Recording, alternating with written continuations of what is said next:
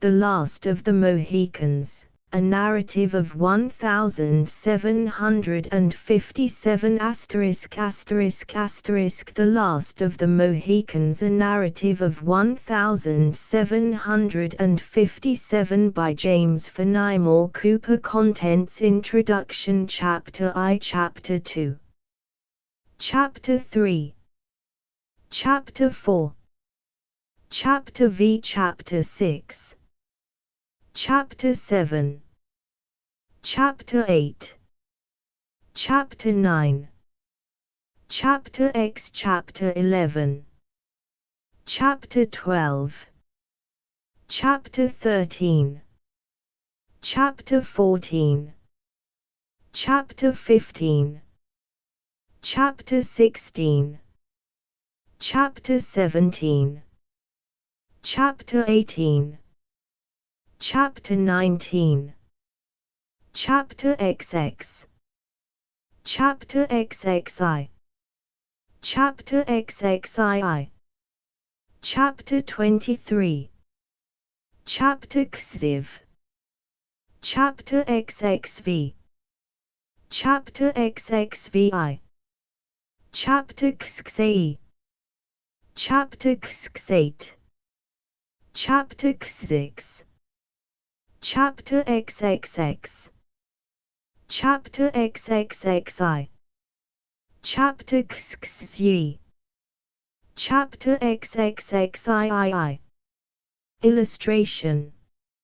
Introduction. It is believed that the scene of this tale, and most of the information necessary to understand its allusions, are rendered sufficiently obvious to the reader in the text itself, or in the accompanying notes.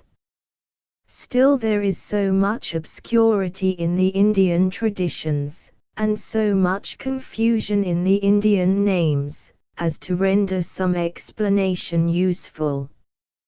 Few men exhibit greater diversity, or, if we may so express it, greater antithesis of character, than the native warrior of North America.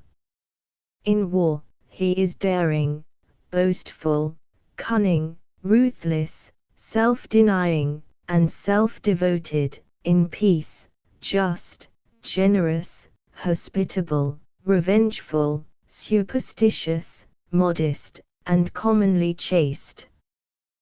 These are qualities, it is true, which do not distinguish all alike, but they are so far the predominating traits of these remarkable people as to be characteristic. It is generally believed that the aborigines of the American continent have an Asiatic origin. There are many physical as well as moral facts which corroborate this opinion, and some few that would seem to weigh against it. The color of the Indian, the writer believes, is peculiar to himself, and while his cheekbones have a very striking indication of a Tartar origin, his eyes have not. Climate may have had great influence on the former, but it is difficult to see how it can have produced the substantial difference which exists in the latter. The imagery of the Indian, both in his poetry and in his oratory, is oriental, chastened, and perhaps improved, by the limited range of his practical knowledge. He draws his metaphors from the clouds, the seasons, the birds, the beasts, and the vegetable world. In this, perhaps, he does no more than any other energetic and imaginative race would do, being compelled to set bounds to fancy by experience, but the North American Indian clothes his ideas in a dress which is different from that of the African, and is oriental in itself. His language has the richness and sententious fullness of the Chinese. He will express a phrase in a word, and he will qualify the meaning of an entire sentence by a syllable. He will even convey different significations by the simplest inflections of the voice. Philologists have said that there are but 2 or 3 languages, properly speaking, among all the numerous tribes which formerly occupied the country that now composes the United States. They ascribe the known difficulty one people have to understand another to corruptions and dialects. The writer remembers to have been present at an interview between 2 chiefs of the Great Prairies west of the Mississippi, and when an interpreter was in attendance who spoke both their languages. The warriors appeared to be on the most friendly terms, and seemingly conversed much together, yet, according to the account of the interpreter, each was absolutely ignorant of what the other said. They were of hostile tribes, brought together by the influence of the American government, and it is worthy of remark that a common policy led them both to adopt the same subject. They mutually exhorted each other to be of use in the event of the chances of war throwing either of the parties into the hands of his enemies. Whatever may be the truth, as respects the root and the genius of the Indian tongues, it is quite certain they are now so distinct in their words as to possess most of the disadvantages of strange languages. Hence much of the embarrassment that has arisen in learning their histories, and most of the uncertainty which exists in their traditions. Like nations of higher pretensions, the American Indian gives a very different account of his own tribe or race from that which is given by other people. He is much addicted to overestimating his own perfections, and to undervaluing those of his rival or his enemy, a trait which may possibly be thought corroborative of the Mosaic account of the creation. The whites have assisted greatly in rendering the traditions of the aborigines more obscure by their own manner of corrupting names. Thus, the term used in the title of this book has undergone the changes of Mohicani, Mohicans, and Mohicans, the latter being the word commonly used by the whites. When it is remembered that the Dutch, who first settled New York, the English, and the French, all gave appellations to the tribes that dwelt within the country which is the scene of this story, and that the Indians not only gave different names to their enemies, but frequently to themselves, the cause of the confusion will be understood. In these pages, Lenni-Lenape, Lenape, Delawares, Wapanaki, and Mohicans, all mean the same people, or tribes of the same stock. The Mengwe, the Marquas, the Mingos, and the Iroquois, though not all strictly the same, are identified frequently by the speakers, being politically confederate and opposed to those just named. Mingo was a term of peculiar reproach, as were Mengwe and Makwa in a less degree. The Mohicans were the possessors of the country first occupied by the Europeans in this portion of the continent. They were, consequently, the first dispossessed, and the seemingly inevitable fate of all these people, who disappear before the advances, or it might be termed the inroads, of civilization, as the verdure of their native forests falls before the nipping frosts, is represented as having already befallen them. There is sufficient historical truth in the picture to justify the use that has been made of it. In point of fact, the country which is the scene of the following tale has undergone as little change, since the historical events alluded to had place, as almost any other district of equal extent within the whole limits of the United States. There are fashionable and well-attended watering places at and near the spring where Hawke halted to drink, and roads traverse the forests where he and his friends were compelled to journey without even a path. Glens has a large village, and while William Henry, and even a fortress of later date, are only to be traced as ruins, there is another village on the shores of the Hurricane. But, beyond this, the enterprise and energy of a people who have done so much in other places have done little here. The whole of that wilderness, in which the latter incidents of the legend occurred, is nearly a wilderness still, though the red man has entirely deserted this part of the state. Of all the tribes named in these pages, there exist only a few half-civilized beings of the Oneidas, on the reservations of their people in New York. The rest have disappeared, either from the regions in which their fathers dwelt, or altogether from the earth. There is one point on which we would wish to say a word before closing this preface. Hawke calls the Lac du Saint-Sacrement the Hurricane. As we believe this to be an appropriation of the name that has its origin with ourselves, the time has arrived, perhaps, when the fact should be frankly admitted.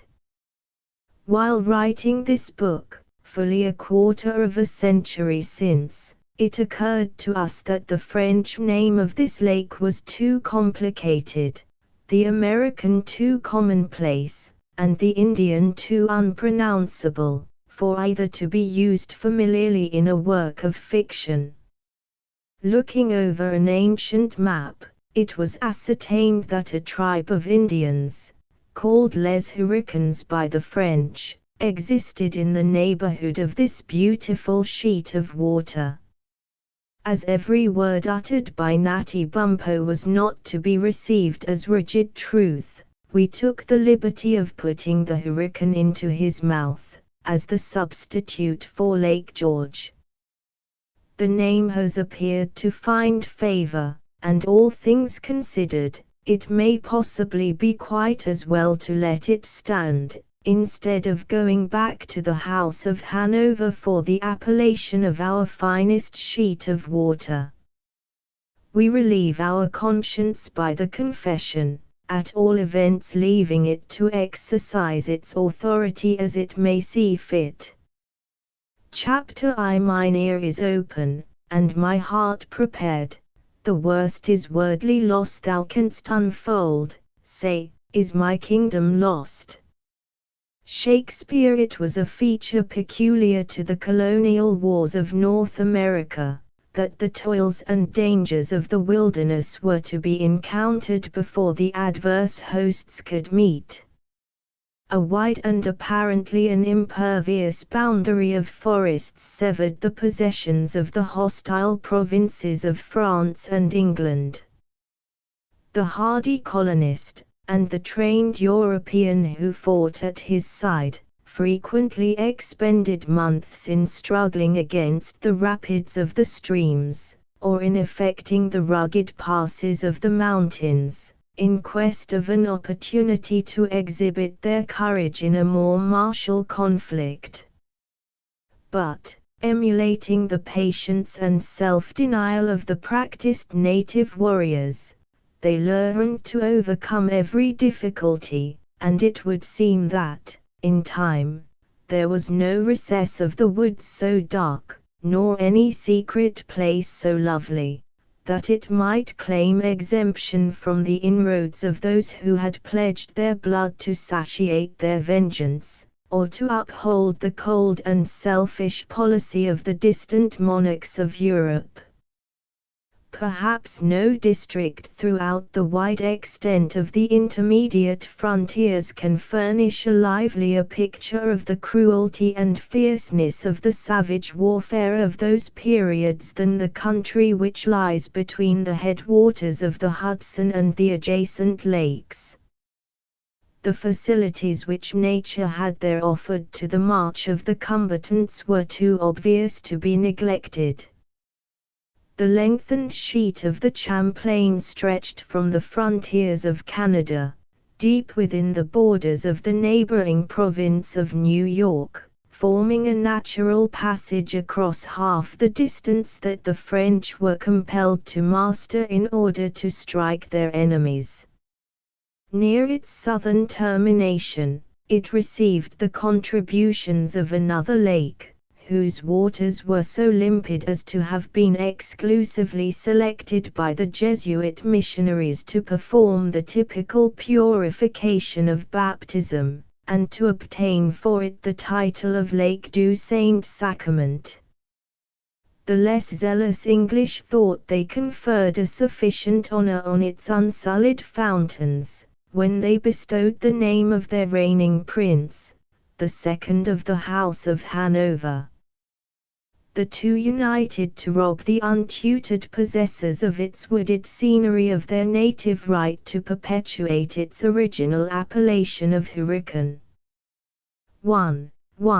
As each nation of the Indians had its language or its dialect, they usually gave different names to the same places, though nearly all of their appellations were descriptive of the object. Thus a literal translation of the name of this beautiful sheet of water, used by the tribe that dwelt on its banks, would be the tail of the lake. Lake George, as it is vulgarly, and now, indeed, legally, called, forms a sort of tail to Lake Champlain, when viewed on the map. Hence, the name. Winding its way among countless islands, and imbedded in mountains, the Holy Lake extended a dozen leagues still further to the south. With the high plain that there interposed itself to the further passage of the water, commenced a portage of as many miles, which conducted the adventurer to the banks of the Hudson, at a point where, with the usual obstructions of the rapids, or rifts, as they were then termed in the language of the country, the river became navigable to the tide. While, in the pursuit of their daring plans of annoyance, the restless enterprise of the French even attempted the distant and difficult gorges of the Allegheny, it may easily be imagined that their proverbial acuteness would not overlook the natural advantages of the district we have just described. It became, emphatically, the bloody arena, in which most of the battles for the mastery of the colonies were contested.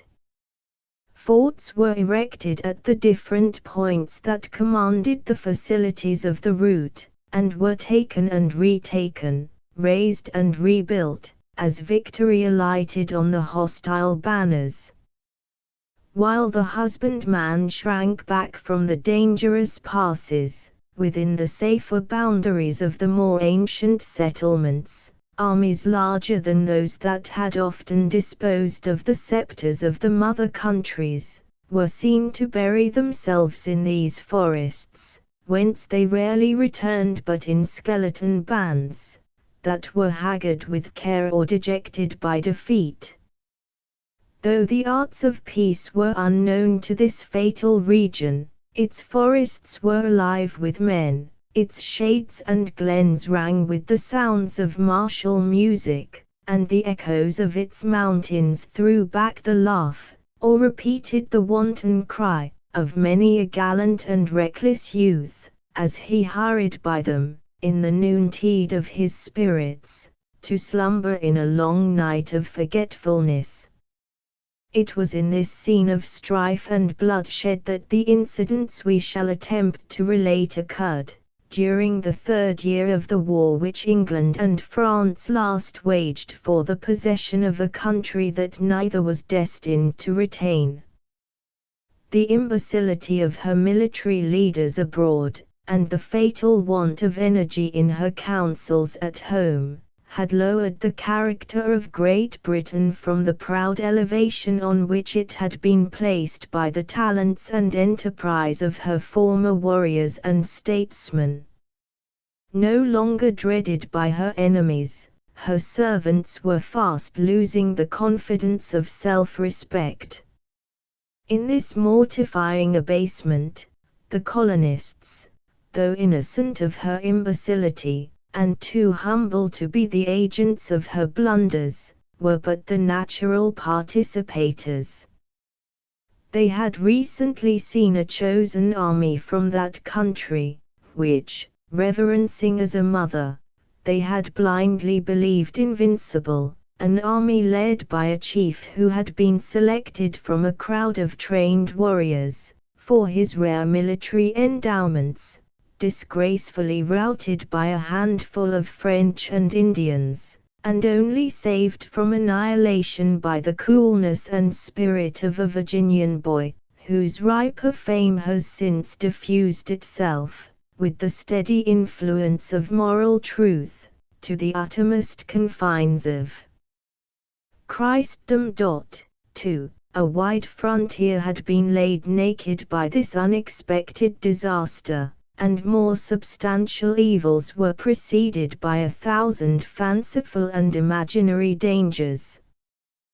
The alarmed colonists believed that the yells of the savages mingled with every fitful gust of wind that issued from the interminable forests of the West.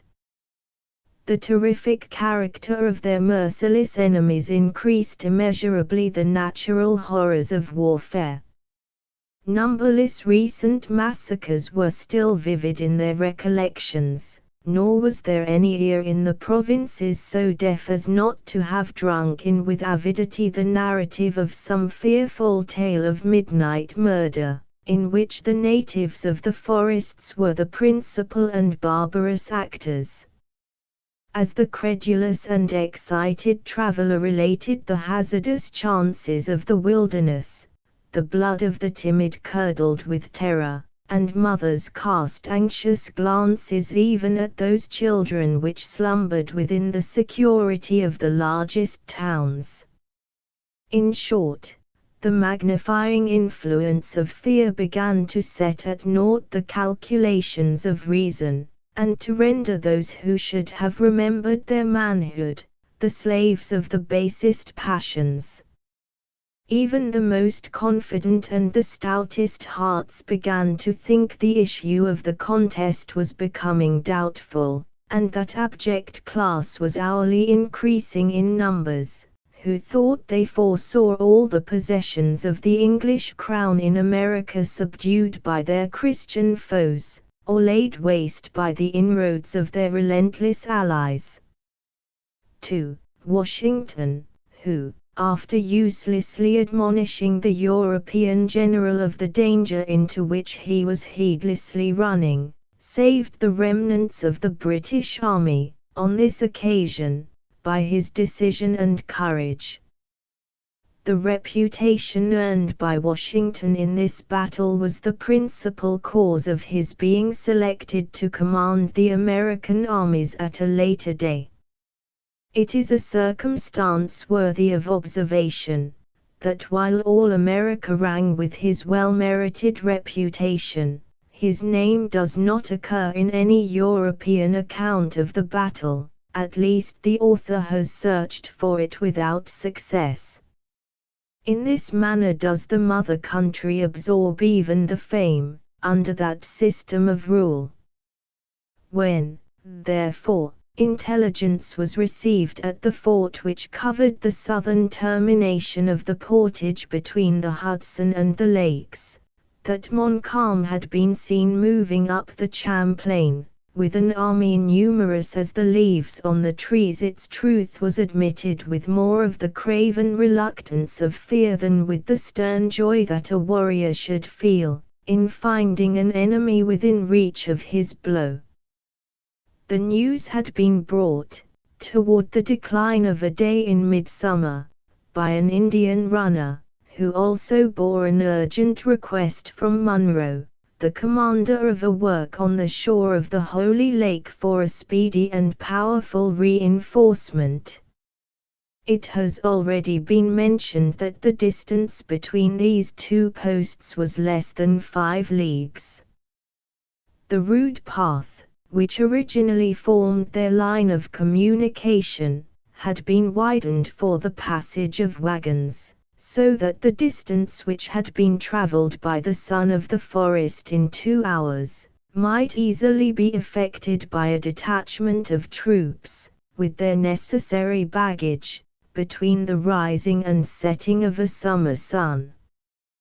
The loyal servants of the British Crown had given to one of these forest fastnesses the name of William Henry, and to the other that of Fort Edward, calling each after a favourite prince of the reigning family. The veteran Scotchman just named held the first, with a regiment of regulars and a few provincials, a force really by far too small to make head against the formidable power that Montcalm was leading to the foot of his earthen mounds. At the latter, however, lay General Webb, who commanded the armies of the king in the northern provinces, with a body of more than 5,000 men. By uniting the several detachments of his command, this officer might have arrayed nearly double that number of combatants against the enterprising Frenchman, who had ventured so far from his reinforcements, with an army but little superior in numbers. But under the influence of their degraded fortunes, both officers and men appeared better disposed to await the approach of their formidable antagonists, within their works, than to resist the progress of their march, by emulating the successful example of the French at Fort Duquesne, and striking a blow on their advance. After the first surprise of the intelligence had a little abated, a rumor was spread through the entrenched camp, which stretched along the margin of the Hudson, forming a chain of outworks to the body of the fort itself, that a chosen detachment of 1,500 men was to depart, with the dawn, for William Henry, the post at the northern extremity of the portage. That which at first was only rumor, soon became certainty, as orders passed from the quarters of the commander-in-chief to the several corps he had selected for this service, to prepare for their speedy departure. All doubts as to the intention of Webb now vanished, and an hour or two of hurried footsteps and anxious faces succeeded. The novice in the military art flew from point to point, retarding his own preparations by the excess of his violent and somewhat distempered zeal, while the more practiced veteran made his arrangements with a deliberation that scorned every appearance of haste, though his sober lineaments and anxious eye sufficiently betrayed that he had no very strong professional relish for the, as yet, untried and dreaded warfare of the wilderness. At length the sun set in a flood of glory, behind the distant western hills, and as darkness drew its veil around the secluded spot the sounds of preparation diminished, the last light finally disappeared from the log cabin of some officer, the trees cast their deeper shadows over the mounds and the rippling stream, and a silence soon pervaded the camp, as deep as that which reigned in the vast forest by which it was environed. According to the orders of the preceding night, the heavy sleep of the army was broken by the rolling of the warning drums, whose rattling echoes were heard issuing, on the damp morning air, out of every vista of the woods, just as day began to draw the shaggy outlines of some tall pines of the vicinity, on the opening brightness of a soft and cloudless eastern sky. In an instant the whole camp was in motion, the meanest soldier arousing from his lair to witness the departure of his comrades, and to share in the excitement and incidents of the hour. The simple array of the chosen band was soon completed. While the regular and trained hirelings of the king marched with haughtiness to the right of the line, the less pretending colonists took their humbler position on its left, with a docility that long practice had rendered easy. The scouts departed, strong guards preceded and followed the lumbering vehicles that bore the baggage, and before the grey light of the morning was mellowed by the rays of the sun, the main body of the combatants wheeled into column, and left the encampment with a show of high military bearing, that served to drown the slumbering apprehensions of many a novice, who was now about to make his first essay in arms. While in view of their admiring comrades, the same proud front and ordered array was observed, until the notes of their fifes growing fainter in distance, the forest at length appeared to swallow up the living mass which had slowly entered its bosom. The deepest sounds of the retiring and invisible column had ceased to be borne on the breeze to the listeners, and the latest straggler had already disappeared in pursuit, but there still remained the signs of another departure, before a log cabin of unusual size and accommodations, in front of which those sentinels paced their rounds, who were known to guard the person of the English general. At this spot were gathered some half-dozen horses, caparisoned in a manner which showed that two, at least, were destined to bear the persons of females, of a rank that it was not usual to meet so far in the wilds of the country. A third wore trappings and arms of an officer of the staff, while the rest, from the plainness of the housings, and the travelling mails with which they were encumbered, were evidently fitted for the reception of as many menials, who were, seemingly, already waiting the pleasure of those they served.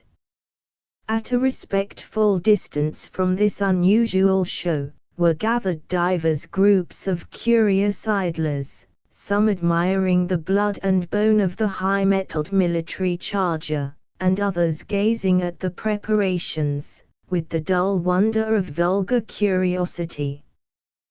There was one man, however, who, by his countenance and actions, formed a marked exception to those who composed the latter class of spectators, being neither idle, nor seemingly very ignorant.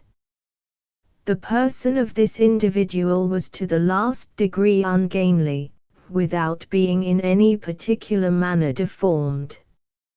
He had all the bones and joints of other men, without any of their proportions.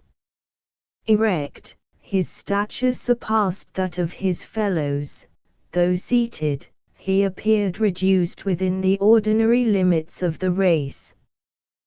The same contrariety in his members seemed to exist throughout the whole man. His head was large, his shoulders narrow, his arms long and dangling, while his hands were small, if not delicate. His legs and thighs were thin, nearly to emaciation, but of extraordinary length, and his knees would have been considered tremendous, had they not been outdone by the broader foundations on which this false superstructure of blended human orders was so profanely reared. The ill-assorted and injudicious attire of the individual only served to render his awkwardness more conspicuous.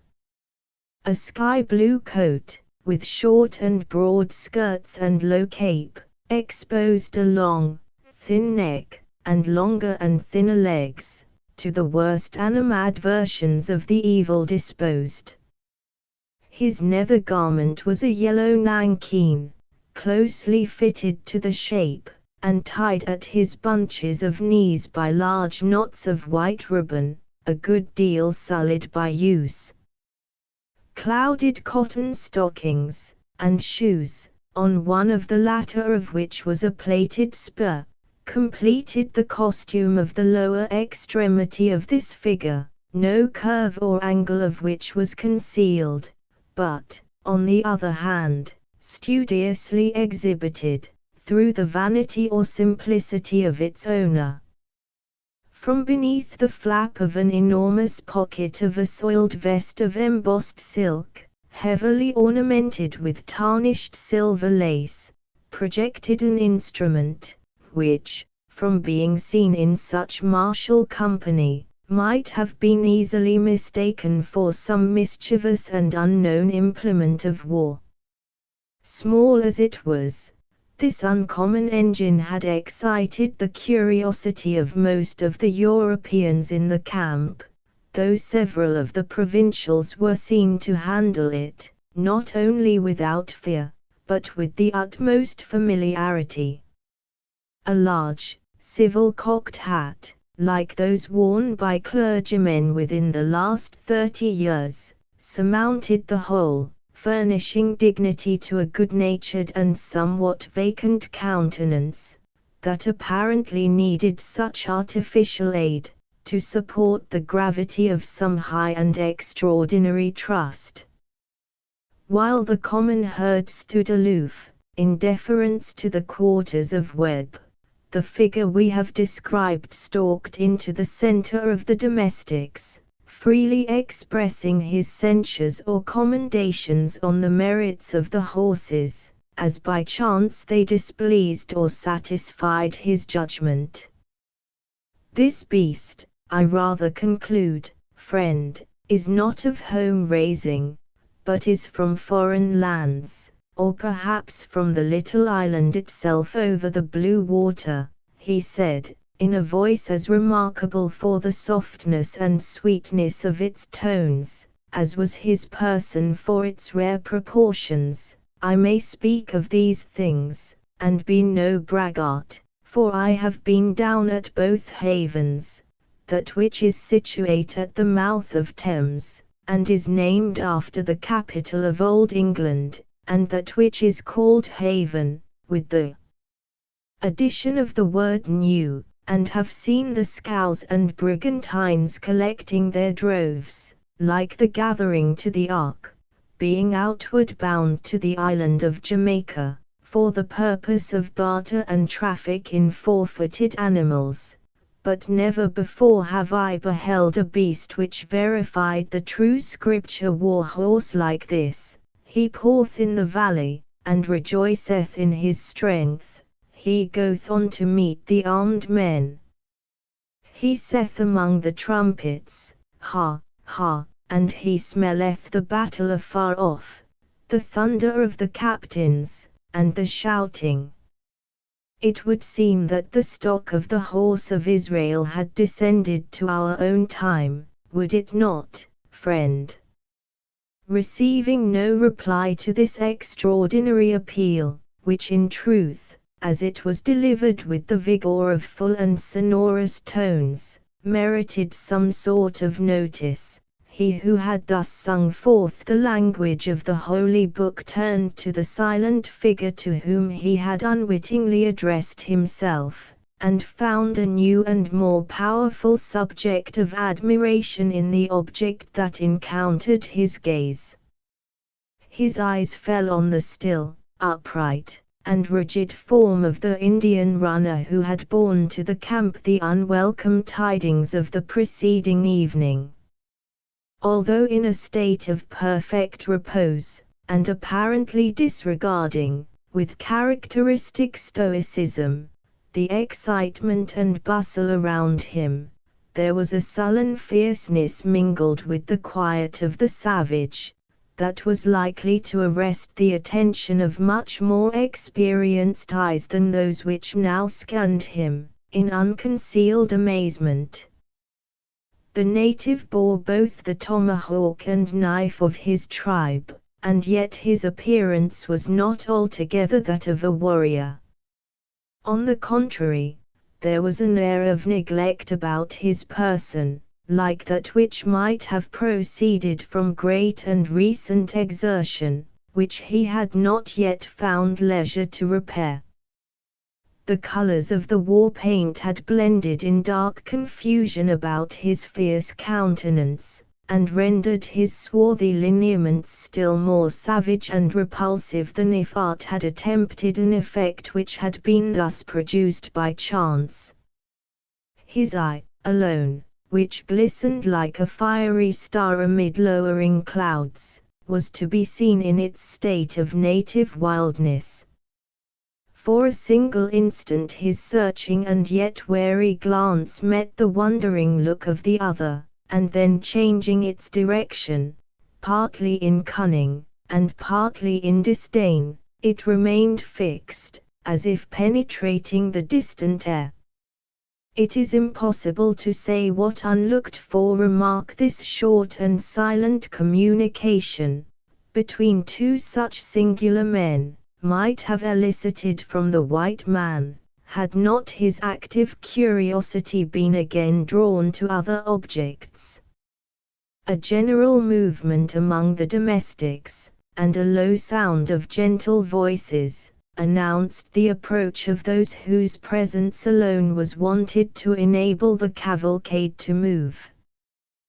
The simple admirer of the war horse instantly fell back to a low, gaunt, switch-tailed mare, that was unconsciously gleaning the faded herbage of the camp nigh by, where, leaning with one elbow on the blanket that concealed an apology for a saddle, he became a spectator of the departure, while a foal was quietly making its morning repast, on the opposite side of the same animal.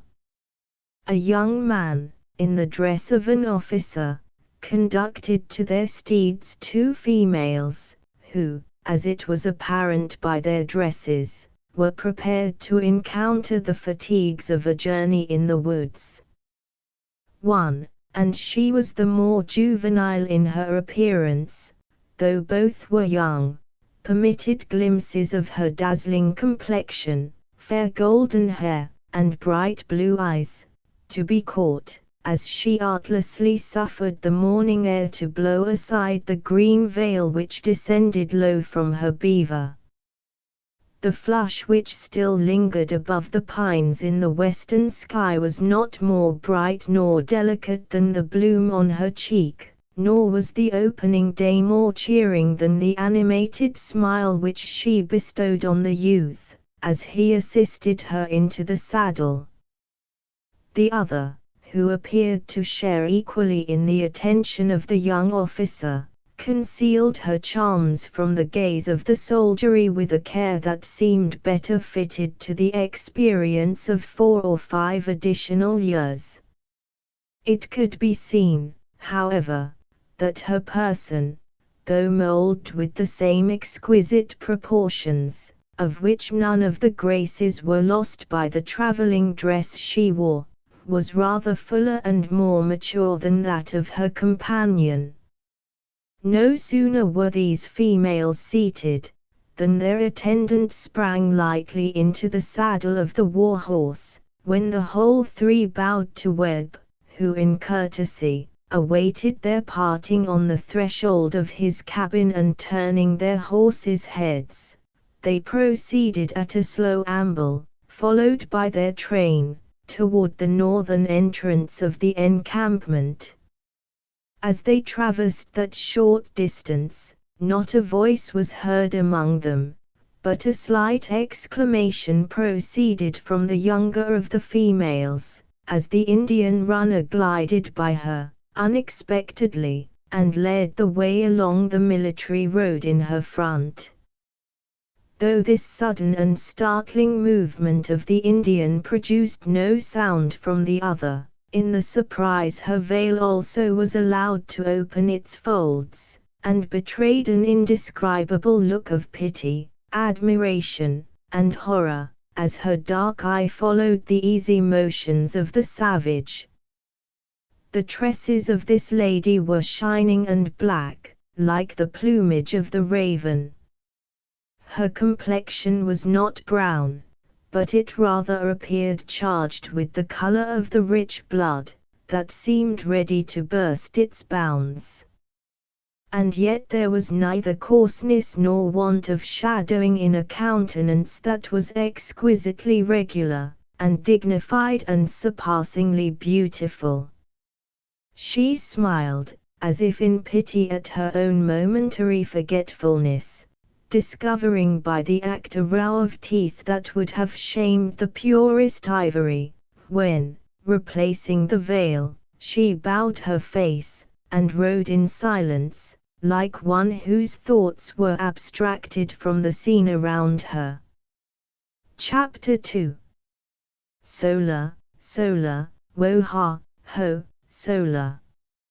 Shakespeare. While one of the lovely beings we have so cursorily presented to the reader was thus lost in thought, the other quickly recovered from the alarm which induced the exclamation, and, laughing at her own weakness, she inquired of the youth who rode by her side, "Are such spectres frequent in the woods, Hayward, or is this sight an especial entertainment ordered on our behalf?" If the latter, gratitude must close our mouths, but if the former, both Cora and I shall have need to draw largely on that stock of hereditary courage which we boast, even before we are made to encounter the redoubtable Montcalm. Yon Indian is a runner of the army, and, after the fashion of his people, he may be accounted a hero, returned the officer. He has volunteered to guide us to the lake, by a path but little known, sooner than if we followed the tardy movements of the column, and, by consequence, more agreeably. I like him not, said the lady, shuddering, partly in assumed, yet more in real terror. You know him, Duncan, or you would not trust yourself so freely to his keeping.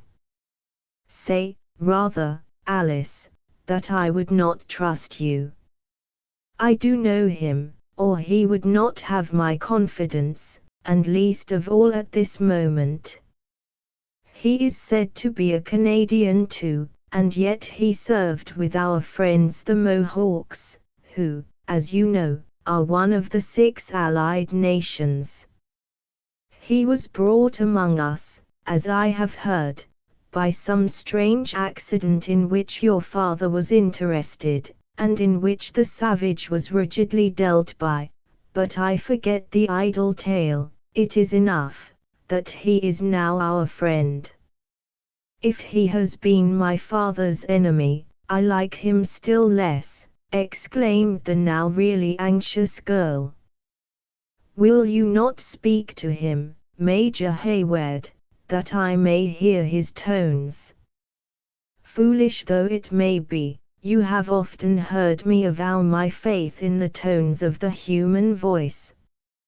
It would be in vain, and answered, most probably, by an ejaculation. Though he may understand it, he affects, like most of his people, to be ignorant of the English, and least of all will he condescend to speak it, now that the war demands the utmost exercise of his dignity. But he stops. The private path by which we are to journey is, doubtless, at hand. The conjecture of Major Hayward was true. When they reached the spot where the Indians stood, pointing into the thicket that fringed the military road, a narrow and blind path, which might, with some little inconvenience, receive one person at a time, became visible.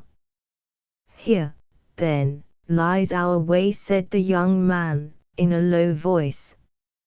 "Manifest no distrust, or you may invite the danger you appear to apprehend." "Cora, what think you?" asked the reluctant fair one. "If we journey with the troops, though we may find their presence irksome, shall we not feel better assurance of our safety? Being little accustomed to the practices of the savages, Alice, you mistake the place of real danger," said Hayward. "If enemies have reached the portage at all, a thing by no means probable, as our scouts are abroad, they will surely be found skirting the column, where scalps abound the most. The route of the detachment is known, while ours, having been determined within the hour, must still be secret." "Should we distrust the man because his manners are not our manners, and that his skin is dark?" coldly asked Cora. Alice hesitated no longer, but giving her Narragansett one a smart cut of the whip, she was the first to dash aside the slight branches of the bushes, and to follow the runner along the dark and tangled pathway. The young man regarded the last speaker in open admiration, and even permitted her fairer, though certainly not more beautiful companion, to proceed unattended, while he sedulously opened the way himself for the passage of her who has been called Cora. It would seem that the domestics had been previously instructed, for, instead of penetrating the thicket, they followed the route of the column, a measure which Hayward stated had been dictated by the sagacity of their guide, in order to diminish the marks of their trail, if, haply, the Canadian savages should be lurking so far in advance of their army. For many minutes the intricacy of the route admitted of no further dialogue, after which they emerged from the broad border of underbrush which grew along the line of the highway, and entered under the high but dark arches of the forest.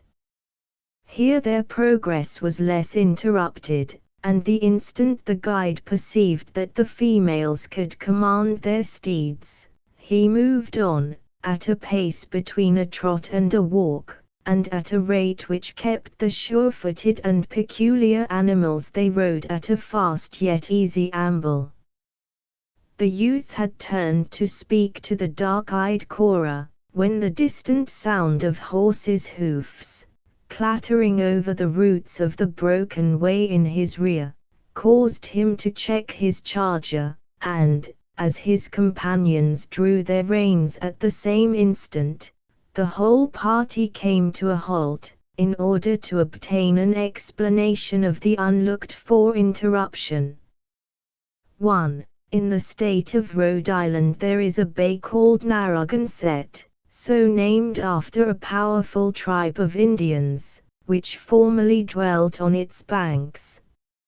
Accident, or one of those unaccountable freaks which nature sometimes plays in the animal world, gave rise to a breed of horses which were once well known in America, and distinguished by their habit of pacing.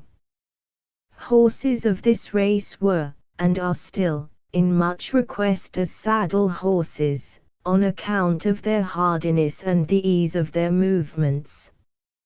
As they were also sure of foot, the Narragansetts were greatly sought for by females who were obliged to travel over the roots and holes in the new countries.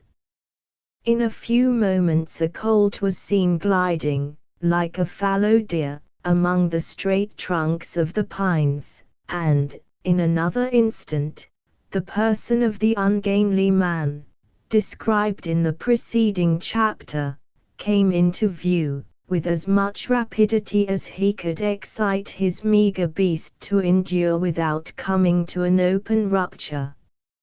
Until now this personage had escaped the observation of the travelers. If he possessed the power to arrest any wandering eye when exhibiting the glories of his altitude on foot, his equestrian graces were still more likely to attract attention. Notwithstanding a constant application of his one-armed heel to the flanks of the mare, the most confirmed gait that he could establish was a Canterbury gallop with the hind legs, in which those more forward assisted for doubtful moments, though generally content to maintain a loping trot.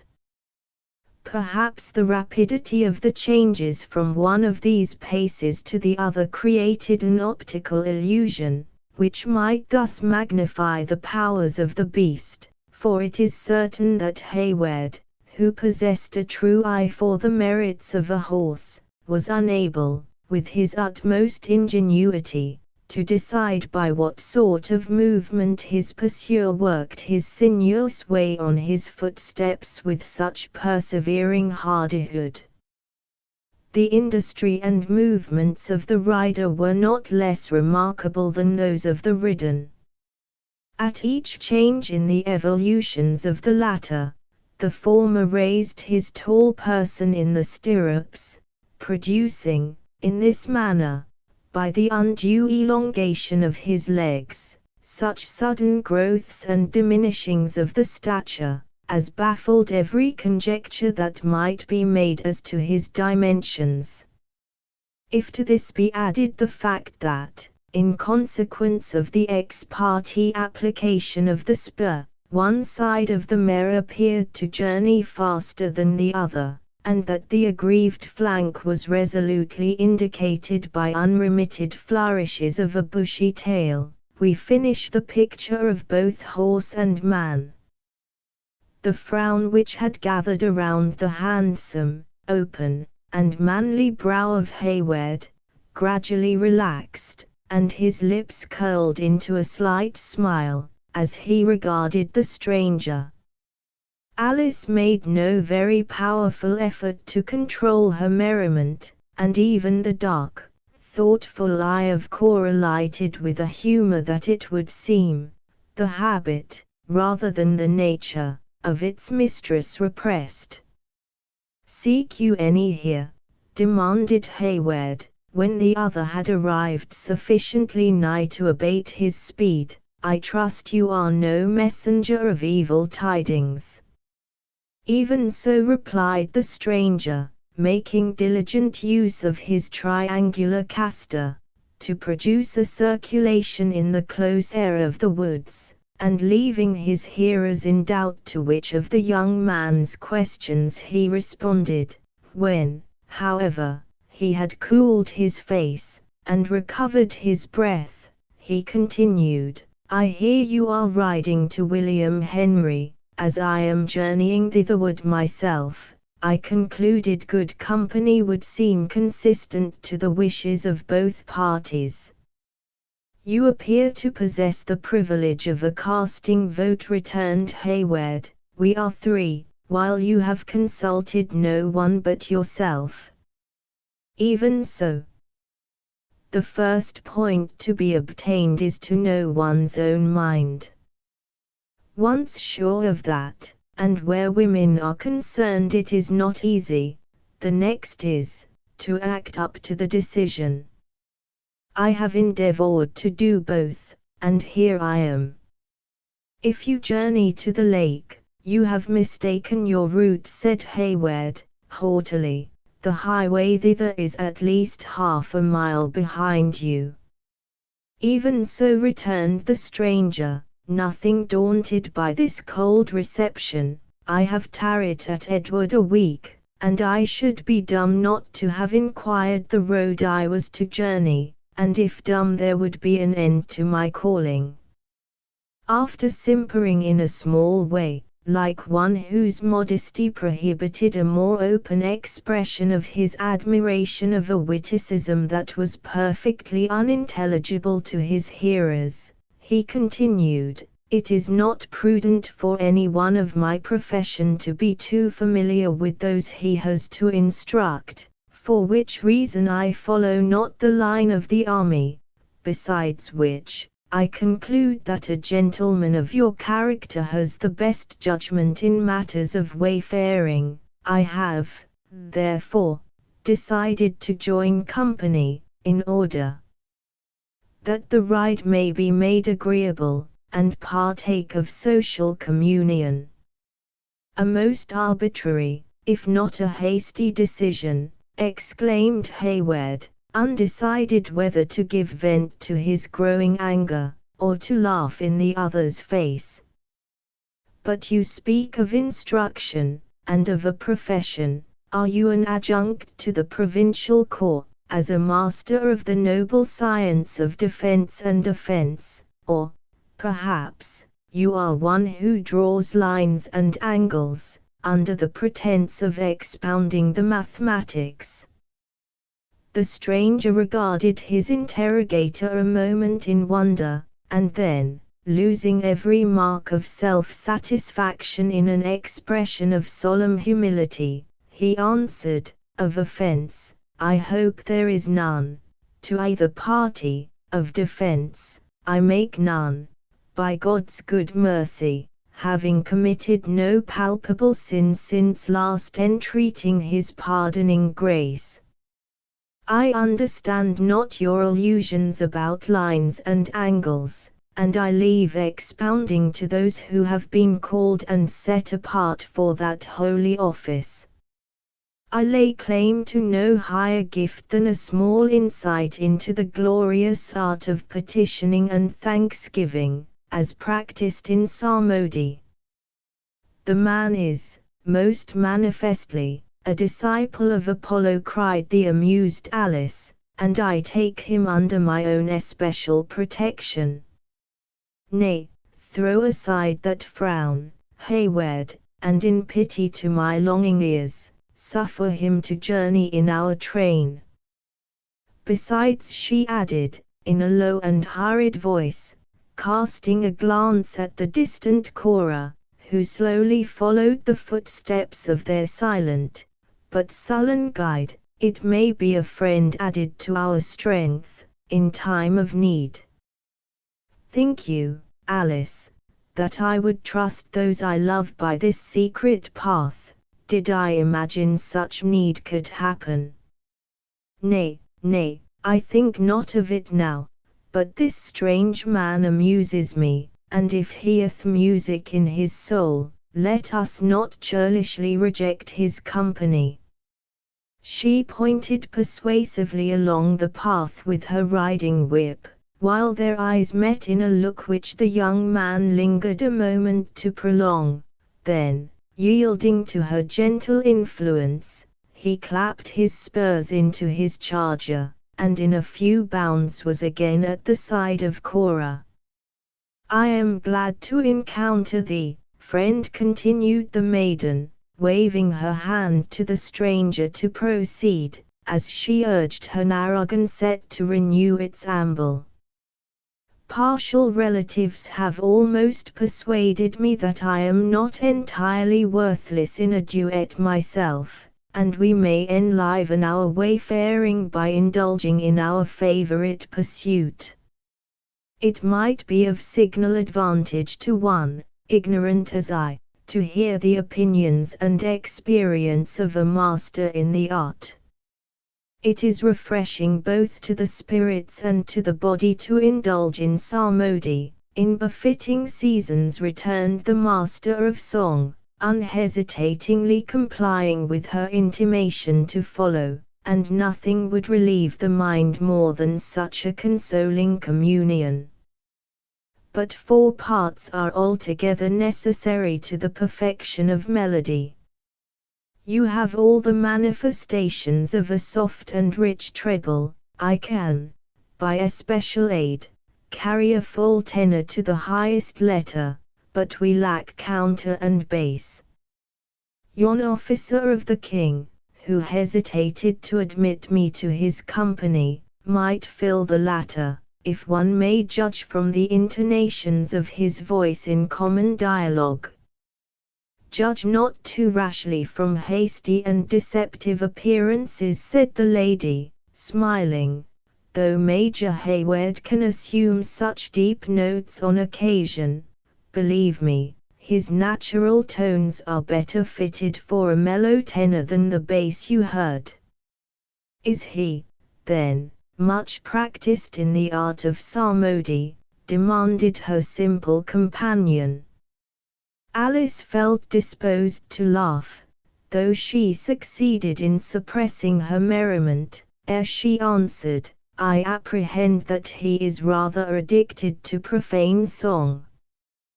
The chances of a soldier's life are but little fitted for the encouragement of more sober inclinations. Man's voice is given to him, like his other talents, to be used, and not to be abused. None can say they have ever known me to neglect my gifts. I am thankful that, though my boyhood may be said to have been set apart, like the youth of the royal David, for the purposes of music, no syllable of rude verse has ever profaned my lips. You have, then, limited your efforts to sacred song. Even so. As the Psalms of David exceed all other language, so does the psalmody that has been fitted to them by the divines and sages of the land, surpass all vain poetry. Happily, I may say that I utter nothing but the thoughts and the wishes of the King of Israel himself, for though the times may call for some slight changes, yet does this version which we use in the colonies of New England so much exceed all other versions, that, by its richness, its exactness, and its spiritual simplicity, it approacheth, as near as may be, to the great work of the inspired writer. I never abide in any place, sleeping or waking, without an example of this gifted work. 'Tis the 26th edition, promulgated at Boston, Anno Domini 1744, and is entitled, The Psalms, Hymns, and Spiritual Songs of the Old and New Testaments, faithfully translated into English meter, for the use, edification, and comfort of the saints, in public and private, especially in New England. During this eulogium on the rare production of his native poets, the stranger had drawn the book from his pocket, and fitting a pair of iron-rimmed spectacles to his nose, opened the volume with a care and veneration suited to its sacred purposes.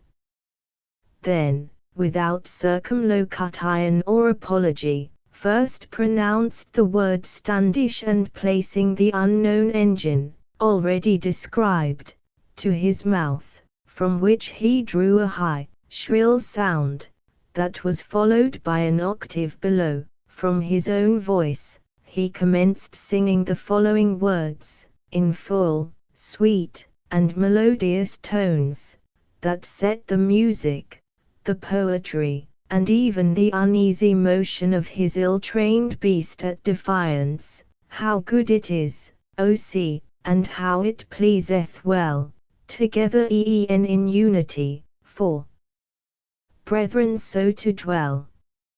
It's like the choice ointment, from the head to the beard did go, down Aaron's head, that downward went his garment's skirts unto. The delivery of these skillful rhymes was accompanied, on the part of the stranger, by a regular rise and fall of his right hand, which terminated at the descent, by suffering the fingers to dwell a moment on the leaves of the little volume, and on the ascent, by such a flourish of the member as none but the initiated may ever hope to imitate. It would seem long practice had rendered this manual accompaniment necessary, for it did not cease until the preposition which the poet had selected for the close of his verse had been duly delivered like a word of 2 syllables. Such an innovation on the silence and retirement of the forest could not fail to enlist the ears of those who journeyed at so short a distance in advance.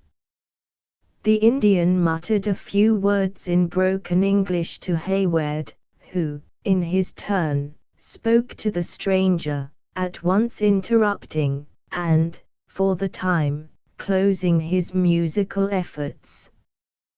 Though we are not in danger, common prudence would teach us to journey through this wilderness in as quiet a manner as possible. You will then, pardon me, Alice, should I diminish your enjoyments, by requesting this gentleman to postpone his chant until a safer opportunity.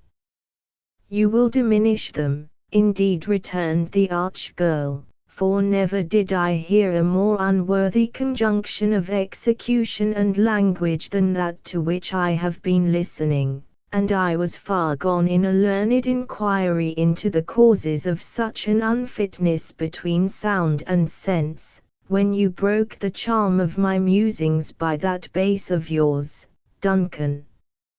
I know not what you call my bass, said Hayward, piqued at her remark, but I know that your safety, and that of Cora, is far dearer to me than could be any orchestra of Handel's music. He paused and turned his head quickly toward a thicket, and then bent his eyes suspiciously on their guide, who continued his steady pace, in undisturbed gravity. The young man smiled to himself, for he believed he had mistaken some shining berry of the woods for the glistening eyeballs of a prowling savage, and he rode forward, continuing the conversation which had been interrupted by the passing thought. Major Hayward was mistaken only in suffering his youthful and generous pride to suppress his active watchfulness.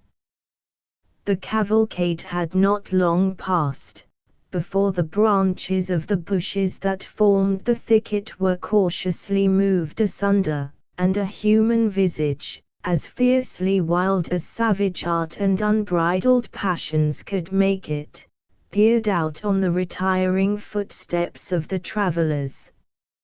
A gleam of exultation shot across the darkly painted lineaments of the inhabitant of the forest, as he traced the route of his intended victims, who rode unconsciously onward, the light and graceful forms of the females waving among the trees, in the curvatures of their path, followed at each bend by the manly figure of Hayward, until, finally, the shapeless person of the singing master was concealed behind the numberless trunks of trees, that rose, in dark lines, in the intermediate space. Chapter 3. Before these fields were shorn and tilled, full to the brim our rivers flowed, the melody of waters filled the fresh and boundless wood, and torrents dashed, and rivulets played, and fountains spouted in the shade. Bryant, leaving the unsuspecting Hayward and his confiding companions to penetrate still deeper into a forest that contained such treacherous inmates, we must use an author's privilege, and shift the scene a few miles to the westward of the place where we have last seen them. On that day, two men were lingering on the banks of a small but rapid stream, within an hour's journey of the encampment of Webb, like those who awaited the appearance of an absent person, or the approach of some expected event. The vast canopy of woods spread itself to the margin of the river, overhanging the water, and shadowing its dark current with a deeper hue. The rays of the sun were beginning to grow less fierce, and the intense heat of the day was lessened, as the cooler vapors of the springs and fountains rose above their leafy beds, and rested in the atmosphere. Still that breathing silence, which marks the drowsy sultriness of an American landscape in July, pervaded the secluded spot, interrupted only by the low voices of the men, the occasional and lazy tap of a woodpecker, the discordant cry of some gaudy jay, or a swelling on the ear, from the dull roar of a distant waterfall. These feeble and broken sounds were, however, too familiar to the foresters to draw their attention from the more interesting matter of their dialogue. While one of these loiterers showed the red skin and wild accoutrements of a native of the woods, the other exhibited, through the mask of his rude and nearly savage equipments, the brighter, though sunburned and long-faced complexion of one who might claim descent from a European parentage. The former was seated on the end of a mossy log, in a posture that permitted him to heighten the effect of his earnest language, by the calm but expressive gestures of an Indian engaged in debate. His body, which was nearly naked, presented a terrific emblem of death, drawn in intermingled colors of white and black. His closely shaved head, on which no other hair than the well-known and chivalrous scalping tuft, was preserved, was without ornament of any kind, with the exception of a solitary eagle's plume, that crossed his crown, and depended over the left shoulder. A tomahawk and scalping knife, of English manufacture, were in his girdle, while a short military rifle, of that sort with which the policy of the whites armed their savage allies, lay carelessly across his bare and sinewy knee. The expanded chest, full-formed limbs, and grave countenance of this warrior, would denote that he had reached the vigor of his days, though no symptoms of decay appeared to have yet weakened his manhood. 1. The North American warrior caused the hair to be plucked from his whole body. A small tuft was left on the crown of his head, in order that his enemy might avail himself of it, in wrenching off the scalp in the event of his fall. The scalp was the only admissible trophy of victory. Thus, it was deemed more important to obtain the scalp than to kill the man. Some tribes lay great stress on the honor of striking a dead body. These practices have nearly disappeared among the Indians of the Atlantic states. The frame of the white man, judging by such parts as were not concealed by his clothes, was like that of one who had known hardships and exertion from his earliest youth. His person, though muscular, was rather attenuated than full, but every nerve and muscle appeared strung and indurated by unremitted exposure and toil. He wore a hunting shirt of forest green, fringed with faded yellow, too, and a summer cap of skins which had been shorn of their fur. He also bore a knife in a girdle of wampum, like that which confined the scanty garments of the Indian, but no tomahawk. His moccasins were ornamented after the gay fashion of the natives, while the only part of his underdress which appeared below the hunting frock was a pair of buckskin leggings, that laced at the sides, and which were gartered above the knees, with the sinews of a deer. A pouch and horn completed his personal accoutrements, though a rifle of great length, 3, which the theory of the more ingenious whites had taught them was the most dangerous of all firearms, leaned against a neighboring sapling. The eye of the hunter, or scout, whichever he might be, was small, quick, keen, and restless, roving while he spoke, on every side of him, as if in quest of game, or distrusting the sudden approach of some lurking enemy. Notwithstanding the symptoms of habitual suspicion, his countenance was not only without guile, but at the moment at which he is introduced, it was charged with an expression of sturdy honesty. 2. The hunting shirt is a picturesque smock frock, being shorter, and ornamented with fringes and tassels.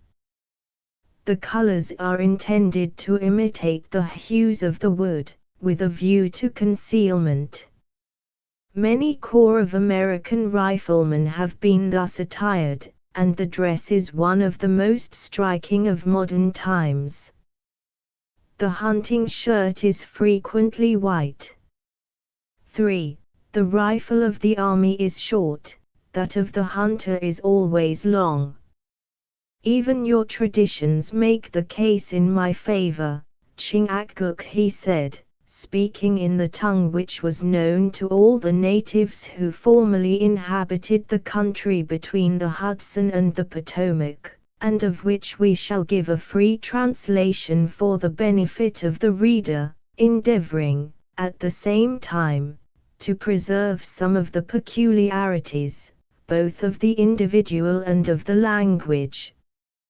Your fathers came from the setting sun, crossed the big river, fought the people of the country, and took the land, and mine came from the red sky of the morning, over the salt lake, and did their work much after the fashion that had been set them by yours. Then let God judge the matter between us, and friends spare their words. 4. The Mississippi. The scout alludes to a tradition which is very popular among the tribes of the Atlantic states. Evidence of their Asiatic origin is deduced from the circumstances, though great uncertainty hangs over the whole history of the Indians. My fathers fought with the naked red man, returned the Indian, sternly, in the same language. Is there no difference, Hawkeye, between the stone-headed arrow of the warrior, and the leaden bullet with which you kill? There is reason in an Indian, though nature has made him with a red skin, said the white man, shaking his head like one on whom such an appeal to his justice was not thrown away. For a moment he appeared to be conscious of having the worst of the argument, then, rallying again, he answered the objection of his antagonist in the best manner his limited information would allow. I am no scholar, and I care not who knows it, but, judging from what I have seen, at deer chases and squirrel hunts, of the Sparks below, I should think a rifle in the hands of their grandfathers was not so dangerous as a hickory bow and a good flint head might be, if drawn with Indian judgment, and sent by an Indian eye. You have the story told by your fathers, returned the other, coldly waving his hand. What say your old men?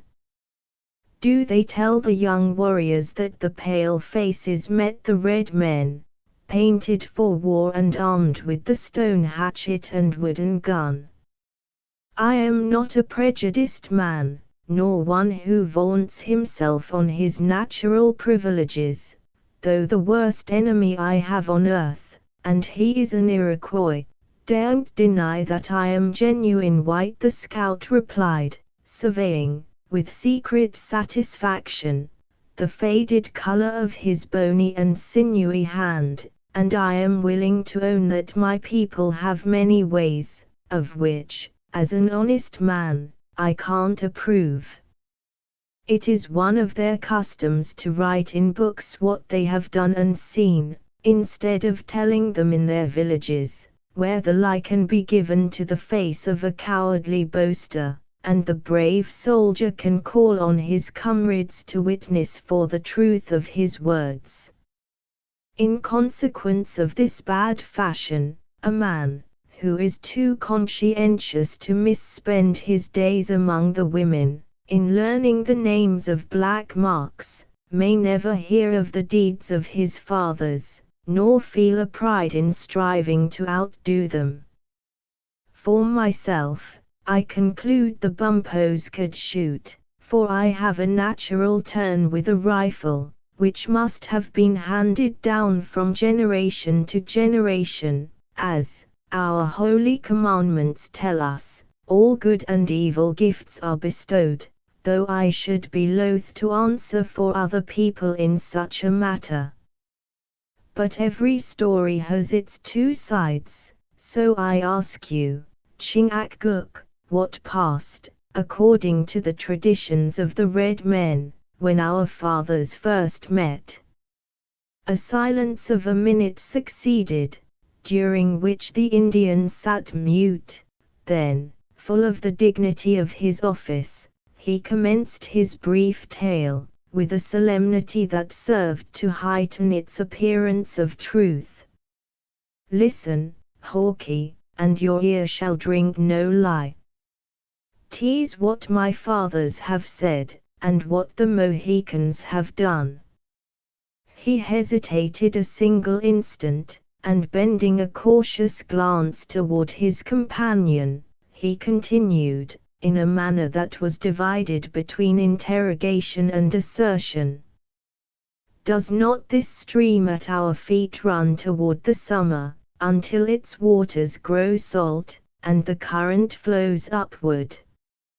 It can't be denied that your traditions tell you true in both these matters, said the white man, for I have been there, and have seen them, though why water, which is so sweet in the shade, should become bitter in the sun, is an alteration for which I have never been able to account.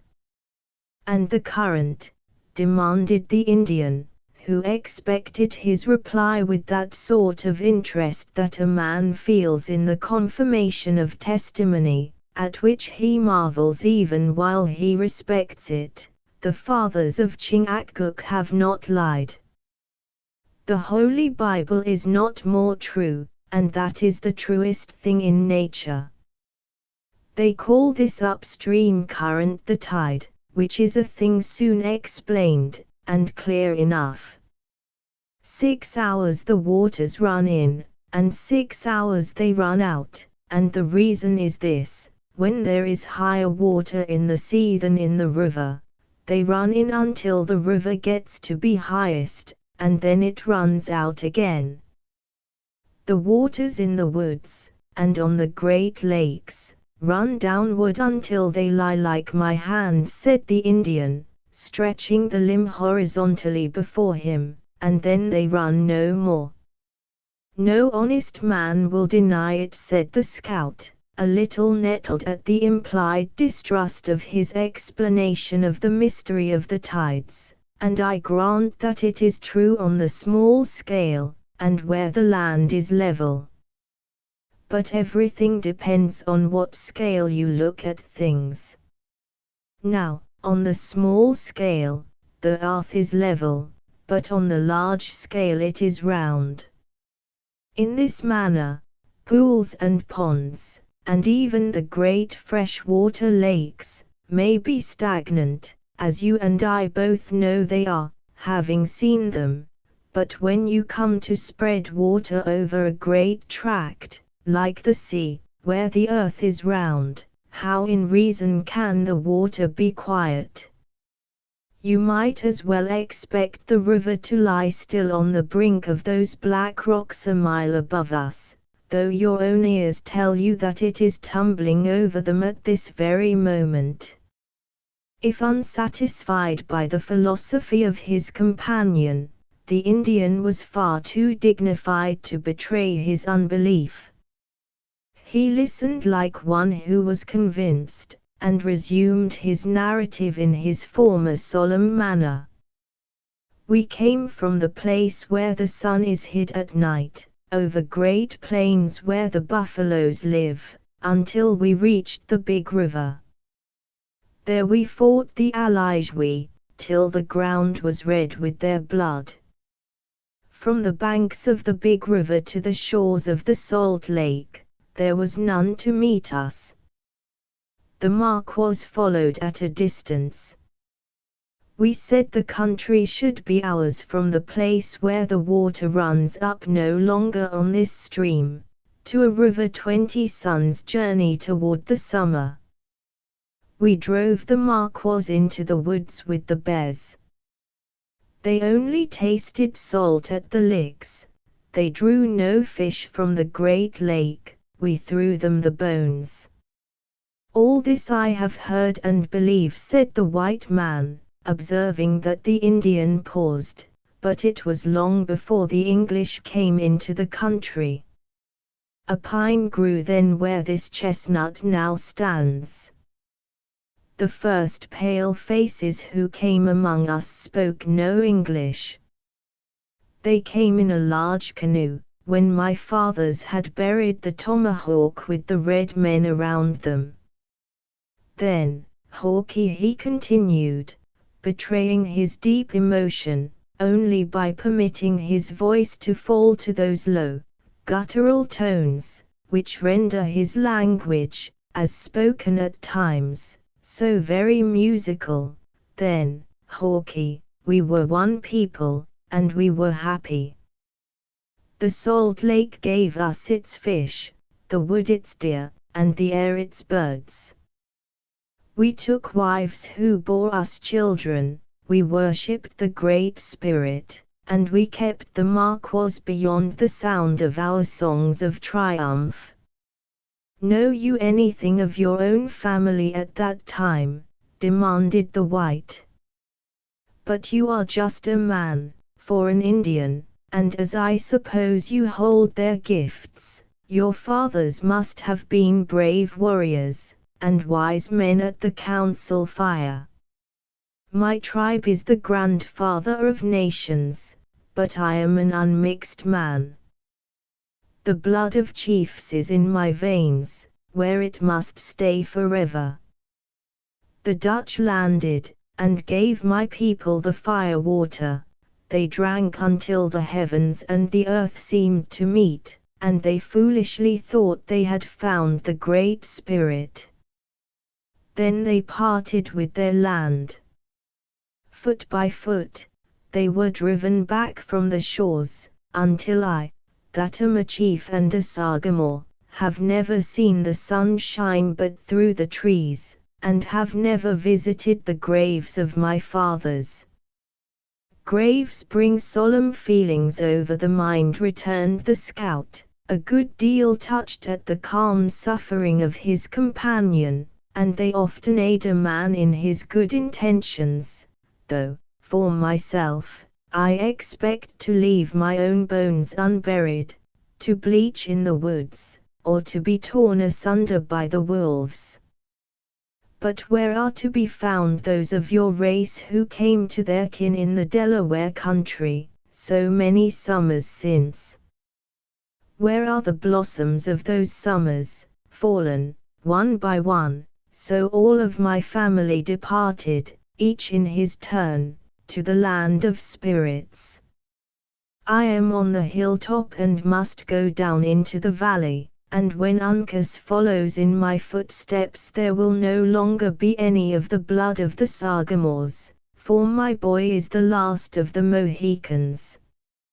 Uncas is here, said another voice, in the same soft, guttural tones, near his elbow, who speaks to Uncas.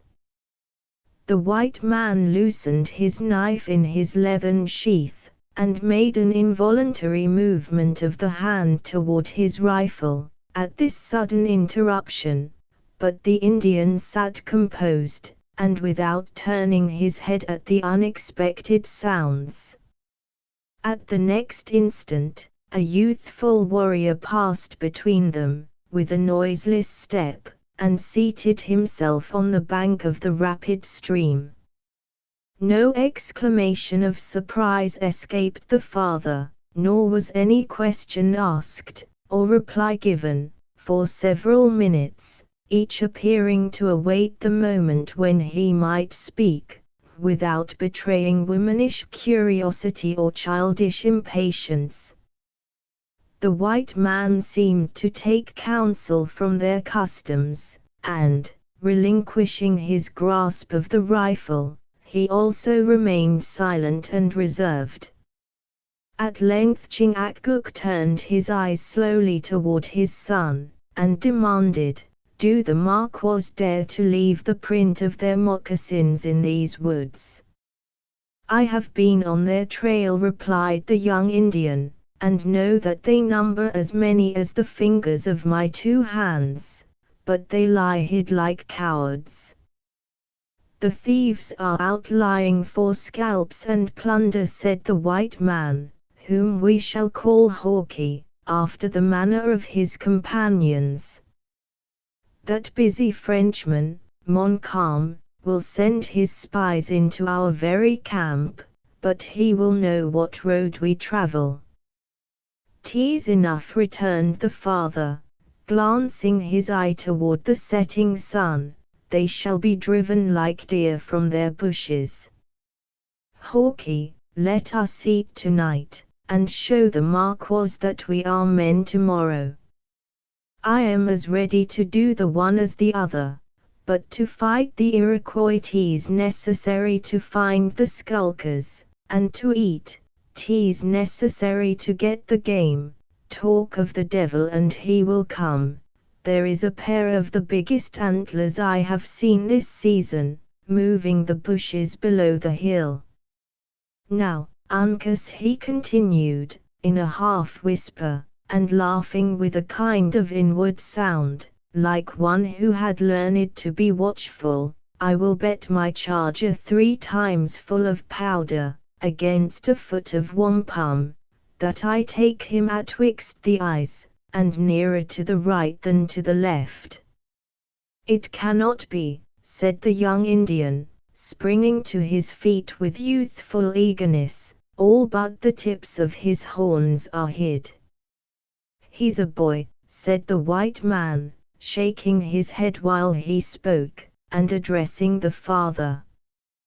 "Does he think when a hunter sees a part of the creature, he can't tell where the rest of him should be?" Adjusting his rifle, he was about to make an exhibition of that skill on which he so much valued himself, when the warrior struck up the piece with his hand, saying, "Hawkeye, will you fight the Marquas?" "These Indians know the nature of the woods, as it might be by instinct," returned the scout, dropping his rifle, and turning away like a man who was convinced of his error. "I must leave the buck to your arrow, Uncas, or we may kill a deer for them thieves, the Iroquois, to eat." The instant the father seconded this intimation by an expressive gesture of the hand, Uncas threw himself on the ground, and approached the animal with wary movements. When within a few yards of the cover, he fitted an arrow to his bow with the utmost care, while the antlers moved, as if their owner snuffed an enemy in the tainted air. In another moment the twang of the cord was heard, a white streak was seen glancing into the bushes, and the wounded buck plunged from the cover, to the very feet of his hidden enemy. Avoiding the horns of the infuriated animal, Uncas darted to his side, and passed his knife across the throat, when bounding to the edge of the river it fell, dyeing the waters with its blood. Illustration: "'Twas done with Indian skill," said the scout, laughing inwardly, but with vast satisfaction, "and 'twas a pretty sight to behold. Though an arrow is a near shot, and needs a knife to finish the work." "Hugh," ejaculated his companion, turning quickly, like a hound who scented game. "By the Lord, there is a drove of them," exclaimed the scout, whose eyes began to glisten with the ardor of his usual occupation. If they come within range of a bullet I will drop one, though the whole 6 nations should be lurking within sound. What do you hear, Chingachgook? For to my ears the woods are dumb. There is but one deer, and he is dead, said the Indian, bending his body till his ear nearly touched the earth. I hear the sounds of feet. Perhaps the wolves have driven the buck to shelter, and are following on his trail. No. The horses of white men are coming, returned the other, raising himself with dignity, and resuming his seat on the log with his former composure. Hawkeye, they are your brothers, speak to them. That I will, and in English that the king needn't be ashamed to answer, returned the hunter, speaking in the language of which he boasted, but I see nothing, nor do I hear the sounds of man or beast. 'Tis strange that an Indian should understand white sounds better than a man who, his very enemies will own, has no cross in his blood, although he may have lived with the redskins long enough to be suspected. Ha! There goes something like the cracking of a dry stick, too. Now I hear the bushes move. Yes, yes, there is a trampling that I mistook for the falls, but here they come themselves. God keep them from the Iroquois. Chapter 4. Well, go thy way, thou shalt not from this grove till I torment thee for this injury. Midsummer Night's Dream. The words were still in the mouth of the scout, when the leader of the party, whose approaching footsteps had caught the vigilant ear of the Indian, came openly into view. A beaten path, such as those made by the periodical passage of the deer, wound through a little glen at no great distance, and struck the river at the point where the white man and his red companions had posted themselves.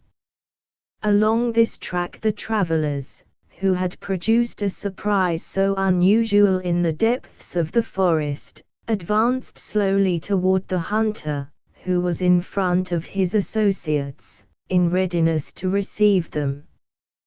"Who comes?"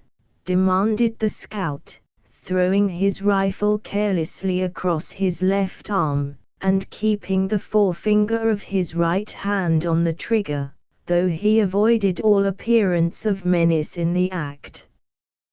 "Who comes hither, among the beasts and dangers of the wilderness?" "Believers in religion, and friends to the law and to the king," returned he who rode foremost. "Men who have journeyed since the rising sun, in the shades of this forest, without nourishment, and are sadly tired of their wayfaring." "You are, then, lost," interrupted the hunter, "and have found how helpless 'tis not to know whether to take the right hand or the left. Even so, sucking babes are not more dependent on those who guide them than we who are of larger growth, and who may now be said to possess the stature without the knowledge of men. Know you the distance to a post of the crown called William Henry?" "Hoot!" shouted the scout, who did not spare his open laughter, though instantly checking the dangerous sounds he indulged his merriment at less risk of being overheard by any lurking enemies. "You are as much off the scent as a hound would be, with hurricane atwixt him and the deer. William Henry, man! If you are friends to the king and have business with the army, your way would be to follow the river down to Edward, and lay the matter before Webb, who tarries there, instead of pushing into the defiles, and driving this saucy Frenchman back across Champlain, into his den again." Before the stranger could make any reply to this unexpected proposition, Another horseman dashed the bushes aside, and leaped his charger into the pathway, in front of his companion. "What, then, may be our distance from Fort Edward?" demanded a new speaker. "The place you advise us to seek we left this morning, and our destination is the head of the lake." "Then you must have lost your eyesight afore losing your way, for the road across the portage is cut to a good 2 rods, and is as grand a path, I calculate, as any that runs into London, or even before the palace of the king himself." "We will not dispute concerning the excellence of the passage," returned Hayward, smiling, for, as the reader has anticipated, it was he. "It is enough, for the present, that we trusted to an Indian guide to take us by a nearer, though blinder path, and that we are deceived in his knowledge. In plain words, we know not where we are." "An Indian lost in the woods," said the scout, shaking his head doubtingly, "when the sun is scorching the tree tops, and the watercourses are full, when the moss on every beach he sees will tell him in what quarter the North Star will shine at night. The woods are full of deer paths which run to the streams and licks, places well known to everybody, nor have the geese done their flight to the Canada waters altogether. 'Tis strange that an Indian should be lost atwixt Hurricane and the bend in the river. Is he a Mohawk?" "Not by birth, though adopted in that tribe. I think his birthplace was farther north, and he is one of those you call a Huron." "Hugh!" exclaimed the 2 companions of the scout, who had continued until this part of the dialogue, seated immovable, and apparently indifferent to what passed, but who now sprang to their feet with an activity and interest that had evidently got the better of their reserve by surprise. "A Huron," repeated the sturdy scout, once more shaking his head in open distrust. "They are a thievish race, nor do I care by whom they are adopted. You can never make anything of them but skulks and vagabonds. Since you trusted yourself to the care of one of that nation, I only wonder that you have not fallen in with more. Of that there is little danger, since William Henry is so many miles in our front. You forget that I have told you our guide is now a Mohawk, and that he serves with our forces as a friend. And I tell you that he who is born a Mingo will die a Mingo," returned the other positively. "A Mohawk? No, give me a Delaware or a Mohican for honesty, and when they will fight, which they won't all do, having suffered their cunning enemies, the mark was, to make them women, but when they will fight at all, look to a Delaware, or a Mohican, for a warrior."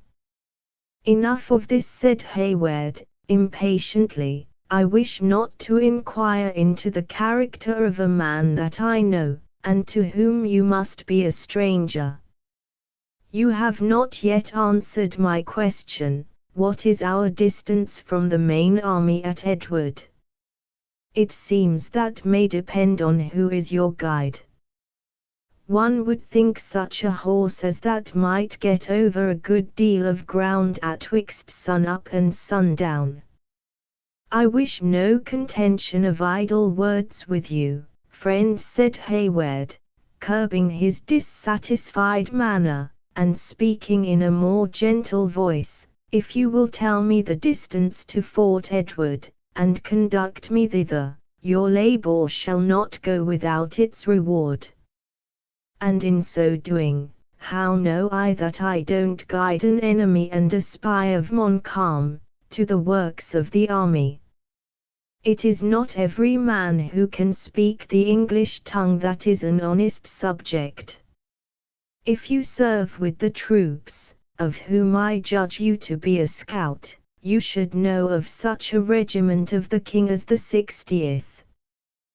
The 60th, you can tell me little of the Royal Americans that I don't know, though I do wear a hunting shirt instead of a scarlet jacket. Well, then, among other things, you may know the name of its major. Its major, interrupted the hunter, elevating his body like one who was proud of his trust. If there is a man in the country who knows Major Effingham, he stands before you. It is a corps which has many majors. The gentleman you name is the senior, but I speak of the junior of them all, he who commands the companies in garrison at William Henry. Yes, yes, I have heard that a young gentleman of vast riches, from one of the provinces far south, has got the place.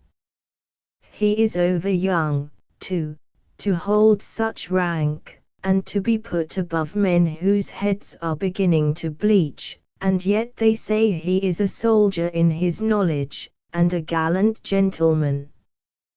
Whatever he may be, or however he may be qualified for his rank, he now speaks to you and, of course, can be no enemy to dread. The scout regarded Hayward in surprise, and then lifting his cap, he answered, in a tone less confident than before, though still expressing doubt. I have heard a party was to leave the encampment this morning for the lake shore. You have heard the truth, but I preferred a nearer route, trusting to the knowledge of the Indian I mentioned. And he deceived you, and then deserted. Neither, as I believe, certainly not the latter, for he is to be found in the rear. I should like to look at the creature. If it is a true Iroquois I can tell him by his knavish look, and by his paint, said the scout, stepping past the charger of Hayward, and entering the path behind the mare of the singing master, whose foal had taken advantage of the halt to exact the maternal contribution. After shoving aside the bushes, and proceeding a few paces, he encountered the females, who awaited the result of the conference with anxiety, and not entirely without apprehension. Behind these, the runner leaned against a tree, where he stood the close examination of the scout with an air unmoved, though with a look so dark and savage, that it might in itself excite fear. Satisfied with his scrutiny, the hunter soon left him.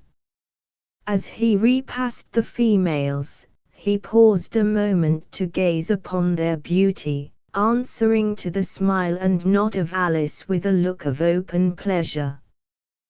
Thence he went to the side of the motherly animal, and spending a minute in a fruitless inquiry into the character of her rider, he shook his head and returned to Hayward.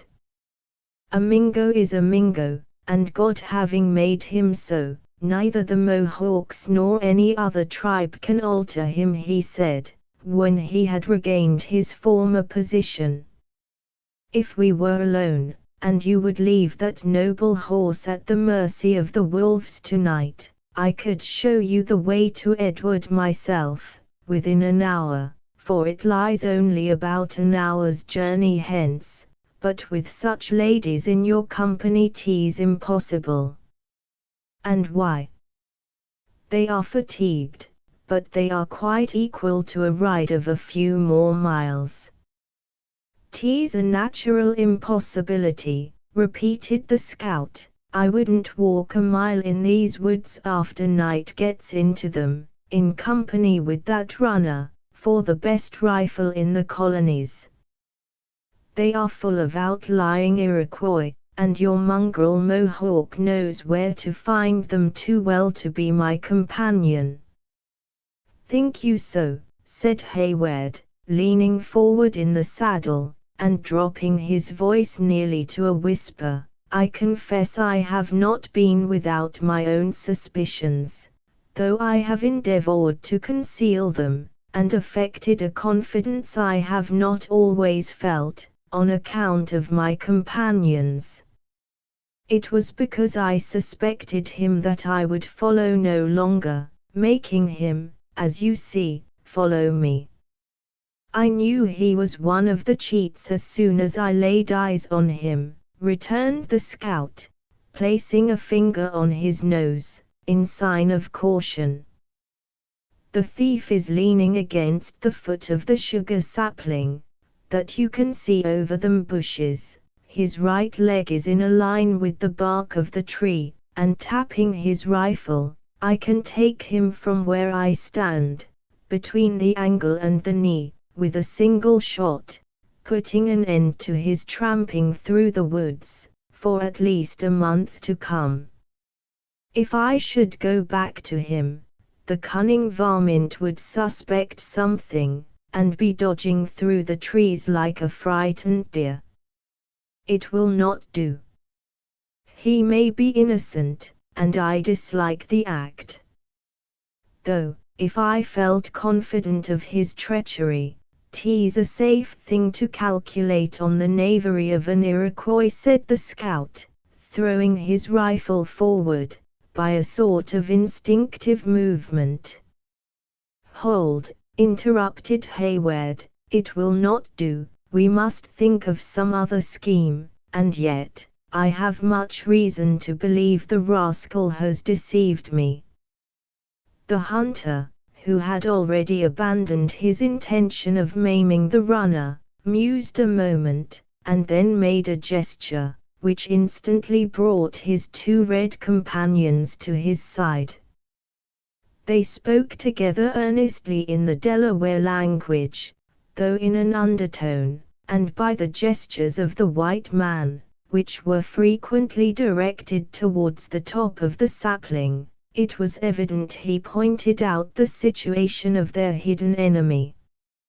His companions were not long in comprehending his wishes, and laying aside their firearms, they parted, taking opposite sides of the path, and burying themselves in the thicket, with such cautious movements, that their steps were inaudible. "Now, go you back," said the hunter, speaking again to Hayward, "and hold the imp in talk. These Mohicans here will take him without breaking his paint." "Nay," said Hayward, proudly, "I will seize him myself." "Hist, what could you do, mounted, against an Indian in the bushes?" "I will dismount." "And, think you, when he saw one of your feet out of the stirrup, he would wait for the other to be free? Whoever comes into the woods to deal with the natives, must use Indian fashions, if he would wish to prosper in his undertakings. Go, then, talk openly to the miscreant, and seem to believe him the truest friend you have on earth." Hayward prepared to comply, though with strong disgust at the nature of the office he was compelled to execute. Each moment, however, pressed upon him a conviction of the critical situation in which he had suffered his invaluable trust to be involved through his own confidence. The sun had already disappeared, and the woods, suddenly deprived of his light, were assuming a dusky hue, which keenly reminded him that the hour the savage usually chose for his most barbarous and remorseless acts of vengeance or hostility, was speedily drawing near.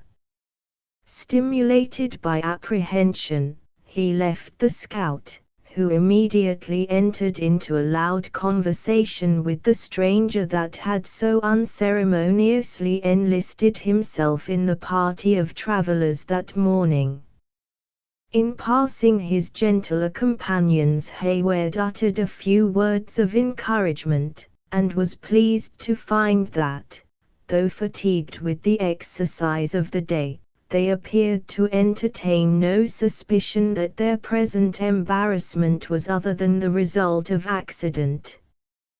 Giving them reason to believe he was merely employed in a consultation concerning the future route, he spurred his charger, and drew the reins again when the animal had carried him within a few yards of the place where the sullen runner still stood, leaning against the tree. 1. The scene of this tale was in the 42° degree of latitude, where the twilight is never of long continuation.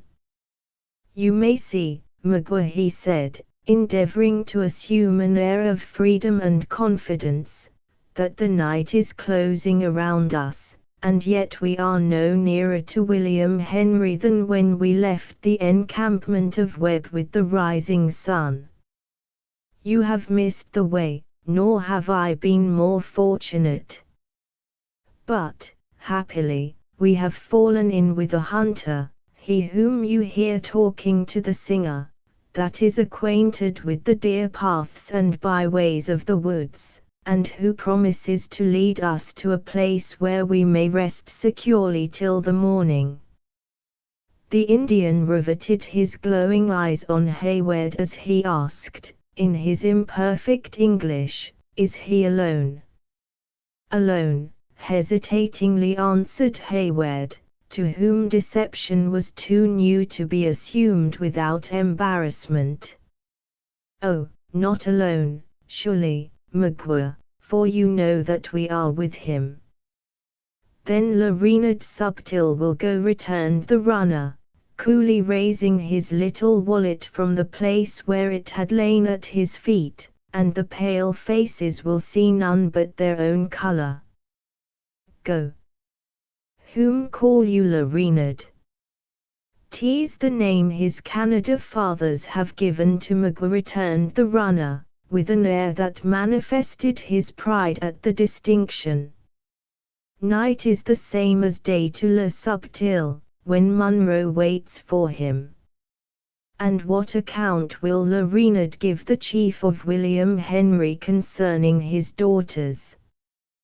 Will he dare to tell the hot-blooded Scotsman that his children are left without a guide, though Magua promised to be one?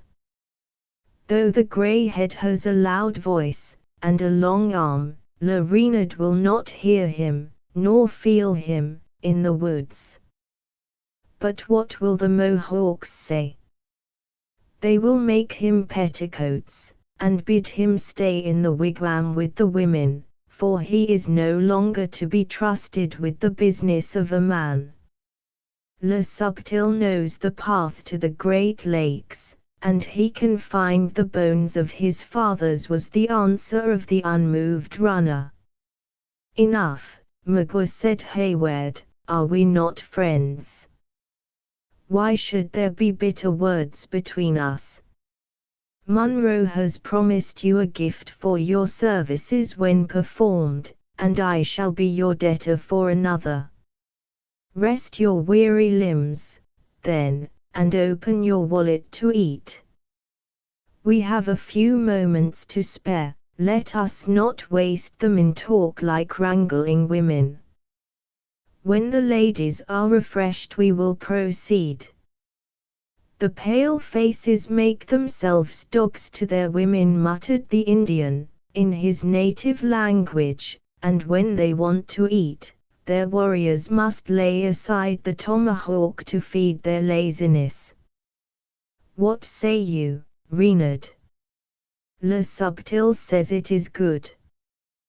The Indian then fastened his eyes keenly on the open countenance of Hayward, but meeting his glance, he turned them quickly away, and seating himself deliberately on the ground, he drew forth the remnant of some former repast, and began to eat, though not without first bending his looks slowly and cautiously around him.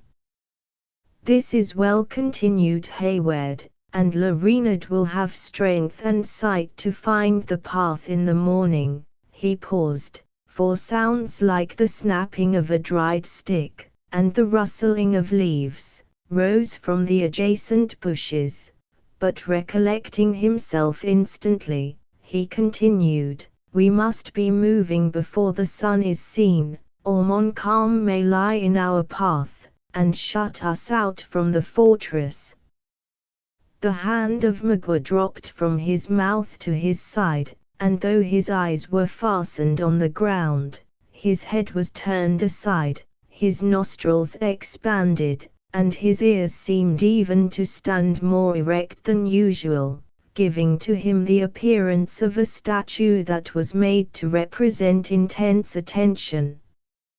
Hayward, who watched his movements with a vigilant eye, carelessly extricated one of his feet from the stirrup, while he passed a hand toward the bearskin covering of his holsters. Every effort to detect the point most regarded by the runner was completely frustrated by the tremulous glances of his organs, which seemed not to rest a single instant on any particular object, and which, at the same time, could be hardly said to move. While he hesitated how to proceed, Le Subtil cautiously raised himself to his feet, though with a motion so slow and guarded, that not the slightest noise was produced by the change. Hayward felt it had now become incumbent on him to act. Throwing his leg over the saddle, he dismounted, with a determination to advance and seize his treacherous companion, trusting the result to his own manhood. In order, however, to prevent unnecessary alarm, he still preserved an air of calmness and friendship. "La Renaud Subtil does not eat," he said, using the appellation he had found most flattering to the vanity of the Indian. "His corn is not well parched, and it seems dry. Let me examine. Perhaps something may be found among my own provisions that will help his appetite." Magua held out the wallet to the proffer of the other. He even suffered their hands to meet, without betraying the least emotion, or varying his riveted attitude of attention. But when he felt the fingers of Hayward moving gently along his own naked arm, he struck up the limb of the young man, and, uttering a piercing cry, he darted beneath it, and plunged, at a single bound, into the opposite thicket. At the next instant the form of Chingachgook appeared from the bushes, looking like a spectre in its paint, and glided across the path in swift pursuit. Next followed the shout of Uncas, when the woods were lighted by a sudden flash, that was accompanied by the sharp report of the hunter's rifle. Chapter V. In such a night did this be fearfully o'ertrip the dew, and saw the lion's shadow ere himself. Merchant of Venice, the suddenness of the flight of his guide, and the wild cries of the pursuers, caused Hayward to remain fixed, for a few moments, in inactive surprise. Then recollecting the importance of securing the fugitive, he dashed aside the surrounding bushes, and pressed eagerly forward to lend his aid in the chase. Before he had, however, proceeded 100 yards, he met the 3 foresters already returning from their unsuccessful pursuit. "Why so soon disheartened?" he exclaimed. "The scoundrel must be concealed behind some of these trees, and may yet be secured. We are not safe while he goes at large." "Would you set a cloud to chase the wind?" returned the disappointed scout, I heard the imp brushing over the dry leaves, like a black snake, and blinking a glimpse of him, just over agin yon big pine. I pulled as it might be on the scent, but 'twouldn't he do. And yet for a reasoning aim, if anybody but myself had touched the trigger, I should call it a quick sight, and I may be accounted to have experience in these matters, and one who ought to know. Look at this sumac, its leaves are red, though everybody knows the fruit is in the yellow blossom in the month of July. 'Tis the blood of Le Subtil. He is hurt, and may yet fall. No, no, returned the scout, in decided disapprobation of this opinion. I rubbed the bark off a limb, perhaps, but the creature leaped the longer for it. A rifle bullet acts on a running animal, when it barks him, much the same as one of your spurs on a horse, that is, it quickens motion, and puts life into the flesh, instead of taking it away. But when it cuts the ragged hole, after a bound or two, there is, commonly, a stagnation of further leaping, be it Indian or be it deer. We are 4 able bodies, to 1 wounded man. Is life grievous to you? Interrupted the scout. Yonder red devil would draw you within swing of the tomahawks of his comrades, before you were heated in the chase.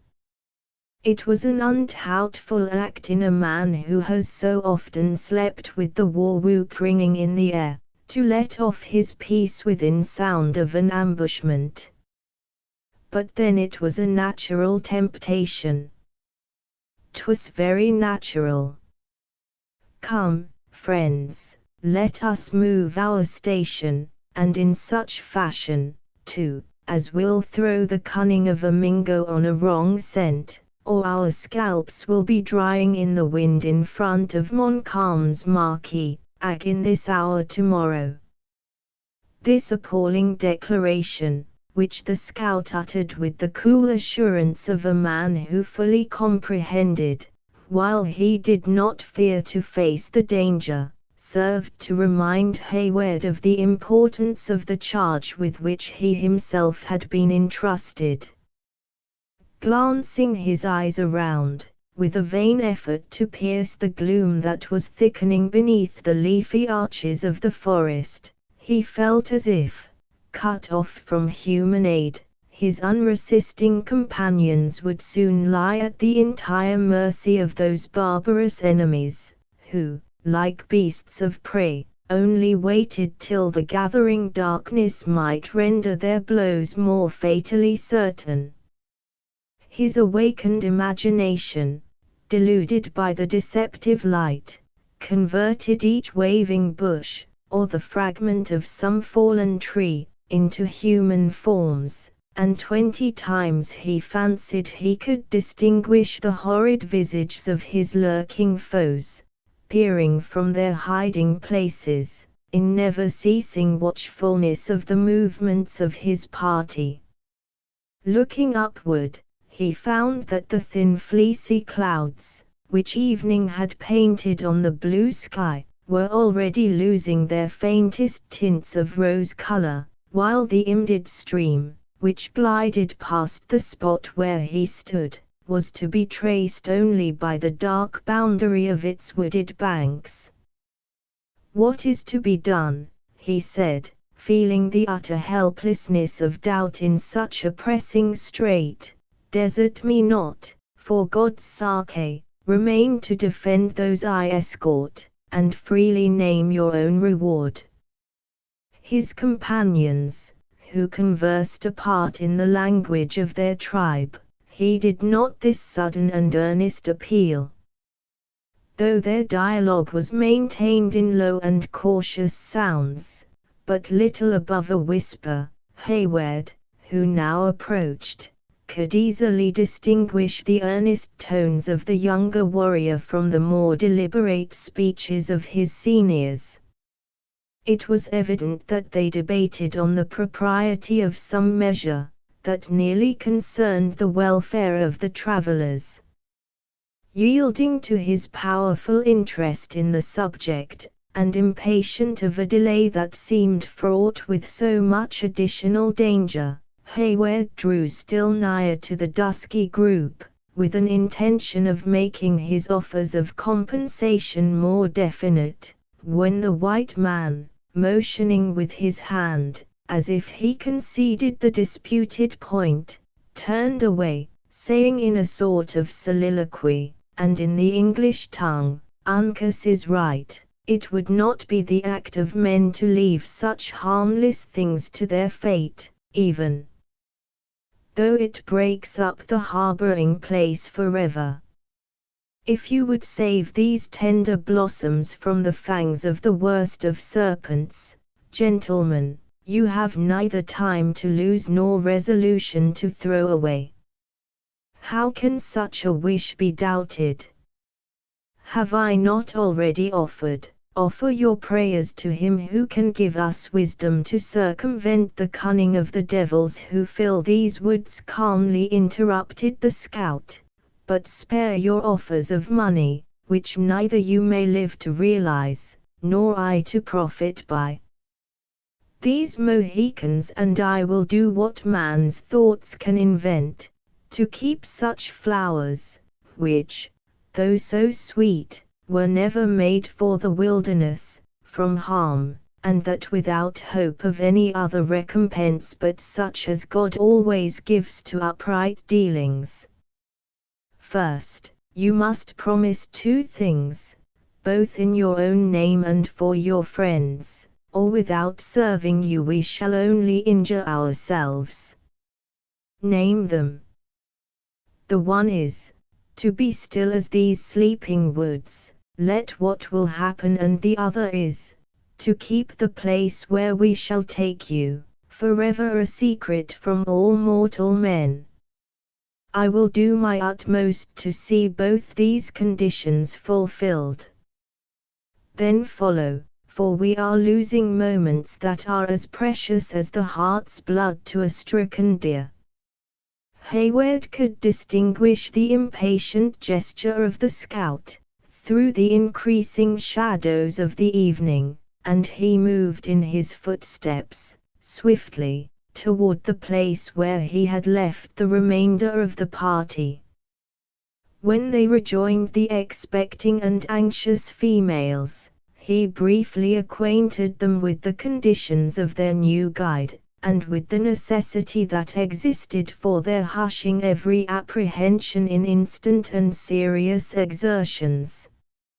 Although his alarming communication was not received without much secret terror by the listeners, his earnest and impressive manner, aided perhaps by the nature of the danger, succeeded in bracing their nerves to undergo some unlooked-for and unusual trial. Silently, and without a moment's delay, they permitted him to assist them from their saddles, and when they descended quickly to the water's edge, where the scout had collected the rest of the party, more by the agency of expressive gestures than by any use of words. "What to do with these dumb creatures?" muttered the white man, on whom the sole control of their future movements appeared to devolve. "It would be time lost to cut their throats, and cast them into the river, and to leave them here would be to tell the Mingoes that they have not far to seek to find their owners. Then give them their bridles, and let them range the woods," Hayward ventured to suggest. "No, it would be better to mislead the imps, and make them believe they must equal a horse's speed to run down their chase. That will blind their fireballs of eyes."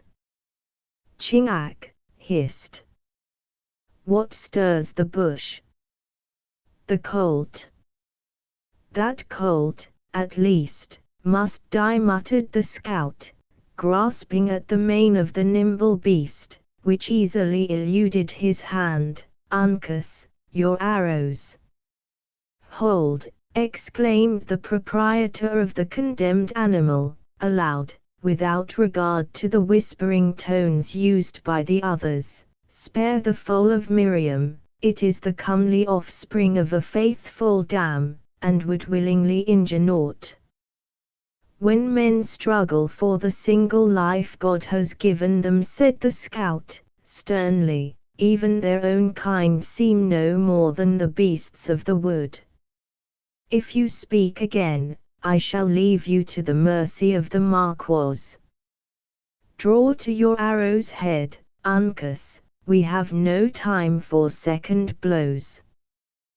The low, muttering sounds of his threatening voice were still audible, when the wounded foal, first rearing on its hinder legs, plunged forward to its knees. It was met by Chingachgook, whose knife passed across its throat quicker than thought, and then precipitating the motions of the struggling victim, he dashed into the river, down whose stream it glided away, gasping audibly for breath with its ebbing life.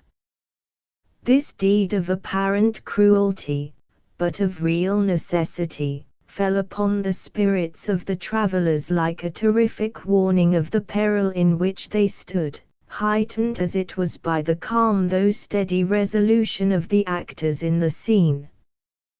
The sisters shuddered and clung closer to each other, while Hayward instinctively laid his hand on one of the pistols he had just drawn from their holsters, as he placed himself between his charge and those dense shadows that seemed to draw an impenetrable veil before the bosom of the forest.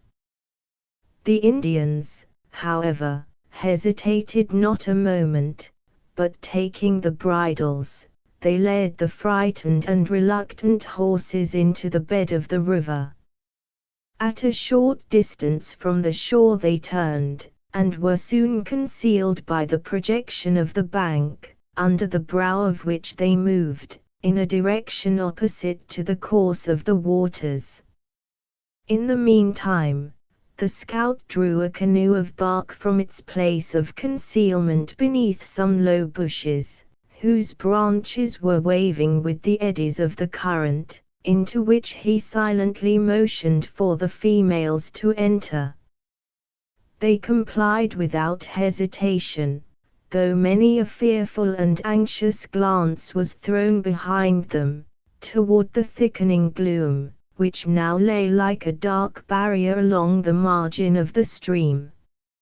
So soon as Cora and Alice were seated, the scout, without regarding the element, directed Hayward to support one side of the frail vessel, and posting himself at the other, they bore it up against the stream, followed by the dejected owner of the dead foal.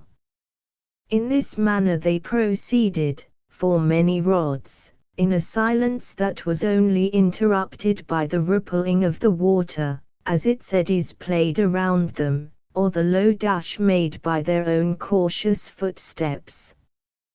Hayward yielded the guidance of the canoe implicitly to the scout, who approached or receded from the shore, to avoid the fragments of rocks, or deeper parts of the river, with a readiness that showed his knowledge of the route they held. Occasionally he would stop, and in the midst of a breathing stillness, that the dull but increasing roar of the waterfall only served to render more impressive, he would listen with painful intenseness, to catch any sounds that might arise from the slumbering forest. When assured that all was still, and unable to detect, even by the aid of his practiced senses, any sign of his approaching foes, he would deliberately resume his slow and guarded progress. At length they reached a point in the river where the roving eye of Hayward became riveted on a cluster of black objects, collected at a spot where the high bank threw a deeper shadow than usual on the dark waters.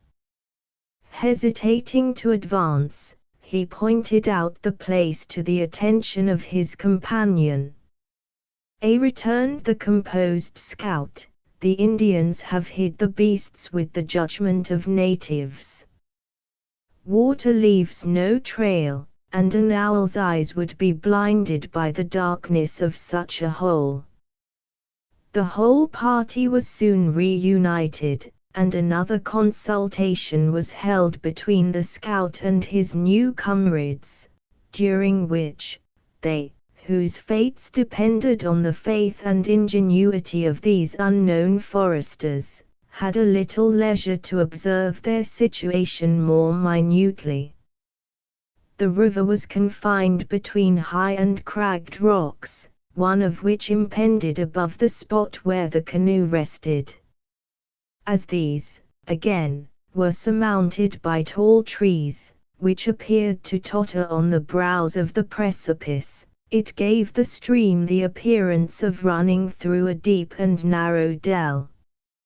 All beneath the fantastic limbs and ragged tree tops, which were, here and there, dimly painted against the starry zenith, lay alike in shadowed obscurity.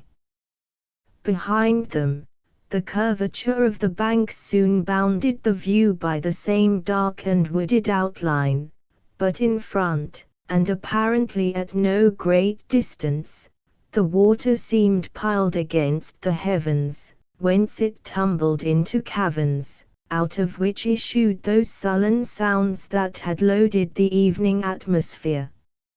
It seemed, in truth, to be a spot devoted to seclusion, and the sisters imbibed a soothing impression of security, as they gazed upon its romantic though not unappalling beauties. A general movement among their conductors, however, soon recalled them from a contemplation of the wild charms that night had assisted to lend the place to a painful sense of their real peril.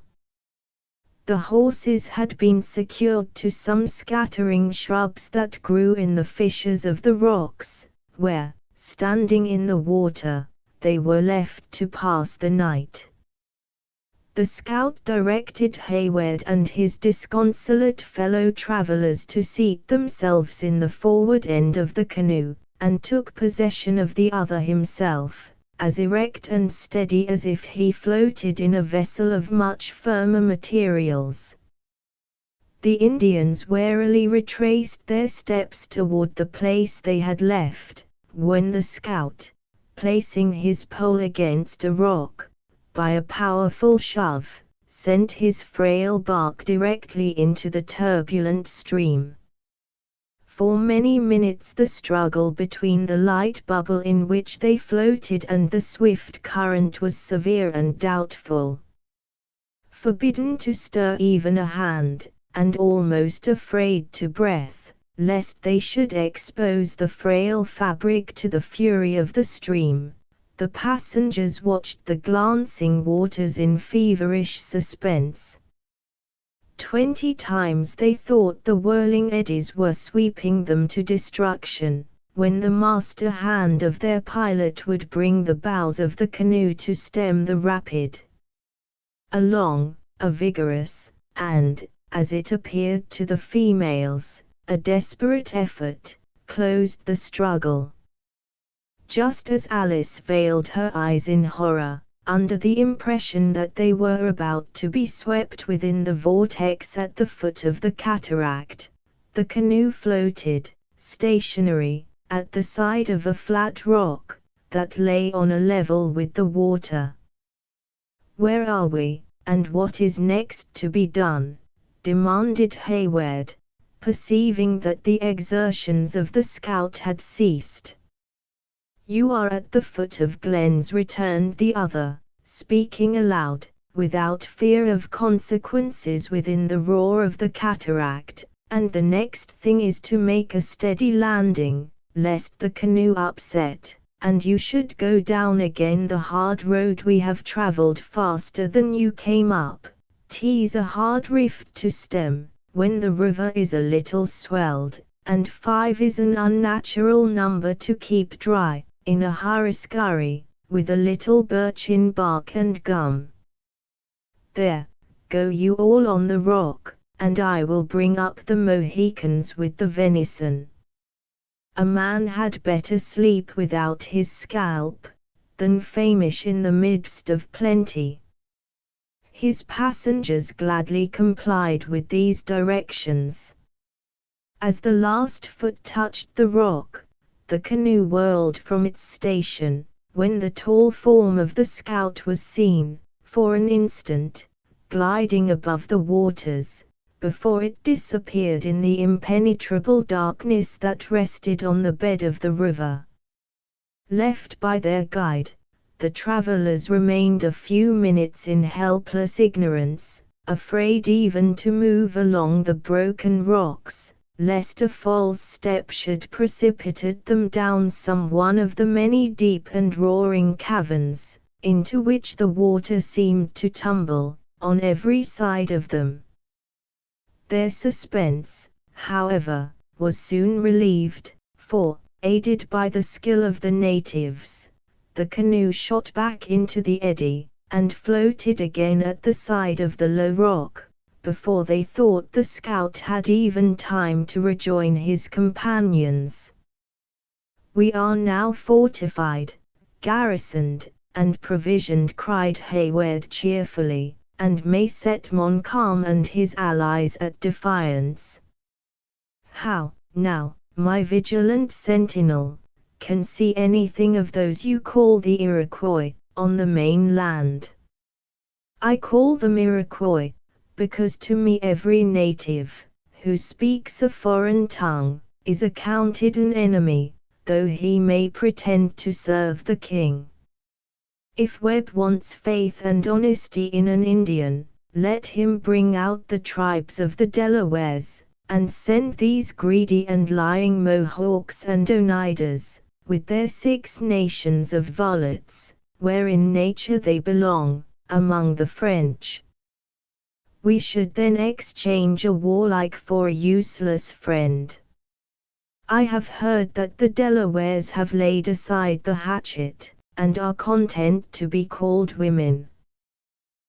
Shame on the Hollanders and Iroquois, who circumvented them by their deviltries, into such a treaty. But I have known them for 20 years, and I call him liar that says cowardly blood runs in the veins of a Delaware. You have driven their tribes from the seashore, and would now believe what their enemies say, that you may sleep at night upon an easy pillow. No, no, to me, every Indian who speaks a foreign tongue is an Iroquois, whether the castle, one, of his tribe be in Canada, or be in York. 1. The principal villages of the Indians are still called castles by the whites of New York. Oneida Castle is no more than a scattered hamlet, but the name is in general use. Hayward, perceiving that the stubborn adherence of the scout to the cause of his friends the Delawares, or Mohicans, for they were branches of the same numerous people, was likely to prolong a useless discussion, changed the subject. "Treaty or no treaty, I know full well that your 2 companions are brave and cautious warriors. Have they heard or seen anything of our enemies?" "An Indian is a mortal to be felt afore he is seen," returned the scout, ascending the rock, and throwing the deer carelessly down. "I trust to other signs than such as come in at the eye, when I am out lying on the trail of the Mingoes. Do your ears tell you that they have traced our retreat?" "I should be sorry to think they had, though this is a spot that stout courage might hold for a smart scrimmage. I will not deny, however, but the horses cowered when I passed them, as though they scented the wolves, and a wolf is a beast that is apt to hover about an Indian ambushment, craving the offals of the deer the savages kill. You forget the buck at your feet, or may we not owe their visit to the dead colt? Ha! What noise is that? Poor Miriam, murmured the stranger, thy foal was foreordained to become a prey to ravenous beasts. Then, suddenly lifting up his voice, amid the eternal din of the waters, he sang aloud, Firstborn of Egypt, smite did he, of mankind, and of beast also, O Egypt, wonders sent midst thee, on Pharaoh and his servants too. The death of the colt sits heavy on the heart of its owner, said the scout, but it's a good sign to see a man account upon his dumb friends. He has the religion of the matter, in believing what is to happen will happen, and with such a consolation, it won't be long afore he submits to the rationality of killing a four-footed beast to save the lives of human men. It may be as you say, he continued, reverting to the purport of Hayward's last remark, and the greater the reason why we should cut our stakes, and let the carcass drive down the stream, or we shall have the pack howling along the cliffs, begrudging every mouthful we swallow. Besides, though the Delaware tongue is the same as a book to the Iroquois, the cunning varlets are quick enough at understanding the reason of a wolf's howl. The scout, while making his remarks, was busied in collecting certain necessary implements. As he concluded, he moved silently by the group of travelers, accompanied by the Mohicans, who seemed to comprehend his intentions with instinctive readiness, when the whole three disappeared in succession, seeming to vanish against the dark face of a perpendicular rock that rose to the height of a few yards, within as many feet of the water's edge. Chapter 6. Those strains that once did sweet in Zion glide, he wails a portion with judicious care, and let us worship God, he says, with solemn air.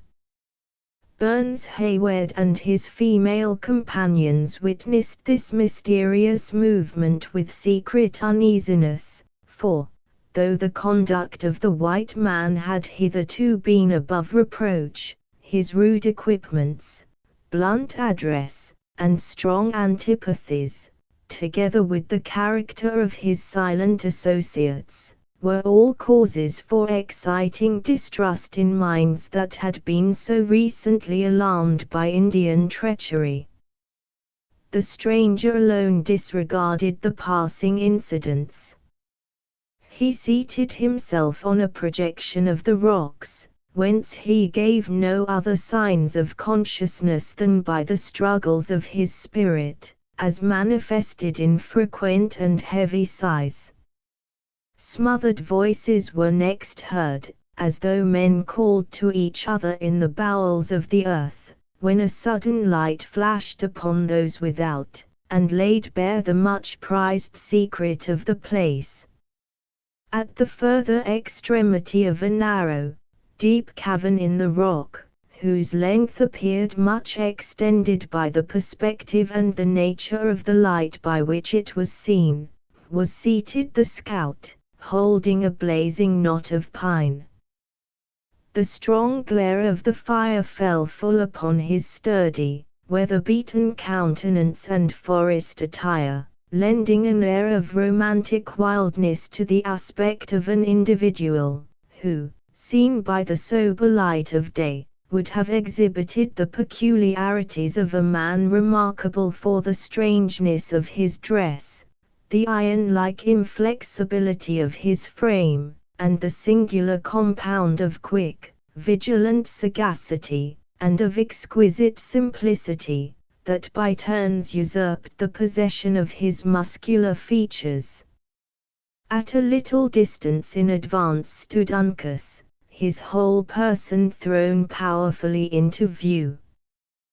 The travellers anxiously regarded the upright, flexible figure of the young Mohican, graceful and unrestrained in the attitudes and movements of nature.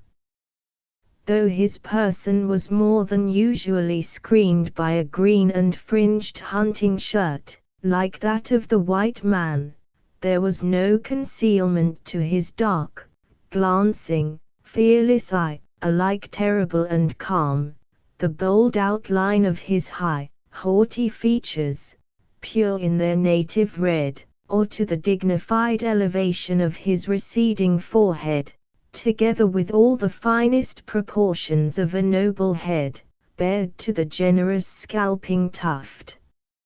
It was the first opportunity possessed by Duncan and his companions to view the marked lineaments of either of their Indian attendants, and each individual of the party felt relieved from a burden of doubt, as the proud and determined, though wild expression of the features of the young warrior forced itself on their notice.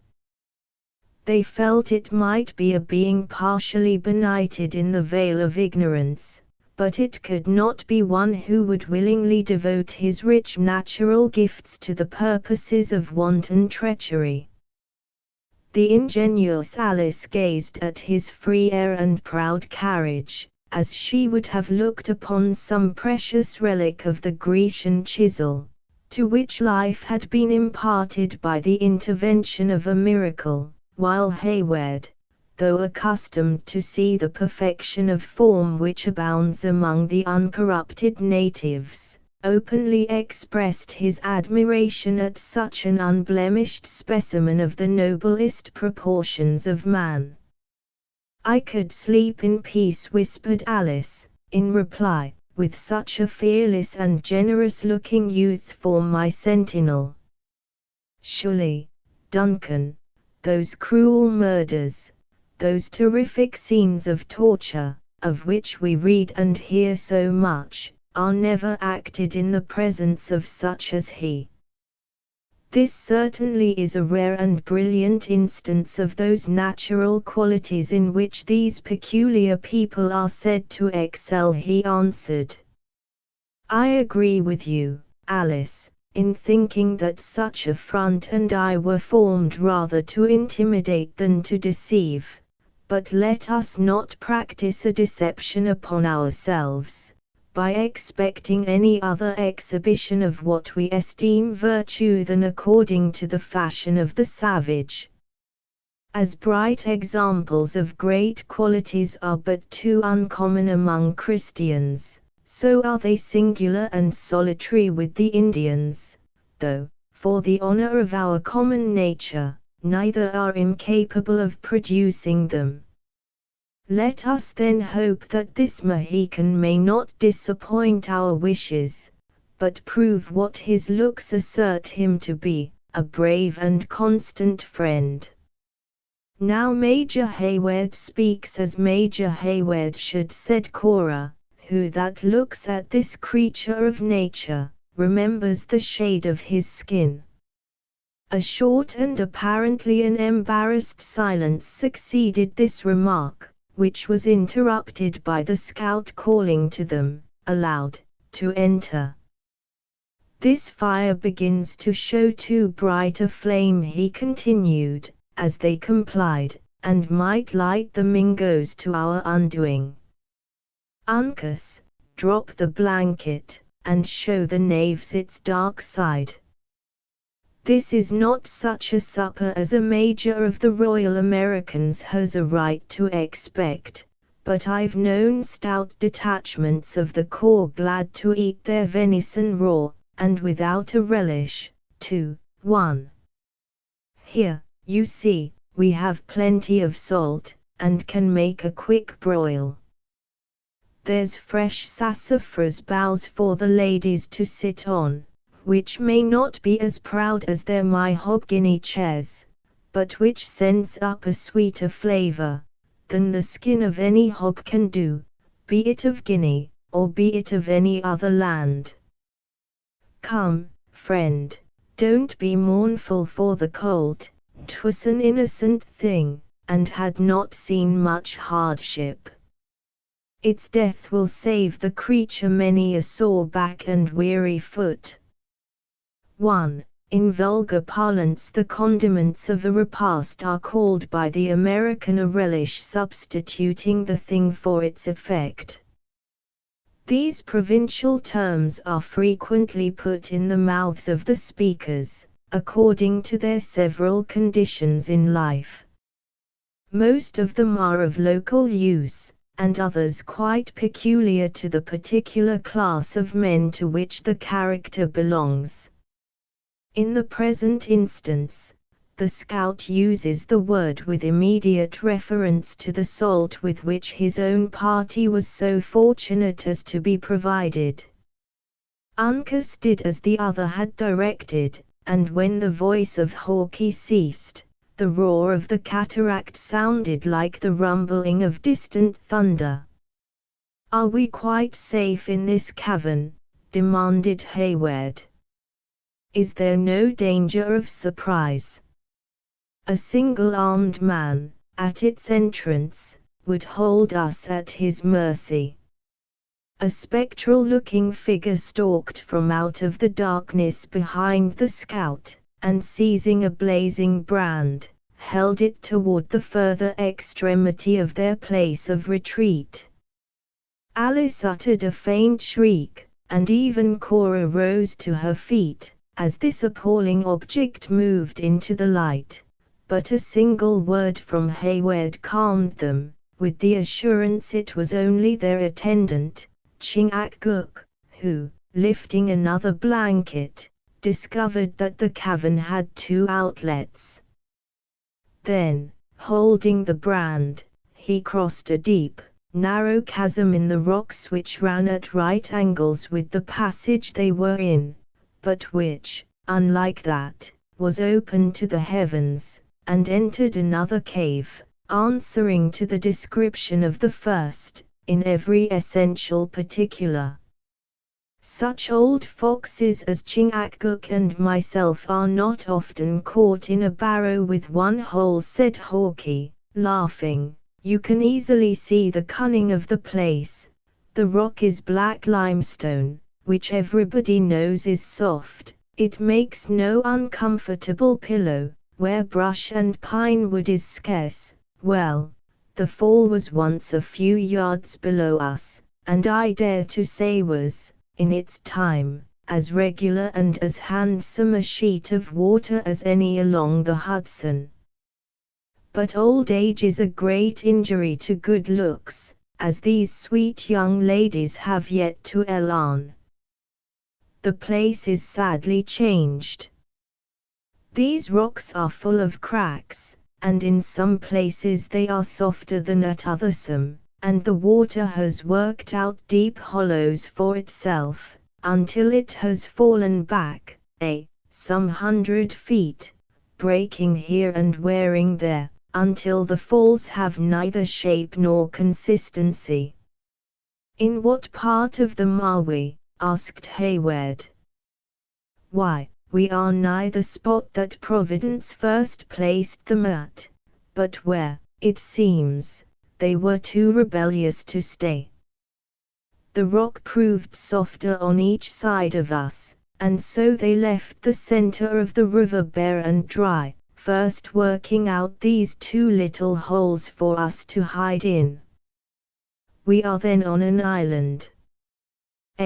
There are the falls on 2 sides of us, and the river above and below. If you had daylight, it would be worth the trouble to step up on the height of this rock, and look at the perversity of the water.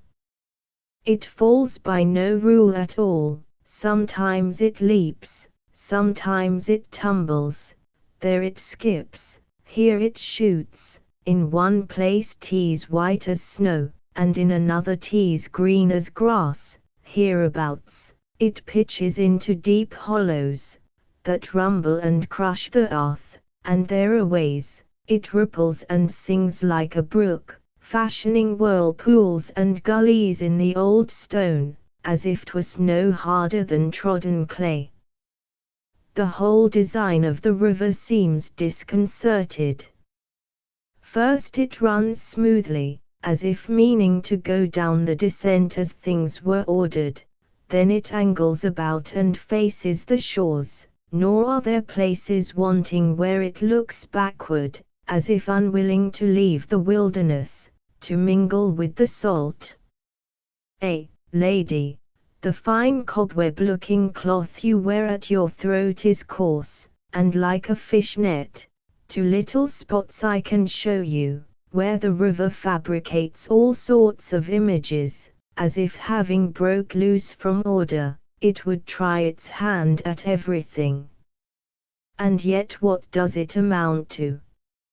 After the water has been suffered so to have its will, for a time, like a headstrong man, it is gathered together by the hand that made it, and a few rods below you may see it all, flowing on steadily toward the sea, as was foreordained from the first foundation of the earth.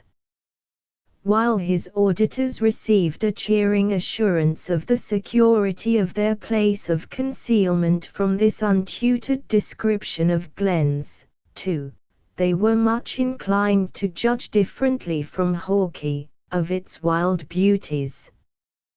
But they were not in a situation to suffer their thoughts to dwell on the charms of natural objects, and, as the scout had not found it necessary to cease his culinary labors while he spoke, unless to point out, with a broken fork, the direction of some particularly obnoxious point in the rebellious stream, they now suffered their attention to be drawn to the necessary though more vulgar consideration of their supper.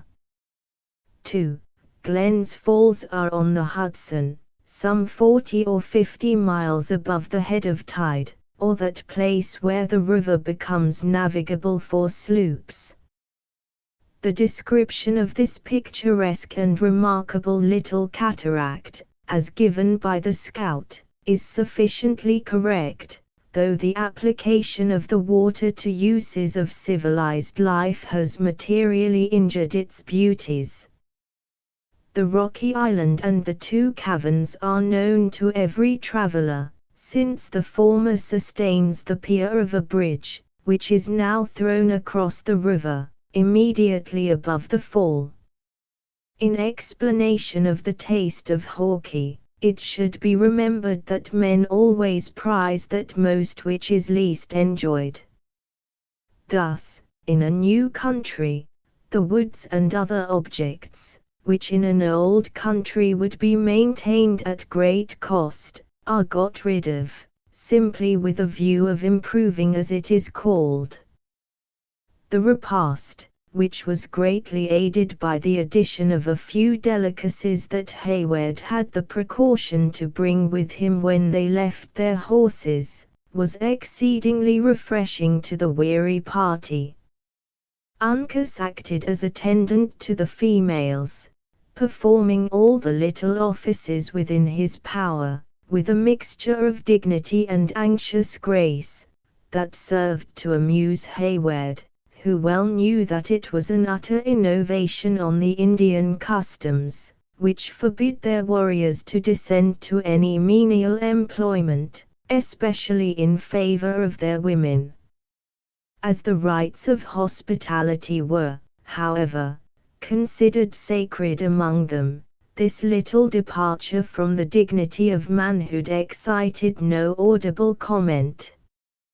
Had there been one there sufficiently disengaged to become a close observer, he might have fancied that the services of the young chief were not entirely impartial. That while he tendered to Alice the gourd of sweet water, and the venison in a trencher, neatly carved from the knot of the pepperidge, with sufficient courtesy, in performing the same offices to her sister, his dark eye lingered on her rich, speaking countenance. Once or twice he was compelled to speak, to command the attention of those he served. In such cases he made use of English, broken and imperfect, but sufficiently intelligible, and which he rendered so mild and musical, by his deep, guttural voice, that it never failed to cause both ladies to look up in admiration and astonishment. In the course of these civilities, a few sentences were exchanged, that served to establish the appearance of an amicable intercourse between the parties. In the meanwhile, the gravity of Kinkakkuk remained immovable. He had seated himself more within the circle of light, where the frequent, uneasy glances of his guests were better enabled to separate the natural expression of his face from the artificial terrors of the war paint. They found a strong resemblance between father and son, with the difference that might be expected from age and hardships. The fierceness of his countenance now seemed to slumber, and in its place was to be seen the quiet, vacant composure which distinguishes an Indian warrior, when his faculties are not required for any of the greater purposes of his existence. It was, however, easy to be seen, by the occasional gleams that shot across his swarthy visage, that it was only necessary to arouse his passions, in order to give full effect to the terrific device which he had adopted to intimidate his enemies. On the other hand, the quick, roving eye of the scout seldom rested. He ate and drank with an appetite that no sense of danger could disturb, but his vigilance seemed never to desert him. 20 times the gourd or the venison was suspended before his lips, while his head was turned aside, as though he listened to some distant and distrusted sounds, a movement that never failed to recall his guests from regarding the novelties of their situation, to a recollection of the alarming reasons that had driven them to seek it. As these frequent pauses were never followed by any remark, the momentary uneasiness they created quickly passed away, and for a time was forgotten. "Come, friend," said Hawkie, drawing out a keg from beneath a cover of leaves, toward the close of the repast, and addressing the stranger who sat at his elbow, doing great justice to his culinary skill. "Try a little spruce, 'twill wash away all thoughts of the cold, and quicken the life in your bosom. I drink to our better friendship, hoping that a little horse flesh may leave no heart-burnings atween us. How do you name yourself?" "Gamut, David Gamut," returned the singing master, preparing to wash down his sorrows in a powerful draught of the woodsman's high-flavored and well-laced compound. "A very good name, and, I dare say, handed down from honest forefathers. I'm an admirator of names, though the Christian fashions fall far below savage customs in this particular. The biggest coward I ever knew was called Leon, and his wife, Patience, would scold you out of hearing in less time than a hunted deer would run a rod. With an Indian 'tis a matter of conscience, what he calls himself, he generally is, not that Chingakguk, which signifies big serpent, is really a snake, big or little, but that he understands the windings and turnings of human nature, and is silent, and strikes his enemies when they least expect him. What may be your calling?" "I am an unworthy instructor in the art of psalmody. Anon. I teach singing to the youths of the Connecticut Levi." "You might be better employed. The young hounds go laughing and singing too much already through the woods, when they ought not to breathe louder than a fox in his cover? Can you use the smoothbore, or handle the rifle? Praised be God, I have never had occasion to meddle with murderous implements. Perhaps you understand the compass, and lay down the watercourses and mountains of the wilderness on paper, in order that they who follow may find places by their given names. I practice no such employment. You have a pair of legs that might make a long path seem short. You journey sometimes, I fancy, with tidings for the general. Never, I follow no other than my own high vocation, which is instruction in sacred music. 'Tis a strange calling, muttered Hawke, with an inward laugh, to go through life, like a catbird, mocking all the ups and downs that may happen to come out of other men's throats. Well, friend, I suppose it is your gift, and mustn't be denied any more than if 'twas shooting, or some other better inclination. Let us hear what you can do in that way. 'Twill be a friendly manner of saying good night, for 'tis time that these ladies should be getting strength for a hard and a long push, in the pride of the morning, afore the Marquois are stirring. With joyful pleasure do I consent, said David, adjusting his iron-rimmed spectacles, and producing his beloved little volume, which he immediately tendered to Alice. What can be more fitting and consolatory, than to offer up evening praise, after a day of such exceeding jeopardy? Alice smiled, but, regarding Hayward, she blushed and hesitated. Indulge yourself, he whispered. Ought not the suggestion of the worthy namesake of the psalmist to have its weight at such a moment? Encouraged by his opinion, Alice did what her pious inclinations, and her keen relish for gentle sounds, had before so strongly urged. The book was open at a hymn not ill adapted to their situation, and in which the poet, no longer goaded by his desire to excel the inspired King of Israel, had discovered some chastened and respectable powers.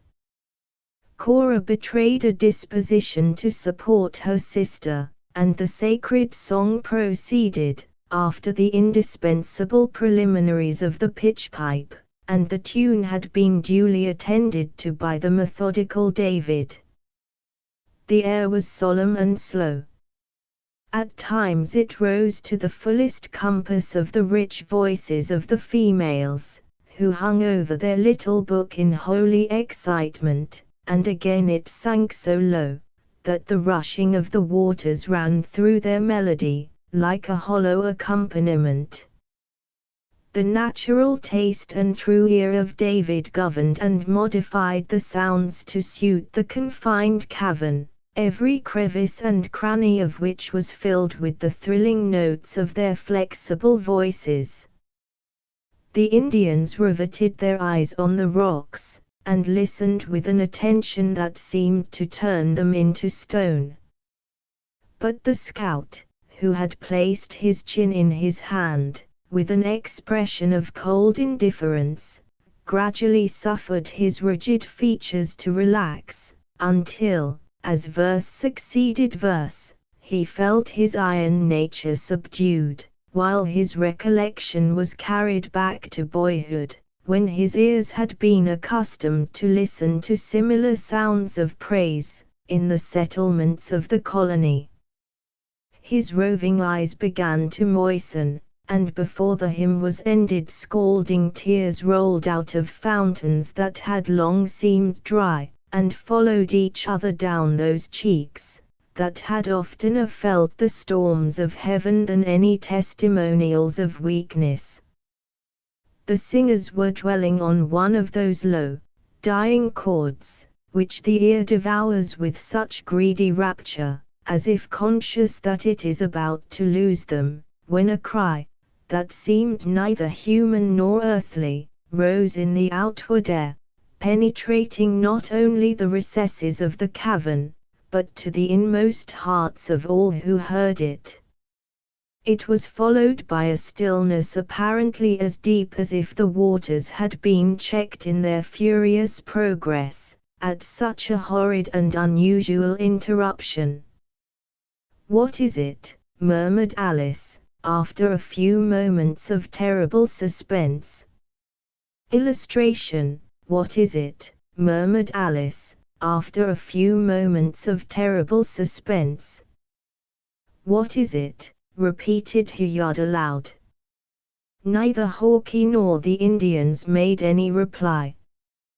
They listened, as if expecting the sound would be repeated, with a manner that expressed their own astonishment.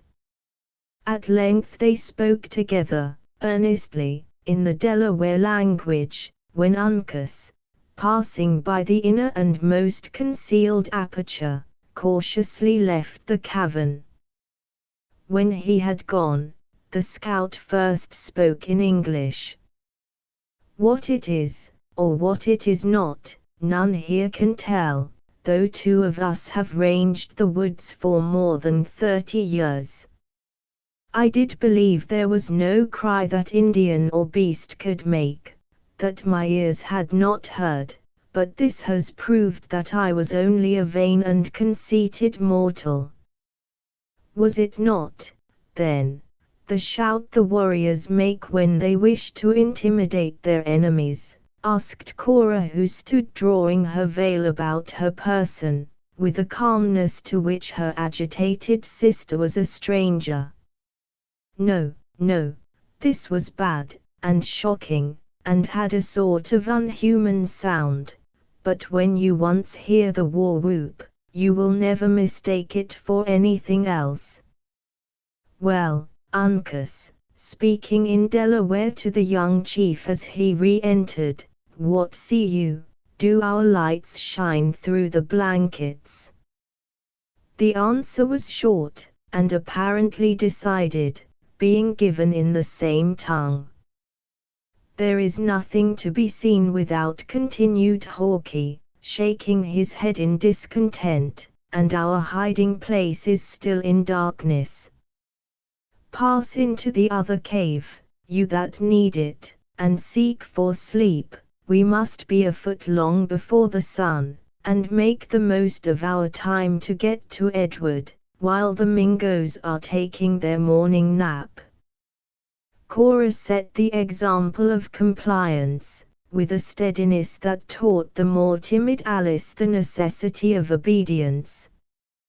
Before leaving the place, however, she whispered a request to Duncan, that he would follow. Uncas raised the blanket for their passage, and as the sisters turned to thank him for this act of attention, they saw the scout seated again before the dying embers, with his face resting on his hands, in a manner which showed how deeply he brooded on the unaccountable interruption which had broken up their evening devotions.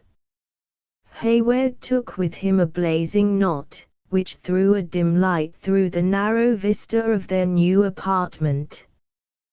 Placing it in a favorable position, he joined the females, who now found themselves alone with him for the first time since they had left the friendly ramparts of Fort Edward.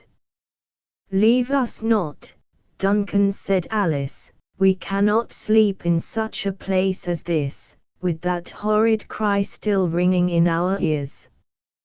First let us examine into the security of your fortress," he answered, "and then we will speak of rest." He approached the further end of the cavern, to an outlet, which, like the others, was concealed by blankets, and removing the thick screen, breathed the fresh and reviving air from the cataract. One arm of the river flowed through a deep, narrow ravine, which its current had worn in the soft rock, directly beneath his feet, forming an effectual defense, as he believed, against any danger from that quarter. The water, a few rods above them, plunging, glancing, and sweeping along in its most violent and broken manner. Nature has made an impenetrable barrier on this side, he continued, pointing down the perpendicular declivity into the dark current before he dropped the blanket, and as you know that good men and true are on guard in front, I see no reason why the advice of our honest host should be disregarded. I am certain Cora will join me in saying that sleep is necessary to you both. Cora may submit to the justice of your opinion, though she cannot put it in practice, returned the elder sister, who had placed herself by the side of Alice, on a couch of sassafras. There would be other causes to chase away sleep, though we had been spared the shock of this mysterious noise. Ask yourself, Hayward, can daughters forget the anxiety a father must endure, whose children lodge he knows not where or how, in such a wilderness, and in the midst of so many perils? He is a soldier, and knows how to estimate the chances of the woods. He is a father, and cannot deny his nature. How kind has he ever been to all my follies, how tender and indulgent to all my wishes, sobbed Alice. We have been selfish, sister, in urging our visit at such hazard. I may have been rash in pressing his consent in a moment of much embarrassment, but I would have proved to him, that however others might neglect him in his strait, his children at least were faithful. When he heard of your arrival at Edward, said Hayward, kindly, there was a powerful struggle in his bosom between fear and love, though the latter, heightened, if possible, by so long a separation, quickly prevailed. It is the spirit of my noble-minded Cora that leads them, Duncan, he said, and I will not balk it. Would to God that he who holds the honor of our royal master in his guardianship, would show but half her firmness. And did he not speak of me, Hayward? Demanded Alice, with jealous affection. Surely, he forgot not altogether his little Elsie. That were impossible, returned the young man. He called you by 1,000 endearing epithets, that I may not presume to use, but to the justice of which, I can warmly testify. Once, indeed, he said. Duncan ceased speaking, for while his eyes were riveted on those of Alice, who had turned toward him with the eagerness of filial affection, to catch his words, the same strong, horrid cry, as before, filled the air, and rendered him mute. A long, breathless silence succeeded, during which each looked at the others in fearful expectation of hearing the sound repeated. At length, the blanket was slowly raised, and the scout stood in the aperture with a countenance whose firmness evidently began to give way before a mystery that seemed to threaten some danger, against which all his cunning and experience might prove of no avail. Chapter 7. They do not sleep, on yonder cliffs, a grisly band, I see them sit. Great would be neglecting a warning that is given for our good to lie hid any longer, said Hawkeye, when such sounds are raised in the forest. These gentle ones may keep close, but the Mohicans and I will watch upon the rock, where I suppose a major of the 60th would wish to keep us company. Is, then, our danger so pressing?" asked Cora. "He who makes strange sounds, and gives them out for man's information, alone knows our danger. I should think myself wicked, unto rebellion against his will, was I to burrow with such warnings in the air. Even the weak soul who passes his days in singing is stirred by the cry, and, as he says, is ready to go forth to the battle if 'twere only a battle. It would be a thing understood by us all, and easily managed. But I have heard that when such shrieks are atween heaven and earth, it betokens another sort of warfare. If all our reasons for fear, my friend, are confined to such as proceed from supernatural causes, we have but little occasion to be alarmed," continued the undisturbed Cora. "Are you certain that our enemies have not invented some new and ingenious method to strike us with terror, that their conquest may become more easy?" "Lady," returned the scout, solemnly, "I have listened to all the sounds of the woods for 30 years, as a man will listen whose life and death depend on the quickness of his ears. There is no whine of the panther, no whistle of the catbird, nor any invention of the devilish Mingoes, that can cheat me. I have heard the forest moan like mortal men in their affliction, often, and again, have I listened to the wind playing its music in the branches of the girdled trees, and I have heard the lightning cracking in the air like the snapping of blazing brush as it spitted forth sparks and forked flames, but never have I thought that I heard more than the pleasure of him who sported with the things of his hand. But neither the Mohicans, nor I, who am a white man without a cross, can explain the cry just heard. We, therefore, believe it a sign given for our good." "It is extraordinary," said Hayward, taking his pistols from the place where he had laid them on entering. "Be it a sign of peace or a signal of war, it must be looked to. Lead the way, my friend, I follow." On issuing from their place of confinement, the whole party instantly experienced a grateful renovation of spirits, by exchanging the pent air of the hiding place for the cool and invigorating atmosphere which played around the whirlpools and pitches of the cataract. A heavy evening breeze swept along the surface of the river, and seemed to drive the roar of the falls into the recesses of their own cavern, whence it issued heavily and constant, like thunder rumbling beyond the distant hills. The moon had risen, and its light was already glancing here and there on the waters above them, but the extremity of the rock where they stood still lay in shadow. With the exception of the sounds produced by the rushing waters, and an occasional breathing of the air, as it murmured past them in fitful currents, the scene was as still as night and solitude could make it. In vain were the eyes of each individual bent along the opposite shores, in quest of some signs of life, that might explain the nature of the interruption they had heard. Their anxious and eager looks were baffled by the deceptive light, or rested only on naked rocks, and straight and immovable trees.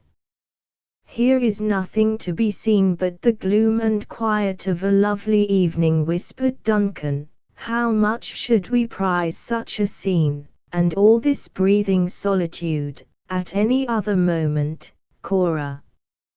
Fancy yourselves in security, and what now, perhaps, increases your terror, may be made conducive to enjoyment." "Listen," interrupted Alice. The caution was unnecessary. Once more the same sound arose, as if from the bed of the river, and having broken out of the narrow bounds of the cliffs, was heard undulating through the forest, in distant and dying cadences. "Can any here give a name to such a cry?" demanded Hawke, when the last echo was lost in the woods. "If so, let him speak. For myself, I judge it not to belong to earth." "Here, then, is one who can undeceive you," said Duncan. "I know the sound full well, for often have I heard it on the field of battle, and in situations which are frequent in a soldier's life. 'Tis the horrid shriek that a horse will give in his agony, oftener drawn from him in pain, though sometimes in terror. My charger is either a prey to the beasts of the forest, or he sees his danger, without the power to avoid it. The sound might deceive me in the cavern, but in the open air I know it too well to be wrong."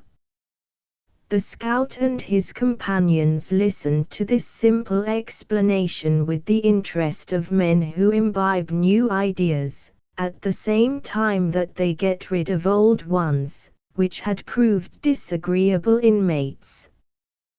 The two latter uttered their usual expressive exclamation, "Hugh," as the truth first glanced upon their minds, while the former, after a short, musing pause, took upon himself to reply. "I cannot deny your words," he said, "for I am little skilled in horses, though born where they abound. The wolves must be hovering above their heads on the bank, and the tiresome creatures are calling on man for help, in the best manner they are able. Uncas," he spoke in Delaware, "Uncas, drop down in the canoe, and whirl a brand among the pack, or fear may do what the wolves can't get at to perform, and leave us without horses in the morning, when we shall have so much need to journey swiftly." The young native had already descended to the water to comply, when a long howl was raised on the edge of the river, and was borne swiftly off into the depths of the forest, as though the beasts, of their own accord, were abandoning their prey in sudden terror. Uncas, with instinctive quickness, receded, and the three foresters held another of their low, earnest conferences. "We have been like hunters who have lost the points of the heavens, and from whom the sun has been hid for days," said Hawke, turning away from his companions. "Now we begin again to know the signs of our course, and the paths are cleared from briars. Seat yourselves in the shade which the moon throws from yonder beech, 'tis thicker than that of the pines, and let us wait for that which the Lord may choose to send next. Let all your conversation be in whispers, though it would be better, and, perhaps, in the end, wiser, if each one held discourse with his own thoughts, for a time." The manner of the scout was seriously impressive, though no longer distinguished by any signs of unmanly apprehension. It was evident that his momentary weakness had vanished with the explanation of a mystery which his own experience had not served to fathom, and though he now felt all the realities of their actual condition, that he was prepared to meet them with the energy of his hardy nature. This feeling seemed also common to the natives, who placed themselves in positions which commanded a full view of both shores, while their own persons were effectually concealed from observation. In such circumstances, common prudence dictated that Hayward and his companions should imitate a caution that proceeded from so intelligent a source. The young man drew a pile of the sassafras from the cave, and placing it in the chasm which separated the two caverns, It was occupied by the sisters, who were thus protected by the rocks from any missiles, while their anxiety was relieved by the assurance that no danger could approach without a warning. Hayward himself was posted at hand, so near that he might communicate with his companions without raising his voice to a dangerous elevation, while David, in imitation of the woodsman, bestowed his person in such a manner among the fissures of the rocks, that his ungainly limbs were no longer offensive to the eye. In this manner hours passed without further interruption. The moon reached the zenith, and shed its mild light perpendicularly on the lovely sight of the sisters slumbering peacefully in each other's arms. Duncan cast the white shawl of Cora before a spectacle he so much loved to contemplate, and then suffered his own head to seek a pillow on the rock. David began to utter sounds that would have shocked his delicate organs in more wakeful moments. In short, all but Hawkeye and the Mohicans lost every idea of consciousness, in uncontrollable drowsiness. But the watchfulness of these vigilant protectors neither tired nor slumbered. Immovable as that rock, of which each appeared to form a part, they lay, with their eyes roving, without intermission, along the dark margin of trees that bounded the adjacent shores of the narrow stream. Not a sound escaped them. The most subtle examination could not have told they breathed. It was evident that this excess of caution proceeded from an experience that no subtlety on the part of their enemies could deceive. It was, however, continued without any apparent consequences, until the moon had set, and a pale streak above the treetops, at the bend of the river a little below, announced the approach of day. Then, for the first time, Hawkeye was seen to stir. He crawled along the rock and shook Duncan from his heavy slumbers. "Now is the time to journey," he whispered. "Awake the gentle ones, and be ready to get into the canoe when I bring it to the landing place." "Have you had a quiet night?" said Hayward. "For myself, I believe sleep has got the better of my vigilance. All is yet still as midnight. Be silent, but be quick."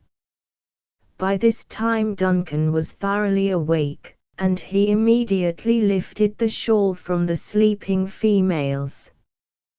The motion caused Cora to raise her hand as if to repulse him, while Alice murmured, in her soft, gentle voice, "No, no, dear father, we were not deserted, Duncan was with us."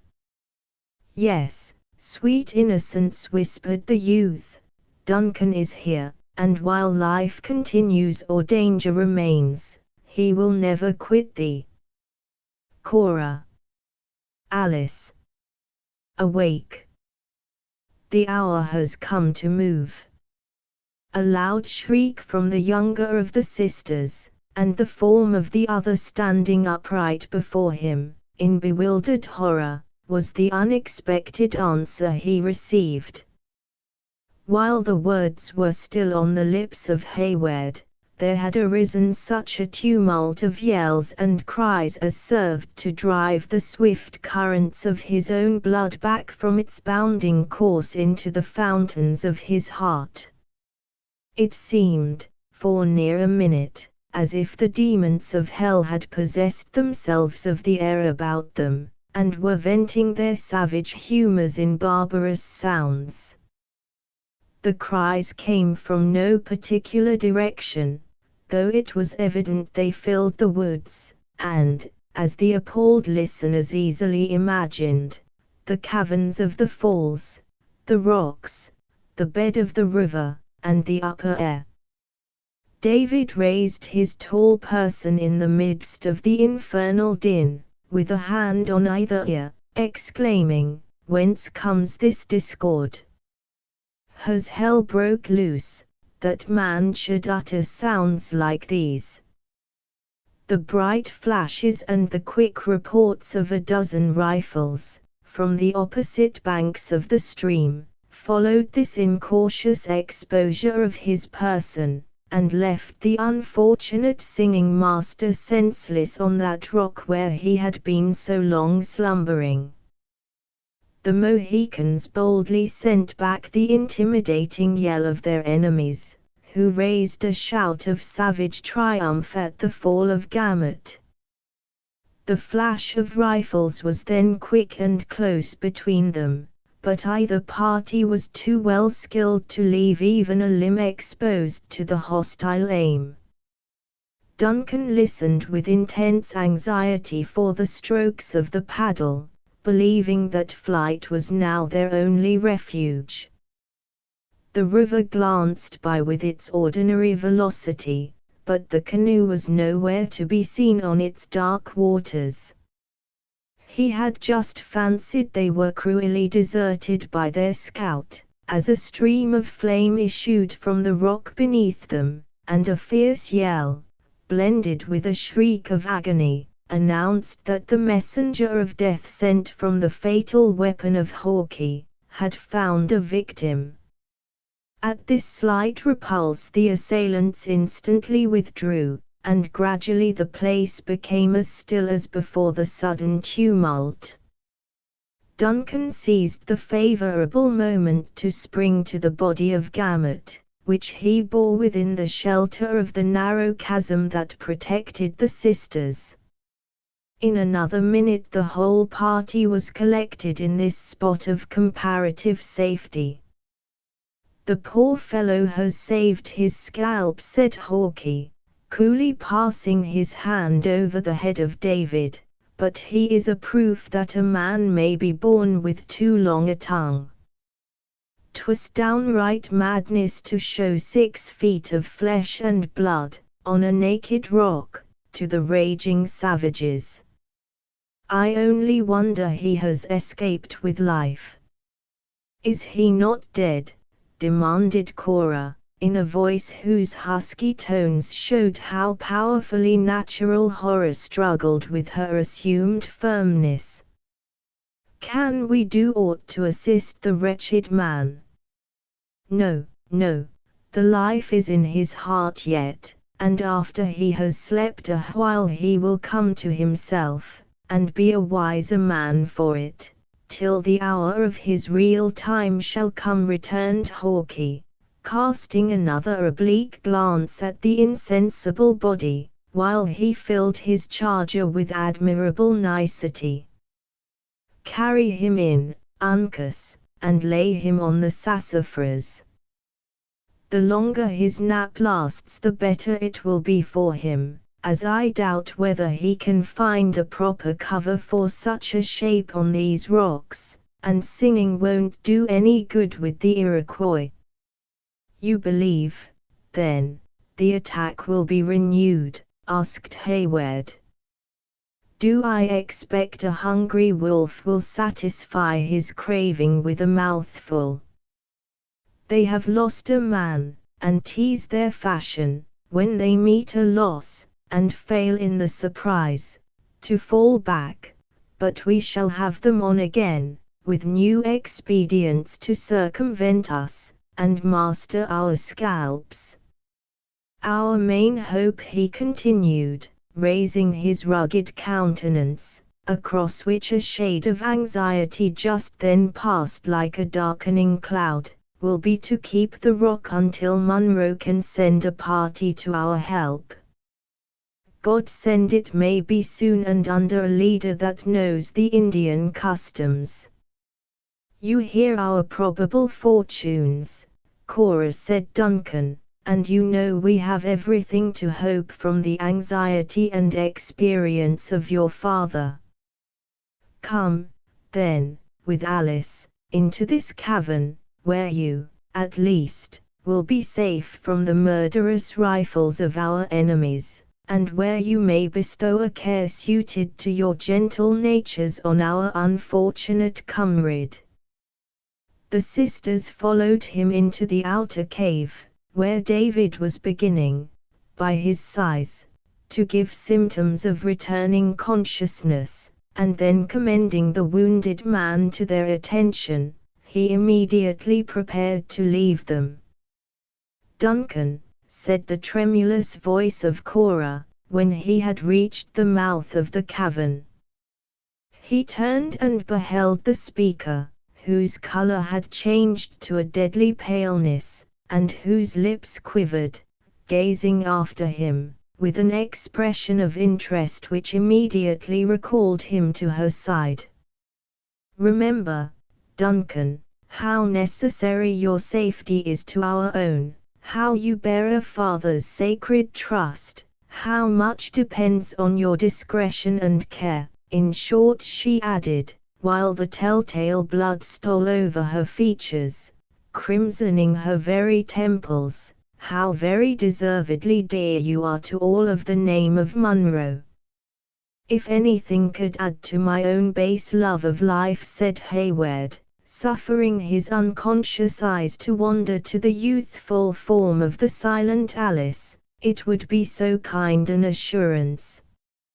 As Major of the 60th, our honest host will tell you I must take my share of the fray, but our task will be easy. It is merely to keep these bloodhounds at bay for a few hours."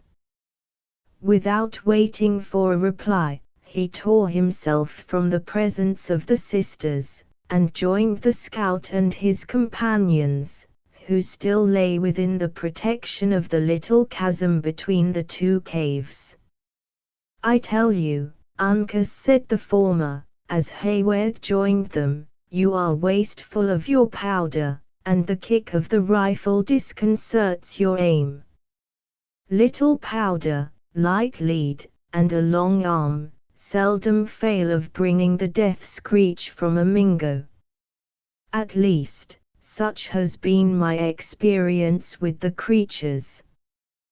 Come, friends, let us to our covers, for no man can tell when or where a Makwa, will strike his blow." Mingo was the Delaware term of the Five Nations. Marquas was the name given them by the Dutch. The French, from their first intercourse with them, called them Iroquois. The Indians silently repaired to their appointed stations, which were fissures in the rocks, whence they could command the approaches to the foot of the falls. In the center of the little island, a few short and stunted pines had found root, forming a thicket, into which Hawkeye darted with the swiftness of a deer, followed by the active Duncan. Here they secured themselves, as well as circumstances would permit, among the shrubs and fragments of stone that were scattered about the place. Above them was a bare, rounded rock, on each side of which the water played its gambols, and plunged into the abysses beneath, in the manner already described. As the day had now dawned, the opposite shores no longer presented a confused outline, but they were able to look into the woods, and distinguish objects beneath a canopy of gloomy pines. A long and anxious watch succeeded, but without any further evidences of a renewed attack, and Duncan began to hope that their fire had proved more fatal than was supposed, and that their enemies had been effectually repulsed. When he ventured to utter this impression to his companions, it was met by Hawkeye with an incredulous shake of the head. "You know not the nature of a Makwa, if you think he is so easily beaten back without a scalp," he answered.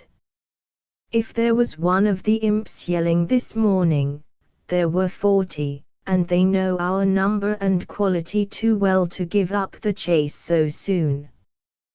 Hist! Look into the water above, just where it breaks over the rocks. I am no mortal, if the risky devils haven't swam down upon the very pitch, and, as bad luck would have it, they have hit the head of the island. Hist! Man, keep close, or the hair will be off your crown in the turning of a knife. Hayward lifted his head from the cover, and beheld what he justly considered a prodigy of rashness and skill. The river had worn away the edge of the soft rock in such a manner as to render its first pitch less abrupt and perpendicular than is usual at waterfalls. With no other guide than the ripple of the stream where it met the head of the island, a party of their insatiable foes had ventured into the current, and swam down upon this point, knowing the ready access it would give, if successful, to their intended victims. As Hawkeye ceased speaking, 4 human heads could be seen peering above a few logs of driftwood that had lodged on these naked rocks, and which had probably suggested the idea of the practicability of the hazardous undertaking. At the next moment, a 5th form was seen floating over the green edge of the fall, a little from the line of the island. The savage struggled powerfully to gain the point of safety, and, favored by the glancing water, he was already stretching forth an arm to meet the grasp of his companions, when he shot away again with the swirling current, appeared to rise into the air, with uplifted arms and starting eyeballs, and fell, with a sudden plunge, into that deep and yawning abyss over which he hovered. A single, wild, despairing shriek rose from the cavern, and all was hushed again as the grave. The first generous impulse of Duncan was to rush to the rescue of the hapless wretch, but he felt himself bound to the spot by the iron grasp of the immovable scout. "Would ye bring certain death upon us, by telling the Mingoes where we lie?" demanded Hawkeye, sternly. "'Tis a charge of powder saved, and ammunition is as precious now as breath to a worried deer. Freshen the priming of your pistols. The midst of the falls is apt to dampen the brimstone, and stand firm for a close struggle, while I fire on their rush." He placed a finger in his mouth, and drew a long, shrill whistle, which was answered from the rocks that were guarded by the Mohicans. Duncan caught glimpses of heads above the scattered driftwood, as this signal rose on the air, but they disappeared again as suddenly as they had glanced upon his sight. A low, rustling sound next drew his attention behind him, and turning his head, he beheld Uncas within a few feet, creeping to his side. Hawkeye spoke to him in Delaware, when the young chief took his position with singular caution and undisturbed coolness. To Hayward this was a moment of feverish and impatient suspense, though the scout saw fit to select it as a fit occasion to read a lecture to his more youthful associates on the art of using firearms with discretion. Of all whip-haunts, he commenced, the long-barreled, true-grooved, soft-metalled rifle is the most dangerous in skillful hands, though it wants a strong arm, a quick eye, and great judgment in charging, to put forth all its beauties. The gunsmiths can have but little insight into their trade when they make their fowling pieces and short horsemans. He was interrupted by the low but expressive hue of Uncas. "I see them, boy, I see them," continued Hawkeye. they are gathering for the rush, or they would keep their dingy backs below the logs. Well, let them, he added, examining his flint. The leading man certainly comes on to his death, though it should be Montcalm himself. At that moment the woods were filled with another burst of cries, and at the signal 4 savages sprang from the cover of the driftwood. Hayward felt a burning desire to rush forward to meet them, so intense was the delirious anxiety of the moment, but he was restrained by the deliberate examples of the scout and Uncas.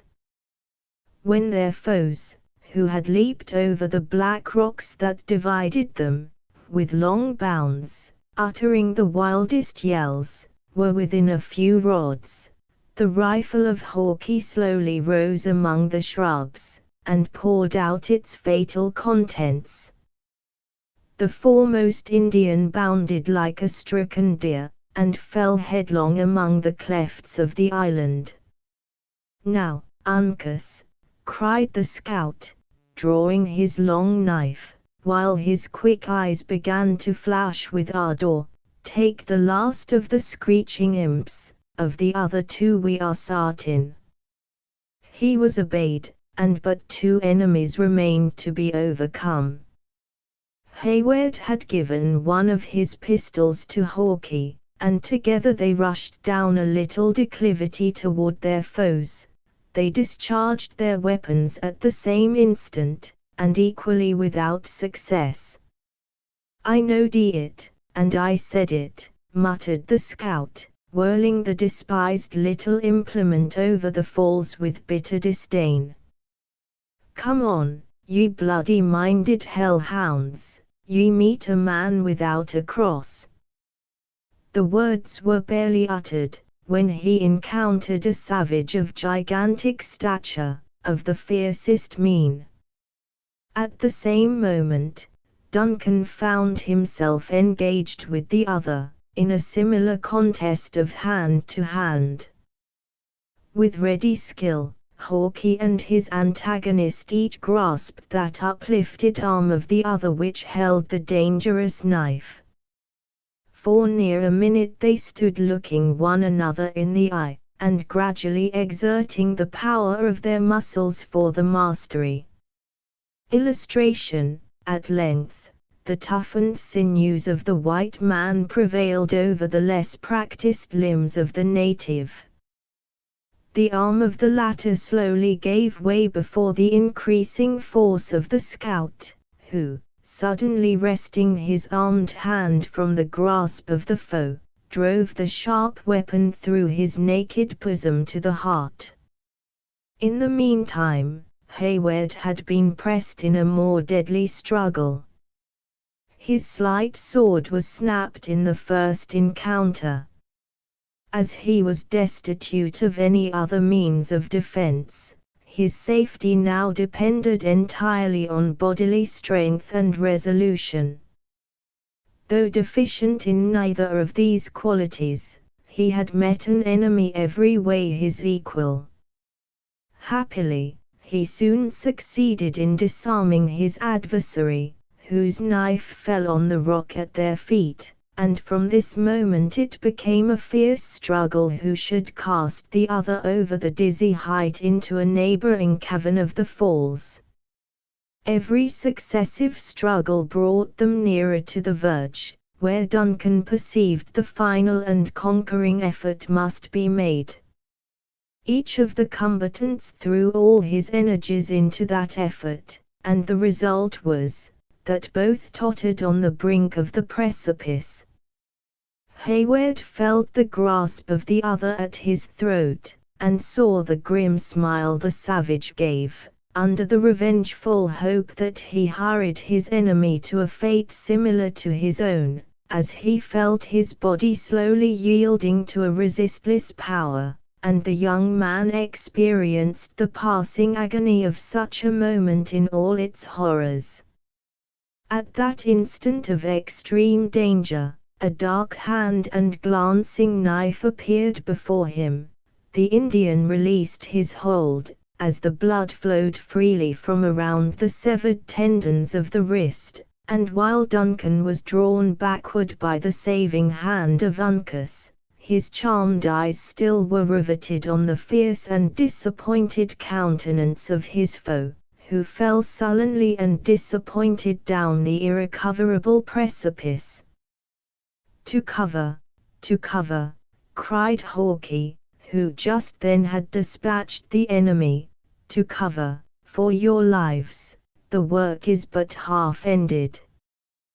The young Mohican gave a shout of triumph, and followed by Duncan, he glided up the acclivity they had descended to the combat, and sought the friendly shelter of the rocks and shrubs. Chapter 8. They linger yet, avengers of their native land. Gray, the warning call of the scout was not uttered without occasion. During the occurrence of the deadly encounter just related, the roar of the falls was unbroken by any human sound whatever. It would seem that interest in the result had kept the natives on the opposite shores in breathless suspense, while the quick evolutions and swift changes in the positions of the combatants effectually prevented a fire that might prove dangerous alike to friend and enemy. But the moment the struggle was decided, a yell arose as fierce and savage as wild and revengeful passions could throw into the air. It was followed by the swift flashes of the rifles, which sent their leaden messengers across the rock in volleys, as though the assailants would pour out their impotent fury on the insensible scene of the fatal contest. A steady, though deliberate return was made from the rifle of Chingachgook, who had maintained his post throughout the fray with unmoved resolution. When the triumphant shout of Uncas was borne to his ears, the gratified father raised his voice in a single responsive cry, after which his busy piece alone proved that he still guarded his pass with unwearied diligence. In this manner many minutes flew by with the swiftness of thought, the rifles of the assailants speaking, at times, in rattling volleys, and at others in occasional, scattering shots. Though the rock, the trees, and the shrubs, were cut and torn in 100 places around the besieged, their cover was so close, and so rigidly maintained, that, as yet, David had been the only sufferer in their little band. "Let them burn their powder," said the deliberate scout, while bullet after bullet whizzed by the place where he securely lay. "There will be a fine gathering of lead when it is over, and I fancy the imps will tire of the sport afore these old stones cry out for mercy. Uncas, boy, you waste the kernels by overcharging, and a kicking rifle never carries a true bullet. I told you to take that loping miscreant under the line of White Point. Now, if your bullet went a hair's breadth, it went 2 inches above it. The life lies low in a Mingo, and humanity teaches us to make a quick end to the serpents." A quiet smile lighted the haughty features of the young Mohican, betraying his knowledge of the English language as well as of the other's meaning, but he suffered it to pass away without vindication of reply. "I cannot permit you to accuse Uncas of want of judgment or of skill," said Duncan. "He saved my life in the coolest and readiest manner, and he has made a friend who never will require to be reminded of the debt he owes." Uncas partly raised his body, and offered his hand to the grasp of Hayward. During this act of friendship, the two young men exchanged looks of intelligence which caused Duncan to forget the character and condition of his wild associate. In the meanwhile, Hawke, who looked on this burst of youthful feeling with a cool but kind regard, made the following reply: "Life is an obligation which friends often owe each other in the wilderness. I dare say I may have served Uncas some such turn myself before now, and I very well remember that he has stood between me and death 5 different times, 3 times from the Mingos, once in crossing Hurricane, and that bullet was better aimed than common," exclaimed Duncan, involuntarily shrinking from a shot which struck the rock at his side with a smart rebound. Hawkeye laid his hand on the shapeless metal, and shook his head, as he examined it, saying, "Falling lead is never flattened. Had it come from the clouds this might have happened." But the rifle of Uncas was deliberately raised toward the heavens, directing the eyes of his companions to a point, where the mystery was immediately explained. A ragged oak grew on the right bank of the river, nearly opposite to their position, which, seeking the freedom of the open space, had inclined so far forward that its upper branches overhung that arm of the stream which flowed nearest to its own shore. Among the topmost leaves, which scantily concealed the gnarled and stunted limbs, a savage was nestled, partly concealed by the trunk of the tree, and partly exposed, as though looking down upon them to ascertain the effect produced by his treacherous aim. "These devils will scale heaven to circumvent us to our ruin," said Hawkeye. "Keep him in play, boy, until I can bring Killdeer to bear, when we will try his mettle on each side of the tree at once." Uncas delayed his fire until the scout uttered the word. The rifles flashed, the leaves and bark of the oak flew into the air, and were scattered by the wind, but the Indian answered their assault by a taunting laugh, sending down upon them another bullet in return, that struck the cap of Hawkeye from his head. Once more the savage yells burst out of the woods, and the leaden hail whistled above the heads of the besieged, as if to confine them to a place where they might become easy victims to the enterprise of the warrior who had mounted the tree. "This must be looked to," said the scout, glancing about him with an anxious eye. "Uncas, call up your father. We have need of all our whip-horns to bring the cunning varmint from his roost." The signal was instantly given, and, before Hawkeye had reloaded his rifle, they were joined by Chingachgook. When his son pointed out to the experienced warrior the situation of their dangerous enemy, the usual exclamatory hue burst from his lips, after which, no further expression of surprise or alarm was suffered to escape him. Hawkeye and the Mohicans conversed earnestly together in Delaware for a few moments, when each quietly took his post, in order to execute the plan they had speedily devised. The warrior in the oak had maintained a quick, though ineffectual fire, from the moment of his discovery. But his aim was interrupted by the vigilance of his enemies, whose rifles instantaneously bore on any part of his person that was left exposed. Still his bullets fell in the center of the crouching party. The clothes of Hayward, which rendered him peculiarly conspicuous, were repeatedly cut, and once blood was drawn from a slight wound in his arm. At length, emboldened by the long and patient watchfulness of his enemies, the Huron attempted a better and more fatal aim. The quick eyes of the Mohicans caught the dark line of his lower limbs incautiously exposed through the thin foliage, a few inches from the trunk of the tree.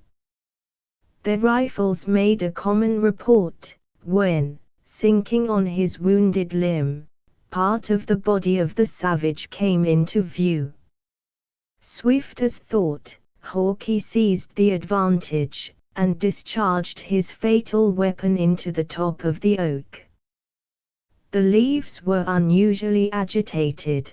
The dangerous rifle fell from its commanding elevation, and after a few moments of vain struggling, the form of the savage was seen swinging in the wind, while he still grasped a ragged and naked branch of the tree with hands clenched in desperation.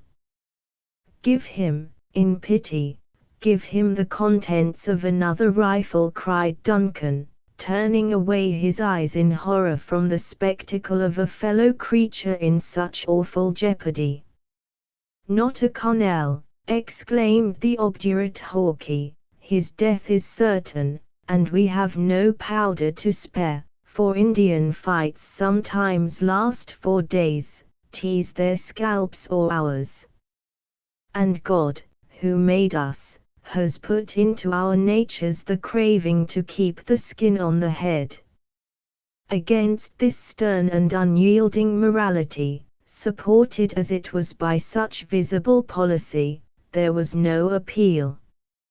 From that moment the yells in the forest once more ceased, the fire was suffered to decline, and all eyes, those of friends as well as enemies, became fixed on the hopeless condition of the wretch who was dangling between heaven and earth. The body yielded to the currents of air, and though no murmur or groan escaped the victim, there were instants when he grimly faced his foes, and the anguish of cold despair might be traced, through the intervening distance, in possession of his swarthy lineaments. Several times the scout raised his piece in mercy, and as often, prudence getting the better of his intention, it was again silently lowered. At length one hand of the Huron lost its hold, and dropped exhausted to his side.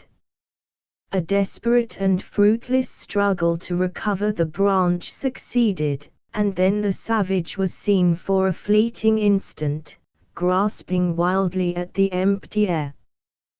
The lightning is not quicker than was the flame from the rifle of Hawkeye. The limbs of the victim trembled and contracted, the head fell to the bosom, and the body parted the foaming waters like lead, when the element closed above it, in its ceaseless velocity, and every vestige of the unhappy Huron was lost forever. No shout of triumph succeeded this important advantage, but even the Mohicans gazed at each other in silent horror. A single yell burst from the woods, and all was again still. Hawkeye, who alone appeared to reason on the occasion, shook his head at his own momentary weakness, even uttering his self-disapprobation aloud. "'Twas the last charge in my horn and the last bullet in my pouch, and 'twas the act of a boy," he said. "What mattered it whether he struck the rock living or dead? Feeling would soon be over. Uncas, lad, go down to the canoe, and bring up the big horn. It is all the powder we have left, and we shall need it to the last grain, or I am ignorant of the Mingo nature." The young Mohican complied, leaving the scout turning over the useless contents of his pouch, and shaking the empty horn with renewed discontent. From this unsatisfactory examination, however, he was soon called by a loud and piercing exclamation from Uncas, that sounded, even to the unpracticed ears of Duncan, as the signal of some new and unexpected calamity. Every thought filled with apprehension for the previous treasure he had concealed in the cavern, the young man started to his feet, totally regardless of the hazard he incurred by such an exposure. As if actuated by a common impulse, his movement was imitated by his companions, and, together they rushed down the pass to the friendly chasm, with a rapidity that rendered the scattering fire of their enemies perfectly harmless. The unwanted cry had brought the sisters, together with the wounded David, from their place of refuge, and the whole party, at a single glance, was made acquainted with the nature of the disaster that had disturbed even the practiced stoicism of their youthful Indian protector. At a short distance from the rock, their little bark was to be seen floating across the eddy, toward the swift current of the river, in a manner which proved that its course was directed by some hidden agent. The instant this unwelcome sight caught the eye of the scout, his rifle was leveled as by instinct, but the barrel gave no answer to the bright sparks of the flint. "'Tis too late, 'tis too late!" Hawkeye exclaimed, dropping the useless piece in bitter disappointment. "The miscreant has struck the rapid, and had we powder, it could hardly send the lead swifter than he now goes." The adventurous Huron raised his head above the shelter of the canoe, and, while it glided swiftly down the stream, he waved his hand, and gave forth the shout, which was the known signal of success. His cry was answered by a yell and a laugh from the woods, as tauntingly exulting as if 50 demons were uttering their blasphemies at the fall of some Christian soul. "Well may you laugh, ye children of the devil," said the scout, seating himself on a projection of the rock, and suffering his gun to fall neglected at his feet, for the 3 quickest and truest rifles in these woods are no better than so many stalks of mullein, or the last year's horns of a buck. "What is to be done?" demanded Duncan, losing the first feeling of disappointment in a more manly desire for exertion. "What will become of us?" Hawkeye made no other reply than by passing his finger around the crown of his head, in a manner so significant, that none who witnessed the action could mistake its meaning. Surely, our case is not so desperate," exclaimed the youth. "The Hurons are not here, we may make good the caverns, we may oppose their landing." "With what?" coolly demanded the scout. "The arrows of Uncas, or such tears as women shed." No, you are young, and rich, and have friends, and at such an age I know it is hard to die." But glancing his eyes at the Mohicans, "Let us remember we are men without a cross, and let us teach these natives of the forest that white blood can run as freely as red, when the appointed hour is come." Duncan turned quickly in the direction indicated by the other's eyes, and read a confirmation of his worst apprehensions in the conduct of the Indians. Chingachgook, placing himself in a dignified posture on another fragment of the rock, had already laid aside his knife and tomahawk, and was in the act of taking the eagle's plume from his head, and smoothing the solitary tuft of hair in readiness to perform its last and revolting office.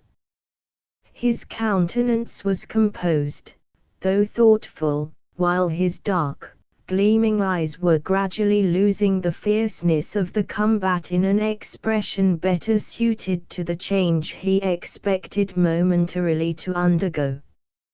"Our case is not, cannot be so hopeless," said Duncan. "Even at this very moment succor may be at hand.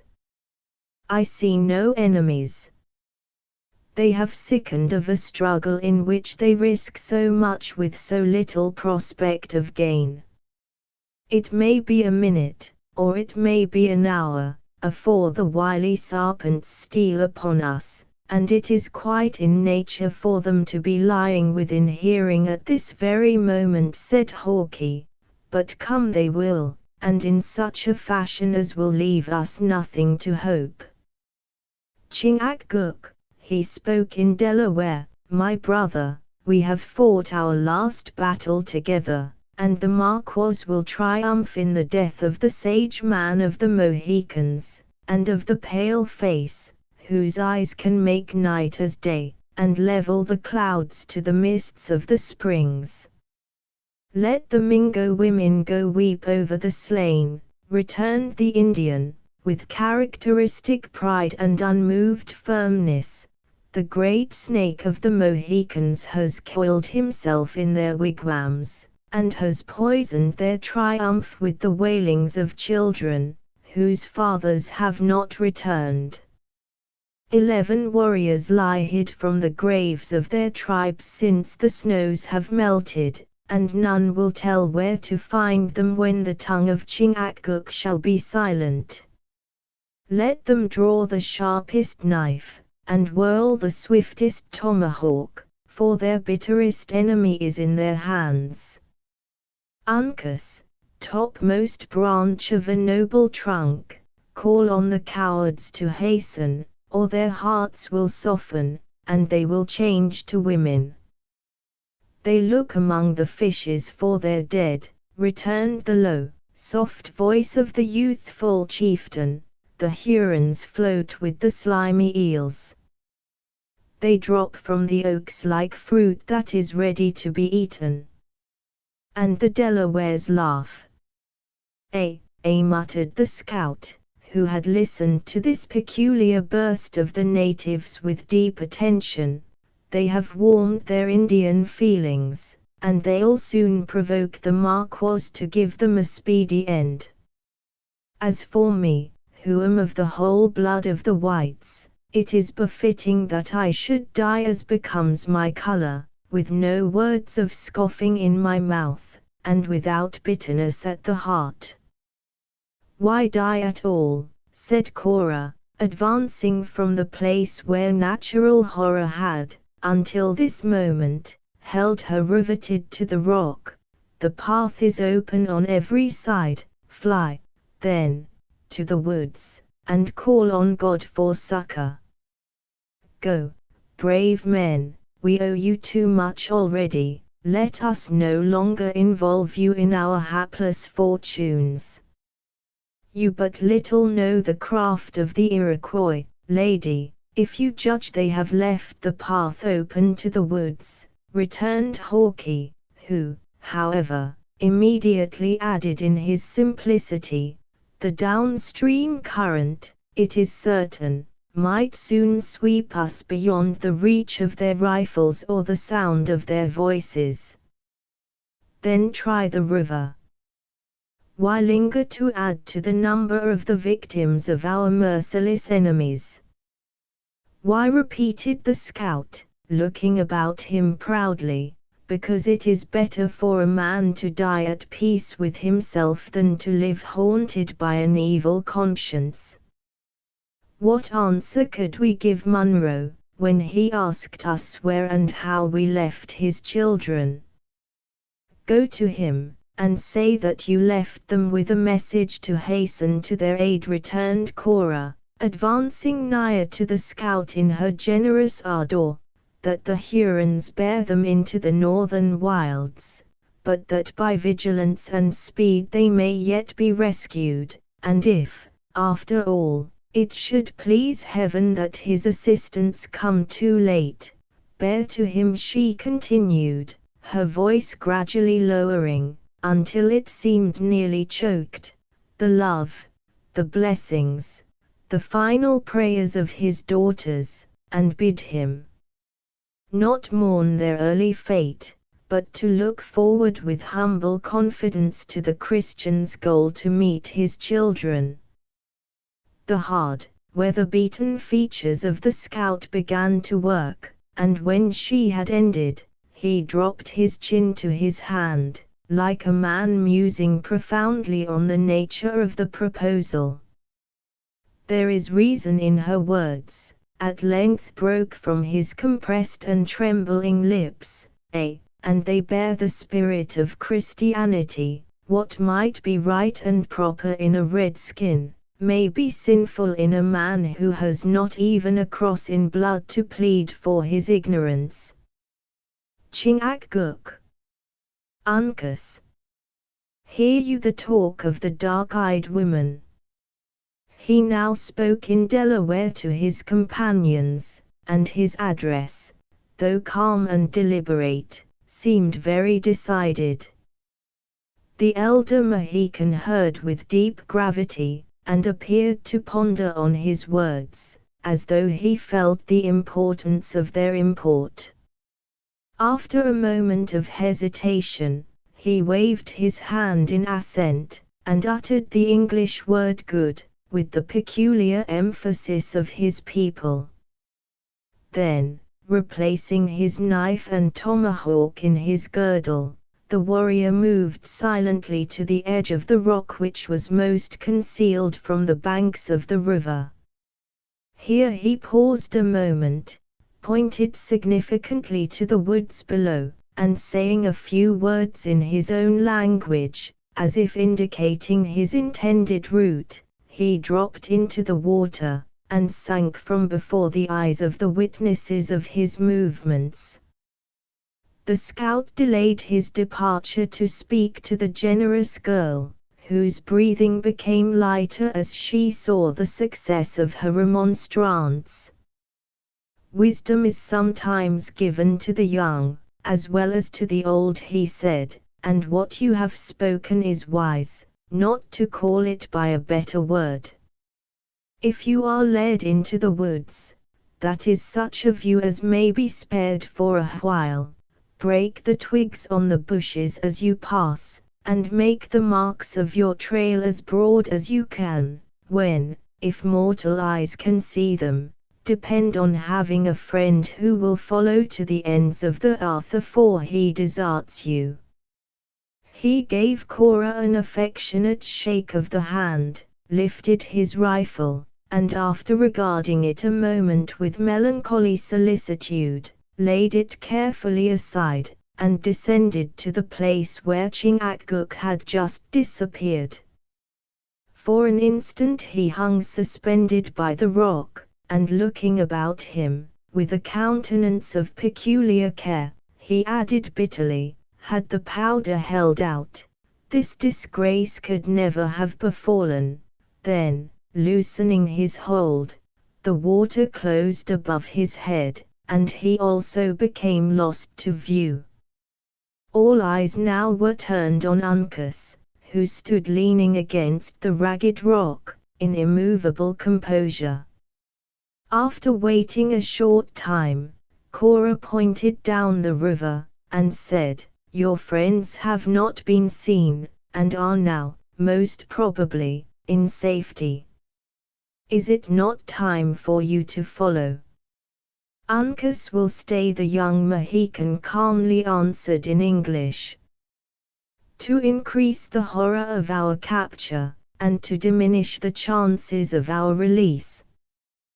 "Go, generous young man," Cora continued, lowering her eyes under the gaze of the Mohican, and perhaps, with an intuitive consciousness of her power, "go to my father, as I have said, and be the most confidential of my messengers.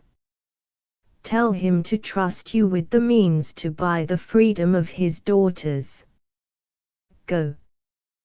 'Tis my wish, 'tis my prayer, that you will go."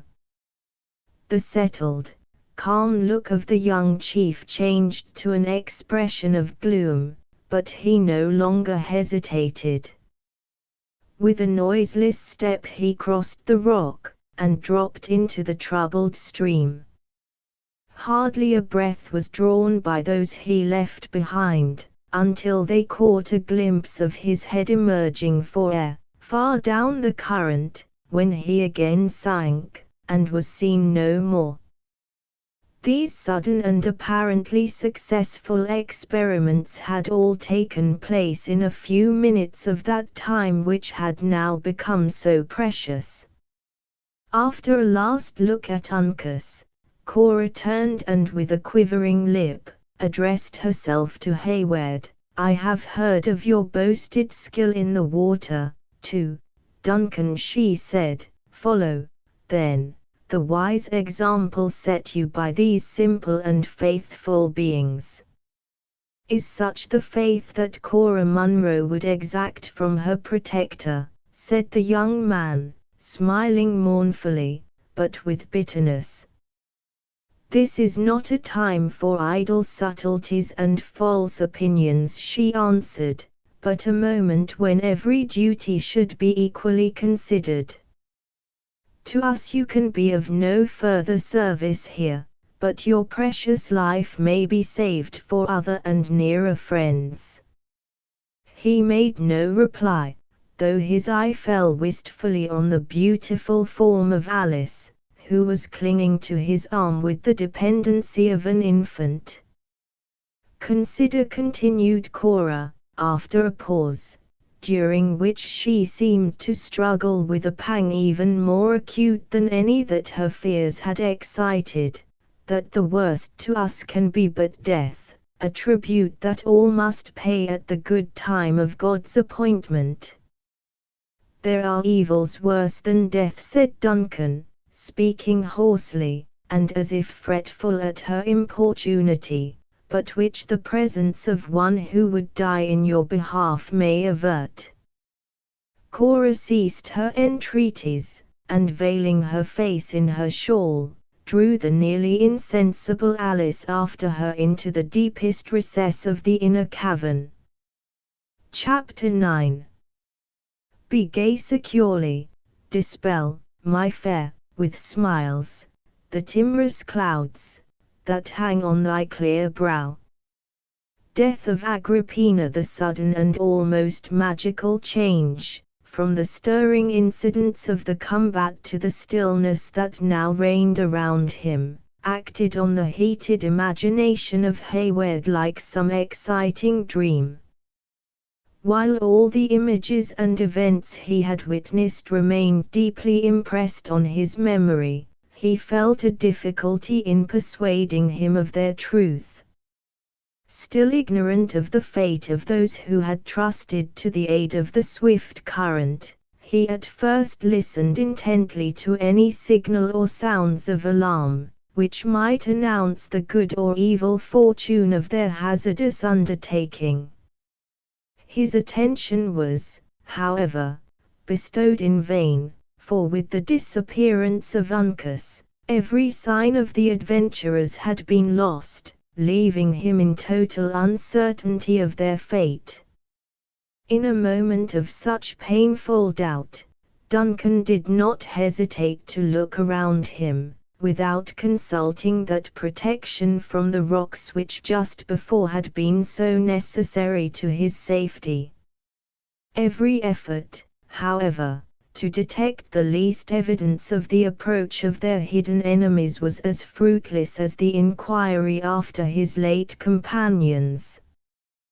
The wooded banks of the river seemed again deserted by everything possessing animal life. The uproar which had so lately echoed through the vaults of the forest was gone, leaving the rush of the waters to swell and sink on the currents of the air, in the unmingled sweetness of nature. A fish-hawk, which, secure on the topmost branches of a dead pine, had been a distant spectator of the fray, now swooped from his high and ragged perch, and soared, in wide sweeps, above his prey, while a jay, whose noisy voice had been stilled by the hoarser cries of the savages, ventured again to open his discordant throat, as though once more in undisturbed possession of his wild domains.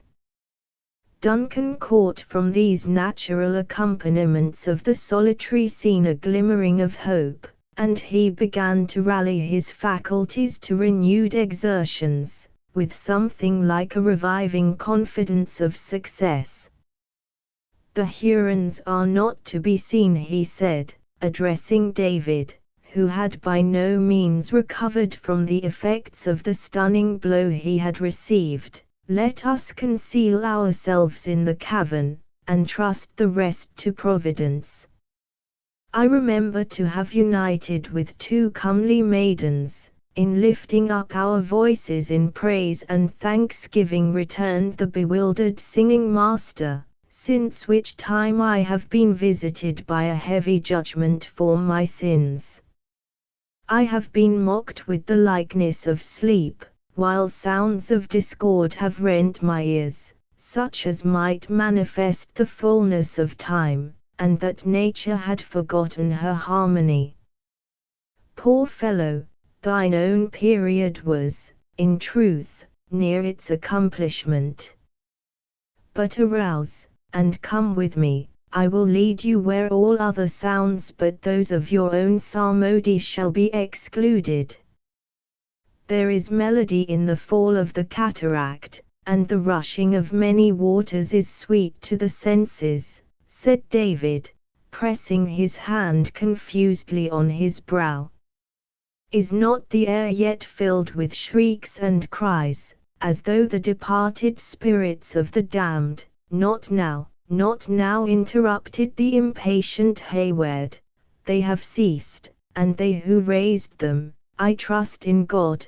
They are gone, too. Everything but the water is still and at peace, then, where you may create those sounds you love so well to hear." David smiled sadly, though not without a momentary gleam of pleasure, at this allusion to his beloved vocation. He no longer hesitated to be led to a spot which promised such unalloyed gratification to his wearied senses, and leaning on the arm of his companion, he entered the narrow mouth of the cave. Duncan seized a pile of the sassafras, which he drew before the passage, studiously concealing every appearance of an aperture. Within this fragile barrier he arranged the blankets abandoned by the foresters, darkening the inner extremity of the cavern, while its outer received a chastened light from the narrow ravine, through which one arm of the river rushed to form the junction with its sister branch a few rods below. "I like not the principle of the natives, which teaches them to submit without a struggle, in emergencies that appear desperate," he said, while busied in this employment. "Our own maxim, which says, 'While life remains there is hope,' is more consoling, and better suited to a soldier's temperament. To you, Cora, I will urge no words of idle encouragement. Your own fortitude and undisturbed reason will teach you all that may become your sex, but cannot we dry the tears of that trembling weeper on your bosom?" "I am calmer, Duncan," said Alice, raising herself from the arms of her sister, and forcing an appearance of composure through her tears, "much calmer, now. Surely, in this hidden spot we are safe. We are secret, free from injury. We will hope everything from those generous men who have risked so much already in our behalf." "Now does our gentle Alice speak like a daughter of Munro," said Hayward, pausing to press her hand as he passed toward the outer entrance of the cavern. With 2 such examples of courage before him, a man would be ashamed to prove other than a hero. He then seated himself in the center of the cavern, grasping his remaining pistol with a hand convulsively clenched, while his contracted and frowning eye announced the sullen desperation of his purpose.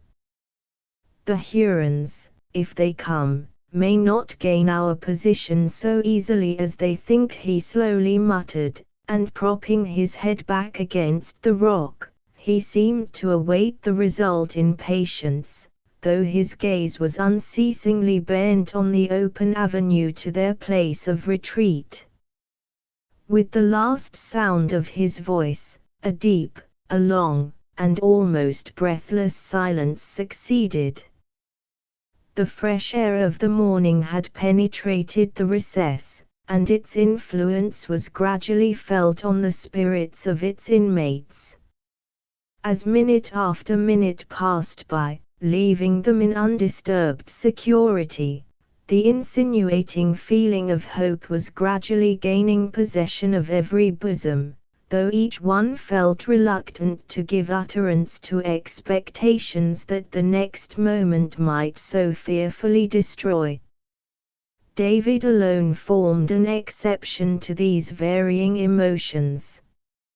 A gleam of light from the opening crossed his wan countenance, and fell upon the pages of the little volume, whose leaves he was again occupied in turning, as if searching for some song more fitted to their condition than any that had yet met their eye.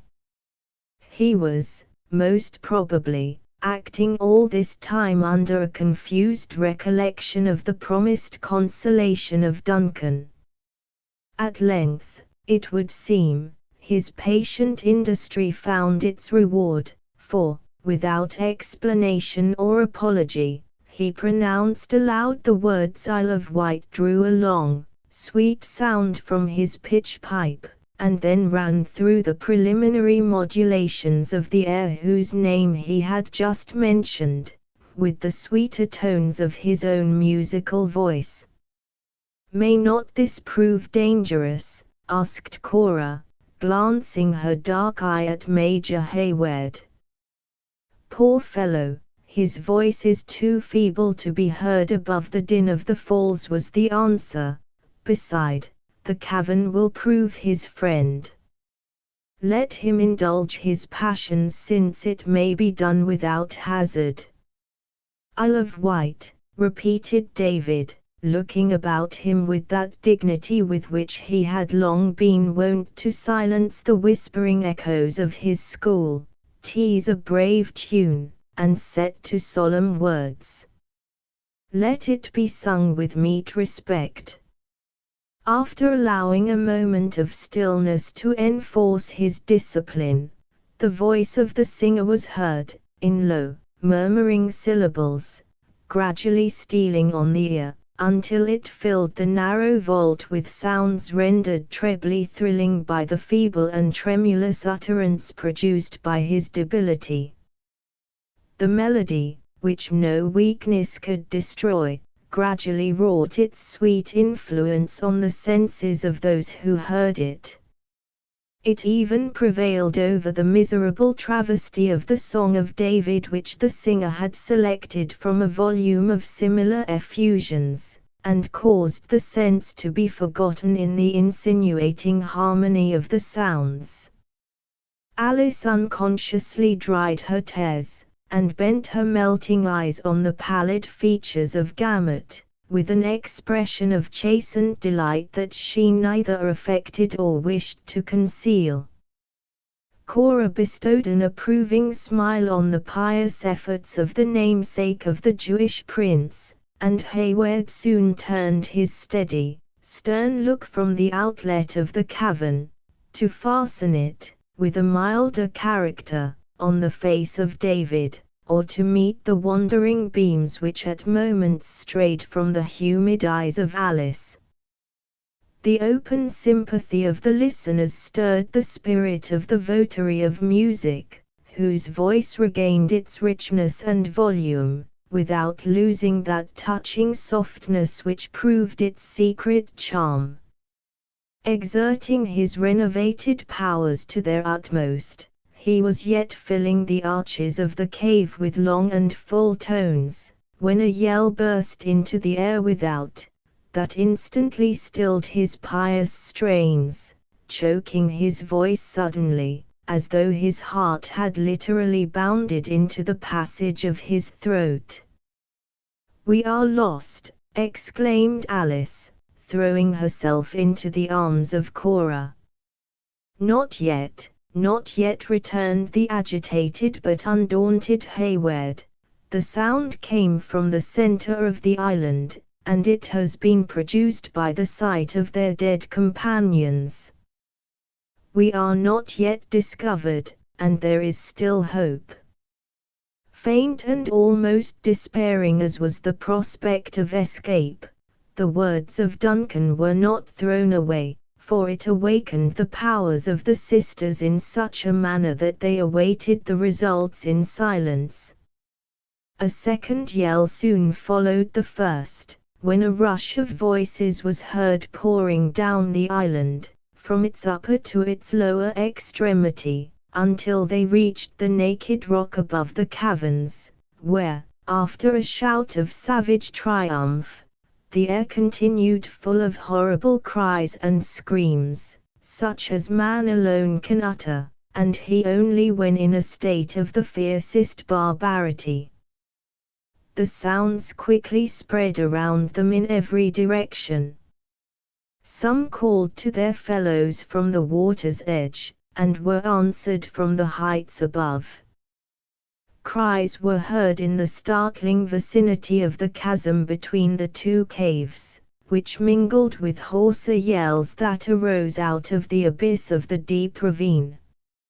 In short, so rapidly had the savage sounds diffused themselves over the barren rock, that it was not difficult for the anxious listeners to imagine they could be heard beneath, as in truth they were above on every side of them. In the midst of this tumult, a triumphant yell was raised within a few yards of the hidden entrance to the cave. Hayward abandoned every hope, with the belief it was the signal that they were discovered. Again the impression passed away, as he heard the voices collect near the spot where the white man had so reluctantly abandoned his rifle. Amid the jargon of Indian dialects that he now plainly heard, it was easy to distinguish not only words, but sentences, in the patois of the Canadas. A burst of voices had shouted simultaneously, "La Longue Carabine," causing the opposite woods to re-echo with a name which, Hayward well remembered, had been given by his enemies to a celebrated hunter and scout of the English camp, and who, he now learned for the first time, had been his late companion. La Longue Carabine. La Longue Carabine, passed from mouth to mouth, until the whole band appeared to be collected around a trophy which would seem to announce the death of its formidable owner. After a vociferous consultation, which was, at times, deafened by bursts of savage joy, they again separated, filling the air with the name of a foe, whose body, Hayward could collect from their expressions, they hoped to find concealed in some crevice of the island. Now he whispered to the trembling sisters, "Now is the moment of uncertainty. If our place of retreat escape this scrutiny, we are still safe. In every event, we are assured, by what has fallen from our enemies, that our friends have escaped, and in 2 short hours we may look for succor from Webb."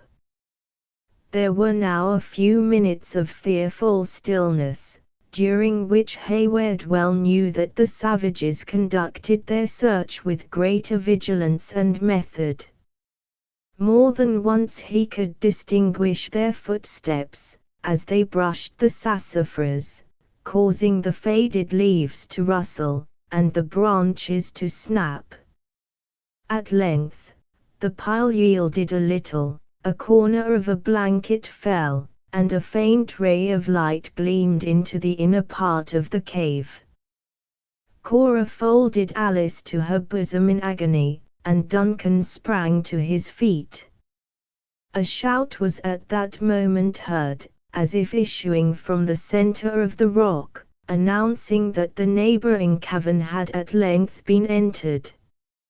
In a minute, the number and loudness of the voices indicated that the whole party was collected in and around that secret place. As the inner passages to the two caves were so close to each other, Duncan, believing that escape was no longer possible, asked David and the sisters to place himself between the latter and the first onset of the terrible meeting. Grown desperate by his situation, he drew nigh the slight barrier which separated him only by a few feet from his relentless pursuers, and placing his face to the casual opening, he even looked out with a sort of desperate indifference on their movements. Within reach of his arm was the brawny shoulder of a gigantic Indian, whose deep and authoritative voice appeared to give directions to the proceedings of his fellows. Beyond him again, Duncan could look into the vault opposite, which was filled with savages, upturning and rifling the humble furniture of the scout. The wound of David had dyed the leaves of sassafras with a color that the native well knew as anticipating the season. Over this sign of their success, they sent up a howl, like an opening from so many hounds who had recovered a lost trail. After this yell of victory, they tore up the fragrant bed of the cavern, and bore the branches into the chasm, scattering the boughs, as if they suspected them of concealing the person of the man they had so long hated and feared. One fierce and wild-looking warrior approached the chief, bearing a load of the brush, and pointing exultingly to the deep red stains with which it was sprinkled, uttered his joy in Indian yells, whose meaning Hayward was only enabled to comprehend by the frequent repetition of the name La Longue Carabine. When his triumph had ceased, he cast the brush on the slight heap Duncan had made before the entrance of the second cavern, and closed the view. His example was followed by others, who, as they drew the branches from the cave of the scout, threw them into one pile, adding, unconsciously, to the security of those they sought. The very slightness of the defense was its chief merit, for no one thought of disturbing a mass of brush, which all of them believed, in that moment of hurry and confusion, had been accidentally raised by the hands of their own party. As the blankets yielded before the outward pressure, and the branches settled in the fissure of the rock by their own weight, forming a compact body, Duncan once more breathed freely. With a light step and lighter heart, he returned to the center of the cave, and took the place he had left, where he could command a view of the opening next the river. While he was in the act of making this movement, the Indians, as if changing their purpose by a common impulse, broke away from the chasm in a body, and were heard rushing up the island again, toward the point whence they had originally descended. Here another wailing cry betrayed that they were again collected around the bodies of their dead comrades. Duncan now ventured to look at his companions, for, during the most critical moments of their danger, he had been apprehensive that the anxiety of his countenance might communicate some additional alarm to those who were so little able to sustain it. "They are gone, Cora," he whispered, "Alice, they are returned whence they came, and we are saved. To heaven, that has alone delivered us from the grasp of so merciless an enemy, be all the praise." "Then to heaven will I return my thanks," exclaimed the younger sister, rising from the encircling arm of Cora, and casting herself with enthusiastic gratitude on the naked rock, to that heaven who has spared the tears of a grey-headed father, has saved the lives of those I so much love. Both Hayward and the more temperate Cora witnessed the act of involuntary emotion with powerful sympathy, the former secretly believing that piety had never worn a form so lovely as it had now assumed in the youthful person of Alice. Her eyes were radiant with the glow of grateful feelings, the flush of her beauty was again seated on her cheeks, and her whole soul seemed ready and anxious to pour out its thanksgivings through the medium of her eloquent features. But when her lips moved, the words they should have uttered appeared frozen by some new and sudden chill.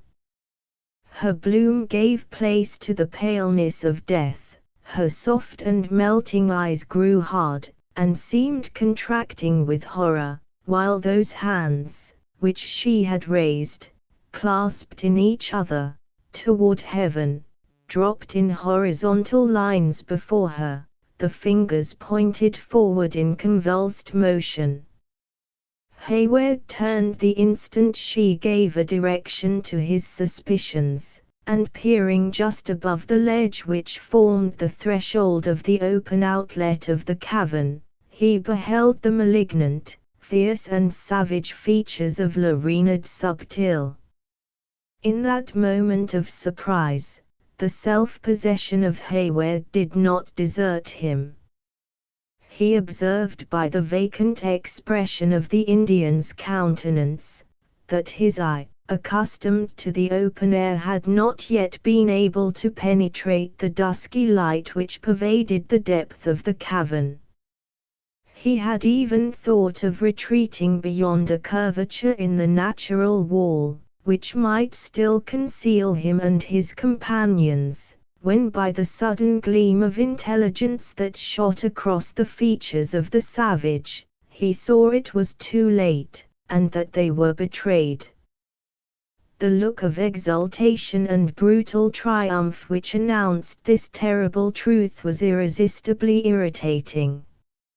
Forgetful of everything but the impulses of his hot blood, Duncan leveled his pistol and fired. The report of the weapon made the cavern bellow like an eruption from a volcano, and when the smoke it vomited had been driven away before the current of air which issued from the ravine, the place so lately occupied by the features of his treacherous guide was vacant. Rushing to the outlet, Hayward caught a glimpse of his dark figure stealing around a low and narrow ledge, which soon hid him entirely from sight. Among the savages a frightful stillness succeeded the explosion, which had just been heard bursting from the bowels of the rock. But when La Reynard raised his voice in a long and intelligible whoop, it was answered by a spontaneous yell from the mouth of every Indian within hearing of the sound. The clamorous noises again rushed down the island, and before Duncan had time to recover from the shock, his feeble barrier of brush was scattered to the winds, the cavern was entered at both its extremities, and he and his companions were dragged from their shelter and borne into the day, where they stood surrounded by the whole band of the triumphant Hurons. Chapter X. I fear we shall outsleep the coming morn as much as we this night have overwatched. Midsummer Night's Dream. The instant the shock of this sudden misfortune had abated, Duncan began to make his observations on the appearance and proceedings of their captors. Contrary to the usages of the natives, in the wantonness of their success they had respected, not only the persons of the trembling sisters, but his own. The rich ornaments of his military attire had indeed been repeatedly handled by different individuals of the tribes with eyes expressing a savage longing to possess the baubles, but before the customary violence could be resorted to, a mandate in the authoritative voice of the large warrior, already mentioned, stayed the uplifted hand, and convinced Hayward that they were to be reserved for some object of particular moment. While, however, these manifestations of weakness were exhibited by the young and vain of the party, the more experienced warriors continued their search throughout both caverns, with an activity that denoted they were far from being satisfied with those fruits of their conquest which had already been brought to light. Unable to discover any new victim, these diligent workers of vengeance soon approached their male prisoners, pronouncing the name La Longue Carabine with a fierceness that could not be easily mistaken. Duncan affected not to comprehend the meaning of their repeated and violent interrogatories, while his companion was spared the effort of a similar deception by his ignorance of French. Wearied at length by their importunities, and apprehensive of irritating his captors by too stubborn a silence, the former looked about him in quest of Magua, who might interpret his answers to questions which were at each moment becoming more earnest and threatening. The conduct of this savage had formed a solitary exception to that of all his fellows.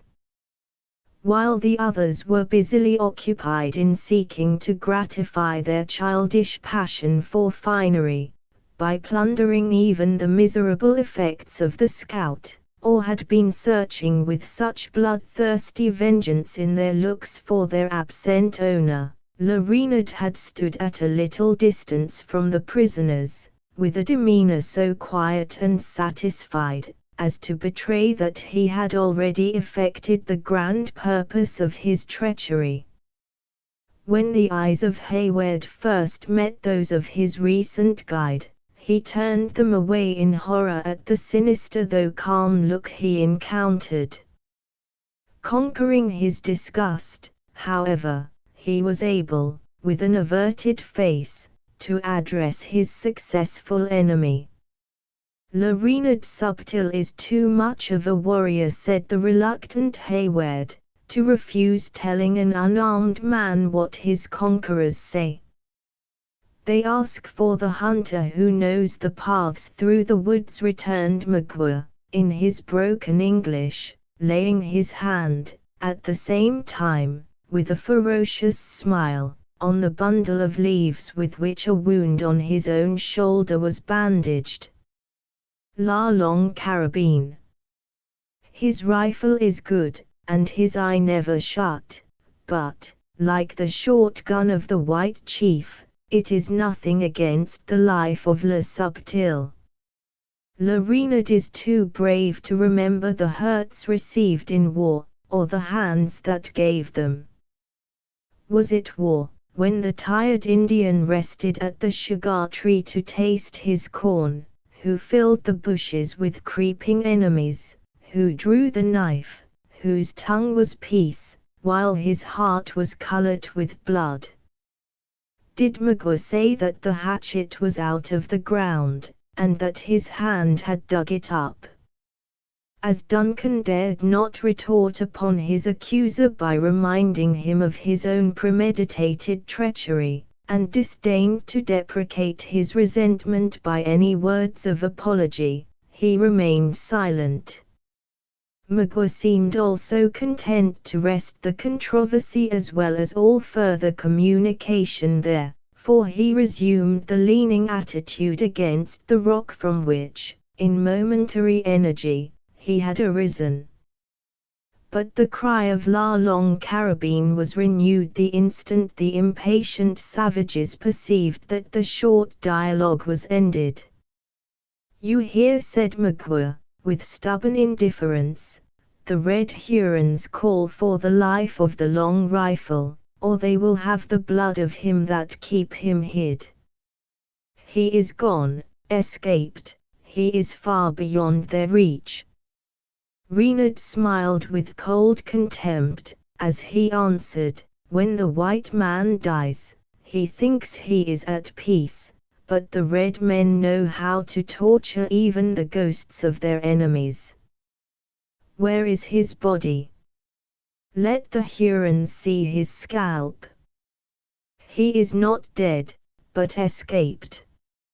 Magua shook his head incredulously.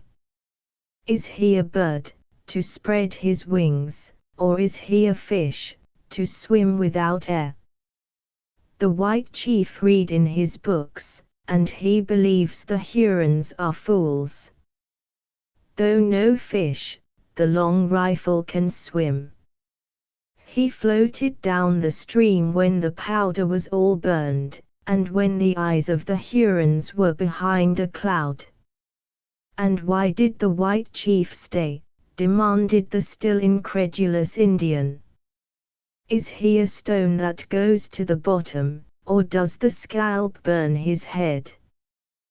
"That I am not stone, your dead comrade, who fell into the falls, might answer, were the life still in him," said the provoked young man, using, in his anger, that boastful language which was most likely to excite the admiration of an Indian. "The white man thinks none but cowards desert their women." Magua muttered a few words, inaudibly, between his teeth, before he continued, aloud, "Can the Delawares swim, too, as well as crawl in the bushes? Where is Le Gros Serpent?"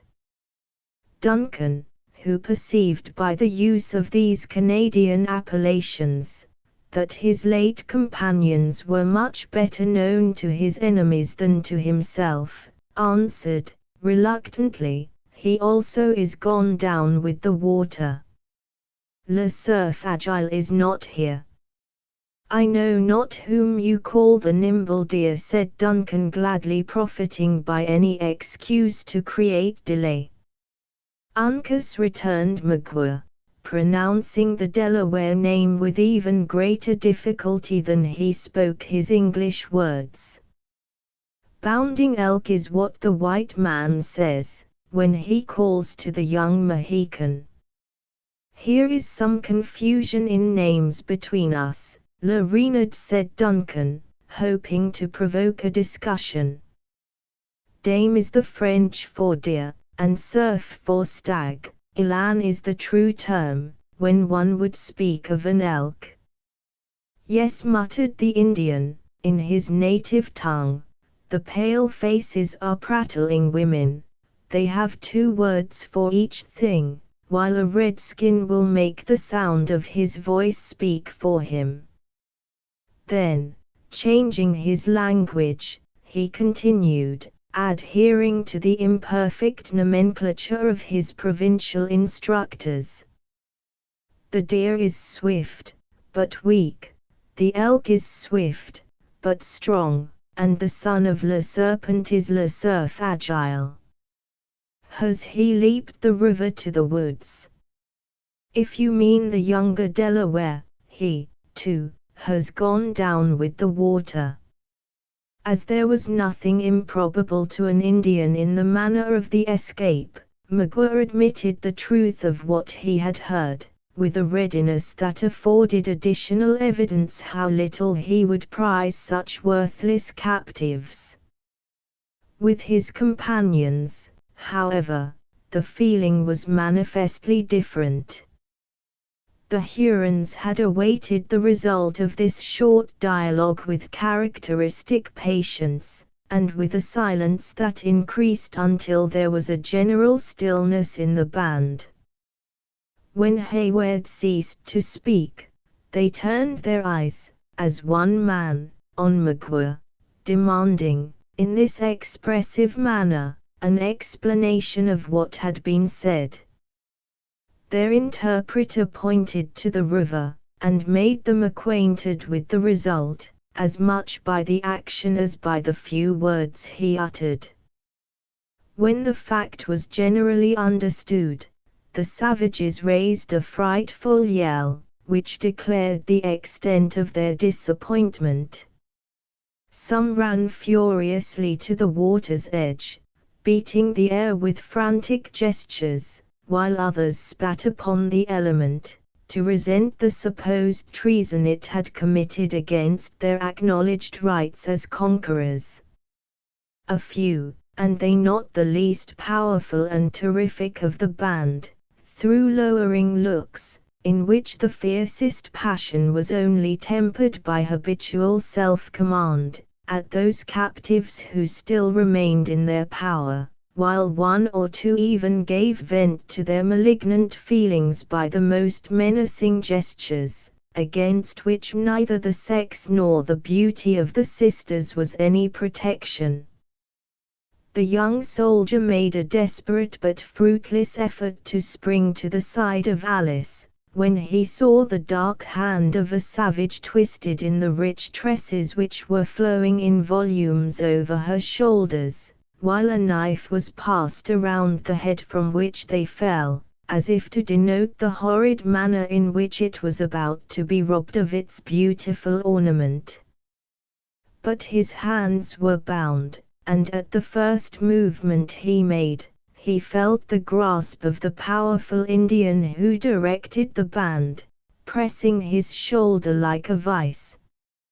Immediately conscious how unavailing any struggle against such an overwhelming force must prove, he submitted to his fate, encouraging his gentle companions by a few low and tender assurances, that the natives seldom failed to threaten more than they performed.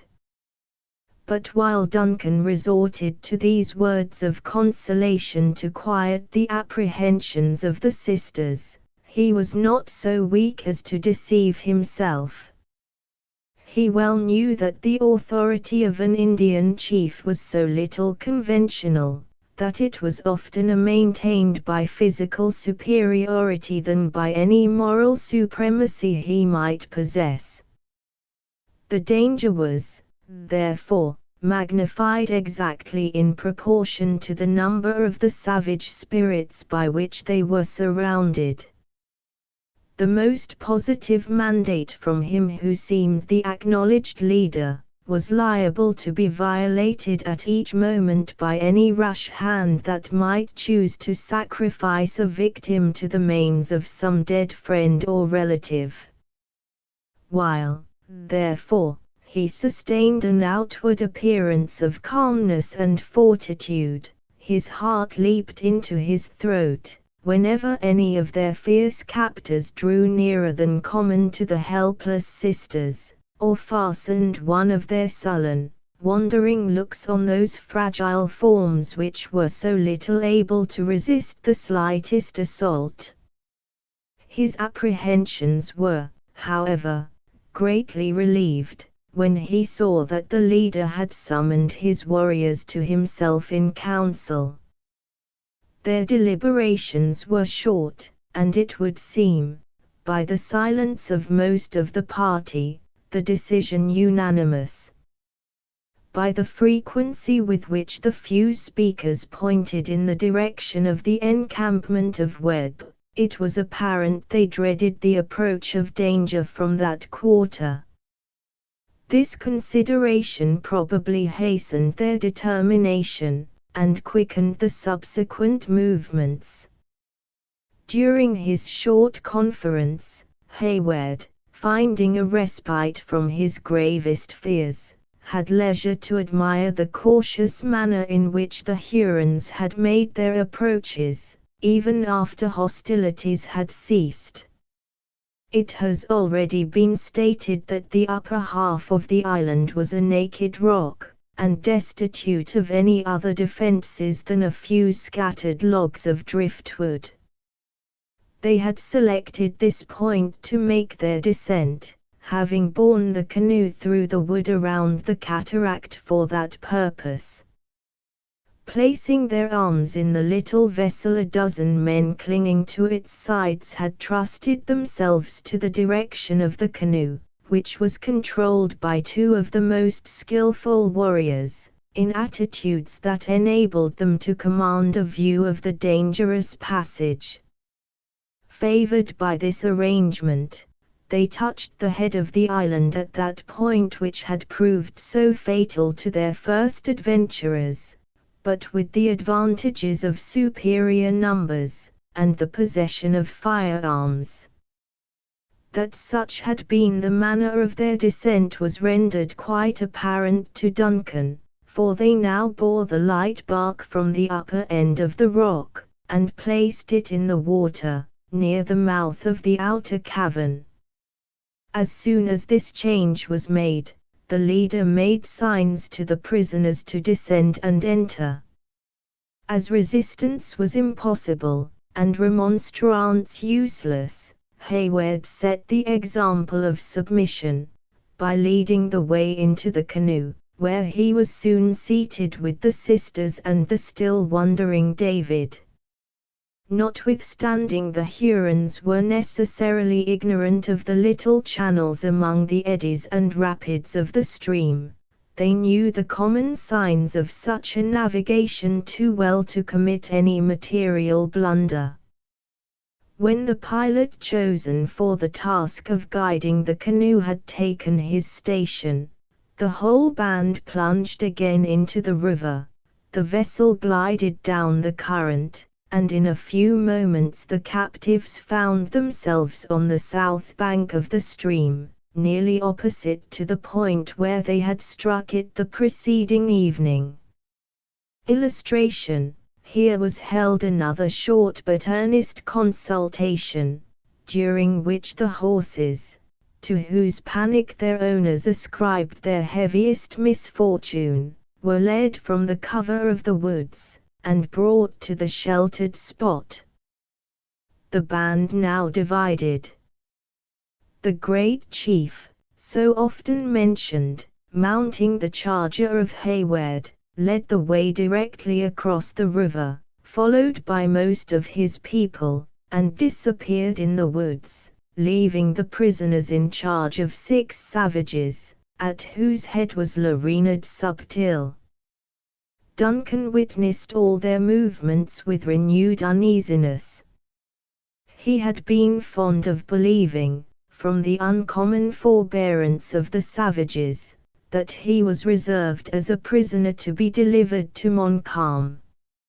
As the thoughts of those who are in misery seldom slumber, and the invention is never more lively than when it is stimulated by hope, however feeble and remote, he had even imagined that the parental feelings of Munro were to be made instrumental in seducing him from his duty to the king. For though the French commander bore a high character for courage and enterprise, he was also thought to be expert in those political practices which do not always respect the nicer obligations of morality, and which so generally disgraced the European diplomacy of that period. All those busy and ingenious speculations were now annihilated by the conduct of his captors. That portion of the band who had followed the huge warrior took the route toward the foot of the Hurricane, and no other expectation was left for himself and companions, than that they were to be retained as hopeless captives by their savage conquerors. Anxious to know the worst, and willing, in such an emergency, to try the potency of gold, he overcame his reluctance to speak to Magua.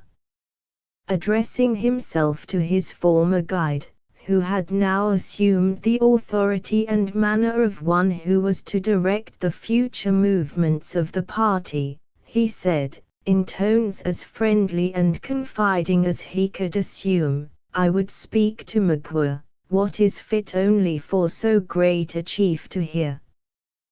The Indian turned his eyes on the young soldier scornfully, as he answered, "Speak, trees have no ears." But the Red Hurons are not deaf, and counsel that is fit for the great men of a nation would make the young warriors drunk. If Magua will not listen, the officer of the king knows how to be silent. The savage spoke carelessly to his comrades, who were busied, after their awkward manner, in preparing the horses for the reception of the sisters, and moved a little to one side, whither by a cautious gesture he induced Hayward to follow. "Now, speak," he said, "if the words are such as Magua should hear." Le Renard Subtil has proved himself worthy of the honourable name given to him by his Canada fathers, commenced Hayward. "I see his wisdom, and all that he has done for us, and shall remember it when the hour to reward him arrives." Yes. Renard has proved that he is not only a great chief in council, but one who knows how to deceive his enemies. "What has Renard done?" coldly demanded the Indian. "What, has he not seen that the woods were filled with outlying parties of the enemies, and that the serpent could not steal through them without being seen? Then, did he not lose his path to blind the eyes of the Hurons? Did he not pretend to go back to his tribe, who had treated him ill, and driven him from their wigwams like a dog? And, when we saw what he wished to do, did we not aid him, by making a false face, that the Hurons might think the white man believed that his friend was his enemy? Is not all this true? And when Le Subtil had shut the eyes and stopped the ears of his nation by his wisdom, did they not forget that they had once done him wrong, and forced him to flee to the Mohawks? And did they not leave him on the south side of the river, with their prisoners, while they have gone foolishly on the north? Does not Renard mean to turn like a fox on his footsteps, and to carry to the rich and grey-headed Scotchman his daughters? Yes, Magua, I see it all, and I have already been thinking how so much wisdom and honesty should be repaid. First, the chief of William Henry will give as a great chief should for such a service. The medal, one, of Magua will no longer be of tin, but of beaten gold. His horn will run over with powder. Dollars will be as plenty in his pouch as pebbles on the shore of Hurricane, and the deer will lick his hand, for they will know it to be vain to fly from the rifle he will carry. As for myself, I know not how to exceed the gratitude of the Scotchman, but yes, I will. 1. It has long been a practice with the whites to conciliate the important men of the Indians by presenting medals, which are worn in the place of their own rude ornaments. Those given by the English generally bear the impression of the reigning king, and those given by the Americans that of the president. What will the young chief, who comes from toward the sun, give? Demanded the Huron, observing that Hayward hesitated in his desire to end the enumeration of benefits with that which might form the climax of an Indian's wishes. He will make the fire water from the islands in the salt lake flow before the wigwam of Magua, until the heart of the Indian shall be lighter than the feathers of the hummingbird, and his breath sweeter than the wild honeysuckle. Le Renard had listened gravely as Hayward slowly proceeded in this subtle speech. When the young man mentioned the artifice he supposed the Indian to have practiced on his own nation, the countenance of the listener was veiled in an expression of cautious gravity. At the allusion to the injury which Duncan affected to believe had driven the Huron from his native tribe, a gleam of such ungovernable ferocity flashed from the other's eyes, as induced the adventurous speaker to believe he had struck the proper chord. And by the time he reached the part where he so artfully blended the thirst of vengeance with the desire of gain, he had, at least, obtained a command of the deepest attention of the savage. The question put by Le Renard had been calm, and with all the dignity of an Indian, but it was quite apparent, by the thoughtful expression of the listener's countenance, that the answer was most cunningly devised. The Huron mused a few moments, and then laying his hand on the rude bandages of his wounded shoulder, he said, with some energy, "Do friends make such marks? Would la long carbine cut one so slight on an enemy? Do the Delawares crawl upon those they love like snakes, twisting themselves to strike? Would Le Gros serpent have been heard by the ears of one he wished to be deaf? Does the white chief burn his powder in the faces of his brothers? Does he ever miss his aim, when seriously bent to kill?" returned Duncan, smiling with well-acted sincerity. Another long and deliberate pause succeeded these sententious questions and ready replies.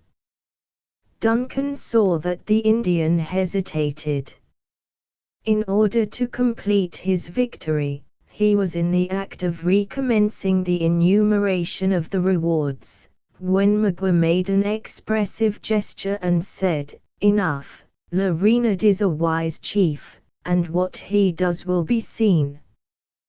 Go, and keep the mouth shut. When Magua speaks, it will be the time to answer." Hayward, perceiving that the eyes of his companion were warily fastened on the rest of the band, fell back immediately, in order to avoid the appearance of any suspicious confederacy with their leader. Magua approached the horses, and affected to be well pleased with the diligence and ingenuity of his comrades. He then signed to Hayward to assist the sisters into the saddles, for he seldom deigned to use the English tongue, unless urged by some motive of more than usual moment. There was no longer any plausible pretext for delay, and Duncan was obliged, however reluctantly, to comply. As he performed this office, he whispered his reviving hopes in the ears of the trembling females, who, through dread of encountering the savage countenances of their captors, seldom raised their eyes from the ground. The mare of David had been taken with the followers of the large chief. In consequence, its owner, as well as Duncan, was compelled to journey on foot. The latter did not, however, so much regret this circumstance, as it might enable him to retard the speed of the party, for he still turned his longing looks in the direction of Fort Edward, in the vain expectation of catching some sound from that quarter of the forest, which might denote the approach of succor. When all were prepared, Magua made the signal to proceed, advancing in front to lead the party in person. Next followed David, who was gradually coming to a true sense of his condition, as the effects of the wound became less and less apparent. The sisters rode in his rear, with Hayward at their side, while the Indians flanked the party, and brought up the close of the march, with a caution that seemed never to tire. In this manner they proceeded in uninterrupted silence, except when Hayward addressed some solitary word of comfort to the females, or David gave vent to the moanings of his spirit, in piteous exclamations, which he intended should express the humility of resignation. Their direction lay toward the south, and in a course nearly opposite to the road to William Henry. Notwithstanding this apparent adherence in Magua to the original determination of his conquerors, Hayward could not believe his tempting bait was so soon forgotten, and he knew the windings of an Indian's path too well to suppose that its apparent course led directly to its object, when artifice was at all necessary. Mile after mile was, however, passed through the boundless woods, in this painful manner, without any prospect of a termination to their journey. Hayward watched the sun, as he darted his meridian rays through the branches of the trees, and pined for the moment when the policy of Magua should change their route to one more favorable to his hopes. Sometimes he fancied the wary savage, despairing of passing the army of Montcalm in safety, was holding his way toward a well-known border settlement, where a distinguished officer of the Crown, and a favored friend of the Six Nations, held his large possessions, as well as his usual residence. To be delivered into the hands of Sir William Johnson was far preferable to being led into the wilds of Canada, but in order to effect even the former, it would be necessary to traverse the forest for many weary leagues, each step of which was carrying him further from the scene of the war, and, consequently, from the post, not only of honor, but of duty. Cora alone remembered the parting injunctions of the scout, and whenever an opportunity offered, she stretched forth her arm to bend aside the twigs that met her hands. But the vigilance of the Indians rendered this act of precaution both difficult and dangerous.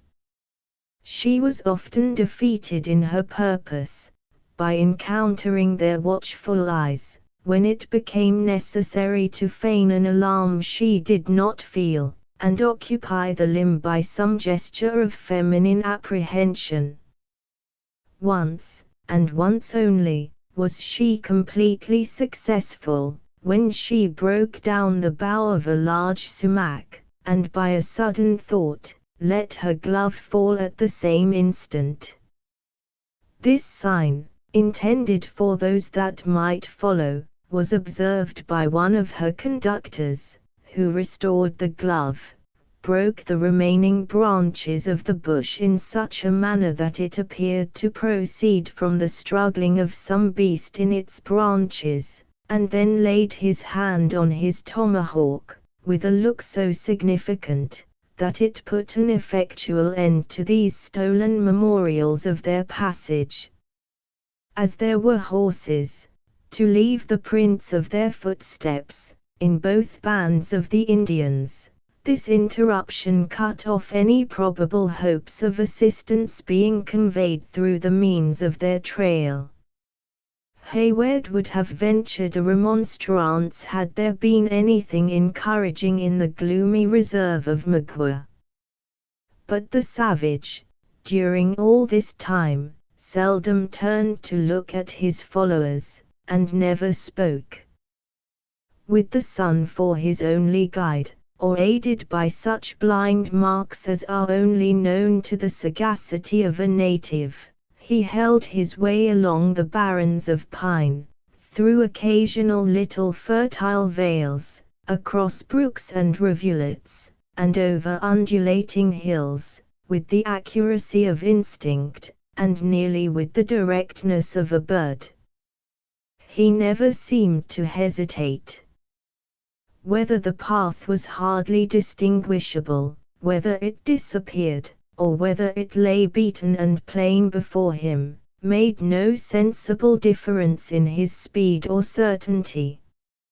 It seemed as if fatigue could not affect him. Whenever the eyes of the wearied travelers rose from the decayed leaves over which they trod, his dark form was to be seen glancing among the stems of the trees in front, his head immovably fastened in a forward position, with the light plume on his crest fluttering in a current of air, made solely by the swiftness of his own motion. But all this diligence and speed were not without an object. After crossing a low vale, through which a gushing brook meandered, he suddenly ascended a hill, so steep and difficult of ascent, that the sisters were compelled to alight in order to follow. When the summit was gained, they found themselves on a level spot, but thinly covered with trees, under one of which Magua had thrown his dark form, as if willing and ready to seek that rest which was so much needed by the whole party. Chapter 11. Cursed be my tribe if I forgive him. Shylock the Indian had selected for this desirable purpose one of those steep, pyramidal hills, which bear a strong resemblance to artificial mounds, and which so frequently occur in the valleys of America. The one in question was high and precipitous, its top flattened, as usual, but with one of its sides more than ordinarily irregular. It possessed no other apparent advantage for a resting place, than in its elevation and form, which might render defense easy, and surprise nearly impossible. As Hayward, however, no longer expected that rescue which time and distance now rendered so improbable, he regarded these little peculiarities with an eye devoid of interest, devoting himself entirely to the comfort and condolence of his feebler companions. The Narragansetts were suffered to browse on the branches of the trees and shrubs that were thinly scattered over the summit of the hill, while the remains of their provisions were spread under the shade of a beech, that stretched its horizontal limbs like a canopy above them.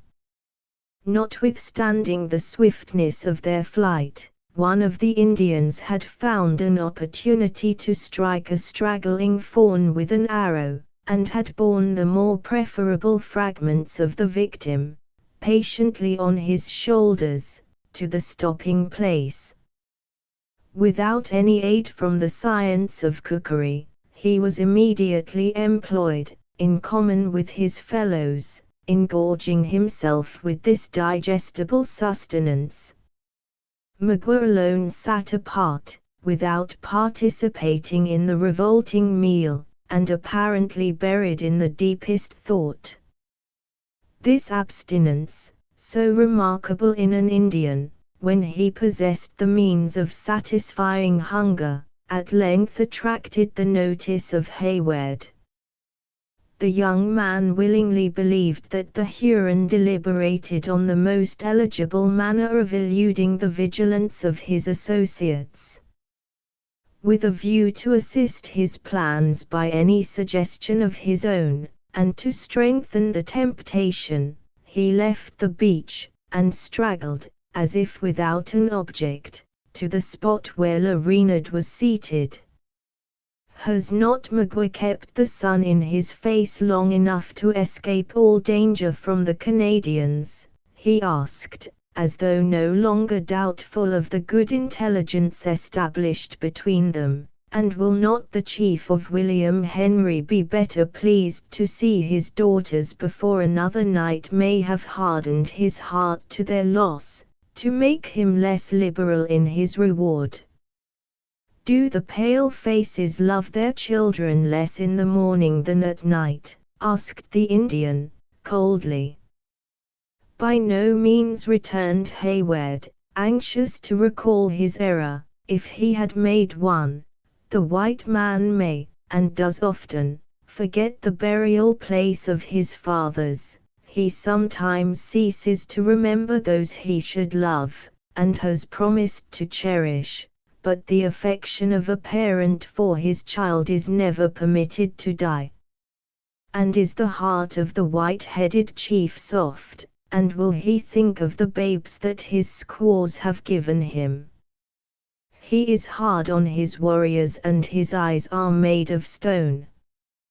He is severe to the idle and wicked, but to the sober and deserving he is a leader, both just and humane. I have known many fond and tender parents, but never have I seen a man whose heart was softer toward his child.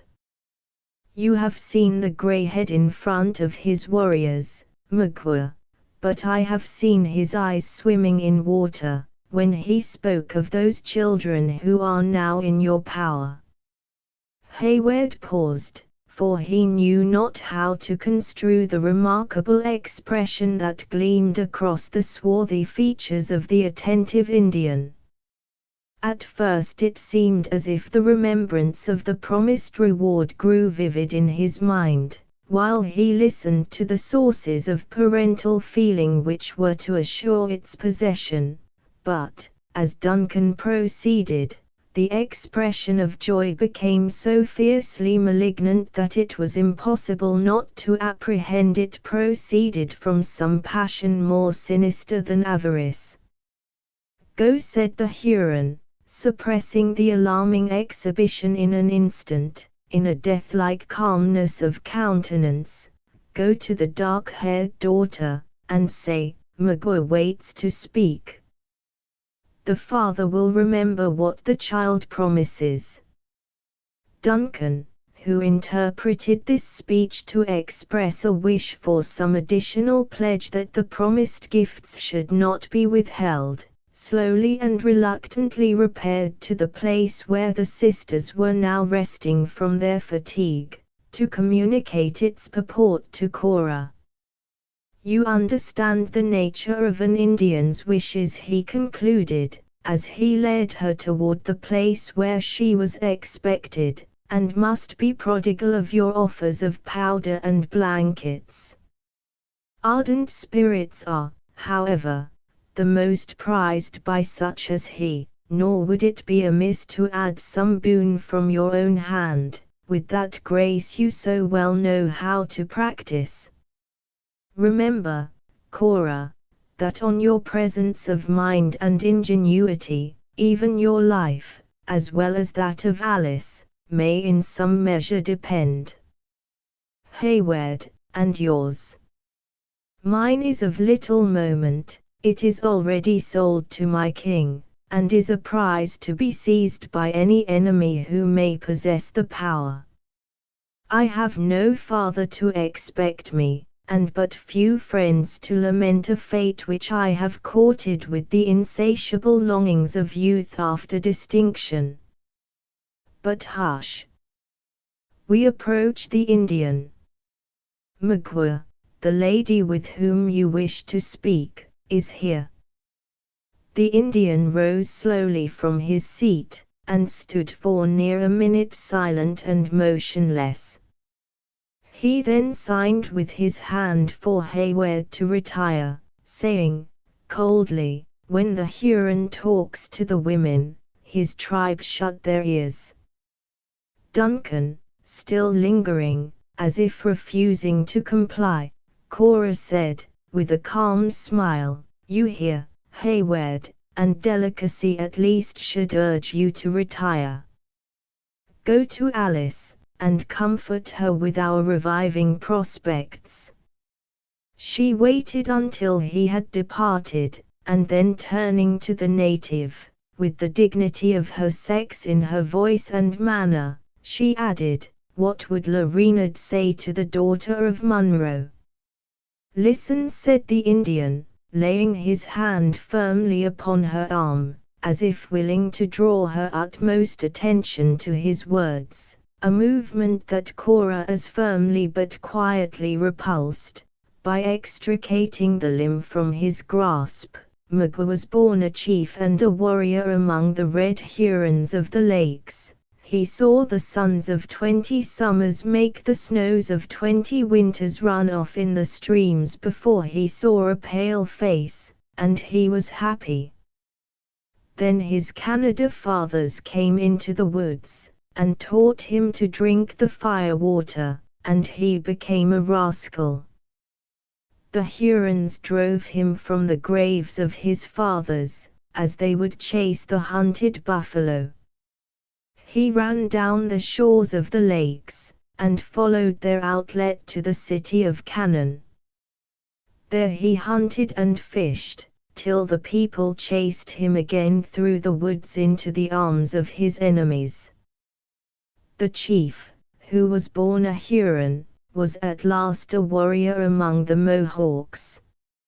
"Something like this I had heard before," said Cora, observing that he paused to suppress those passions which began to burn with too bright a flame, as he recalled the recollection of his supposed injuries. Was it the fault of Le Renard that his head was not made of rock? Who gave him the fire water? Who made him a villain? "'Twas the pale faces, the people of your own color. And am I answerable that thoughtless and unprincipled men exist, whose shades of countenance may resemble mine?" Cora calmly demanded of the excited savage. "No, Magua is a man, and not a fool, such as you never open their lips to the burning stream. The Great Spirit has given you wisdom.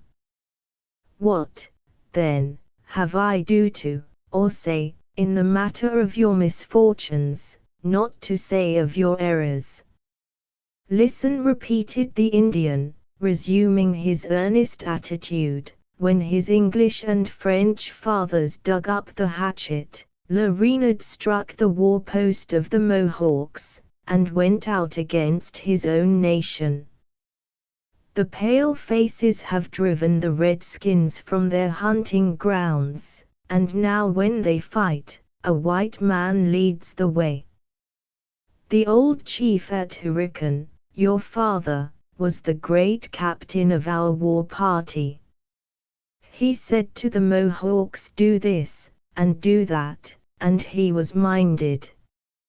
He made a law, that if an Indian swallowed the fire water, and came into the cloth wigwams of his warriors, it should not be forgotten." Magua foolishly opened his mouth, and the hot liquor led him into the cabin of Munro. What did the grey-head? Let his daughter say. He forgot not his words, and did justice, by punishing the offender, said the undaunted daughter. "Justice," repeated the Indian, casting an oblique glance of the most ferocious expression at her unyielding countenance. "Is it justice to make evil and then punish for it?" Magua was not himself, it was the fire-water that spoke and acted for him. But Munro did believe it. The Huron chief was tied up before all the pale-faced warriors, and whipped like a dog. Cora remained silent, for she knew not how to palliate this imprudent severity on the part of her father in a manner to suit the comprehension of an Indian. "See," continued Magua, tearing aside the slight calico that very imperfectly concealed his painted breast, "here are scars given by knives and bullets. Of these a warrior may boast before his nation, but the grey-head has left marks on the back of the Huron chief that he must hide like a squaw, under this painted cloth of the whites." "I had thought," resumed Cora, "that an Indian warrior was patient, and that his spirit felt not and knew not the pain his body suffered." "When the chipper was tied, Magua, to the stake, and cut this gash," said the other, laying his finger on a deep scar, "the Huron laughed in their faces, and told them, 'Women struck so light.' His spirit was then in the clouds. But when he felt the blows of Munro, his spirit lay under the birch. The spirit of a Huron is never drunk, it remembers forever. But it may be appeased. If my father has done you this injustice, show him how an Indian can forgive an injury, and take back his daughters. You have heard from Major Hayward. Magua shook his head, forbidding the repetition of offers he so much despised. What would you have? Continued Cora, after a most painful pause, while the conviction forced itself on her mind that the too sanguine and generous Duncan had been cruelly deceived by the cunning of the savage. What a Huron loves, good for good, bad for bad. You would, then, revenge the injury inflicted by Munro on his helpless daughters. Would it not be more like a man to go before his face, and take the satisfaction of a warrior? The arms of the pale faces are long, and their knives sharp, returned the savage, with a malignant laugh. Why should Le Renard go among the muskets of his warriors, when he holds the spirit of the grey-head in his hand? Name your intention, Magua, said Cora, struggling with herself to speak with steady calmness. Is it to lead us prisoners to the woods, or do you contemplate even some greater evil? Is there no reward, no means of palliating the injury, and of softening your heart? At least, release my gentle sister, and pour out all your malice on me. Purchase wealth by her safety and satisfy your revenge with a single victim. The loss of both his daughters might bring the aged man to his grave, and where would then be the satisfaction of Le Renard? Listen, said the Indian again. The light eyes can go back to the Hurricane, and tell the old chief what has been done, if the dark-haired woman will swear by the great spirit of her fathers to tell no lie. What must I promise? Demanded Cora, still maintaining a secret ascendancy over the fierce native by the collected and feminine dignity of her presence. When Magua left his people, his wife was given to another chief. He has now made friends with the Hurons, and will go back to the graves of his tribe, on the shores of the Great Lake. Let the daughter of the English chief follow, and live in his wigwam forever. However revolting a proposal of such a character might prove to Cora, she retained, notwithstanding her powerful disgust, sufficient self-command to reply, without betraying the weakness. And what pleasure would Magua find in sharing his cabin with a wife he did not love, one who would be of a nation and color different from his own?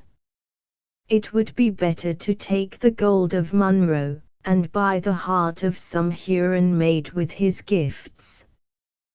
The Indian made no reply for near a minute, but bent his fierce looks on the countenance of Cora, in such wavering glances, that her eyes sank with shame, under an impression that for the first time they had encountered an expression that no chaste female might endure. While she was shrinking within herself, in dread of having her ears wounded by some proposal still more shocking than the last, the voice of Magua answered, in its tones of deepest malignancy, when the blows scorched the back of the Huron, he would know where to find a woman to feel the smart. The daughter of Munro would draw his water, hoe his corn, and cook his venison. The body of the greyhead would sleep among his cannon, but his heart would lie within reach of the knife of Le Subtil. Monster, well dost thou deserve thy treacherous name, cried Cora, in an ungovernable burst of filial indignation. None but a fiend could meditate such a vengeance. but thou overratest thy power. You shall find it is, in truth, the heart of Munro you hold, and that it will defy your utmost malice. The Indian answered this bold defiance by a ghastly smile, that showed an unaltered purpose, while he motioned her away, as if to close the conference forever. Cora, already regretting her precipitation, was obliged to comply, for Magua instantly left the spot, and approached his gluttonous comrades. Hayward flew to the side of the agitated female, and demanded the result of a dialogue that he had watched at a distance with so much interest. But, unwilling to alarm the fears of Alice, she evaded a direct reply, betraying only by her anxious looks fastened on the slightest movements of her captors. To the reiterated and earnest questions of her sister concerning their probable destination, she made no other answer than by pointing toward the dark group, with an agitation she could not control, and murmuring as she folded Alice to her bosom. There, read our fortunes in their faces, we shall see, we shall see. The action, and the choked utterance of Cora, spoke more impressively than any words, and quickly drew the attention of her companions on that spot where her own was riveted with an intenseness that nothing but the importance of the stake could create.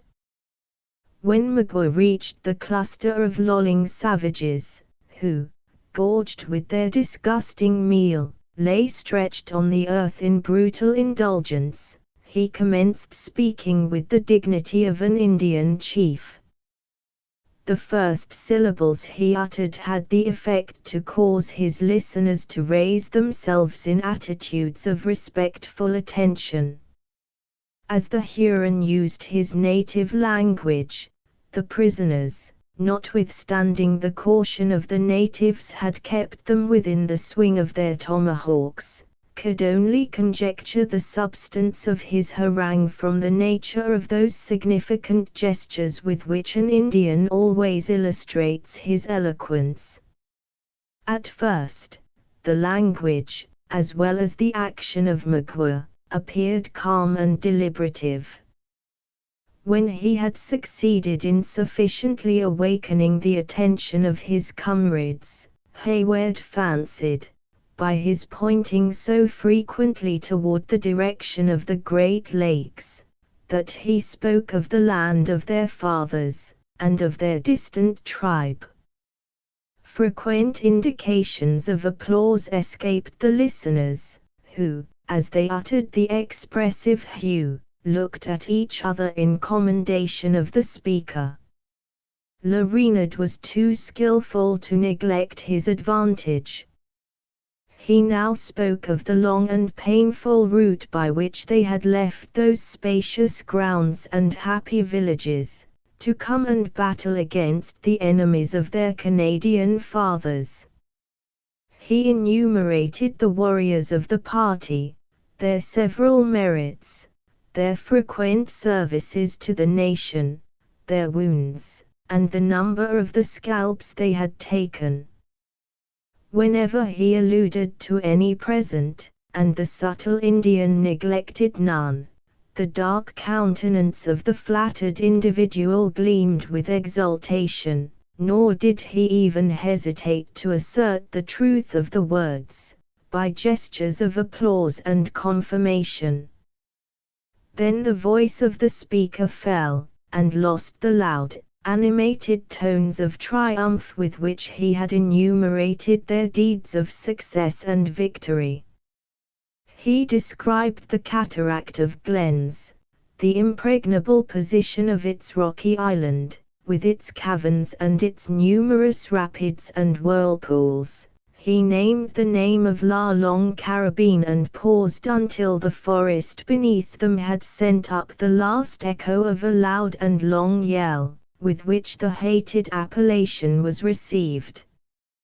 He pointed toward the youthful military captive, and described the death of a favorite warrior, who had been precipitated into the deep ravine by his hand. He not only mentioned the fate of him who, hanging between heaven and earth, had presented such a spectacle of horror to the whole band, but he acted anew the terrors of his situation, his resolution and his death, on the branches of a sapling, and, finally, he rapidly recounted the manner in which each of their friends had fallen, never failing to touch upon their courage, and their most acknowledged virtues. When this recital of events was ended, his voice once more changed, and became plaintive and even musical, in its low guttural sounds. He now spoke of the wives and children of the slain, their destitution, their misery, both physical and moral, their distance, and, at last, of their unavenged wrongs. Then suddenly lifting his voice to a pitch of terrific energy, he concluded by demanding, "Are the Hurons dogs to bear this? Who shall say to the wife of Menaugur that the fishes have his scalp, and that his nation have not taken revenge? Who will dare meet the mother of Wassawatami, that scornful woman, with his hands clean? What shall be said to the old men when they ask us for scalps, and we have not a hair from a white head to give them? The women will point their fingers at us. There is a dark spot on the names of the Hurons, and it must be hid in blood."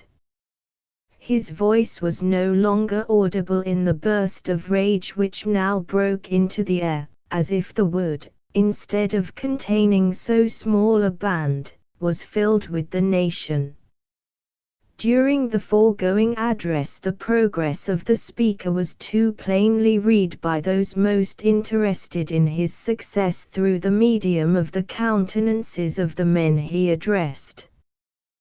They had answered his melancholy and mourning by sympathy and sorrow, his assertions, by gestures of confirmation, and his boasting, with the exultation of savages.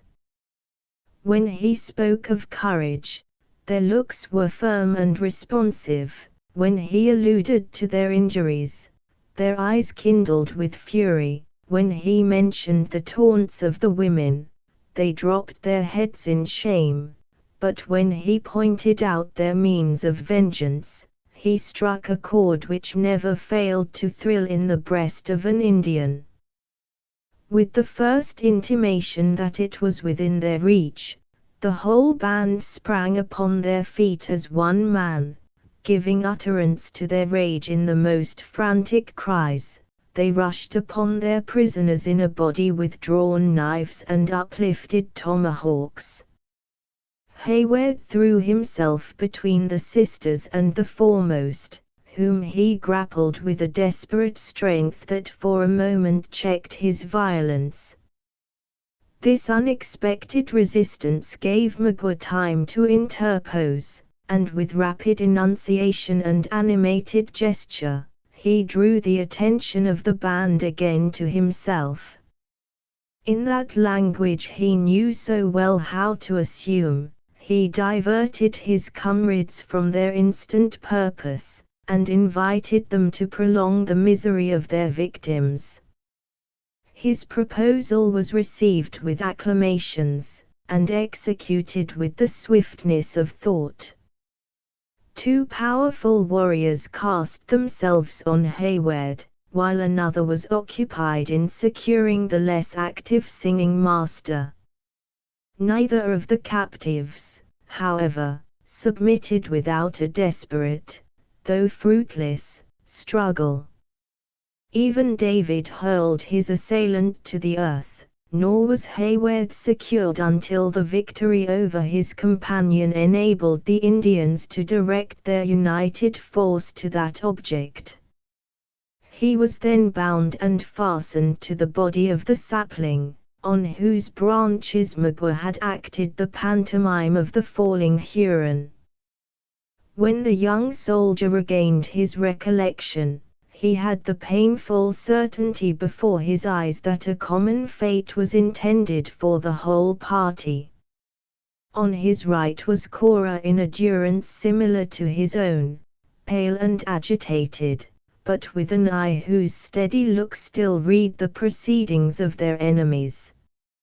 On his left, the withes which bound her to a pine, performed that office for Alice which her trembling limbs refused, and alone kept her fragile form from sinking. Her hands were clasped before her in prayer, but instead of looking upward toward that power which alone could rescue them, her unconscious looks wandered to the countenance of Duncan with infantile dependency. David had contended, and the novelty of the circumstance held him silent, in deliberation on the propriety of the unusual occurrence. The vengeance of the Hurons had now taken a new direction, and they prepared to execute it with that barbarous ingenuity with which they were familiarized by the practice of centuries.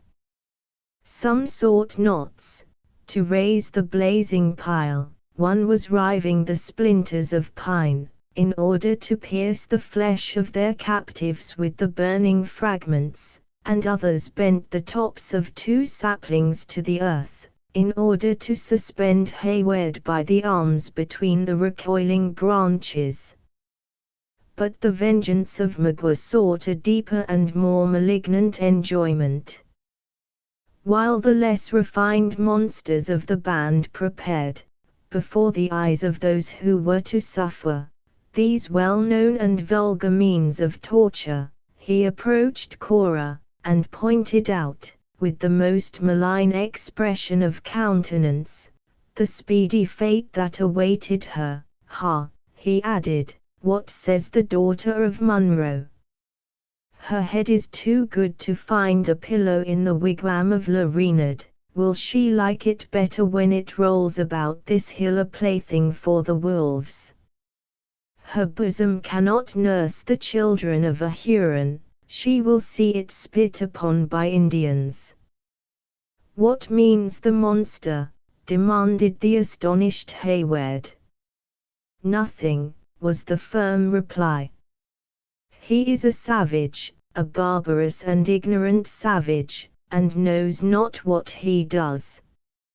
Let us find leisure, with our dying breath, to ask for him penitence and pardon." "Pardon," echoed the fierce Huron, mistaking in his anger the meaning of her words. "The memory of an Indian is no longer than the arm of the pale faces, his mercy shorter than their justice. Say, shall I send the yellow hair to her father, and will you follow Magua to the Great Lakes, to carry his water, and feed him with corn?" Cora beckoned him away, with an emotion of disgust she could not control.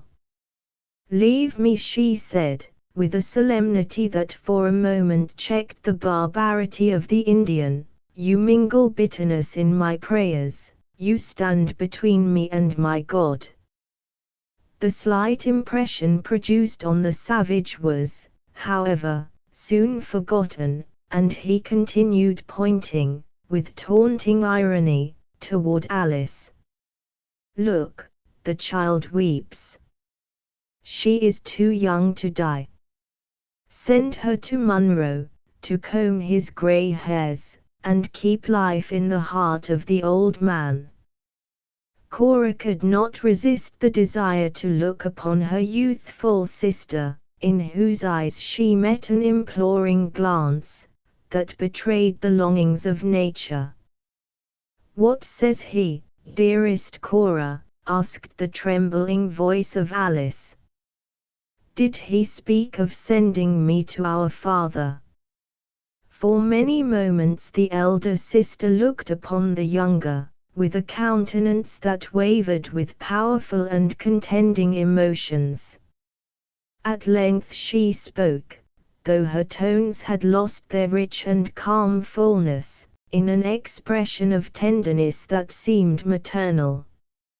"Alice," she said, "the Huron offers us both life, nay, more than both. He offers to restore Duncan, our invaluable Duncan, as well as you, to our friends, to our father, to our heart-stricken, childless father. If I will bow down this rebellious, stubborn pride of mine, and consent." Her voice became choked, and clasping her hands, she looked upward, as if seeking, in her agony, intelligence from a wisdom that was infinite. "Say on," cried Alice. "To what, dearest Cora?" "Oh, that the proffer were made to me. To save you, to cheer our aged father, to restore Duncan. How cheerfully could I die?" "Die," repeated Cora, with a calmer and firmer voice. "That were easy. Perhaps the alternative may not be less so." "He would have me," she continued, her accents sinking under a deep consciousness of the degradation of the proposal, "follow him to the wilderness, go to the habitations of the Hurons, to remain there, in short, to become his wife." "Speak, then, Alice, child of my affections, sister of my love. And you, too, Major Hayward, aid my weak reason with your counsel. Is life to be purchased by such a sacrifice? Will you, Alice, receive it at my hands at such a price? And you, Duncan, guide me, control me between you, for I am wholly yours." "Would I?" echoed the indignant and astonished youth. "Cora, Cora, you jest with our misery. Name not the horrid alternative again. The thought itself is worse than 1,000 deaths." "That such would be your answer, I well knew," exclaimed Cora, her cheeks flushing, and her dark eyes once more sparkling with the lingering emotions of a woman.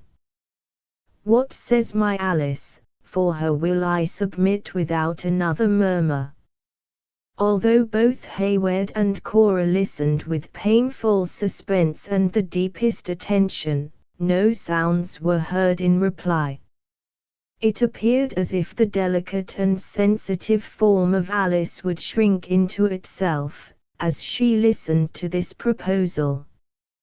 Her arms had fallen lengthwise before her, the fingers moving in slight convulsions, her head dropped upon her bosom, and her whole person seemed suspended against the tree, looking like some beautiful emblem of the wounded delicacy of her sex, devoid of animation and yet keenly conscious. In a few moments, however, her head began to move slowly, in a sign of deep, unconquerable disapprobation. "No, no, no, better that we die as we have lived, together." Illustration: "Then die," shouted Magua, hurling his tomahawk with violence at the unresisting speaker. "Then die," shouted Magua, hurling his tomahawk with violence at the unresisting speaker, and gnashing his teeth with a rage that could no longer be bridled at this sudden exhibition of firmness in the one he believed the weakest of the party. The axe cleaved the air in front of Hayward, and cutting some of the flowing ringlets of Alice, quivered in the tree above her head. The sight maddened Duncan to desperation. Collecting all his energies in one effort, he snapped the twigs which bound him and rushed upon another savage, who was preparing, with loud yells and a more deliberate aim, to repeat the blow. They encountered, grappled, and fell to the earth together. The naked body of his antagonist afforded Hayward no means of holding his adversary, who glided from his grasp, and rose again with one knee on his chest, pressing him down with the weight of a giant. Duncan already saw the knife gleaming in the air, when a whistling sound swept past him, and was rather accompanied than followed by the sharp crack of a rifle. He felt his breast relieved from the load it had endured. He saw the savage expression of his adversary's countenance change to a look of vacant wildness, when the Indian fell dead on the faded leaves by his side. Chapter 12. Clodot, I am gone, sire, and anon, sire, I'll be with you again. 12th night. The Hurons stood aghast at this sudden visitation of death on one of their band. But as they regarded the fatal accuracy of a name which had dared to immolate an enemy at so much hazard to a friend, the name of La Longue Carabine burst simultaneously from every lip, and was succeeded by a wild and a sort of plaintive howl. The cry was answered by a loud shout from a little thicket, where the incautious party had piled their arms, and at the next moment, Hawkeye, too eager to load the rifle he had regained, was seen advancing upon them, brandishing the clubbed weapon, and cutting the air with wide and powerful sweeps. Bold and rapid as was the progress of the scout, it was exceeded by that of a light and vigorous form which, bounding past him, leaped, with incredible activity and daring, into the very center of the Hurons, where it stood, whirling a tomahawk, and flourishing a glittering knife, with fearful menaces, in front of Cora. Quicker than the thoughts could follow those unexpected and audacious movements, an image, armed in the emblematic panoply of death, glided before their eyes, and assumed a threatening attitude at the other's side. The savage tormentors recoiled before these warlike intruders, and uttered, as they appeared in such quick succession, the often repeated and peculiar exclamations of surprise, followed by the well-known and dreaded appellations of Le Cerf Agile, Le Gros Serpent. But the wary and vigilant leader of the Hurons was not so easily disconcerted. Casting his keen eyes around the little plain, he comprehended the nature of the assault at a glance, and encouraging his followers by his voice as well as by his example, he unsheathed his long and dangerous knife, and rushed with a loud whoop upon the expected Chingachgook. It was the signal for a general combat. Neither party had firearms, and the contest was to be decided in the deadliest manner, hand to hand, with weapons of offense, and none of defense. Uncas answered the whoop, and leaping on an enemy, with a single, well-directed blow of his tomahawk, cleft him to the brain. Hayward tore the weapon of Magua from the sapling, and rushed eagerly toward the fray. As the combatants were now equal in number, each singled an opponent from the adverse band. The rush and blows passed with the fury of a whirlwind, and the swiftness of lightning. Hawkeye soon got another enemy within reach of his arm, and with one sweep of his formidable weapon he beat down the slight and inartificial defenses of his antagonist, crushing him to the earth with the blow. Hayward ventured to hurl the tomahawk he had seized, too ardent to await the moment of closing. It struck the Indian he had selected on the forehead, and checked for an instant his onward rush. Encouraged by this slight advantage, the impetuous young man continued his onset, and sprang upon his enemy with naked hands. A single instant was enough to assure him of the rashness of the measure, for he immediately found himself fully engaged, with all his activity and courage, in endeavoring to ward the desperate thrusts made with the knife of the Huron. Unable longer to foil an enemy so alert and vigilant, he threw his arms about him, and succeeded in pinning the limbs of the other to his side, with an iron grasp, but one that was far too exhausting to himself to continue long. In this extremity he heard a voice near him, shouting, "Exterminate the varlets, no quarter to an accursed Mingo." At the next moment, the breech of Hawkeye's rifle fell on the naked head of his adversary, whose muscles appeared to wither under the shock, as he sank from the arms of Duncan, flexible and motionless. When Uncas had brained his first antagonist, he turned, like a hungry lion, to seek another. The fifth and only Huron disengaged at the first onset had paused a moment, and then seeing that all around him were employed in the deadly strife, he had sought, with hellish vengeance, to complete the baffled work of revenge. Raising a shout of triumph, he sprang toward the defenseless Cora, sending his keen axe as the dreadful precursor of his approach. The tomahawk grazed her shoulder, and cutting the withes which bound her to the tree, left the maiden at liberty to fly.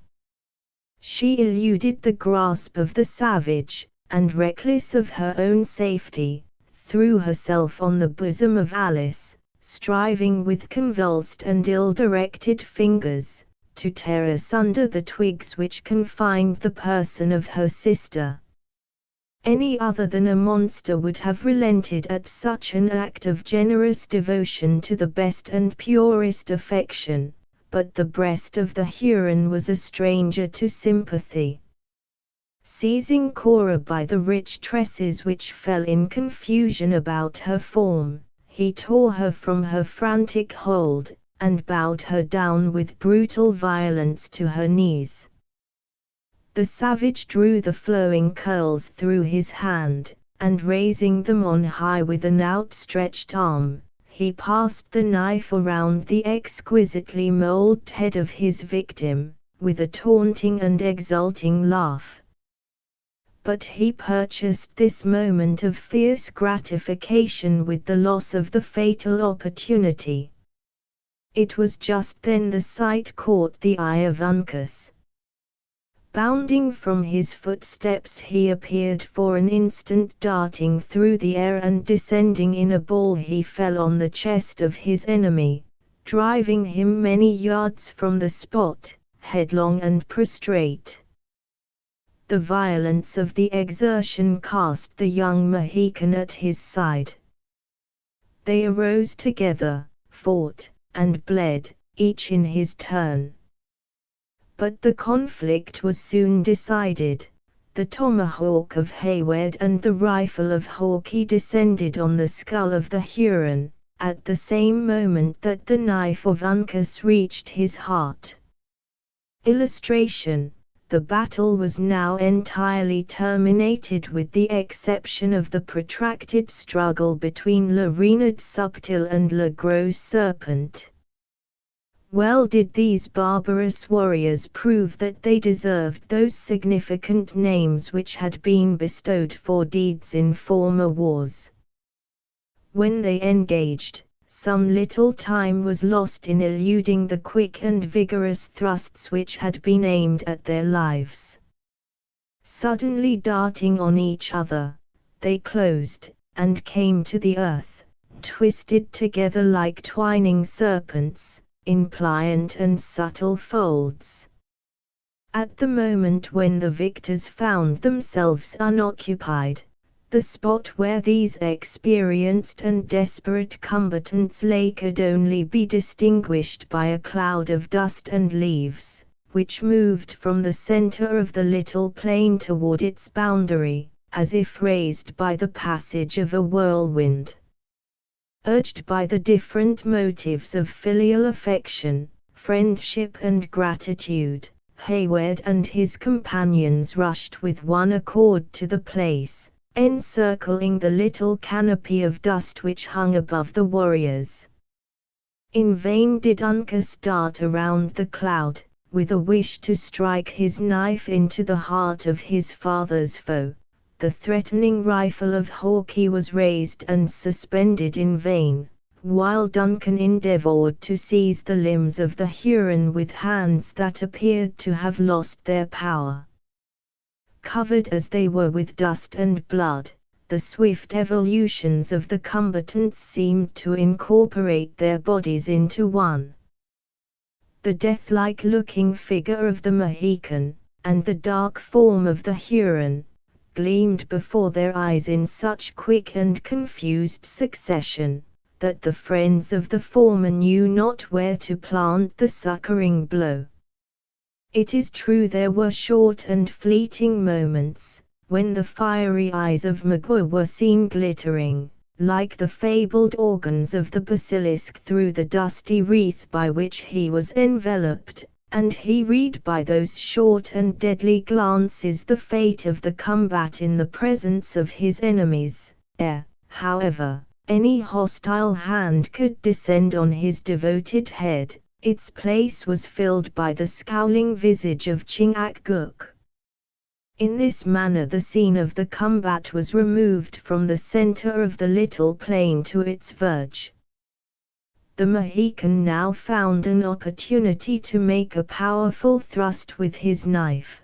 Magua suddenly relinquished his grasp, and fell backward without motion, and seemingly without life. His adversary leaped on his feet, making the arches of the forest ring with the sounds of triumph. "Well done for the Delawares, victory to the Mohicans!" cried Hawkeye, once more elevating the butt of the long and fatal rifle. "A finishing blow from a man without a cross will never tell against his honor, nor rob him of his right to the scalp." But at the very moment when the dangerous weapon was in the act of descending, the subtle Huron rolled swiftly from beneath the danger, over the edge of the precipice, and falling on his feet, was seen leaping, with a single bound, into the center of a thicket of low bushes, which clung along its sides.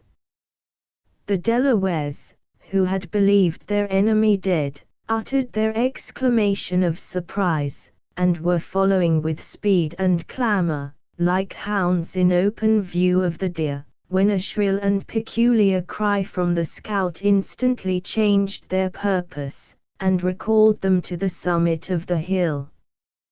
"'Twas like himself," cried the inveterate forester, whose prejudices contributed so largely to veil his natural sense of justice in all matters which concerned the Mingoes, a lying and deceitful varlet as he is. "An honest Delaware now, being fairly vanquished, would have lain still, and been knocked on the head, but these knavish Marquas cling to life like so many cats o' the mountain. Let him go, 'tis but one man, and he without rifle or bow, many a long mile from his French comrades, and like a rattler that lost his fangs, he can do no further mischief, until such time as he, and we too, may leave the prints of our moccasins over a long reach of sandy plain. See, Uncas," he added, "in Delaware, your father is flaying the scalps already. It may be well to go round and feel the vagabonds that are left, or we may have another of them loping through the woods, and screeching like a jay that has been winged. So saying, the honest but implacable scout made the circuit of the dead, into whose senseless bosoms he thrust his long knife, with as much coolness as though they had been so many brute carcasses. He had, however, been anticipated by the elder Mohican, who had already torn the emblems of victory from the unresisting heads of the slain. But Uncas, denying his habits, we had almost said his nature, flew with instinctive delicacy, accompanied by Hayward, to the assistance of the females, and quickly releasing Alice, placed her in the arms of Cora. We shall not attempt to describe the gratitude to the Almighty Disposer of events which glowed in the bosoms of the sisters, who were thus unexpectedly restored to life and to each other. Their thanksgivings were deep and silent, the offerings of their gentle spirits burning brightest and purest on the secret altars of their hearts, and their renovated and more earthly feelings exhibiting themselves in long and fervent though speechless caresses. As Alice rose from her knees, where she had sunk by the side of Cora, she threw herself on the bosom of the latter, and sobbed aloud the name of their aged father, while her soft, dove-like eyes sparkled with the rays of hope. "We are saved, she murmured, to return to the arms of our dear, dear father, and his heart will not be broken with grief. And you, too, Cora, my sister, my more than sister, my mother, you, too, are spared. And Duncan," she added, looking round upon the youth with a smile of ineffable innocence, "even our own brave and noble Duncan has escaped without a hurt." To these ardent and nearly innocent words Cora made no other answer than by straining the youthful speaker to her heart, as she bent over her in melting tenderness. The manhood of Hayward felt no shame in dropping tears over this spectacle of affectionate rapture, and Uncas stood, fresh and blood-stained from the combat, a calm, and, apparently, an unmoved looker-on, it is true, but with eyes that had already lost their fierceness, and were beaming with a sympathy that elevated him far above the intelligence, and advanced him probably centuries before, the practices of his nation. During this display of emotions so natural in their situation, Hawke, whose vigilant distrust had satisfied itself that the Hurons, who disfigured the heavenly scene, no longer possessed the power to interrupt its harmony, approached David, and liberated him from the bonds he had, until that moment, endured with the most exemplary patience.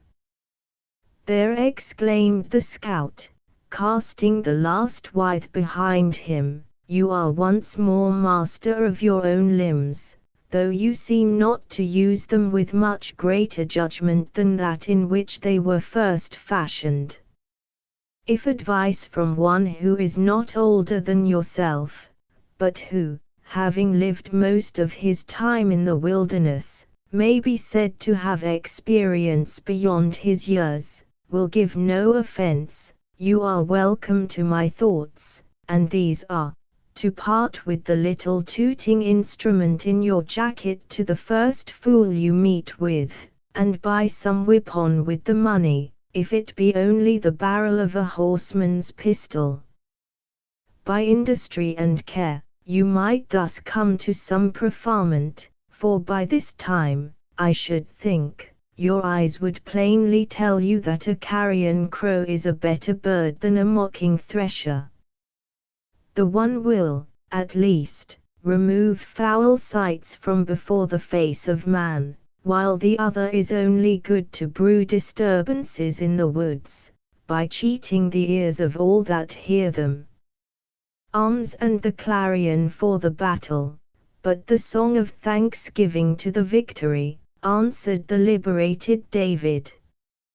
Friend, he added, thrusting forth his lean, delicate hand toward Hawke, in kindness, while his eyes twinkled and grew moist, I thank thee that the hairs of my head still grow where they were first rooted by Providence, for, though those of other men may be more glossy and curling, I have ever found mine own well suited to the brain they shelter. That I did not join myself to the battle, was less owing to disinclination, than to the bonds of the heathen. Valiant and skilfullest thou proved thyself in the conflict, and I hereby thank thee, before proceeding to discharge other and more important duties, because thou hast proved thyself well worthy of a Christian's praise. The thing is but a trifle, and what you may often see if you tarry long among us, returned the scout, a good deal softened toward the man of song, by this unequivocal expression of gratitude. I have got back my old companion, Killdeer, he added, striking his hand on the breech of his rifle, and that in itself is a victory. These Iroquois are cunning, but they outwitted themselves when they placed their firearms out of reach, and had Uncas or his father been gifted with only their common Indian patience, we should have come in upon the knaves with 3 bullets instead of 1, and that would have made a finish of the whole pack, yon loping varlet, as well as his comrades. But 'twas all foreordered, and for the best. Thou sayest well, returned David, and hast caught the true spirit of Christianity. He that is to be saved will be saved, and he that is predestined to be damned will be damned. This is the doctrine of truth, and most consoling and refreshing it is to the true believer. The scout, who by this time was seated, examining into the state of his rifle with a species of parental assiduity, now looked up at the other in a displeasure that he did not affect to conceal, roughly interrupting further speech. Doctrine or no doctrine, said the sturdy woodsman, 'tis the belief of knaves, and the curse of an honest man. I can credit that yonder Huron was to fall by my hand, for with my own eyes I have seen it, but nothing short of being a witness will cause me to think he has met with any reward, or that Chingachgook there will be condemned at the final day. You have no warranty for such an audacious doctrine, nor any covenant to support it, cried David, who was deeply tinctured with the subtle distinctions which, in his time, and more especially in his province, had been drawn around the beautiful simplicity of revelation, by endeavoring to penetrate the awful mystery of the divine nature, supplying faith by self-sufficiency, and by consequence, involving those who reasoned from such human dogmas in absurdities and doubt. Your temple is reared on the sands, and the first tempest will wash away its foundation. I demand your authorities for such an uncharitable assertion. Like other advocates of a system, David was not always accurate in his use of terms. Name chapter and verse. In which of the holy books do you find language to support you? Book, repeated Hawke, with singular and ill-concealed disdain. Do you take me for a whimpering boy at the apron string of one of your old gals, and this good rifle on my knee for the feather of a goose's wing, my ox's horn for a bottle of ink, and my leathern pouch for a cross-barred handkercher to carry my dinner? Book. What have such as I, who am a warrior of the wilderness, though a man without a cross, to do with books? I never read but in one, and the words that are written there are too simple and too plain to need much schooling, though I may boast that of 40 long and hard-working years. What call you the volume? Said David, misconceiving the other's meaning. "'Tis open before your eyes," returned the scout, "and he who owns it is not a niggard of its use. I have heard it said that there are men who read in books to convince themselves there is a God. I know not but man may so deform his works in the settlement, as to leave that which is so clear in the wilderness a matter of doubt among traders and priests. If any such there be, and he will follow me from sun to sun, through the windings of the forest, he shall see enough to teach him that he is a fool, and that the greatest of his folly lies in striving to rise to the level of one he can never equal, be it in goodness, or be it in power." The instant David discovered that he battled with a disputant who imbibed his faith from the lights of nature, eschewing all subtleties of doctrine, he willingly abandoned a controversy from which he believed neither profit nor credit was to be derived. While the scout was speaking, he had also seated himself, and producing the ready little volume and the iron-rimmed spectacles, he prepared to discharge a duty, which nothing but the unexpected assault he had received in his orthodoxy could have so long suspended. He was, in truth, a minstrel of the Western continent, of a much later day, certainly, than those gifted bards, who formerly sang the profane renown of baron and prince, but after the spirit of his own age and country, and he was now prepared to exercise the cunning of his craft, in celebration of, or rather in thanksgiving for, the recent victory. He waited patiently for Hawkeye to cease, then lifting his eyes, together with his voice, he said, aloud, "I invite you, friends, to join in praise for this signal deliverance from the hands of barbarians and infidels, to the comfortable and solemn tones of the tune called Northampton." He next named the page and verse where the rhymes selected were to be found, and applied the pitch pipe to his lips, with the decent gravity that he had been wont to use in the temple. This time he was, however, without any accompaniment, for the sisters were just then pouring out those tender effusions of affection which have been already alluded to.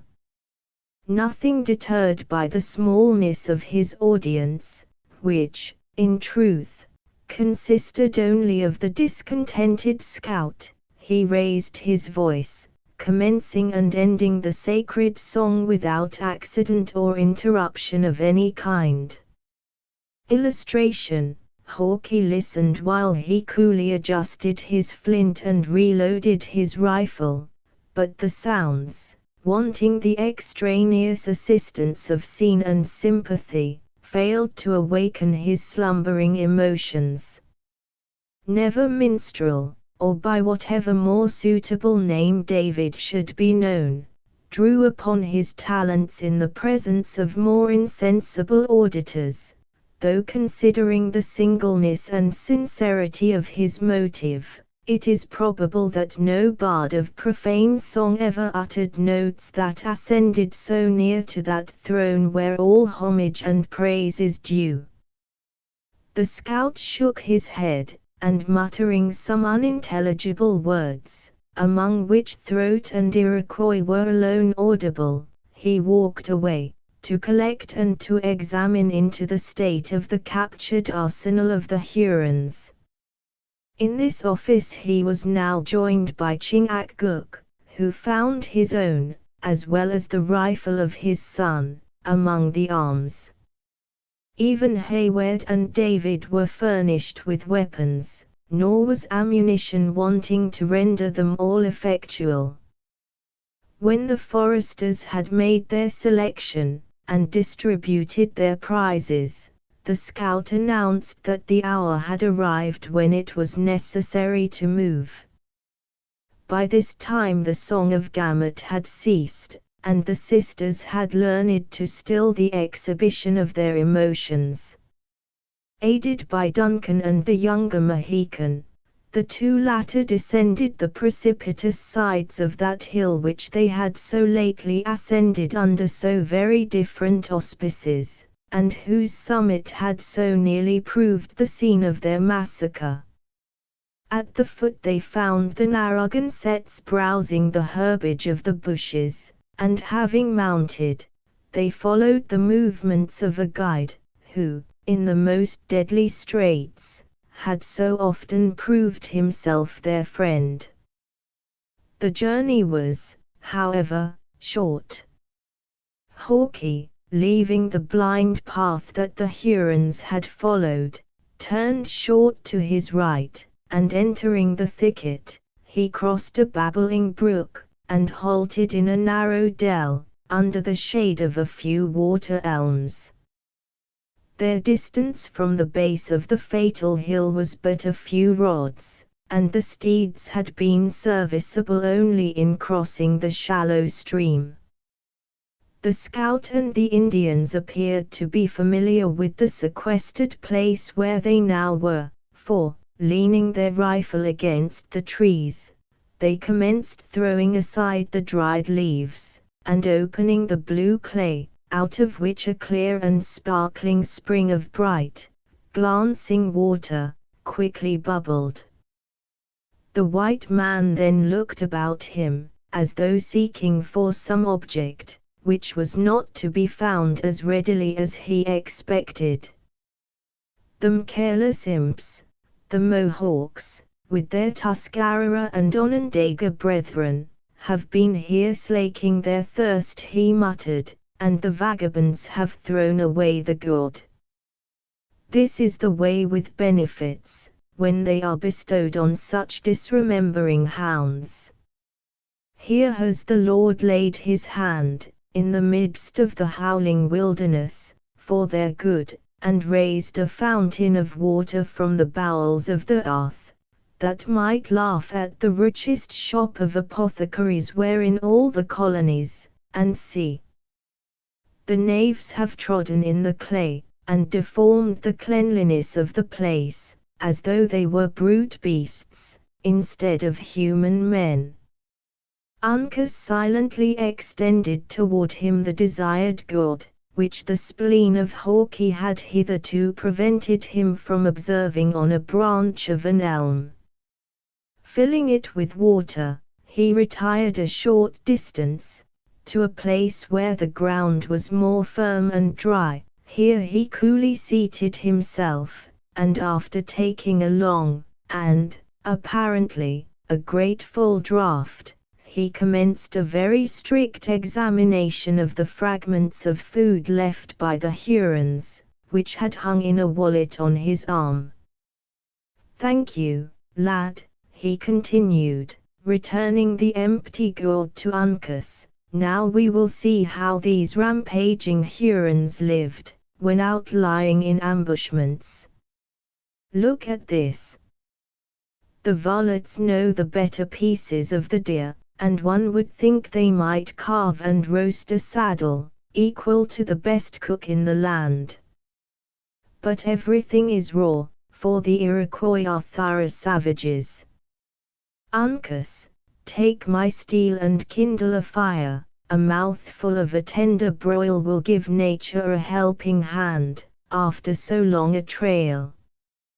Hayward, perceiving that their guides now set about their repast in sober earnest, assisted the ladies to alight, and placed himself at their side, not unwilling to enjoy a few moments of grateful rest, after the bloody scene he had just gone through.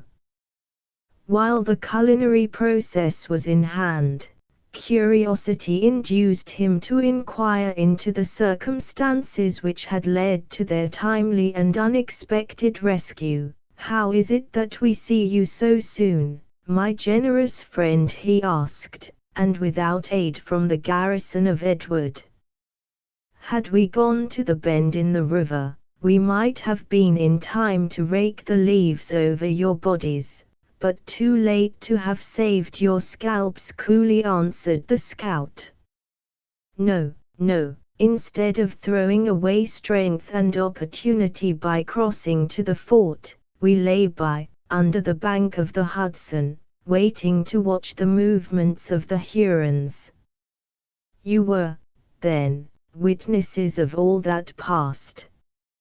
"Not of all, for Indian sight is too keen to be easily cheated, and we kept close. A difficult matter it was, too, to keep this Mohican boy snug in the ambushment." "Ah! Uncas, Uncas, your behavior was more like that of a curious woman than of a warrior on his scent." Uncas permitted his eyes to turn for an instant on the sturdy countenance of the speaker, but he neither spoke nor gave any indication of repentance. On the contrary, Hayward thought the manner of the young Mohican was disdainful, if not a little fierce, and that he suppressed passions that were ready to explode, as much in compliment to the listeners, as from the deference he usually paid to his white associate. "You saw our capture?" Hayward next demanded. "We heard," it was the significant answer. An Indian yell is plain language to men who have passed their days in the woods. "But when you landed, we were driven to crawl like serpents, beneath the leaves, and then we lost sight of you entirely, until we placed eyes on you again trussed to the trees, and ready bound for an Indian massacre. Our rescue was the deed of Providence. It was nearly a miracle that you did not mistake the path, for the Hurons divided, and each band had its horses. There we were thrown off the scent, and might, indeed, have lost the trail, had it not been for Uncas. We took the path, however, that led into the wilderness, for we judged, and judged rightly, that the savages would hold that course with their prisoners. But when we had followed it for many miles, without finding a single twig broken, as I had advised, my mind misgave me, especially as all the footsteps had the prints of moccasins. Our captors had the precaution to see us shod like themselves," said Duncan, raising a foot, and exhibiting the buckskin he wore. "Aye, 'twas jugmatical and like themselves, though we were too expert to be thrown from a trail by so common an invention." "To what, then, are we indebted for our safety?" "To what, as a white man who has no taint of Indian blood, I should be ashamed to own, to the judgment of the young Mohican, in matters which I should know better than he, but which I can now hardly believe to be true, though my own eyes tell me it is so. 'Tis extraordinary. Will you not name the reason?" Uncas was bold enough to say, that the beasts ridden by the gentle ones, continued Hawkeye, glancing his eyes, not without curious interest, on the fillies of the ladies, planted the legs of one side on the ground at the same time, which is contrary to the movements of all trotting four-footed animals of my knowledge, except the bear. And yet here are horses that always journey in this manner, as my own eyes have seen, and as their trail has shown for 20 long miles. 'Tis the merit of the animal. They come from the shores of Narragansett Bay, in the small province of Providence Plantations, and are celebrated for their hardihood, and the ease of this peculiar movement, though other horses are not unfrequently trained to the same. It may be, said Hawke, who had listened with singular attention to this explanation, though I am a man who has the full blood of the whites, my judgment in deer and beaver is greater than in beasts of burden.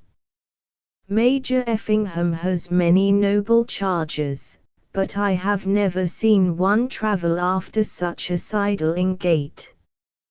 True, for he would value the animals for very different properties. Still is this a breed highly esteemed and, as you witness, much honored with the burdens it is often destined to bear. The Mohicans had suspended their operations about the glimmering fire to listen, and, when Duncan had done, they looked at each other significantly, the father uttering the never-failing exclamation of surprise.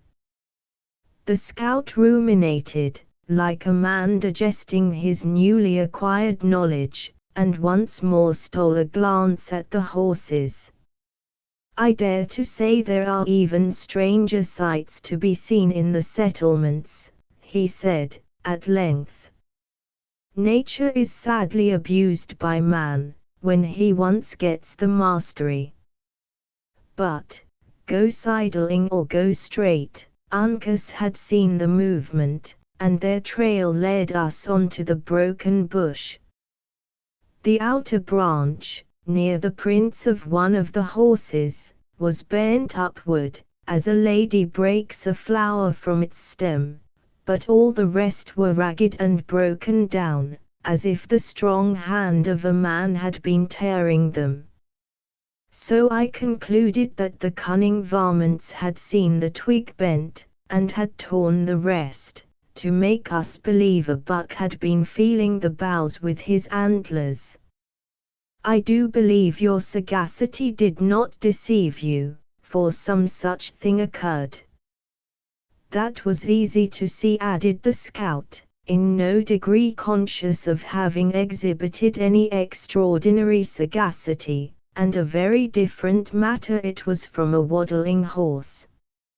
It then struck me the Mingoes would push for this spring, for the knaves well know the virtue of its waters. Is it, then, so famous? Demanded Hayward, examining, with a more curious eye, the secluded dell, with its bubbling fountain, surrounded, as it was, by earth of a deep, dingy brown. Few redskins, who travel south and east of the Great Lakes but have heard of its qualities. Will you taste for yourself? Hayward took the gourd, and after swallowing a little of the water, threw it aside with grimaces of discontent. The scout laughed in his silent but heartfelt manner, and shook his head with vast satisfaction. Ah, you want the flavor that one gets by habit. The time was when I liked it as little as yourself, but I have come to my taste, and I now crave it, as a deer does the licks. 1. Your high-spiced wines are not better liked than a redskin relishes this water, especially when his nature is ailing. But Uncas has made his fire, and it is time we think of eating, for our journey is long, and all before us. 1. Many of the animals of the American forests resort to those spots where salt springs are found. These are called licks or salt licks in the language of the country, from the circumstance that the quadruped is often obliged to lick the earth, in order to obtain the saline particles. These licks are great places of resort with the hunters, who waylay their game near the paths that lead to them. Interrupting the dialogue by this abrupt transition, the scout had instant recourse to the fragments of food which had escaped the voracity of the Hurons.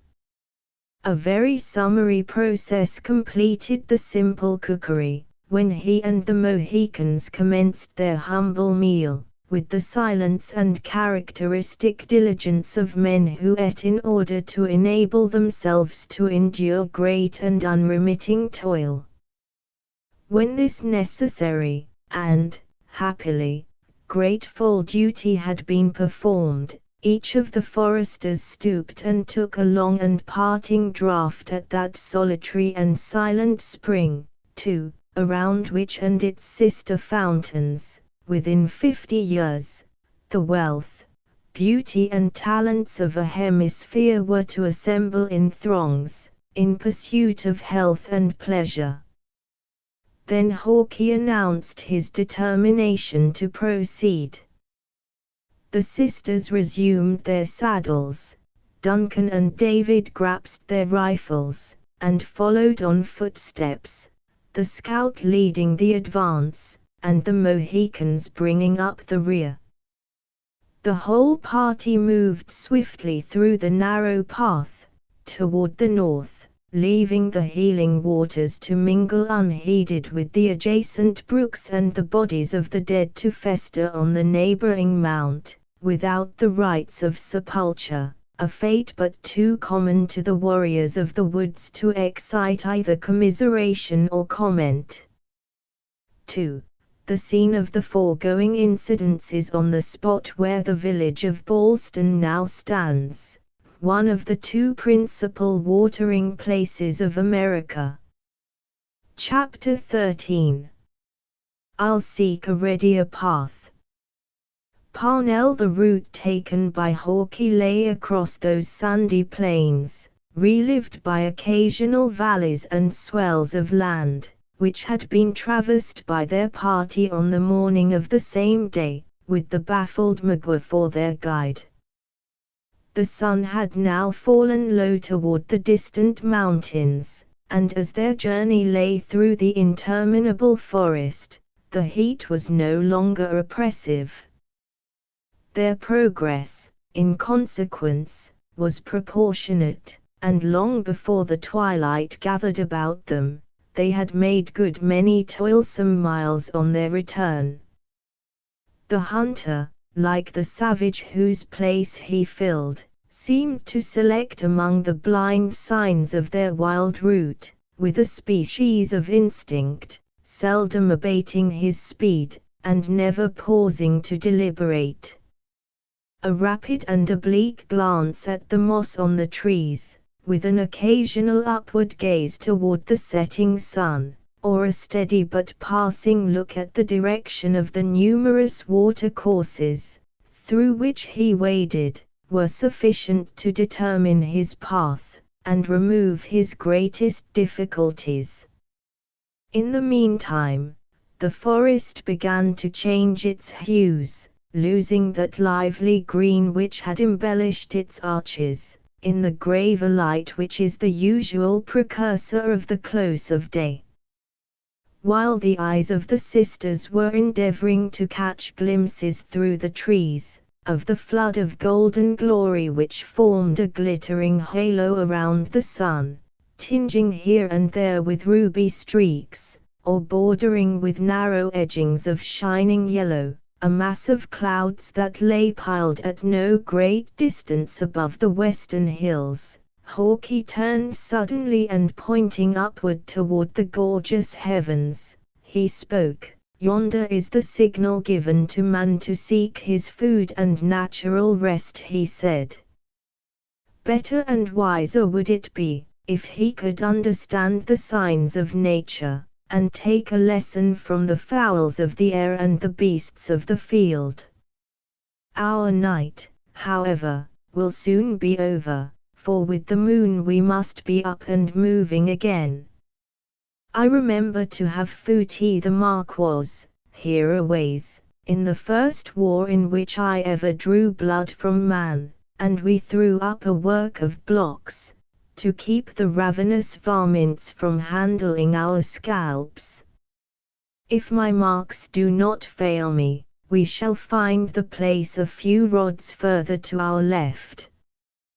Without waiting for an assent, or, indeed, for any reply, the sturdy hunter moved boldly into a dense thicket of young chestnuts, shoving aside the branches of the exuberant shoots which nearly covered the ground, like a man who expected, at each step, to discover some object he had formerly known.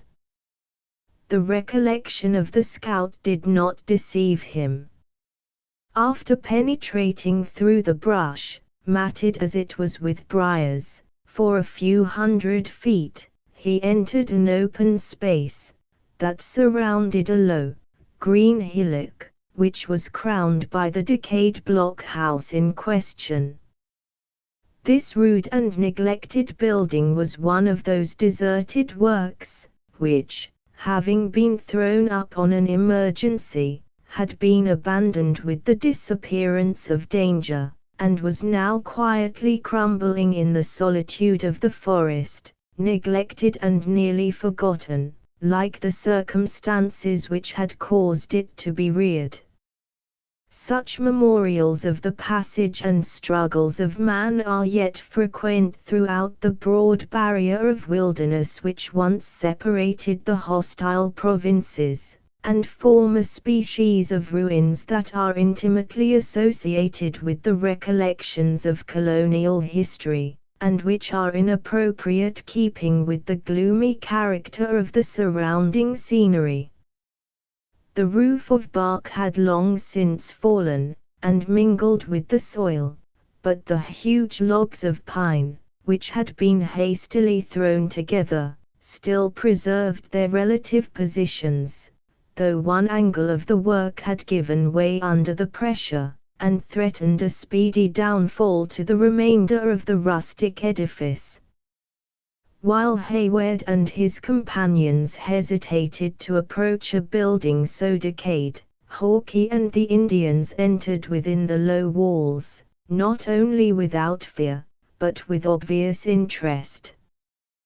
While the former surveyed the ruins, both internally and externally, with the curiosity of one whose recollections were reviving at each moment, Chingachgook related to his son, in the language of the Delawares, and with the pride of a conqueror, the brief history of the skirmish which had been fought, in his youth, in that secluded spot.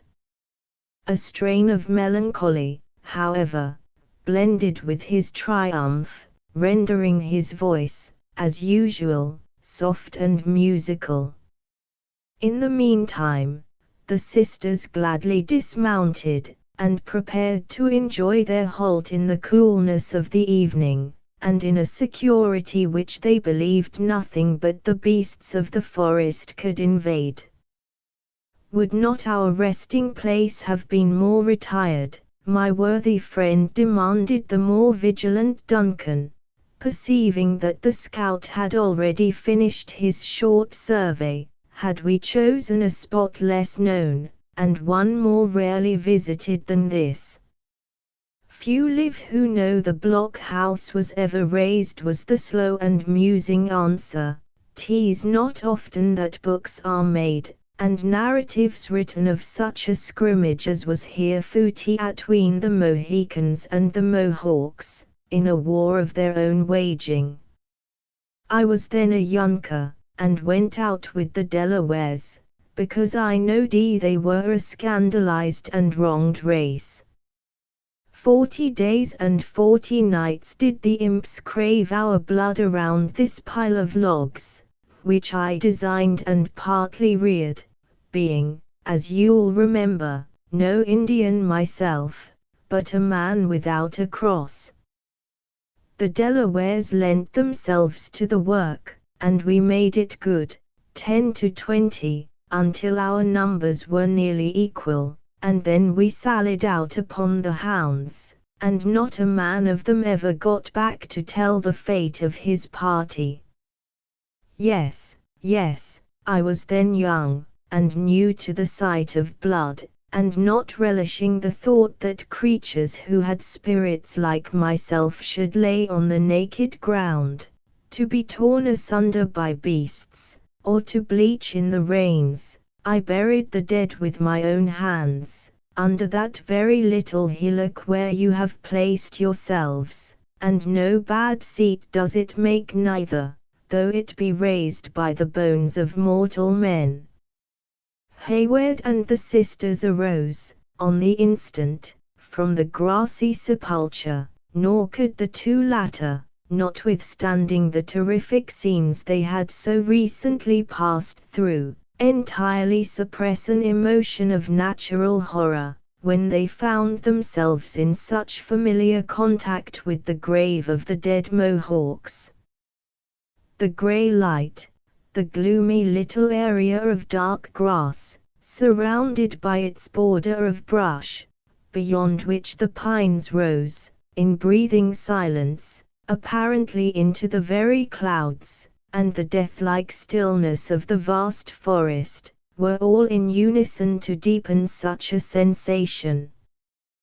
"They are gone, and they are harmless," continued Hawke, waving his hand, with a melancholy smile at their manifest alarm. "They'll never shout the war whoop nor strike a blow with the tomahawk again.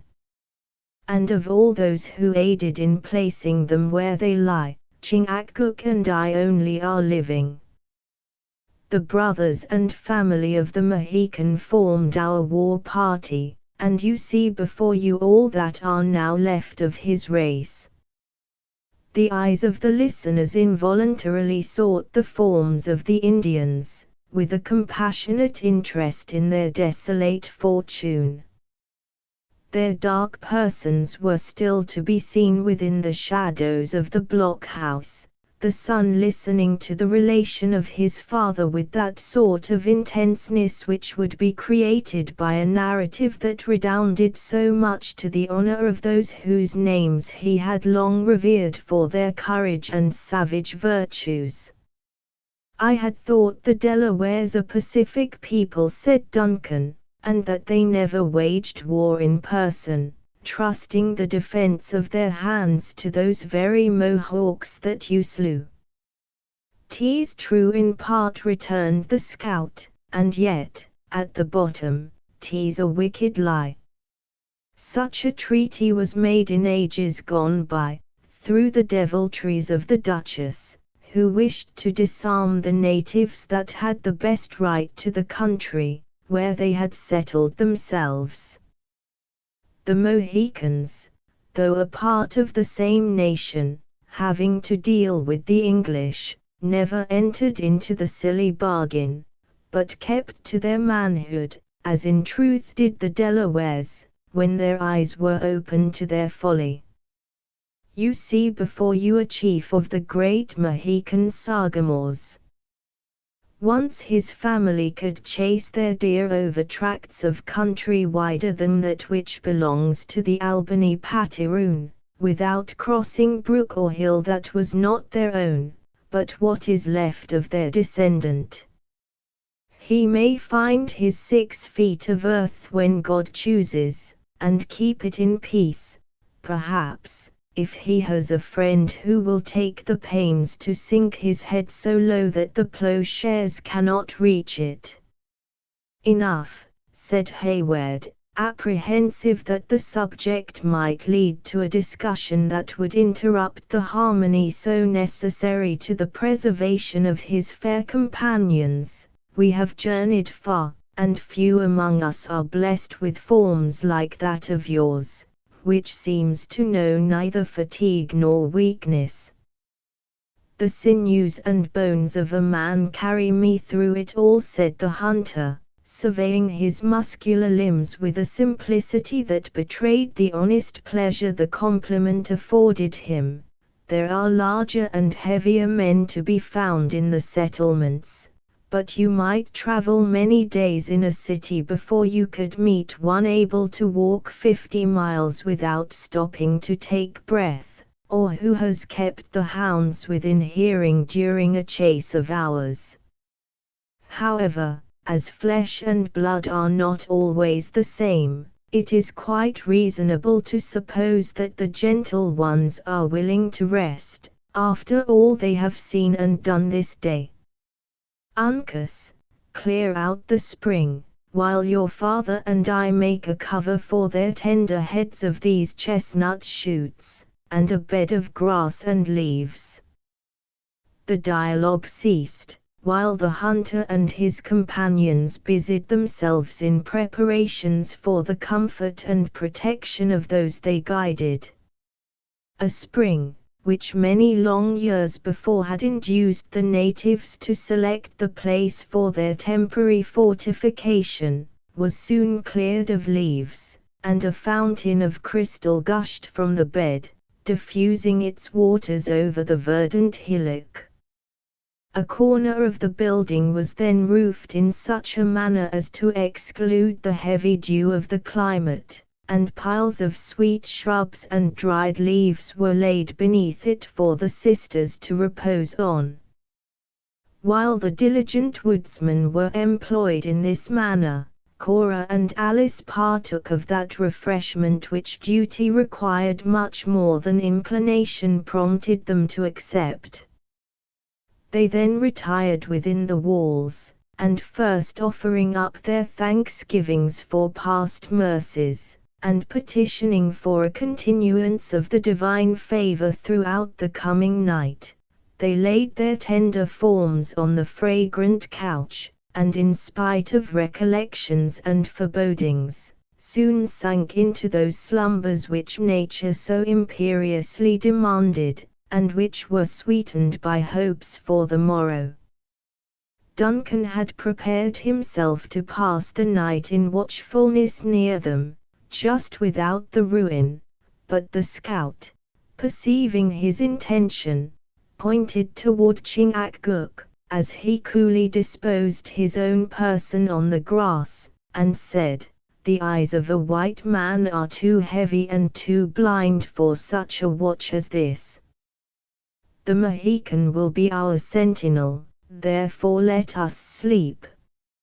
"I proved myself a sluggard on my post during the past night," said Hayward, "and have less need of repose than you, who did more credit to the character of a soldier. Let all the party seek their rest, then, while I hold the guard. If we lay among the white tents of the 60th, and in front of an enemy like the French, I could not ask for a better watchman," returned the scout, "but in the darkness and among the signs of the wilderness your judgment would be like the folly of a child, and your vigilance thrown away.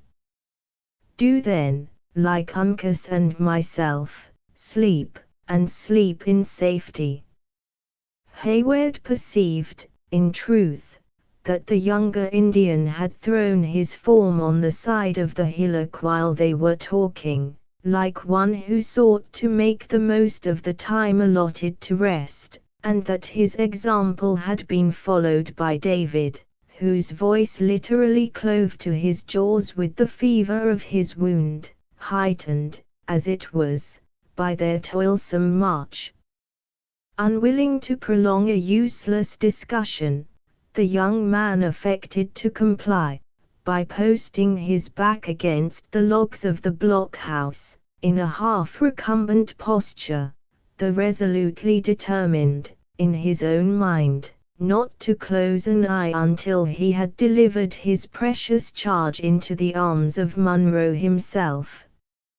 Hawkeye, believing he had prevailed, soon fell asleep, and a silence as deep as the solitude in which they had found it, pervaded the retired spot.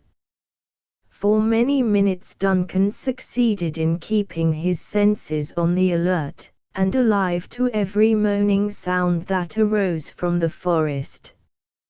His vision became more acute as the shades of evening settled on the place, and even after the stars were glimmering above his head, he was able to distinguish the recumbent forms of his companions, as they lay stretched on the grass, and to note the person of Chingachgook, who sat upright and motionless as one of the trees which formed the dark barrier on every side.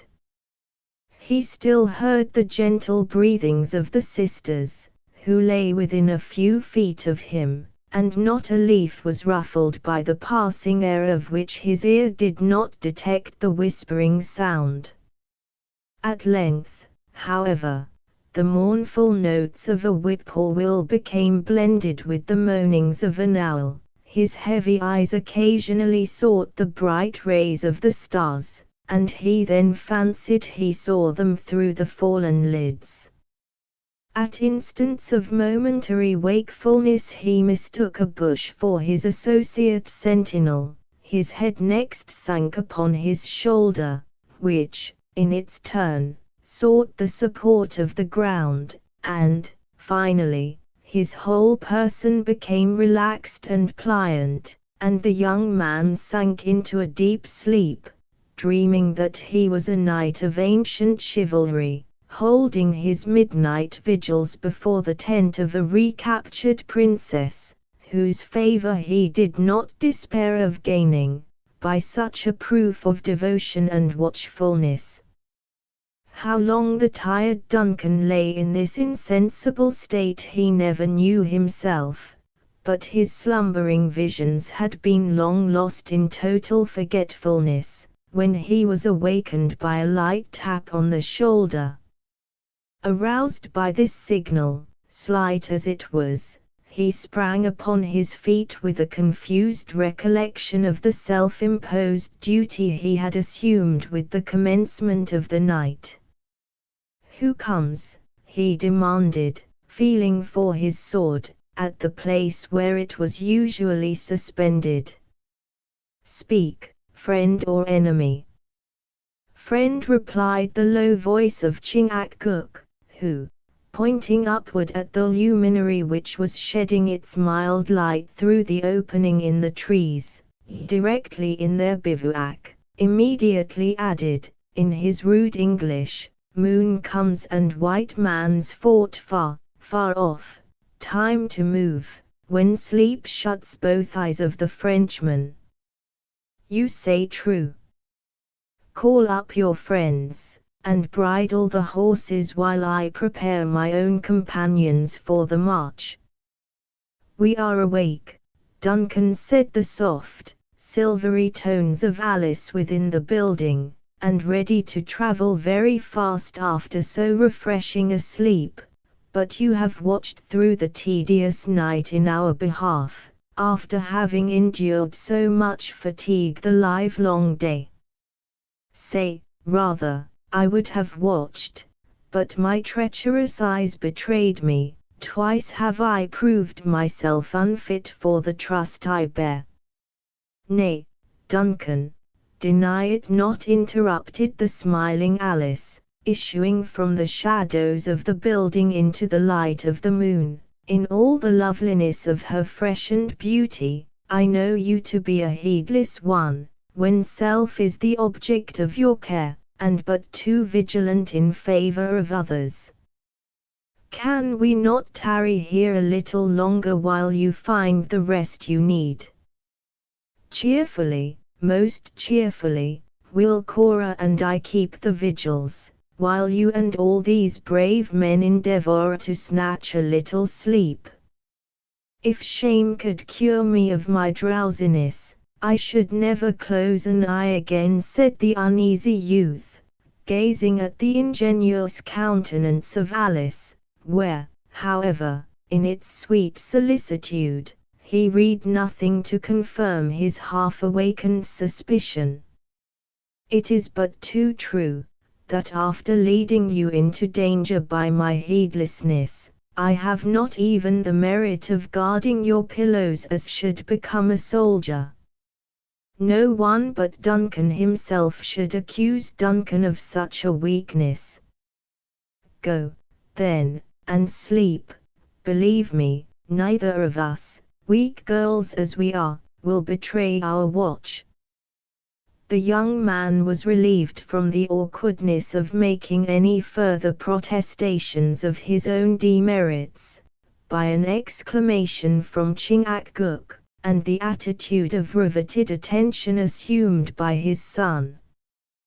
"The Mohicans here an enemy," whispered Hawke, who, by this time, in common with the whole party, was awake and stirring.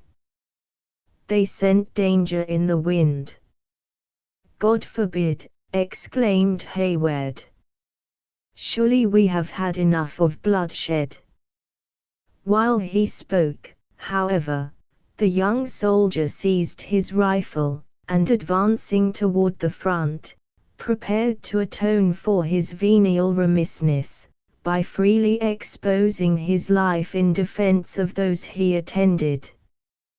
"'Tis some creature of the forest prowling around us in quest of food," he said, in a whisper, as soon as the low, and apparently distant sounds, which had startled the Mohicans, reached his own ears. "Hist," returned the attentive scout, "'tis man, even I can now tell his tread, poor as my senses are when compared to an Indian's.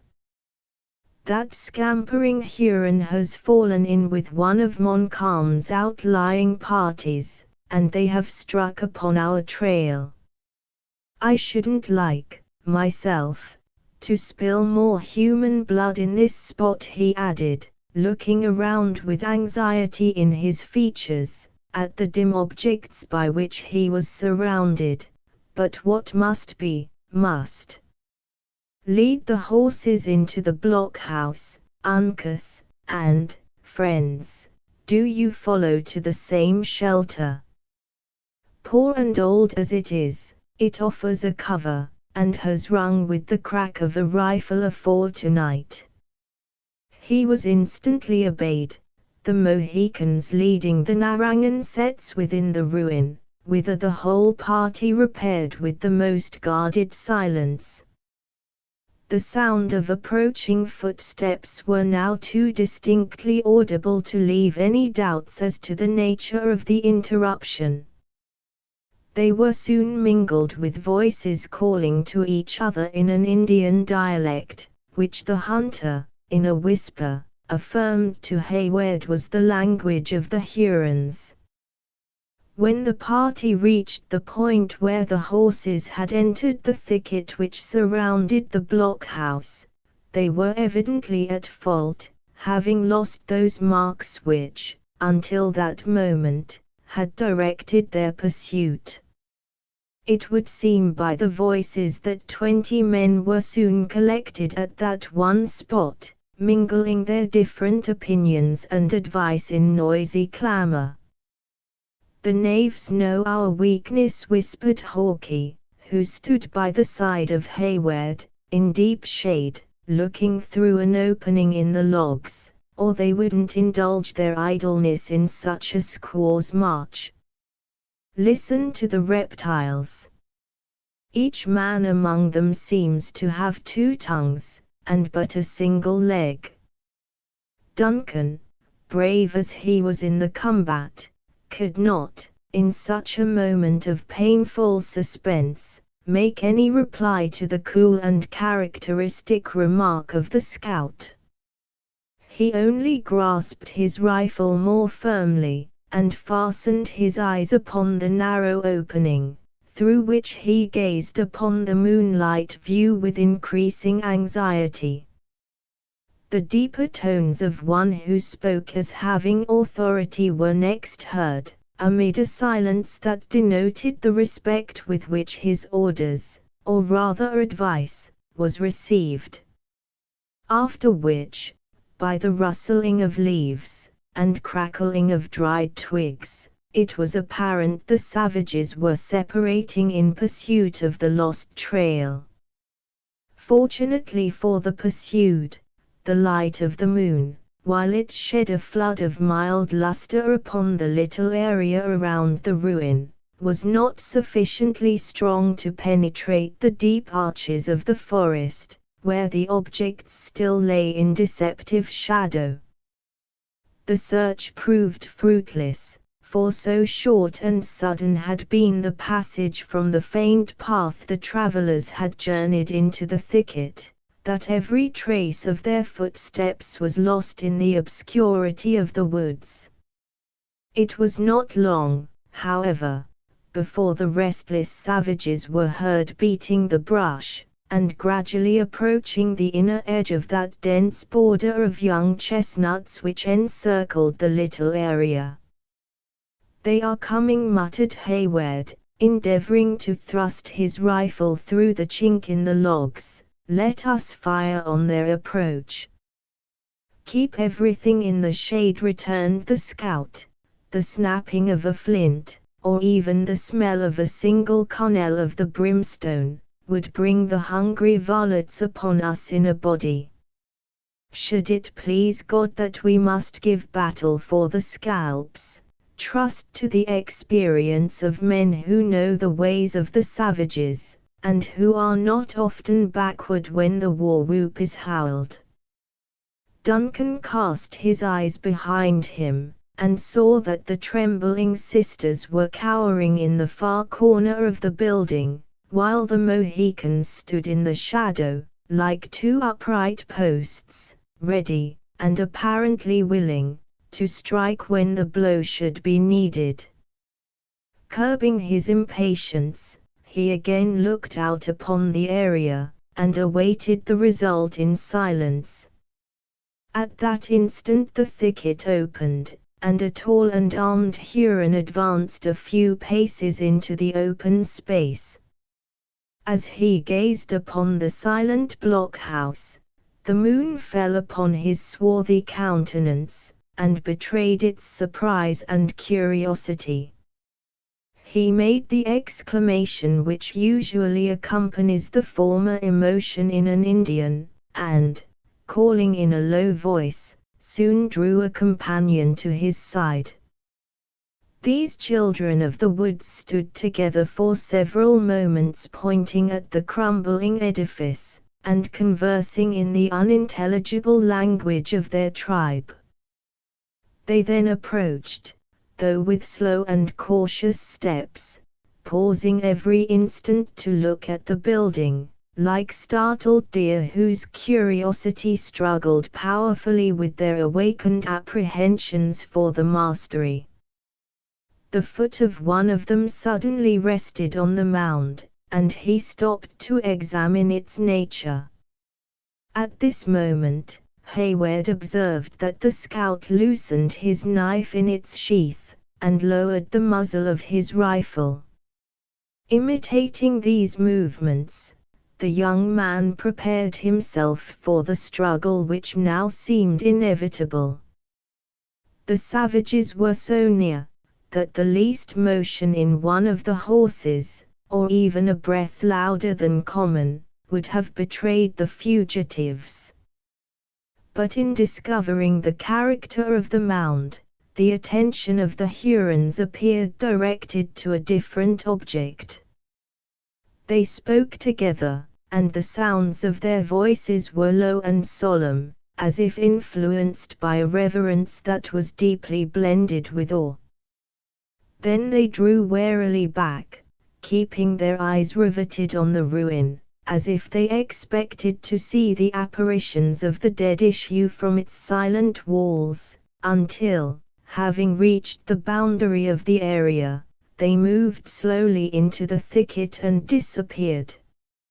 Hawkeye dropped the breech of his rifle to the earth, and drawing a long, free breath, exclaimed, in an audible whisper, "They respect the dead, and it has this time saved their own lives, and, it may be, the lives of better men too." Hayward lent his attention for a single moment to his companion, but without replying, he again turned toward those who just then interested him more. He heard the two Hurons leave the bushes, and it was soon plain that all the pursuers were gathered about them, in deep attention to their report. After a few minutes of earnest and solemn dialogue, altogether different from the noisy clamor with which they had first collected about the spot. The sounds grew fainter and more distant, and finally were lost in the depths of the forest. Hawkie waited until a signal from the listening Chingachgook assured him that every sound from the retiring party was completely swallowed by the distance, when he motioned to Hayward to lead forth the horses, and to assist the sisters into their saddles. The instant this was done they issued through the broken gateway, and stealing out by a direction opposite to the one by which they entered, they quitted the spot, the sisters casting furtive glances at the silent, grave and crumbling ruin, as they left the soft light of the moon, to bury themselves in the gloom of the woods. Chapter 14. Guard. Qui est là? Puck. Paysans, pauvres gens de France. King Henry VI. Illustration. The scout resumed his post in the advance during the rapid movement from the blockhouse, and until the party was deeply buried in the forest, each individual was too much interested in the escape to hazard a word even in whispers. The scout resumed his post in advance, though his steps, after he had thrown a safe distance between himself and his enemies, were more deliberate than in their previous march, in consequence of his utter ignorance of the localities of the surrounding woods. More than once he halted to consult with his confederates, the Mohicans, pointing upward at the moon, and examining the barks of the trees with care. In these brief pauses, Hayward and the sisters listened, with senses rendered doubly acute by the danger, to detect any symptoms which might announce the proximity of their foes. At such moments, it seemed as if a vast range of country lay buried in eternal sleep, not the least sound arising from the forest, unless it was the distant and scarcely audible rippling of a watercourse. Birds, beasts, and man, appeared to slumber alike, if, indeed, any of the latter were to be found in that wide tract of wilderness.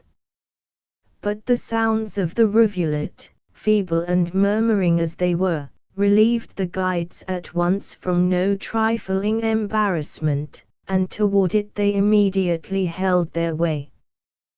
When the banks of the little stream were gained, Hawkie made another halt, and taking the moccasins from his feet, he invited Hayward and Gamut to follow his example.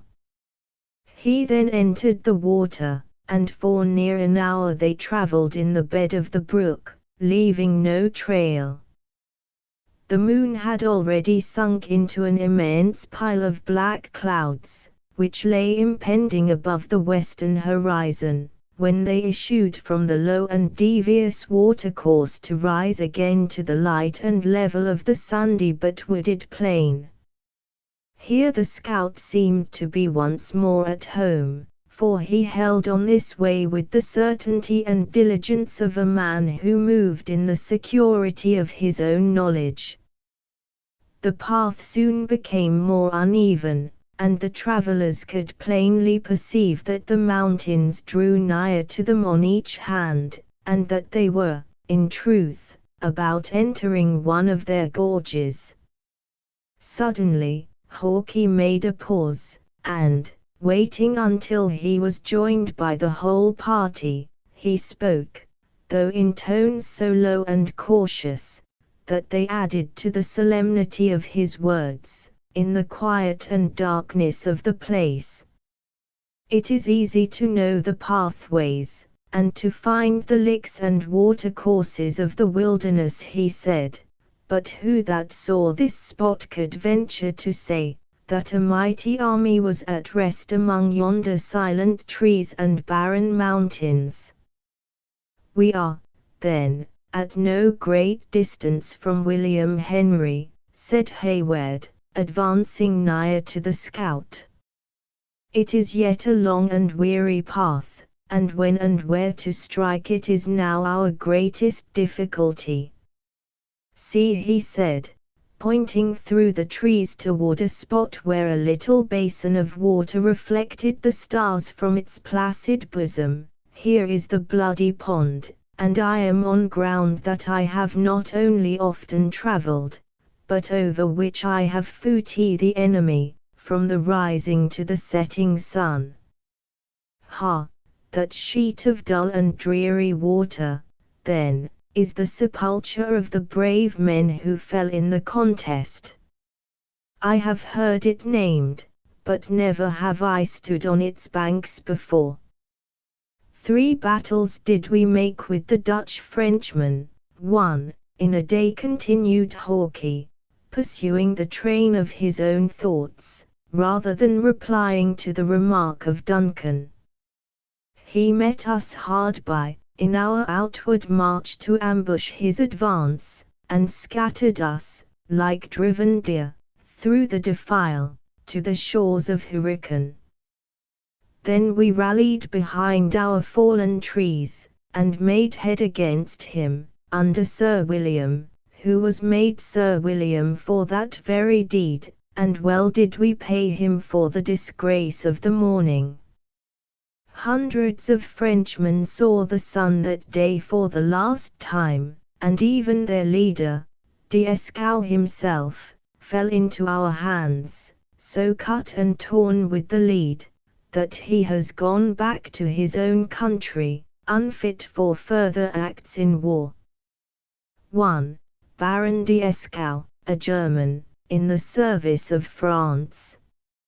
A few years previously to the period of the tale, this officer was defeated by Sir William Johnson, of Johnstown, New York, on the shores of Lake George. "'Twas a noble repulse," exclaimed Hayward, in the heat of his youthful ardor. "The fame of it reached us early, in our Southern army. But it did not end there. I was sent by Major Effingham, at Sir William's own bidding, to outflank the French, and carry the tidings of their disaster across the portage, to the fort on the Hudson. Just here away, where you see the trees rise into a mountain swell, I met a party coming down to our aid, and I led them where the enemy were taking their meal, little dreaming that they had not finished the bloody work of the day. And you surprised them. If death can be a surprise to men who are thinking only of the cravings of their appetites. We gave them but little breathing time, for they had borne hard upon us in the fight of the morning, and there were few in our party who had not lost friend or relative by their hands.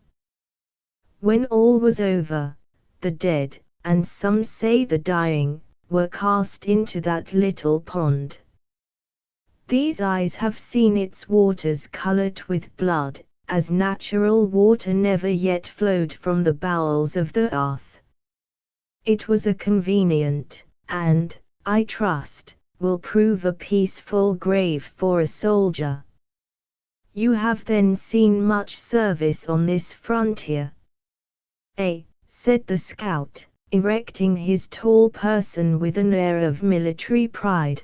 There are not many echoes among these hills that haven't rung with the crack of my rifle, nor is there the space of a square mile atwixt Hurricane and the river, that Killdeer hasn't dropped a living body on, be it an enemy or be it a brute beast.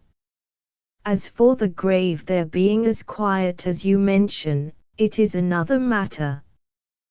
There are them in the camp who say and think, man, to lie still, should not be buried while the breath is in the body, and certain it is that in the hurry of that evening, the doctors had but little time to say who was living and who was dead. Hist! See you nothing walking on the shore of the pond? 'Tis not probable that any are as houseless as ourselves in this dreary forest. Such as he may care but little for house or shelter, and night dew can never wet a body that passes its days in the water, returned the scout, grasping the shoulder of Hayward with such convulsive strength as to make the young soldier painfully sensible how much superstitious terror had got the mastery of a man usually so dauntless.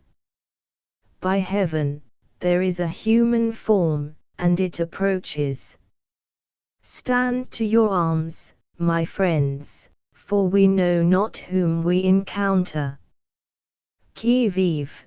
Demanded a stern, quick voice, which sounded like a challenge from another world, issuing out of that solitary and solemn place.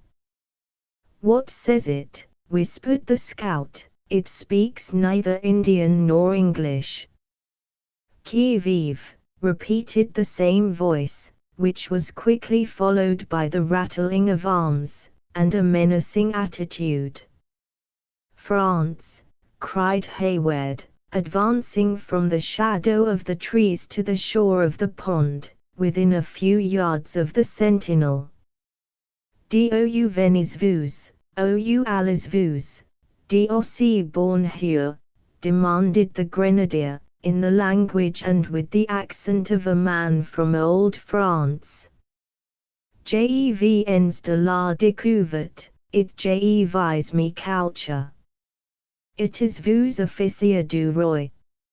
Sans doute, mon camarade, me prends tout pour un provincial. Je suis capitaine de chasseurs. Hayward well knew that the other was of a regiment in the line. JREICI, avec moi, les fils du commandant de la fortification. Aha! Tu en as entendu parler. Je les aurais fait prisonniers près de l'autre fort, et je les conduis au général. Ma foi, mes dames, je en suis fâché pour vous, exclaimed the young soldier, touching his cap with grace, mais, fortune de guerre, vous trouvez notre général un brave homme, it bien poli avec les dames. C'est le caractère des gens de guerre, said Cora, with admirable self-possession. Adieu, mon ami, je vous souhaiterai un devoir plus agréable à remplir. The soldier made a low and humble acknowledgment for her civility, and Hayward adding a bon nuit, mon camarade, they moved deliberately forward, leaving the sentinel pacing the banks of the silent pond, little suspecting an enemy of so much effrontery, and humming to himself those words which were recalled to his mind by the sight of women, and, perhaps, by recollections of his own distant and beautiful France. Vive la vie, vive l'amour, and cs well you understood the knave, whispered the scout, when they had gained a little distance from the place, and letting his rifle fall into the hollow of his arm again. I soon saw that he was one of them uneasy Frenches, and well for him it was that his speech was friendly and his wishes kind, or a place might have been found for his bones among those of his countrymen. He was interrupted by a long and heavy groan which arose from the little basin, as though, in truth, the spirits of the departed lingered about their watery sepulchre. Surely it was of flesh, continued the scout. No spirit could handle its arms so steadily. It was of flesh, but whether the poor fellow still belongs to this world may well be doubted, said Hayward, glancing his eyes around him, and missing Chingachgook from their little band. Another groan more faint than the former was succeeded by a heavy and sullen plunge into the water, and all was still again as if the borders of the dreary pool had never been awakened from the silence of creation. While they yet hesitated in uncertainty, the form of the Indian was seen gliding out of the thicket. As the chief rejoined them, with one hand he attached the reeking scalp of the unfortunate young Frenchman to his girdle, and with the other he replaced the knife and tomahawk that had drunk his blood. He then took his wonted station, with the air of a man who believed he had done a deed of merit. The scout dropped one end of his rifle to the earth, and leaning his hands on the other, he stood musing in profound silence.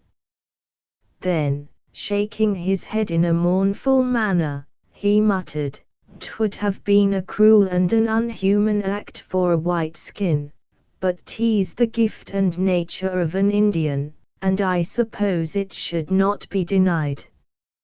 I could wish, though, it had befallen an accursed Mingo, rather than that gay young boy from the old countries." "Enough," said Hayward, apprehensive the unconscious sisters might comprehend the nature of the detention, and conquering his disgust by a train of reflections very much like that of the hunter, "'tis done, and though better it were left undone, cannot be amended. You see, we are too obviously within the sentinels of the enemy. What course do you propose to follow?" "Yes," said Hawkeye, rousing himself again, "'tis as you say, too late to harbor further thoughts about it. The French have gathered around the fort in good earnest, and we have a delicate needle to thread in passing them."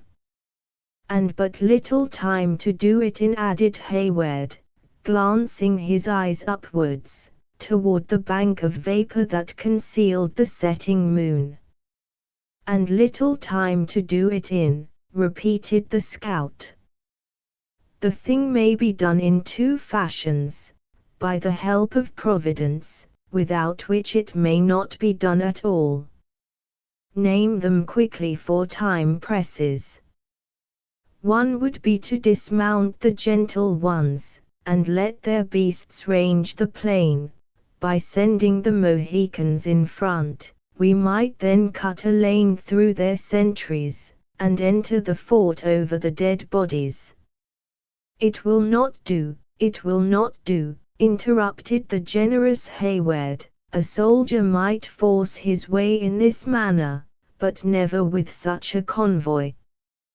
"'Twould be, indeed, a bloody path for such tender feet to wade in," returned the equally reluctant scout, "but I thought it befitting my manhood to name it."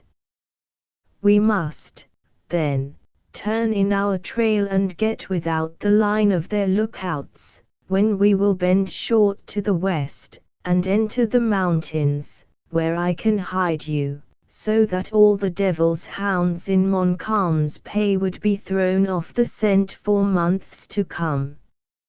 "Let it be done, and that instantly." Further words were unnecessary, for Hawkeye, merely uttering the mandate to follow, moved along the route by which they had just entered their present critical and even dangerous situation. Their progress, like their late dialogue, was guarded, and without noise, for none knew at what moment a passing patrol, or a crouching picket of the enemy, might rise upon their path. As they held their silent way along the margin of the pond, again Hayward and the scout stole furtive glances at its appalling dreariness. They looked in vain for the form they had so recently seen stalking along in silent shores, while a low and regular wash of the little waves, by announcing that the waters were not yet subsided, furnished a frightful memorial of the deed of blood they had just witnessed. Like all that passing and gloomy scene, the low basin, however, quickly melted in the darkness, and became blended with the mass of black objects in the rear of the travelers. Hawkeye soon deviated from the line of their retreat, and striking off towards the mountains which form the western boundary of the narrow plain, he led his followers, with swift steps, deep within the shadows that were cast from their high and broken summits. The route was now painful, lying over ground ragged with rocks, and intersected with ravines, and their progress proportionately slow. Bleak and black hills lay on every side of them, compensating in some degree for the additional toil of the march by the sense of security they imparted. At length the party began slowly to rise a steep and rugged ascent, by a path that curiously wound among rocks and trees, avoiding the one and supported by the other, in a manner that showed it had been devised by men long practiced in the arts of the wilderness. As they gradually rose from the level of the valleys, the thick darkness which usually precedes the approach of day began to disperse, and objects were seen in the plain and palpable colors with which they had been gifted by nature. When they issued from the stunted woods which clung to the barren sides of the mountain, upon a flat and mossy rock that formed its summit, they met the morning, as it came blushing above the green pines of a hill that lay on the opposite side of the valley of the Hurricane. The scout now told the sisters to dismount, and taking the bridles from the mouths, and the saddles off the backs of the jaded beasts, he turned them loose, to glean a scanty subsistence among the shrubs and meager herbage of that elevated region. Go, he said, and seek your food where nature gives it to you, and beware that you become not food to ravenous wolves yourselves, among these hills. Have we no further need of them? Demanded Hayward.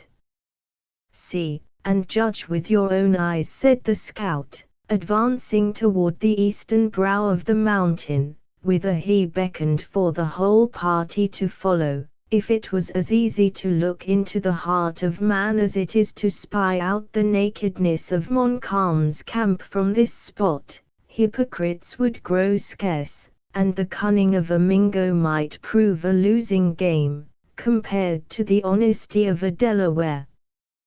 When the travelers reached the verge of the precipices they saw, at a glance, the truth of the scout's declaration, and the admirable foresight with which he had led them to their commanding station. The mountain on which they stood, elevated perhaps 1,000 feet in the air, was a high cone that rose a little in advance of that range which stretches 4 miles along the western shores of the lake, until meeting its sisters miles beyond the water, it ran off toward the Canadas, in confused and broken masses of rock, thinly sprinkled with evergreens. Immediately at the feet of the party, the southern shore of the Hurricane swept in a broad semicircle from mountain to mountain, marking a wide strand, that soon rose into an uneven and somewhat elevated plain. To the north stretched the limpid, and, as it appeared from that dizzy height, the narrow sheet of the Holy Lake indented with numberless bays, embellished by fantastic headlands, and dotted with countless islands. At the distance of a few leagues, the bed of the water became lost among mountains, or was wrapped in the masses of vapor that came slowly rolling along their bosom, before a light morning air.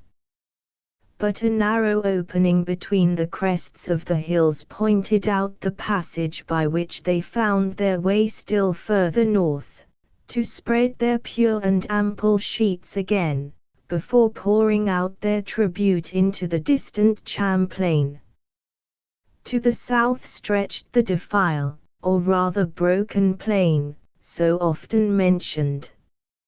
For several miles in this direction, the mountains appeared reluctant to yield their dominion, but within reach of the eye they diverged, and finally melted into the level and sandy lands, across which we have accompanied our adventurers in their double journey.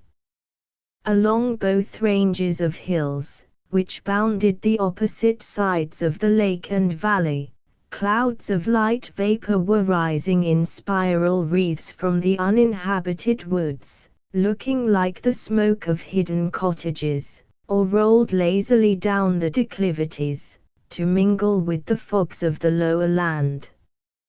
A single, solitary, snow-white cloud floated above the valley, and marked the spot beneath which lay the silent pool of the Bloody Pond. Directly on the shore of the lake, and nearer to its western than to its eastern margin, lay the extensive earthen ramparts and low buildings of William Henry.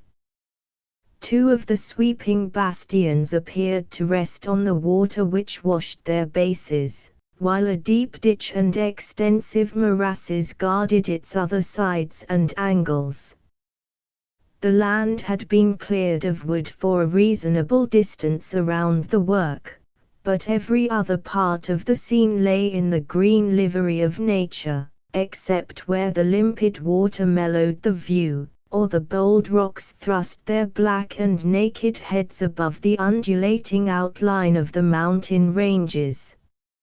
In its front might be seen the scattered sentinels, who held a weary watch against their numerous foes, and within the walls themselves, the travelers looked down upon men still drowsy with a night of vigilance. Toward the southeast, but in immediate contact with the fort, was an entrenched camp, posted on a rocky eminence, that would have been far more eligible for the work itself, in which Hawkeye pointed out the presence of those auxiliary regiments that had so recently left the Hudson in their company. From the woods, a little further to the south, rose numerous dark and lurid smokes, that were easily to be distinguished from the purer exhalations of the springs, and which the scout also showed to Hayward, as evidences that the enemy lay in force in that direction. But the spectacle which most concerned the young soldier was on the western bank of the lake, though quite near to its southern termination. On a strip of land, which appeared from his stand too narrow to contain such an army, but which, in truth, extended many hundreds of yards from the shores of the Hurricane to the base of the mountain, were to be seen the white tents and military engines of an encampment of 10,000 men. Batteries were already thrown up in their front, and even while the spectators above them were looking down, with such different emotions, on a scene which lay like a map beneath their feet, the roar of artillery rose from the valley, and passed off in thundering echoes along the eastern hills. "Morning is just touching them below," said the deliberate and musing scout, "and the watchers have a mind to wake up the sleepers by the sound of cannon. We are a few hours too late. Montcalm has already filled the woods with his accursed Iroquois." "The place is, indeed, invested," returned Duncan, "but is there no expedient by which we may enter? Capture in the works would be far preferable to falling again into the hands of roving Indians." "See," exclaimed the scout, unconsciously directing the attention of Cora to the quarters of her own father. "How that shot has made the stones fly from the side of the commandant's house. These Frenches will pull it to pieces faster than it was put together, solid and thick though it be. Hayward, I sicken at the sight of danger that I cannot share," said the undaunted but anxious daughter. "Let us go to Montcalm, and demand admission. He dare not deny a child the boon." "You would scarce find the tent of the Frenchman with the hair on your head," said the blunt scout. "If I had but one of the 1,000 boats which lie empty along that shore, it might be done. Ha! Here will soon be an end of the firing, for yonder comes a fog that will turn day to night, and make an Indian arrow more dangerous than a mould cannon. Now, if you are equal to the work, and will follow, I will make a push, for I long to get down into that camp, if it be only to scatter some Mingo dogs that I see lurking in the skirts of yonder thicket of birch." "We are equal," said Cora, firmly. "On such an errand we will follow to any danger." The scout turned to her with a smile of honest and cordial approbation, as he answered, "I would I had 1,000 men, of brawny limbs and quick eyes, that feared death as little as you. I'd send them jabbering Frenches back into their den again, afore the week was ended, howling like so many fettered hounds or hungry wolves. But, stir," he added, turning from her to the rest of the party, "the fog comes rolling down so fast, we shall have but just the time to meet it on the plain, and use it as a cover. Remember, if any accident should befall me, to keep the air blowing on your left cheeks, or, rather, follow the Mohicans. They'd send their way, be it in day or be it at night." He then waved his hand for them to follow, and threw himself down the steep declivity, with free, but careful footsteps. Hayward assisted the sisters to descend, and in a few minutes they were all far down a mountain whose sides they had climbed with so much toil and pain. The direction taken by Hawkeye soon brought the travelers to the level of the plain, nearly opposite to a sallyport in the western curtain of the fort, which lay itself at the distance of about half a mile from the point where he halted to allow Duncan to come up with his charge.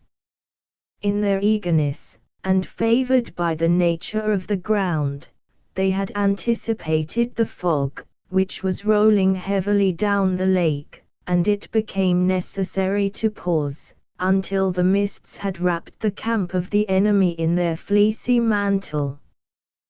The Mohicans profited by the delay, to steal out of the woods, and to make a survey of surrounding objects. They were followed at a little distance by the scout, with a view to profit early by their report, and to obtain some faint knowledge for himself of the more immediate localities. In a very few moments he returned, his face reddened with vexation, while he muttered his disappointment in words of no very gentle import. "Here has the cunning Frenchman been posting a picket directly in our path," he said, "redskins and whites, and we shall be as likely to fall into their midst as to pass them in the fog." "Cannot we make a circuit to avoid the danger?" asked Hayward, "and come into our path again when it is past?" "Who that once bends from the line of his march in a fog can tell when or how to find it again? The mists of hurricane are not like the curls from a peace pipe, or the smoke which settles above a mosquito fire." He was yet speaking, when a crashing sound was heard, and a cannonball entered the thicket, striking the body of a sapling, and rebounding to the earth, its force being much expended by previous resistance. The Indians followed instantly like busy attendants on the terrible messenger, and Uncas commenced speaking earnestly and with much action, in the Delaware tongue. "It may be so, lad," muttered the scout, when he had ended, "for desperate fevers are not to be treated like a toothache. Come, then, the fog is shutting in." "Stop," cried Hayward, "first explain your expectations." "'Tis soon done, and a small hope it is, but it is better than nothing." "This shot that you see," added the scout, kicking the harmless iron with his foot, "has plowed the earth in its road from the fort, and we shall hunt for the furrow it has made, when all other signs may fail. No more words, but follow, or the fog may leave us in the middle of our path, a mark for both armies to shoot at."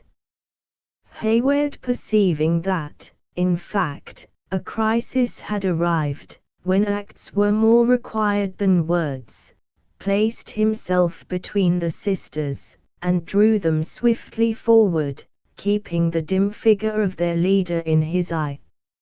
It was soon apparent that Hawkeye had not magnified the power of the fog, for before they had proceeded 20 yards, it was difficult for the different individuals of the party to distinguish each other in the vapor.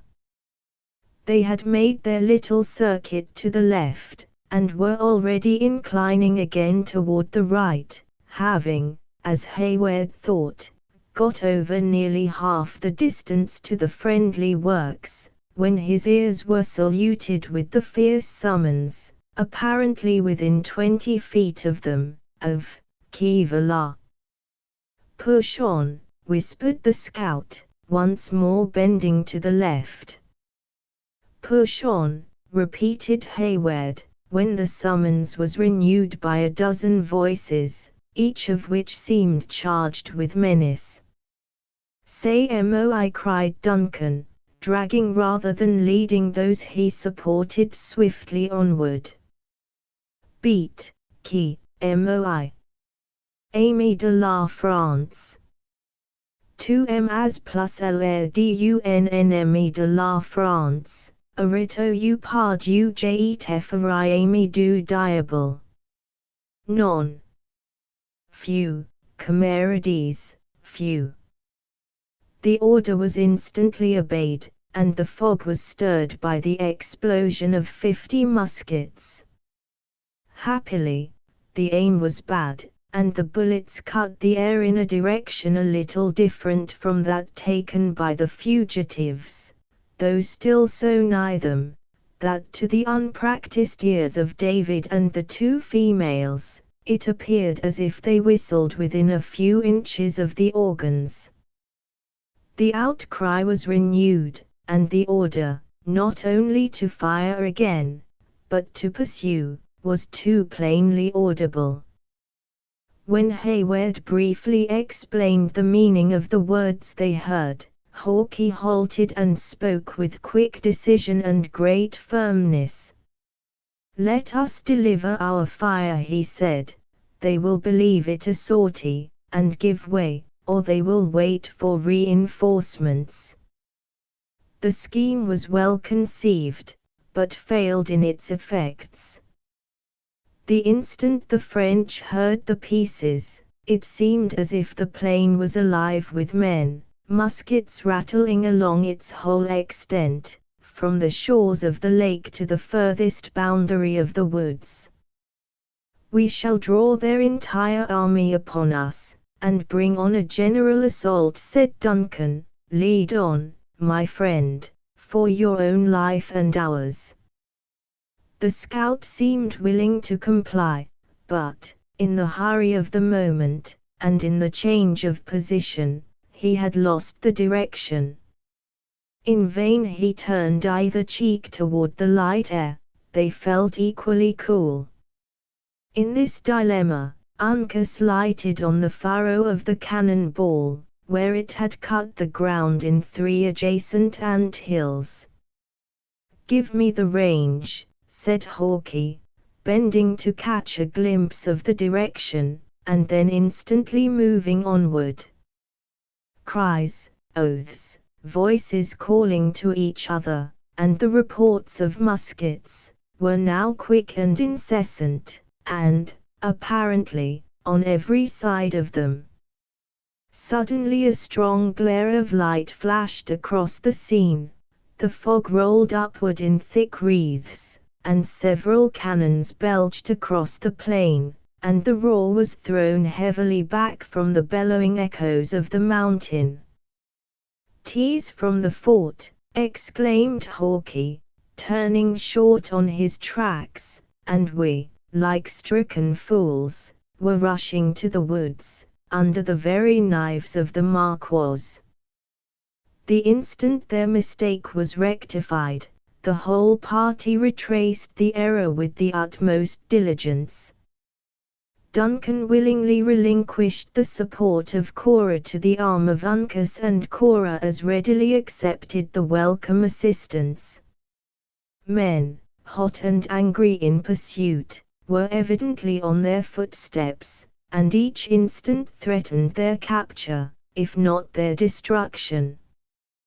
"Point de quartier auxiliary Coquins," cried an eager pursuer, who seemed to direct the operations of the enemy.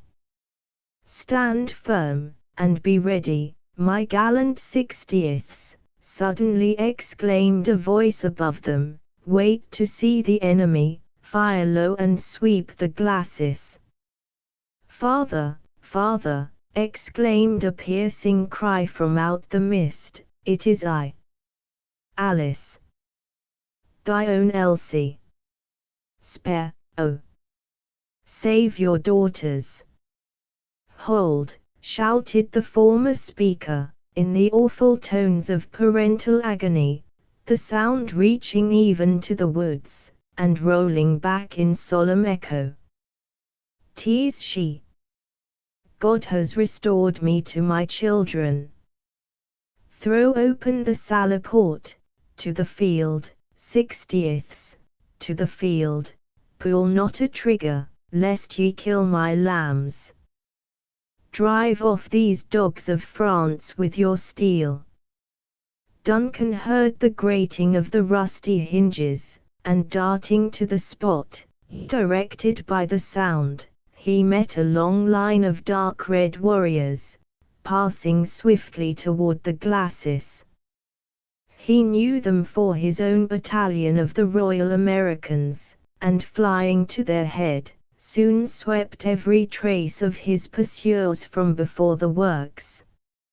For an instant, Cora and Alice had stood trembling and bewildered by this unexpected desertion, but before either had leisure for speech, or even thought, an officer of gigantic frame, whose locks were bleached with years and service, but whose air of military grandeur had been rather softened than destroyed by time, rushed out of the body of mist, and folded them to his bosom, while large scalding tears rolled down his pale and wrinkled cheeks, and he exclaimed, in the peculiar accent of Scotland, "For this I thank thee, Lord. Let danger come as it will, thy servant is now prepared." Chapter 15. Then go we in, to know his embassy, which I could, with ready guess, declare, before the Frenchmen speak a word of it. King Henry V. A few succeeding days were passed amid the privations, the uproar, and the dangers of the siege, which was vigorously pressed by a power, against whose approaches Monroe possessed no competent means of resistance. It appeared as if Webb, with his army, which lay slumbering on the banks of the Hudson, had utterly forgotten the strait to which his countrymen were reduced. Montcalm had filled the woods of the portage with his savages, every yell and whoop from whom rang through the British encampment, chilling the hearts of men who were already but too much disposed to magnify the danger. Not so, however, with the besieged. Animated by the words, and stimulated by the examples of their leaders, they had found their courage, and maintained their ancient reputation, with a zeal that did justice to the stern character of their commander. As if satisfied with the toil of marching through the wilderness to encounter his enemy, the French general, though of approved skill, had neglected to seize the adjacent mountains, whence the besieged might have been exterminated with impunity, and which, in the more modern warfare of the country, would not have been neglected for a single hour. This sort of contempt for eminences, or rather dread of the labor of ascending them, might have been termed the besetting weakness of the warfare of the period. It originated in the simplicity of the Indian contests, in which, from the nature of the combats, and the density of the forests, fortresses were rare, and artillery next to useless. The carelessness engendered by these usages descended even to the War of the Revolution and lost the States the important fortress of Ticonderoga, opening a way for the army of Burgoyne into what was then the bosom of the country.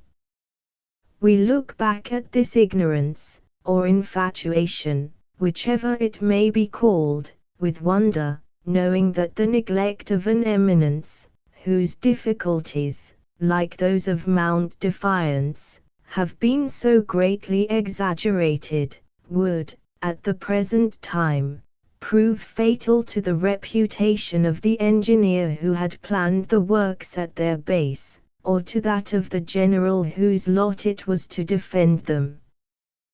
The tourist, the valetudinarian, or the amateur of the beauties of nature, who, in the train of his four in hand, now rolls through the scenes we have attempted to describe, in quest of information, health, or pleasure, or floats steadily toward his object on those artificial waters which have sprung up under the administration of a statesman, one, who has dared to stake his political character on the hazardous issue, is not to suppose that his ancestors traversed those hills, or struggled with the same currents with equal facility. The transportation of a single heavy gun was often considered equal to a victory gained, if happily, the difficulties of the passage had not so far separated it from its necessary concomitant, the ammunition, as to render it no more than a useless tube of unwieldy iron. 1. Evidently the late DeWitt Clinton, who died governor of New York in 1828. The evils of this state of things pressed heavily on the fortunes of the resolute Scotsman who now defended William Henry. Though his adversary neglected the hills, he had planted his batteries with judgment on the plain, and caused them to be served with vigor and skill. Against this assault, the besieged could only oppose the imperfect and hasty preparations of a fortress in the wilderness. It was in the afternoon of the 5th day of the siege, and the 4th of his own service in it, that Major Hayward profited by a parley that had just been beaten, by repairing to the ramparts of one of the water bastions, to breathe the cool air from the lake, and to take a survey of the progress of the siege. He was alone, if the solitary sentinel who paced the mound be excepted, for the artillerists had hastened also to profit by the temporary suspension of their arduous duties. The evening was delightfully calm, and the light air from the limpid water fresh and soothing. It seemed as if, with the termination of the roar of artillery and the plunging of shot, nature had also seized the moment to assume her mildest and most captivating form. The sun poured down his parting glory on the scene, without the oppression of those fierce rays that belong to the climate and the season. The mountains looked green, and fresh, and lovely, tempered with the milder light, or softened in shadow, as thin vapors floated between them and the sun.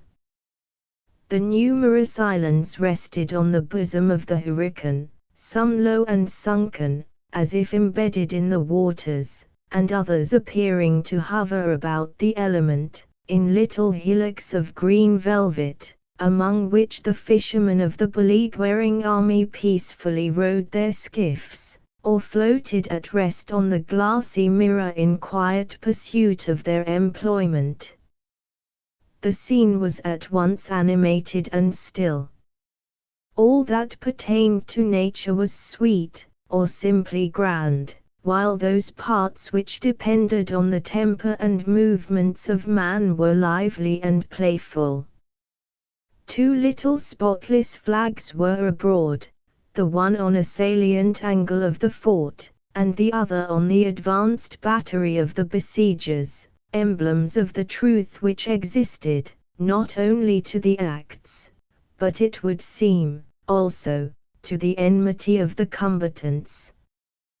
Behind these again swung, heavily opening and closing in silken folds, the rival standards of England and France. 100 gay and thoughtless young Frenchmen were drawing a net to the pebbly beach, within dangerous proximity to the sullen but silent cannon of the fort, while the eastern mountain was sending back the loud shouts and gay merriment that attended their sport.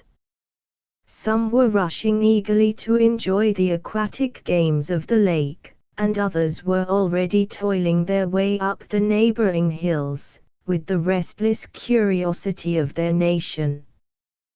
To all these sports and pursuits, those of the enemy who watched the besieged, and the besieged themselves, were, however, merely the idle though sympathizing spectators. Here and there a picket had, indeed, raised a song, or mingled in a dance, which had drawn the dusky savages around them, from their lairs in the forest. In short, everything wore rather the appearance of a day of pleasure, than of an hour stolen from the dangers and toil of a bloody and vindictive warfare. Duncan had stood in a musing attitude, contemplating this scene a few minutes, when his eyes were directed to the glacis in front of the salaport already mentioned, by the sounds of approaching footsteps. He walked to an angle of the bastion, and beheld the scout advancing, under the custody of a French officer, to the body of the fort. The countenance of Hawke was haggard and careworn, and his air dejected, as though he felt the deepest degradation at having fallen into the power of his enemies. He was without his favorite weapon, and his arms were even bound behind him with thongs, made of the skin of a deer. The arrival of flags to cover the messengers of summons, had occurred so often of late, that when Hayward first threw his careless glance on this group, he expected to see another of the officers of the enemy, charged with a similar office, but the instant he recognized the tall person and still sturdy though downcast features of his friend, the woodsman, he started with surprise, and turned to descend from the bastion into the bosom of the work. The sounds of other voices, however, caught his attention, and for a moment caused him to forget his purpose. At the inner angle of the mound he met the sisters, walking along the parapet, in search, like himself, of air and relief from confinement. They had not met from that painful moment when he deserted them on the plain, only to assure their safety. He had parted from them worn with care, and jaded with fatigue. He now saw them refreshed and blooming, though timid and anxious. Under such an inducement it will cause no surprise that the young man lost sight for a time of other objects in order to address them. He was, however, anticipated by the voice of the ingenuous and youthful Alice. "Ah, thou tyrant, thou recreant knight, he who abandons his damsels in the very lists!" she cried. "Here have we been days, nay, ages, expecting you at our feet, imploring mercy and forgetfulness of your craven backsliding, or I should rather say, backrooning, for verily you fled in the manner that no stricken deer, as our worthy friend the scout would say, could equal." "You know that Alice means our thanks and our blessings," added the graver and more thoughtful Cora. "In truth, we have a little wonder why you should so rigidly absent yourself from a place where the gratitude of the daughters might receive the support of a parent's thanks. Your father himself could tell you that, though absent from your presence, I have not been altogether forgetful of your safety," returned the young man. "The mastery of yonder village of huts," pointing to the neighboring entrenched camp, "has been keenly disputed, and he who holds it is sure to be possessed of this fort, and that which it contains. My days and nights have all been passed there since we separated, because I thought that duty called me thither." But he added, with an air of chagrin, which he endeavored, though unsuccessfully, to conceal, "Had I been aware that what I then believed a soldier's conduct could be so construed, shame would have been added to the list of reasons." "Hayward!"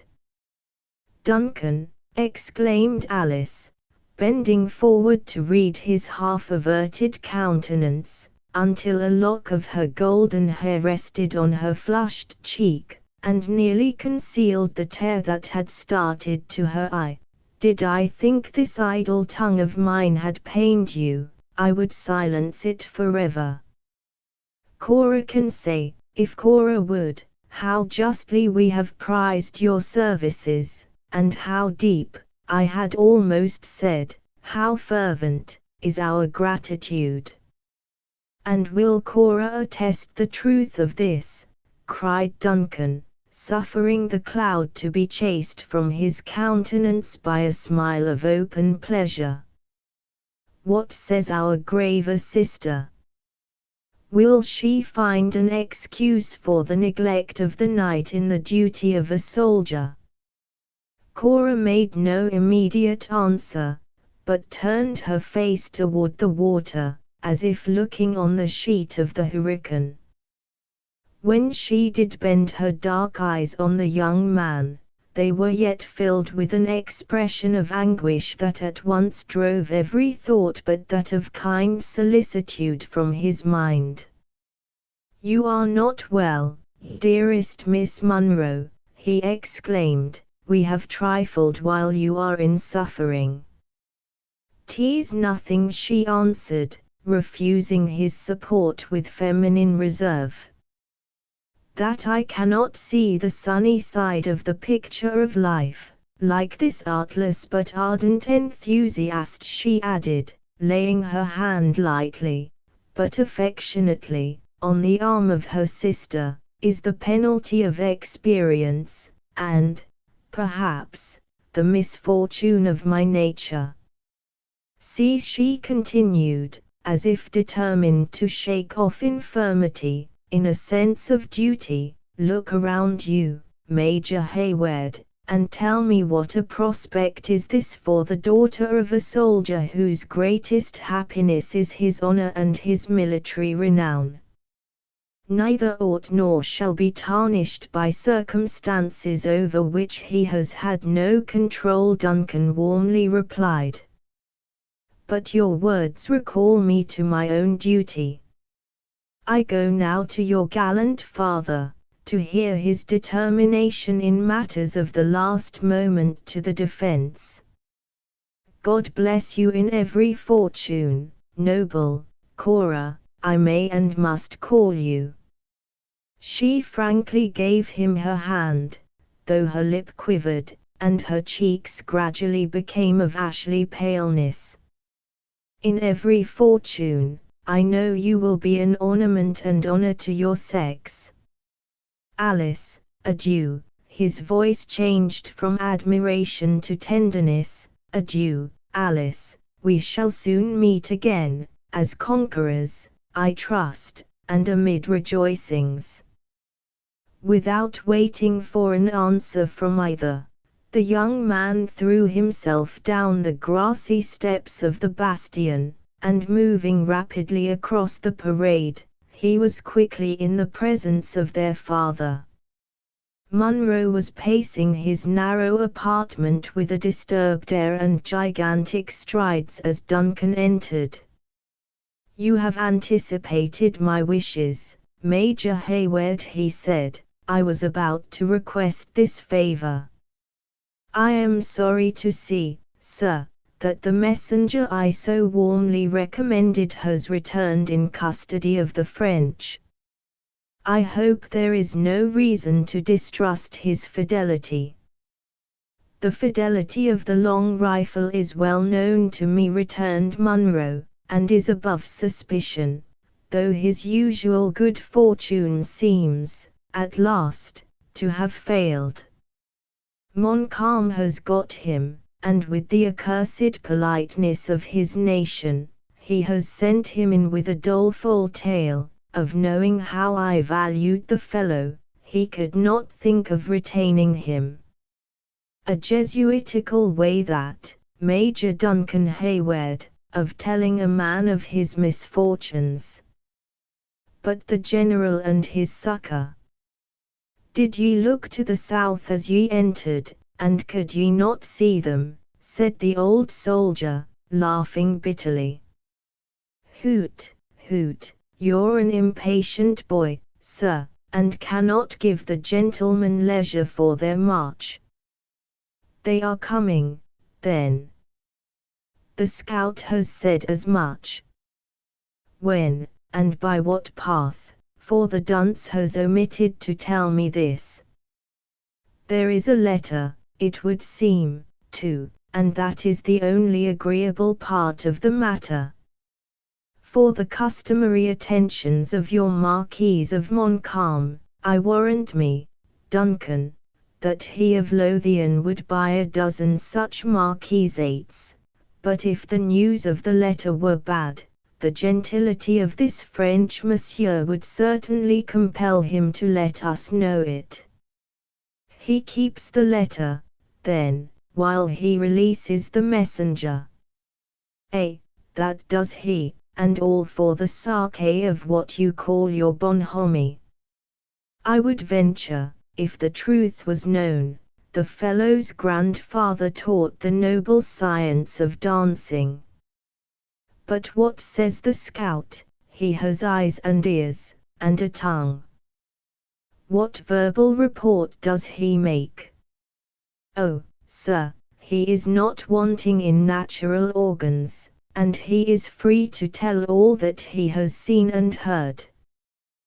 The whole amount is this: there is a fort of His Majesty's on the banks of the Hudson, called Edward, in honor of His Gracious Highness of York, you all know, and it is well filled with armed men, as such a work should be. But was there no movement, no signs of any intention to advance to our relief? There were the morning and evening parades, and when one of the provincial loons, you all know, Duncan, you're half a Scotsman yourself, when one of them dropped his powder over his porridge, if it touched the coals, it just burned. Then, suddenly changing his bitter, ironical manner to one more grave and thoughtful, he continued, and yet there might, and must be, something in that letter which it would be well to know. Our decision should be speedy, said Duncan, gladly availing himself of this change of humor, to press the more important objects of their interview. I cannot conceal from you, sir, that the camp will not be much longer tenable, and I am sorry to add, that things appear no better in the fort. More than half the guns are bursted. And how should it be otherwise? Some were fished from the bottom of the lake, some have been rusting inwards since the discovery of the country, and some were never guns at all, mere privateersmen's playthings. Do you think, sir, you can have Woolwich Warren in the midst of a wilderness, 3,000 miles from Great Britain? The walls are crumbling about our ears, and provisions begin to fail us, continued Hayward, without regarding the new burst of indignation. Even the men show signs of discontent and alarm. Major Hayward, said Munro, turning to his youthful associate with the dignity of his years and superior rank, I should have served His Majesty for half a century, and earned these grey hairs in vain, were I ignorant of all you say, and of the pressing nature of our circumstances. Still, there is everything due to the honor of the King's arms, and something to ourselves. While there is hope of succor, this fortress will I defend, though it be to be done with pebbles gathered on the lake shore. It is a sight of the letter, therefore, that we want, that we may know the intentions of the man the Earl of Loudon has left among us as his substitute. And can I be of service in the matter? Sir, you can. The Marquis of Montcalm has, in addition to his other civilities, invited me to a personal interview between the works and his own camp, in order, as he says, to impart some additional information. Now, I think it would not be wise to show any undue solicitude to meet him, and I would employ you, an officer of rank, as my substitute, for it would but ill comport with the honour of Scotland to let it be said one of her gentlemen was outdone in civility by a native of any other country on earth. Without assuming the supererogatory task of entering into a discussion of the comparative merits of national courtesy, Duncan cheerfully assented to supply the place of the veteran in the approaching interview. A long and confidential communication now succeeded, during which the young man received some additional insight into his duty, from the experience and native acuteness of his commander, and then the former took his leave. As Duncan could only act as the representative of the commandant of the fort, the ceremonies which should have accompanied a meeting between the heads of the adverse forces were, of course, dispensed with. The truce still existed, and with a roll and beat of the drum, and covered by a little white flag, Duncan left the Salleport, within 10 minutes after his instructions were ended. He was received by the French officer in advance with the usual formalities, and immediately accompanied to a distant marquee of the renowned soldier who led the forces of France. The general of the enemy received the youthful messenger, surrounded by his principal officers, and by a swarthy band of the native chiefs, who had followed him to the field, with the warriors of their several tribes. Hayward paused short, when, in glancing his eyes rapidly over the dark group of the latter, he beheld the malignant countenance of Magua, regarding him with the calm but sullen attention which marked the expression of that subtle savage. A slight exclamation of surprise even burst from the lips of the young man, but instantly, recollecting his errand, and the presence in which he stood, he suppressed every appearance of emotion, and turned to the hostile leader, who had already advanced a step to receive him. The Marquis of Montcalm was, at the period of which we write, in the flower of his age, and, it may be added, in the zenith of his fortunes.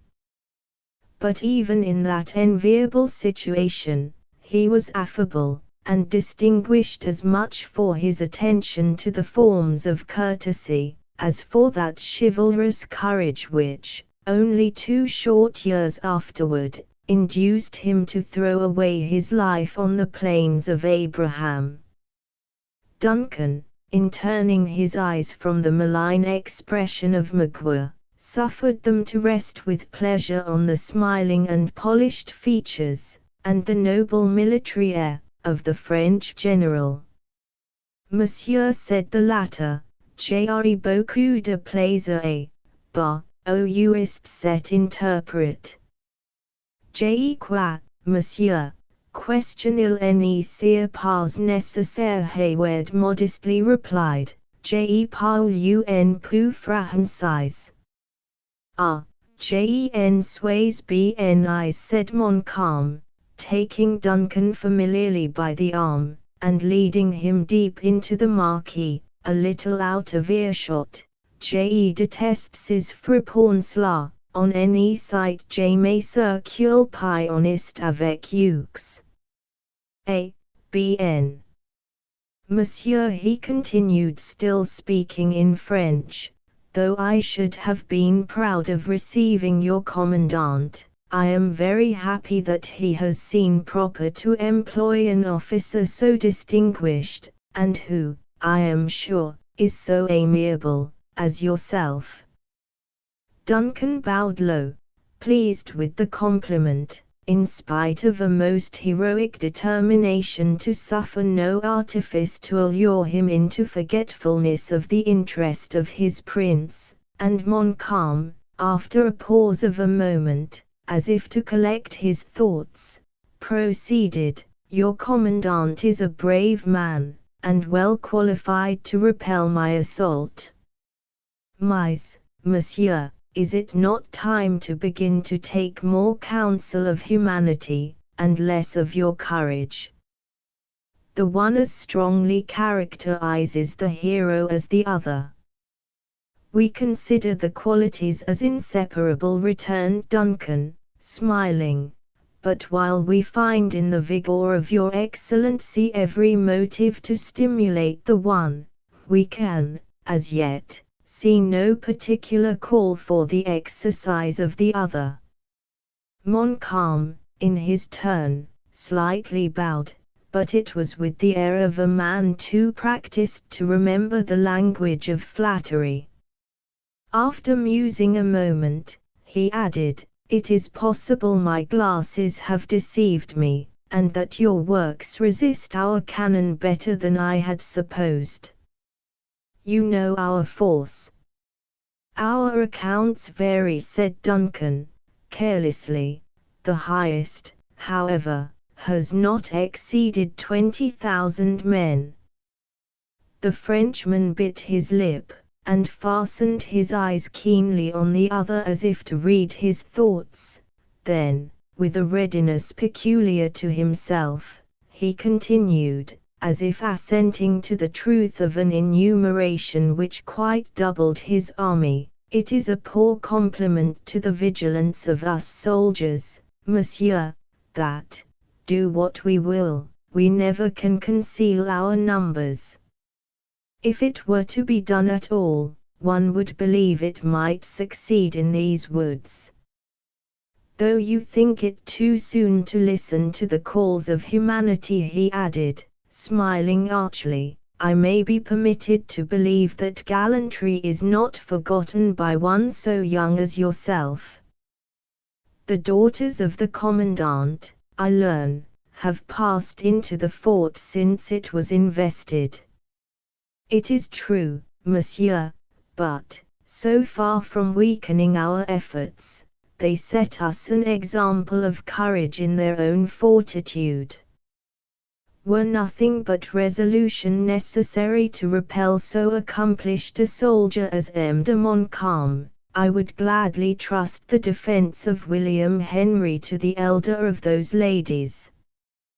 We have a wise ordinance in our Salic laws, which says, the crown of France shall never degrade the lance to the distaff, said Montcalm, dryly, and with a little hauteur, but instantly adding, with his former frank and easy air, as all the nobler qualities are hereditary, I can easily credit you, though, as I said before, courage has its limits, and humanity must not be forgotten. I trust, monsieur, you come authorized to treat for the surrender of the place. Has your excellency found our defense so feeble as to believe the measure necessary?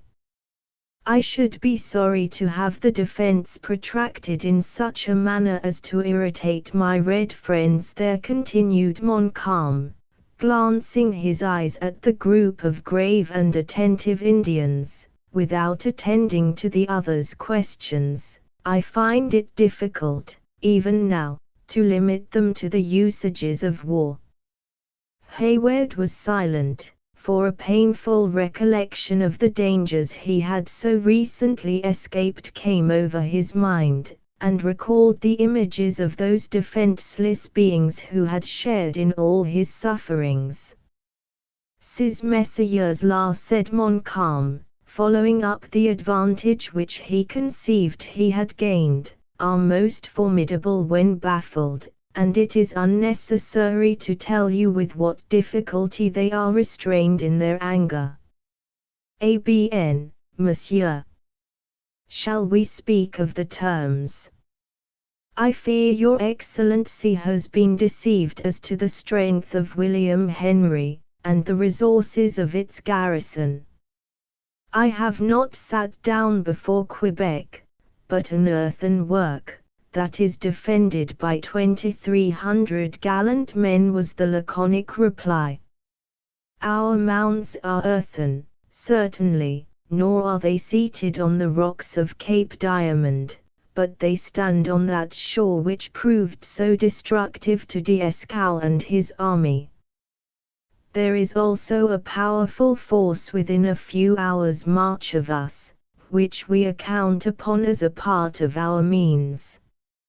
Some 6,000 or 8,000 men, returned Montcalm, with much apparent indifference, whom their leader wisely judges to be safer in their works than in the field. It was now Hayward's turn to bite his lip with vexation as the other so coolly alluded to a force which the young man knew to be overrated. Both mused a little while in silence, when Montcalm renewed the conversation, in a way that showed he believed the visit of his guest was solely to propose terms of capitulation. On the other hand, Hayward began to throw sundry inducements in the way of the French general, to betray the discoveries he had made through the intercepted letter. The artifice of neither, however, succeeded, and after a protracted and fruitless interview, Duncan took his leave, favorably impressed with an opinion of the courtesy and talents of the enemy's captain, but as ignorant of what he came to learn as when he arrived. Montcalm followed him as far as the entrance of the marquee, renewing his invitations to the commandant of the fort to give him an immediate meeting in the open ground between the two armies. There they separated, and Duncan returned to the advanced post of the French, accompanied as before, whence he instantly proceeded to the fort, and to the quarters of his own commander. Chapter 16. EDG. Before you fight the battle, ope this letter. Lear Major Hayward found Munro attended only by his daughters. Alice sat upon his knee, parting the grey hairs on the forehead of the old man with her delicate fingers, and whenever he affected to frown on her trifling, appeasing his assumed anger by pressing her ruby lips fondly on his wrinkled brow. Cora was seated nigh them, a calm and amused looker-on, regarding the wayward movements of her more youthful sister with that species of maternal fondness which characterized her love for Alice. Not only the dangers through which they had passed, but those which still impended above them, appeared to be momentarily forgotten, in the soothing indulgence of such a family meeting. It seemed as if they had profited by the short truce, to devote an instant to the purest and best affection, the daughters forgetting their fears, and the veteran his cares, in the security of the moment. Of this scene, Duncan, who, in his eagerness to report his arrival, had entered unannounced, stood many moments an unobserved and a delighted spectator. But the quick and dancing eyes of Alice soon caught a glimpse of his figure reflected from a glass, and she sprang blushing from her father's knee, exclaiming aloud, "Major Hayward!" "What of the lad?" demanded her father. "I have sent him to crack a little with the Frenchman." "Ha, sir, you are young, and you're nimble. Away with you, ye baggage, as if there were not troubles enough for a soldier, without having his camp filled with such prattling hussies as yourself." Alice laughingly followed her sister, who instantly led the way from an apartment where she perceived their presence was no longer desirable.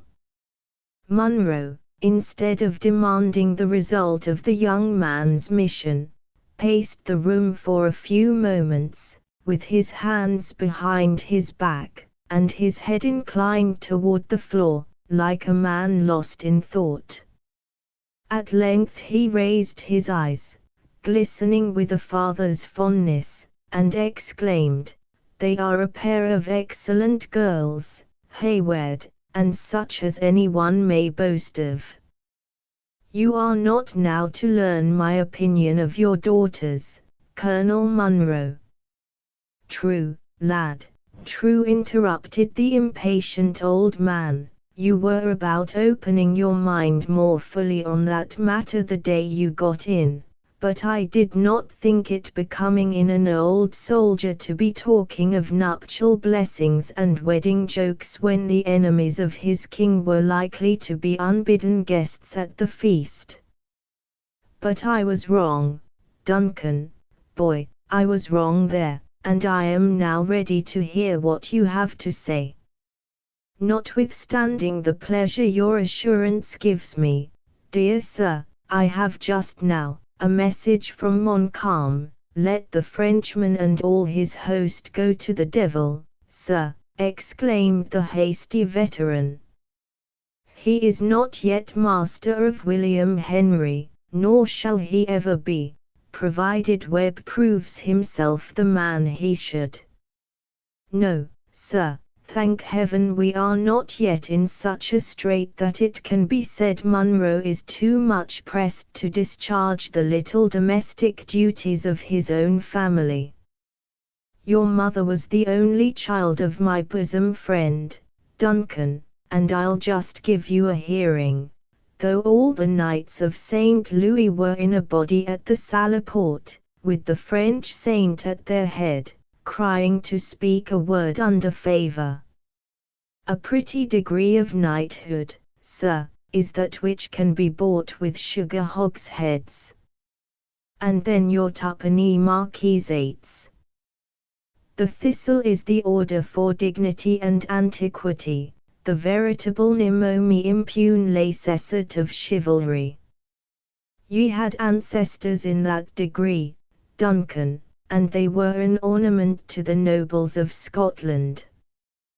Hayward, who perceived that his superior took a malicious pleasure in exhibiting his contempt for the message of the French general, was fain to humour a spleen that he knew would be short-lived. He therefore replied with as much indifference as he could assume on such a subject, "My request, as you know, sir, went so far as to presume to the honour of being your son." Boy, you found words to make yourself very plainly comprehended. But, let me ask ye, sir, have you been as intelligible to the girl? On my honour, no, exclaimed Duncan, warmly. There would have been an abuse of a confided trust, had I taken advantage of my situation for such a purpose. Your notions are those of a gentleman, Major Hayward, and well enough in their place.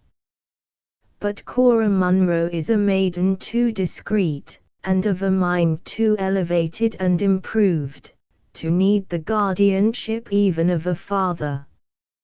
Cora.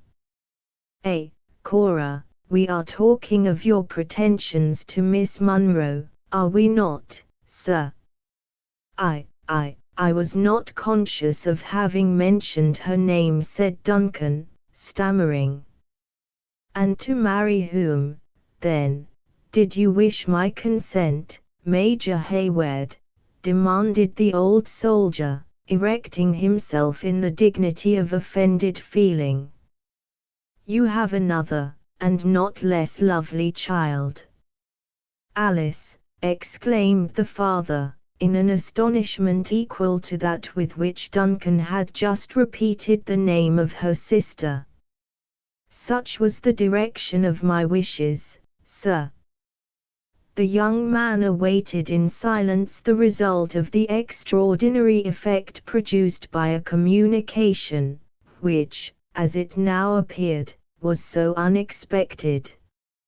For several minutes Munro paced the chamber with long and rapid strides, his rigid features working convulsively, and every faculty seemingly absorbed in the musings of his own mind.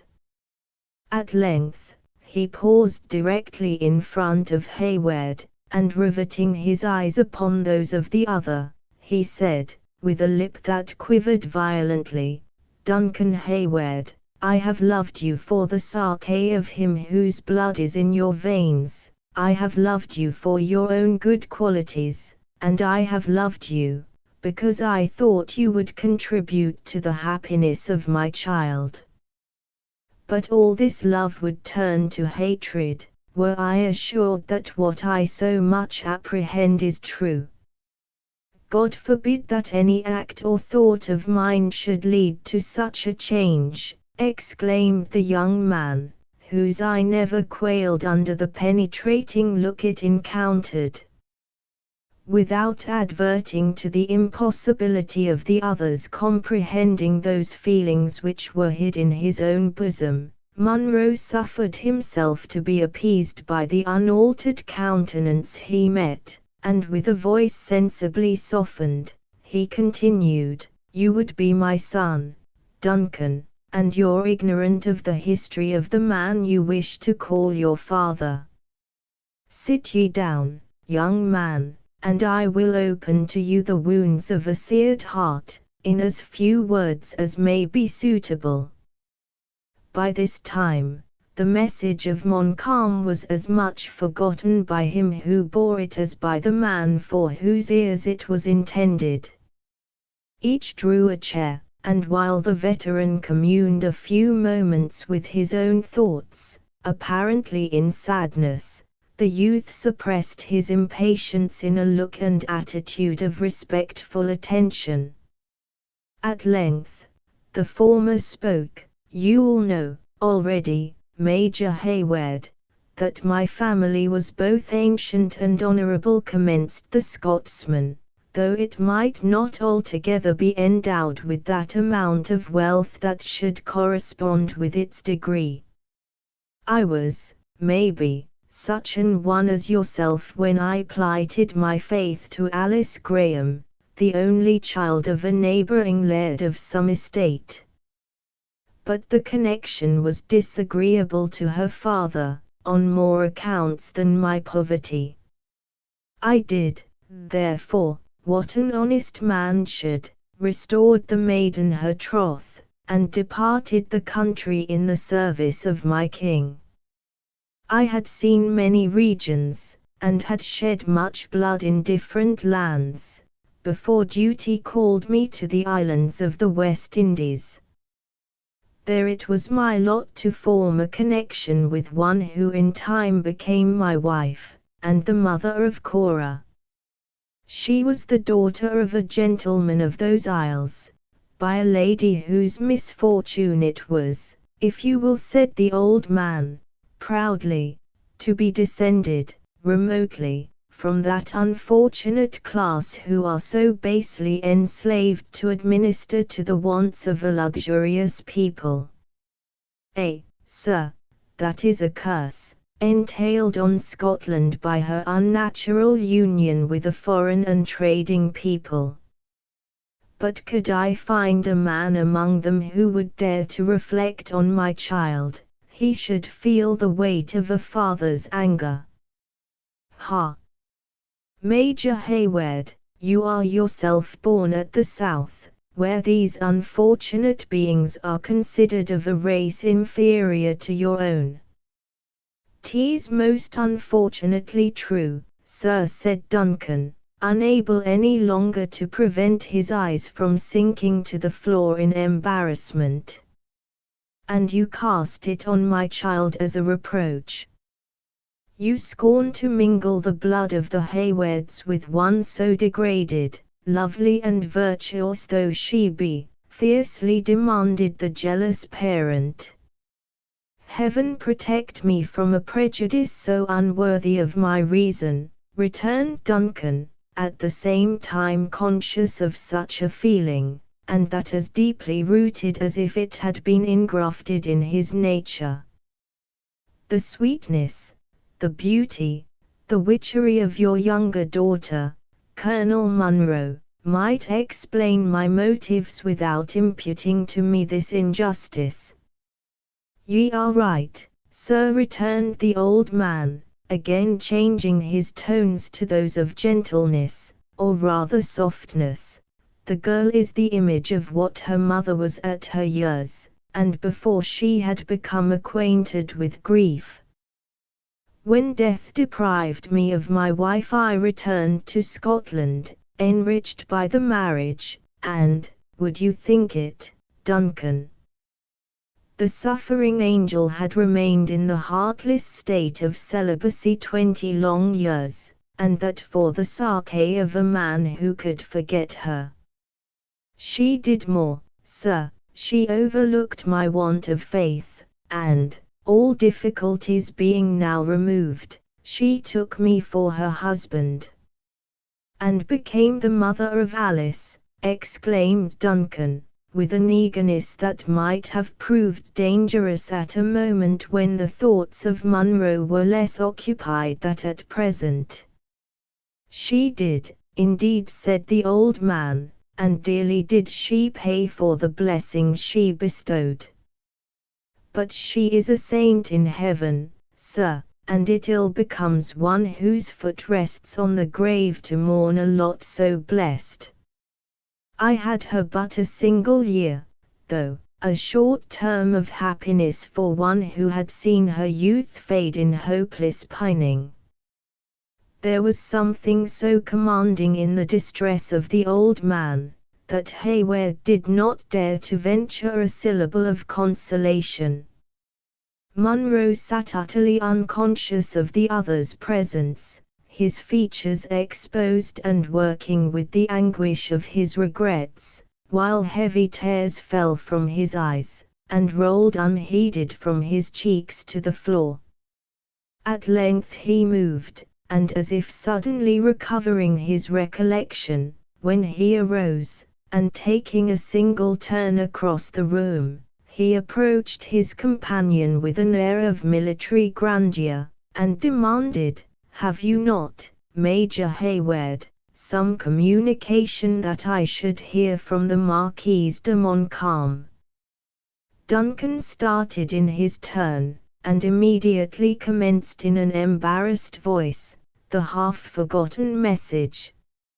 It is unnecessary to dwell upon the evasive though polite manner with which the French general had eluded every attempt of Hayward to worm from him the purport of the communication he had proposed making, or on the decided, though still polished message, by which he now gave his enemy to understand, that, unless he chose to receive it in person, he should not receive it at all. As Munro listened to the detail of Duncan, the excited feelings of the father gradually gave way before the obligations of his station, and when the other was done, he saw before him nothing but the veteran, swelling with the wounded feelings of a soldier. "You have said enough, Major Hayward," exclaimed the angry old man, "enough to make a volume of commentary on French civility. Here has this gentleman invited me to a conference, and when I send him a capable substitute, for ye re all that, Duncan, though your years are but few, he answers me with a riddle. He may have thought less favorably of the substitute, my dear sir, and you will remember that the invitation, which he now repeats, was to the commandant of the works, and not to his second. Well, sir, is not a substitute clothed with all the power and dignity of him who grants the commission?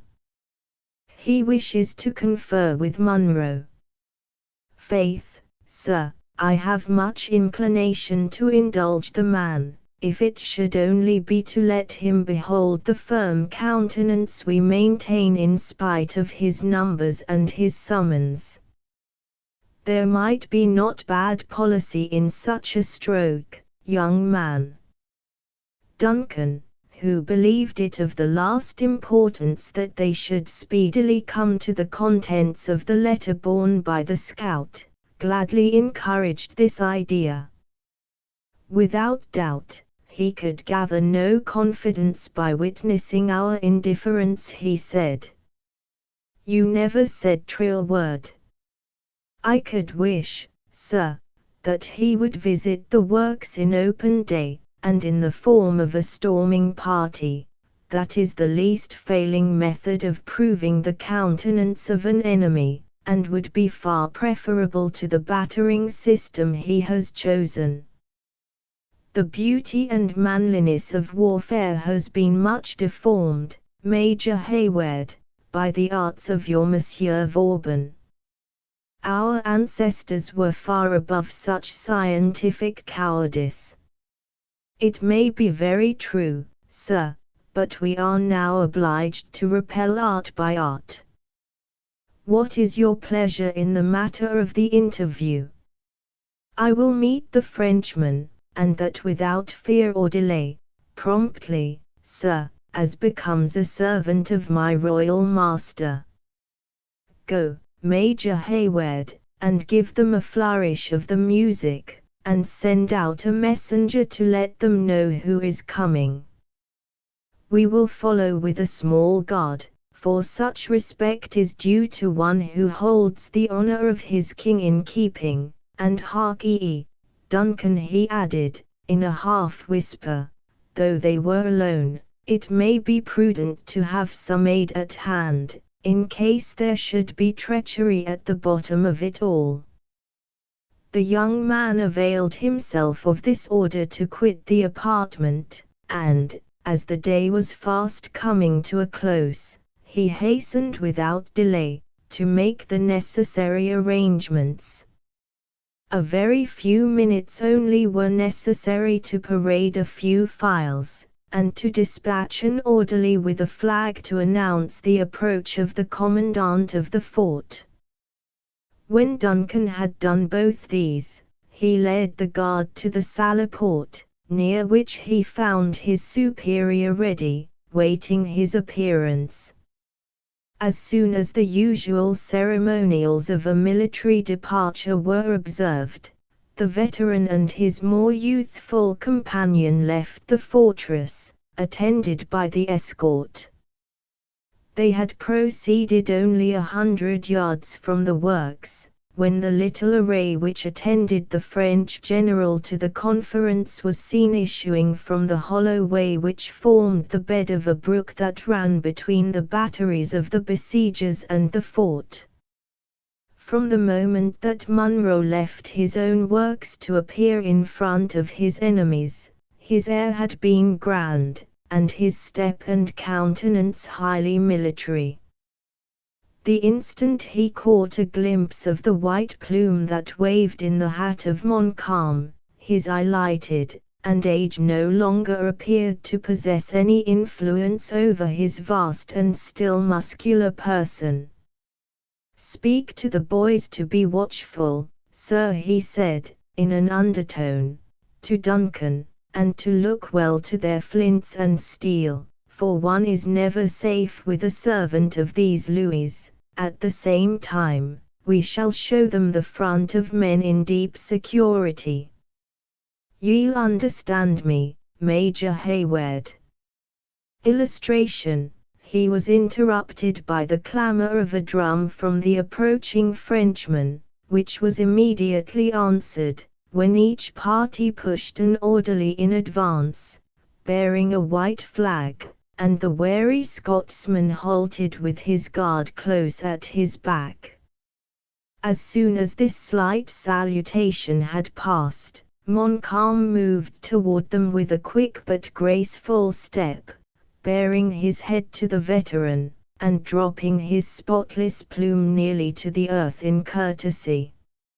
If the air of Munro was more commanding and manly, it wanted both the ease and insinuating polish of that of the Frenchman. Neither spoke for a few moments, each regarding the other with curious and interested eyes.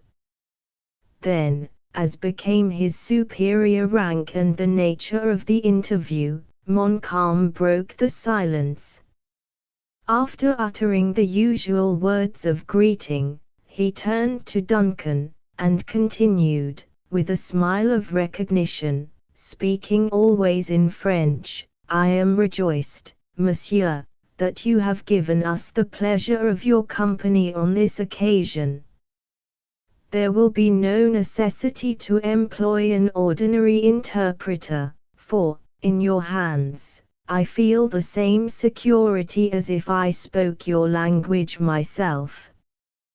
Duncan acknowledged the compliment, when Montcalm, turning to his guard, which in imitation of that of their enemies, pressed close upon him, continued, "En arrière, mes enfants, ill fate showed, retires-vous un peu." Before Major Hayward would imitate this proof of confidence, he glanced his eyes around the plain, and beheld with uneasiness the numerous dusky groups of savages, who looked out from the margin of the surrounding woods, curious spectators of the interview.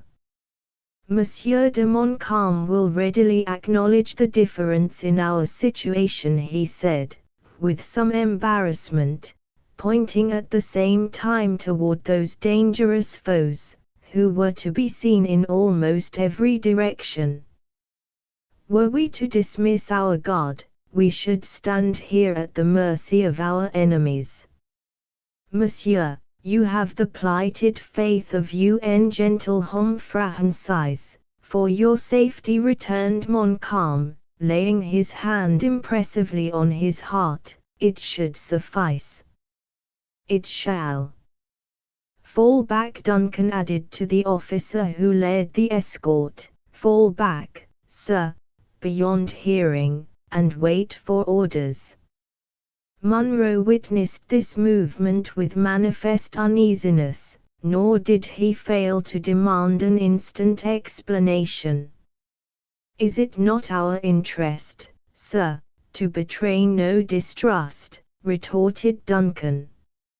Monsieur de Montcalm pledges his word for our safety, and I have ordered the men to withdraw a little, in order to prove how much we depend on his assurance. It may be all right, sir, but I have no overweening reliance on the faith of these marquises, or marquises, as they call themselves. Their patents of nobility are too common to be certain that they bear the seal of true honor. You forget, dear sir, that we confer with an officer, distinguished alike in Europe and America for his deeds. From a soldier of his reputation we can have nothing to apprehend.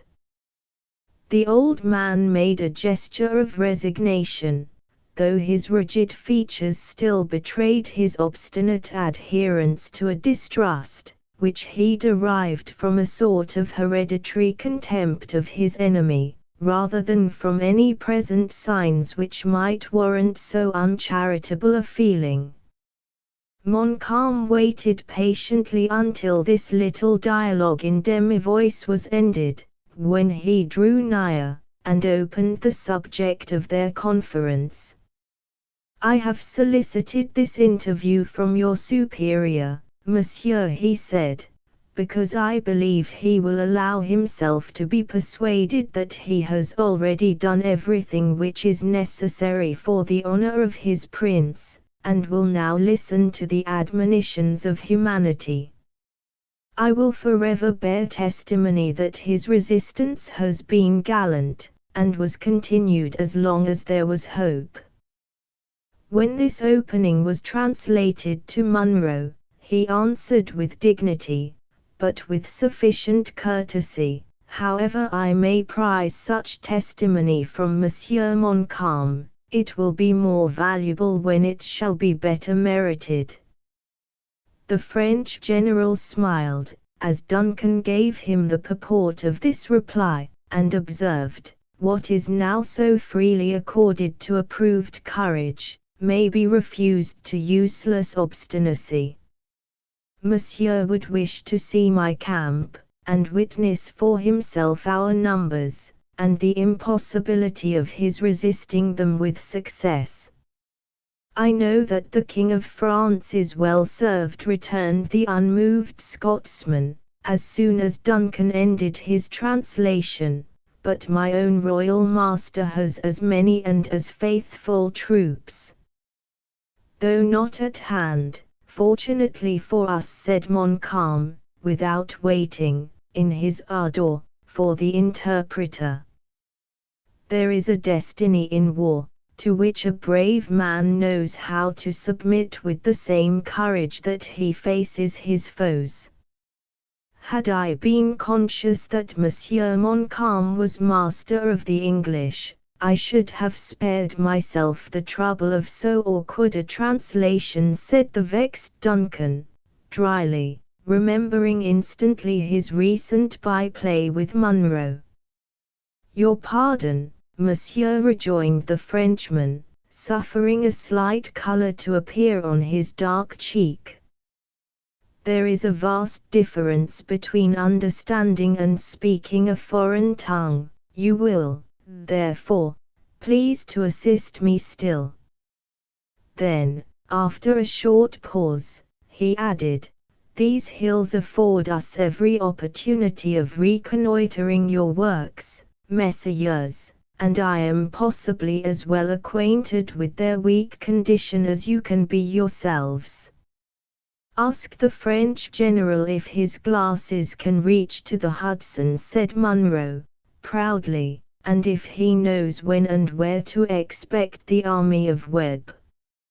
Let General Webb be his own interpreter, returned the politic Montcalm, suddenly extending an open letter toward Munro as he spoke. You will there learn, monsieur, that his movements are not likely to prove embarrassing to my army.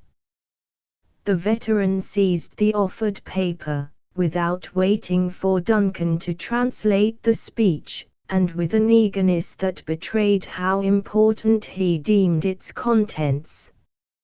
As his eye passed hastily over the words, his countenance changed from its look of military pride to one of deep chagrin, his lip began to quiver, and suffering the paper to fall from his hand, his head dropped upon his chest, like that of a man whose hopes were withered at a single blow. Duncan caught the letter from the ground, and without apology for the liberty he took, he read at a glance its cruel purport.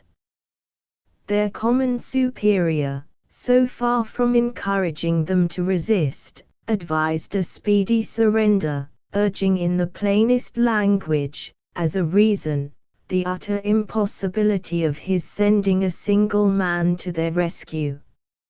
Here is no deception, exclaimed Duncan, examining the billet both inside and out. This is the signature of Webb, and must be the captured letter. The man has betrayed me. Munro at length bitterly exclaimed, he has brought dishonor to the door of one where disgrace was never before known to dwell, and shame has he heaped heavily on my grey hairs. Say not so, cried Duncan, we are yet masters of the fort, and of our honor. Let us, then, sell our lives at such a rate as shall make our enemies believe the purchase too dear. Boy, I thank thee, exclaimed the old man, rousing himself from his stupor. You have, for once, reminded Munro of his duty. We will go back, and dig our graves behind those ramparts. Messieurs, said Montcalm, advancing toward them a step, in generous interest, you little know Louis de Saint Véran if you believe him capable of profiting by this letter to humble brave men, or to build up a dishonest reputation for himself. Listen to my terms before you leave me. What says the Frenchman? Demanded the veteran, sternly. Does he make a merit of having captured a scout, with a note from headquarters? Sir, he had better raise this siege, to go and sit down before Edward if he wishes to frighten his enemy with words. Duncan explained the other's meaning. Monsieur de Montcalm, we will hear you, the veteran added, more calmly, as Duncan ended. To retain the fort is now impossible, said his liberal enemy. It is necessary to the interests of my master that it should be destroyed, but as for yourselves and your brave comrades, there is no privilege dear to a soldier that shall be denied. Our colors, demanded Hayward. Carry them to England, and show them to your king. Our arms. Keep them, none can use them better. Our march, the surrender of the place, shall all be done in a way most honorable to yourselves. Duncan now turned to explain these proposals to his commander, who heard him with amazement, and a sensibility that was deeply touched by so unusual and unexpected generosity. Go you, Duncan, he said, go with this Marquis, as, indeed, Marquis he should be, go to his Marquis and arrange it all. I have lived to see two things in my old age that never did I expect to behold. An Englishman afraid to support a friend, and a Frenchman too honest to profit by his advantage." So saying, the veteran again dropped his head to his chest, and returned slowly toward the fort, exhibiting, by the dejection of his air, to the anxious garrison, a harbinger of evil tidings. From the shock of this unexpected blow the haughty feelings of Munro never recovered, but from that moment there commenced a change in his determined character, which accompanied him to a speedy grave. Duncan remained to settle the terms of the capitulation. He was seen to re-enter the works during the first watches of the night, and immediately after a private conference with the commandant, to leave them again.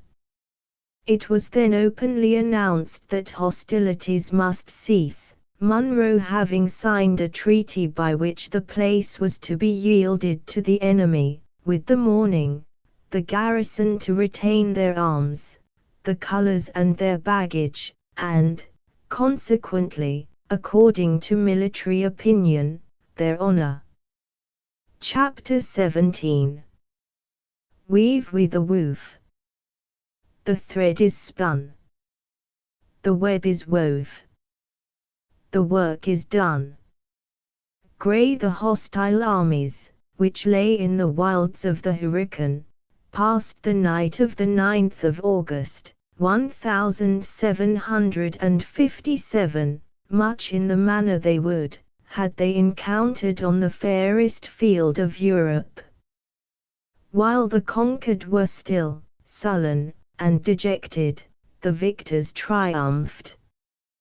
But there are limits alike to grief and joy, and long before the watches of the morning came the stillness of those boundless woods was only broken by a gay call from some exulting young Frenchman of the advanced pickets, or a menacing challenge from the fort, which sternly forbade the approach of any hostile footsteps before the stipulated moment. Even these occasional threatening sounds ceased to be heard in that dull hour which precedes the day, at which period a listener might have sought in vain any evidence of the presence of those armed powers that then slumbered on the shores of the Holy Lake. It was during these moments of deep silence that the canvas which concealed the entrance to a spacious marquee in the French encampment was shoved aside, and a man issued from beneath the drapery into the open air. He was enveloped in a cloak that might have been intended as a protection from the chilling damps of the woods, but which served equally well as a mantle to conceal his person. He was permitted to pass the grenadier, who watched over the slumbers of the French commander, without interruption, the man making the usual salute which betokens military deference, as the other passed swiftly through the little city of tents, in the direction of William Henry. Whenever this unknown individual encountered one of the numberless sentinels who crossed his path, his answer was prompt, and, as it appeared, satisfactory, for he was uniformly allowed to proceed without further interrogation. With the exception of such repeated but brief interruptions, he had moved silently from the center of the camp to its most advanced outposts, when he drew nigh the soldier who held his watch nearest to the works of the enemy. As he approached he was received with the usual challenge, "Qui vive?" France was the reply. "Le mot d'ordre." "La victory," said the other, drawing so nigh as to be heard in a loud whisper. "C'est bien," returned the sentinel, throwing his musket from the charge to his shoulder. "Vous promenez bien matin, monsieur." "Il est nécessaire d'être vigilant, mon enfant," the other observed, dropping a fold of his cloak, and looking the soldier close in the face as he passed him, still continuing his way toward the British fortification. The man started, his arms rattled heavily as he threw them forward in the lowest and most respectful salute, and when he had again recovered his peace, he turned to walk his post, muttering between his teeth, "Il faut être vigilant, en vérité, j'ai quoique nous savons la, un caporal qui n'est d'autre jamais." The officer proceeded, without affecting to hear the words which escaped the sentinel in his surprise, nor did he again pause until he had reached the low strand, and in a somewhat dangerous vicinity to the western water bastion of the fort.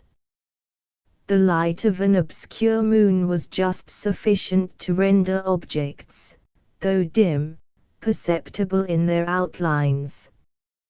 He, therefore, took the precaution to place himself against the trunk of a tree, where he leaned for many minutes, and seemed to contemplate the dark and silent mounds of the English works in profound attention. His gaze at the ramparts was not that of a curious or idle spectator, but his looks wandered from point to point, denoting his knowledge of military usages, and betraying that his search was not unaccompanied by distrust. At length he appeared satisfied, and having cast his eyes impatiently upward toward the summit of the eastern mountain, as if anticipating the approach of the morning, he was in the act of turning on his footsteps, when a light sound on the nearest angle of the bastion caught his ear, and induced him to remain. Just then a figure was seen to approach the edge of the rampart, where it stood, apparently contemplating in its turn the distant tents of the French encampment. Its head was then turned toward the east, as though equally anxious for the appearance of light, when the form leaned against the mound, and seemed to gaze upon the glassy expanse of the waters, which, like a submarine firmament, glittered with its thousand mimic stars. The melancholy air, the hour, together with the vast frame of the man who thus leaned, musing, against the English ramparts, left no doubt as to his person in the mind of the observant spectator.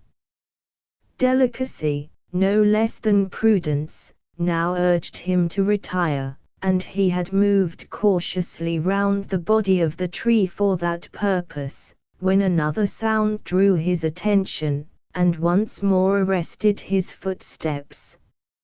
It was a low and almost inaudible movement of the water, and was succeeded by a grating of pebbles one against the other. In a moment he saw a dark form rise, as it were, out of the lake, and steal without further noise to the land, within a few feet of the place where he himself stood. A rifle next slowly rose between his eyes and the watery mirror, but before it could be discharged his own hand was on the lock. "Hugh!" exclaimed the savage, whose treacherous aim was so singularly and so unexpectedly interrupted. Without making any reply, the French officer laid his hand on the shoulder of the Indian, and led him in profound silence to a distance from the spot, where their subsequent dialogue might have proved dangerous, and where it seemed that one of them, at least, sought a victim. Then throwing open his cloak, so as to expose his uniform and the cross of St. Louis which was suspended at his breast, Montcalm sternly demanded, "What means this? Does not my son know that the hatchet is buried between the English and his Canadian father?" "What can the Hurons do?" returned the savage, speaking also, though imperfectly, in the French language. Not a warrior has a scalp, and the pale faces make friends. Ha, le renard subtil. Methinks this is an excess of zeal for a friend who was so late an enemy. How many suns have set since le renard struck the war-post of the English? Where is that sun? Demanded the sullen savage. Behind the hill, and it is dark and cold. But when he comes again, it will be bright and warm. Le Subtil is the son of his tribe. There have been clouds, and many mountains between him and his nation, but now he shines and it is a clear sky. That Le Renard has power with his people, I well know, said Montcalm, for yesterday he hunted for their scalps, and today they hear him at the council fire. Magua is a great chief. Let him prove it, by teaching his nation how to conduct themselves toward our new friends. Why did the chief of the Canadas bring his young men into the woods, and fire his cannon at the earthen house? Demanded the subtle Indian. To subdue it. My master owns the land, and your father was ordered to drive off these English squatters. They have consented to go, and now he calls them enemies no longer. 'Tis well. Magua took the hatchet to color it with blood. It is now bright, when it is red, it shall be buried. But Magua is pledged not to sully the lilies of France. The enemies of the great king across the salt lake are his enemies, his friends, the friends of the Hurons. Friends, repeated the Indian in scorn. Let his father give Magua a hand. Montcalm, who felt that his influence over the warlike tribes he had gathered was to be maintained by concession rather than by power, complied reluctantly with the other's request. The savage placed the fingers of the French commander on a deep scar in his bosom, and then exultingly demanded, "Does my father know that?" What warrior does not? 'Tis where a leaden bullet has cut. And this, continued the Indian, who had turned his naked back to the other, his body being without its usual calico mantle. This, my son has been sadly injured here. Who has done this? Magua slept hard in the English wigwams, and the sticks have left their mark, returned the savage, with a hollow laugh, which did not conceal the fierce temper that nearly choked him. Then, recollecting himself, with sudden and native dignity, he added, "Go, teach your young men it is peace." Le Renard Subtil knows how to speak to a Huron warrior. Without deigning to bestow further words, or to wait for any answer, the savage cast his rifle into the hollow of his arm, and moved silently through the encampment toward the woods where his own tribe was known to lie.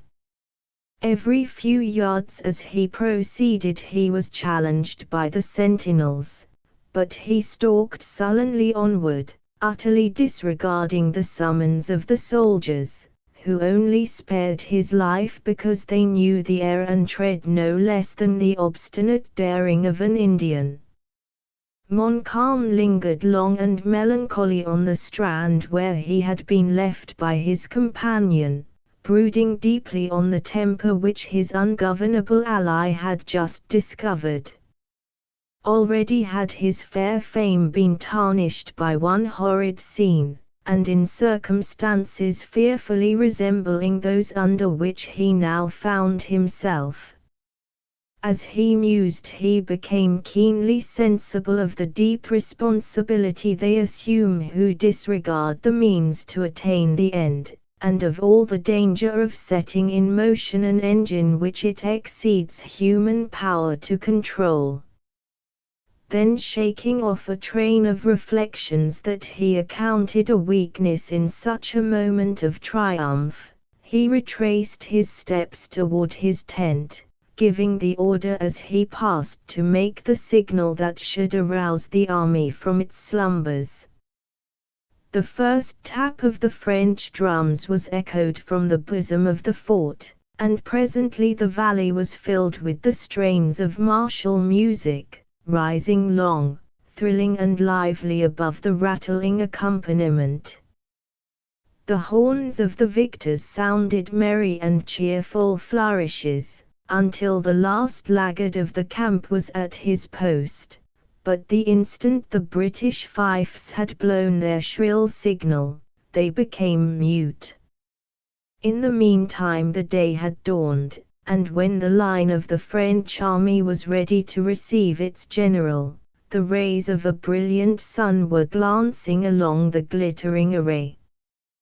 Then that success, which was already so well known, was officially announced. The favored band who were selected to guard the gates of the fort were detailed, and defiled before their chief. The signal of their approach was given, and all the usual preparations for a change of masters were ordered and executed directly under the guns of the contested works. A very different scene presented itself within the lines of the Anglo-American army. As soon as the warning signal was given, it exhibited all the signs of a hurried and forced departure. The sullen soldiers shouldered their empty tubes and fell into their places, like men whose blood had been heated by the past contest, and who only desired the opportunity to revenge an indignity which was still wounding to their pride, concealed as it was under the observances of military etiquette. Women and children ran from place to place, some bearing the scanty remnants of their baggage, and others searching in the ranks for those countenances they looked up to for protection. Munro appeared among his silent troops, firm but dejected. It was evident that the unexpected blow had struck deep into his heart, though he struggled to sustain his misfortune with the port of a man. Duncan was touched at the quiet and impressive exhibition of his grief. He had discharged his own duty, and he now pressed to the side of the old man, to know in what particular he might serve him. "My daughters," was the brief but expressive reply. "Good heavens, are not arrangements already made for their convenience?" "Today I am only a soldier, Major Hayward," said the veteran. "All that you see here, claim alike to be my children." Duncan had heard enough. Without losing one of those moments which had now become so precious, he flew toward the quarters of Munro, in quest of the sisters. He found them on the threshold of the low edifice, already prepared to depart, and surrounded by a clamorous and weeping assemblage of their own sex, that had gathered about the place, with a sort of instinctive consciousness that it was the point most likely to be protected. Though the cheeks of Cora were pale and her countenance anxious, she had lost none of her firmness, but the eyes of Alice were inflamed, and betrayed how long and bitterly she had wept. They both, however, received the young man with undisguised pleasure, the former, for a novelty, being the first to speak. "The fort is lost," she said, with a melancholy smile, "though our good name, I trust, remains. 'Tis brighter than ever. But, dearest Miss Munro, it is time to think less of others, and to make some provision for yourself. Military usage, pride, that pride on which you so much value yourself, demands that your father and I should for a little while continue with the troops. Then where to seek a proper protector for you against the confusion and chances of such a scene? None is necessary, returned Cora. Who will dare to injure or insult the daughter of such a father, at a time like this? I would not leave you alone, continued the youth, looking about him in a hurried manner, for the command of the best regiment in the pay of the king. Remember, our Alice is not gifted with all your firmness, and God only knows the terror she might endure. You may be right, Cora replied, smiling again, but far more sadly than before. Listen, chance has already sent us a friend when he is most needed. Duncan did listen, and on the instant comprehended her meaning. The low and serious sounds of the sacred music, so well known to the eastern provinces, caught his ear, and instantly drew him to an apartment in an adjacent building, which had already been deserted by its customary tenants. There he found David, pouring out his pious feelings through the only medium in which he ever indulged.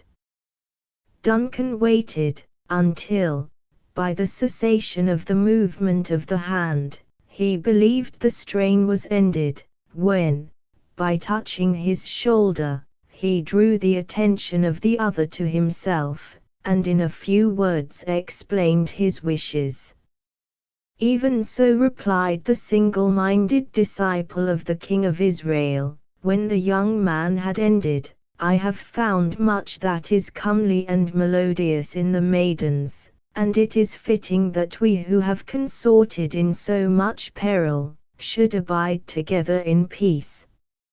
I will attend them, when I have completed my morning praise, to which nothing is now wanting but the doxology. Wilt thou bear a part, friend? The meter is common, and the tune south well.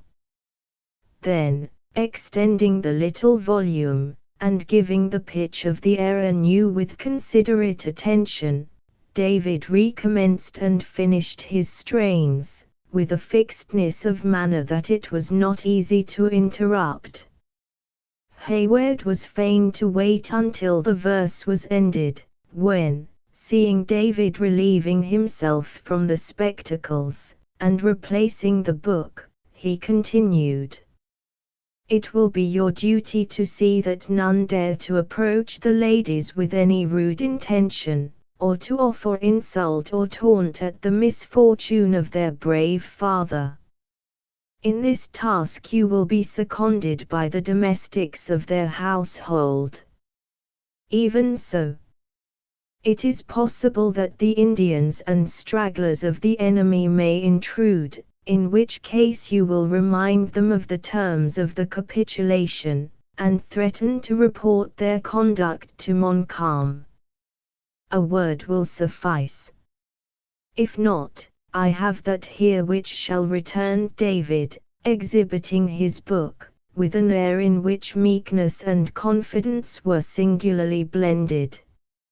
Here are words which, uttered, or rather thundered, with proper emphasis, and in measured time, shall quiet the most unruly temper, while rage the heathen furiously. Enough, said Hayward, interrupting the burst of his musical invocation, we understand each other, it is time that we should now assume our respective duties. Gamut cheerfully assented, and together they sought the females.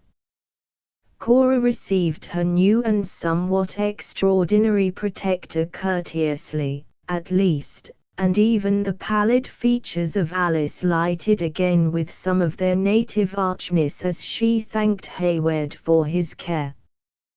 Duncan took occasion to assure them he had done the best that circumstances permitted, and, as he believed, quite enough for the security of their feelings. Of danger there was none.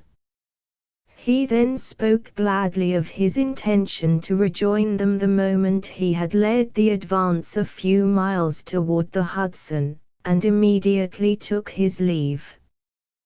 By this time the signal for departure had been given, and the head of the English column was in motion. The sisters started at the sound, and glancing their eyes around, they saw the white uniforms of the French grenadiers, who had already taken possession of the gates of the fort. At that moment an enormous cloud seemed to pass suddenly above their heads, and, looking upward, they discovered that they stood beneath the wide folds of the standard of France. "Let us go," said Cora. "This is no longer a fit place for the children of an English officer." Alice clung to the arm of her sister, and together they left the parade, accompanied by the moving throng that surrounded them. As they passed the gates, the French officers, who had learned their rank, bowed often and low, forbearing, however, to intrude those attentions which they saw, with peculiar tact, might not be agreeable. As every vehicle and each beast of burden was occupied by the sick and wounded, Cora had decided to endure the fatigues of a foot march, rather than interfere with their comforts. Indeed, many a maimed and feeble soldier was compelled to drag his exhausted limbs in the rear of the columns, for the want of the necessary means of conveyance in that wilderness. The whole, however, was in motion, the weak and wounded, groaning and in suffering, their comrades silent and sullen, and the women and children in terror, they knew not of what. As the confused and timid throng left the protecting mounds of the fort, and issued on the open plain, the whole scene was at once presented to their eyes. At a little distance on the right, and somewhat in the rear, the French army stood to their arms, Montcalm having collected his parties, so soon as his guards had possession of the works. They were attentive but silent observers of the proceedings of the vanquished, failing in none of the stipulated military honors, and offering no taunt or insult, in their success, to their less fortunate foes. Living masses of the English, to the amount, in the whole, of near 3,000, were moving slowly across the plain, toward the common center, and gradually approached each other. As they converged to the point of their march, a vista cut through the lofty trees, where the road to the Hudson entered the forest. Along the sweeping borders of the woods hung a dark cloud of savages, eyeing the passage of their enemies, and hovering at a distance, like vultures who were only kept from swooping on their prey by the presence and restraint of a superior army. A few had straggled among the conquered columns, where they stalked in sullen discontent, attentive, though, as yet, passive observers of the moving multitude.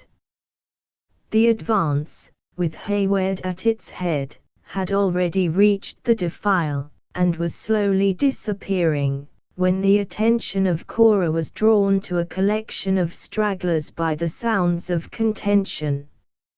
A truant provincial was paying the forfeit of his disobedience, by being plundered of those very effects which had caused him to desert his place in the ranks.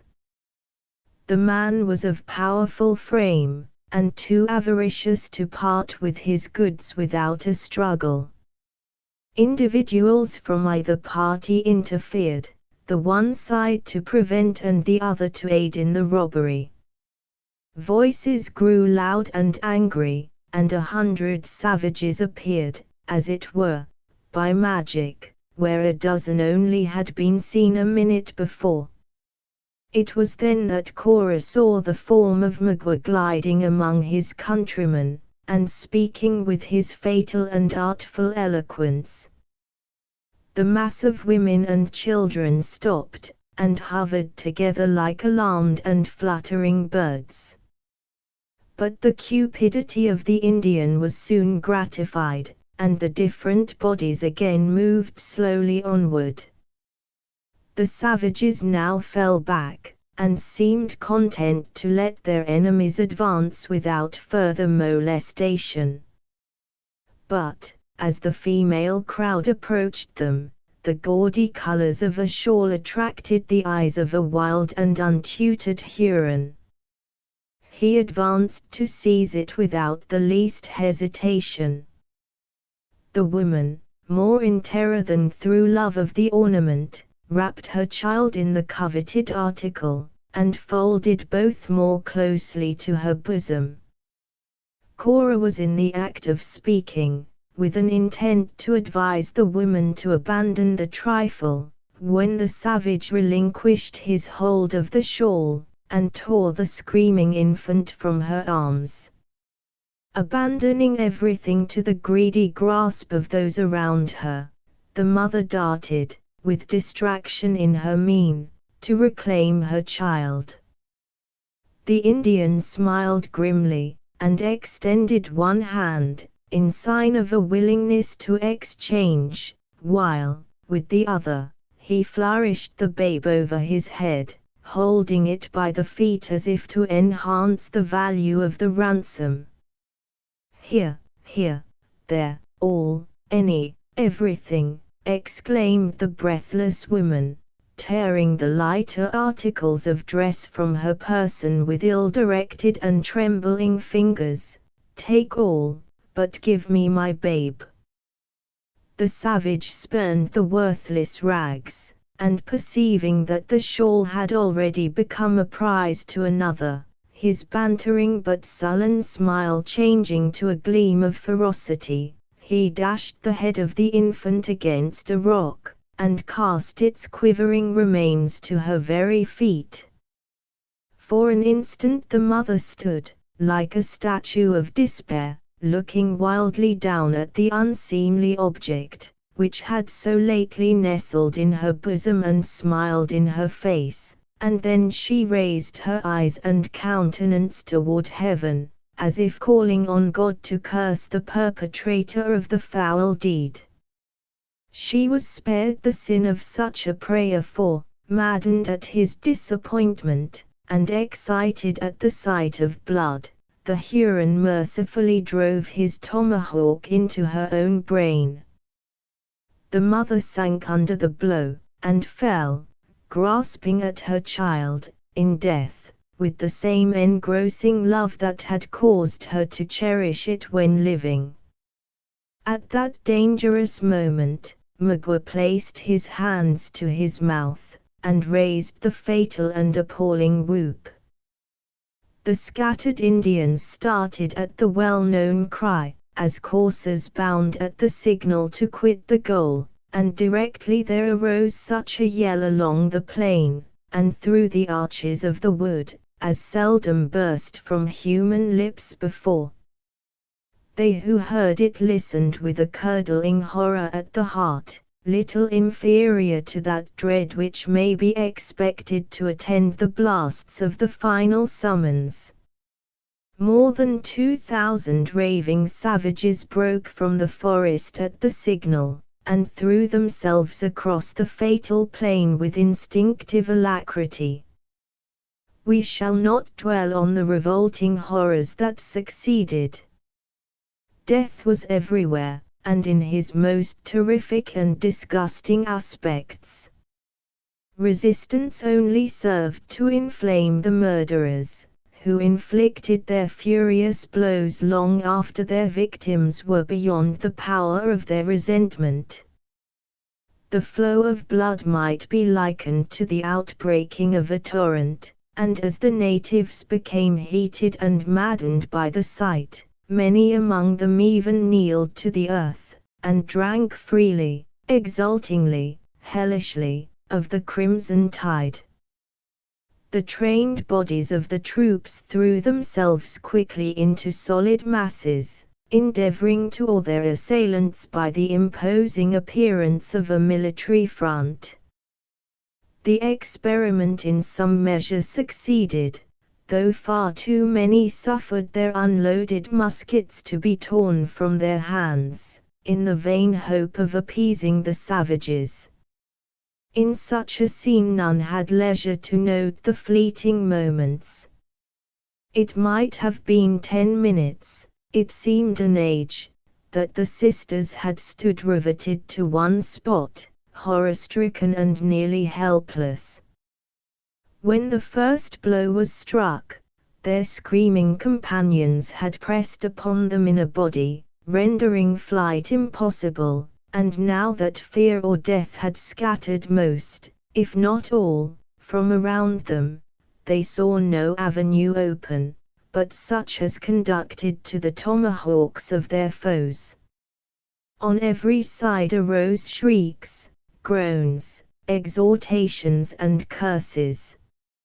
At this moment, Alice caught a glimpse of the vast form of her father, moving rapidly across the plain, in the direction of the French army. He was, in truth, proceeding to Montcalm, fearless of every danger, to claim the tardy escort for which he had before conditioned.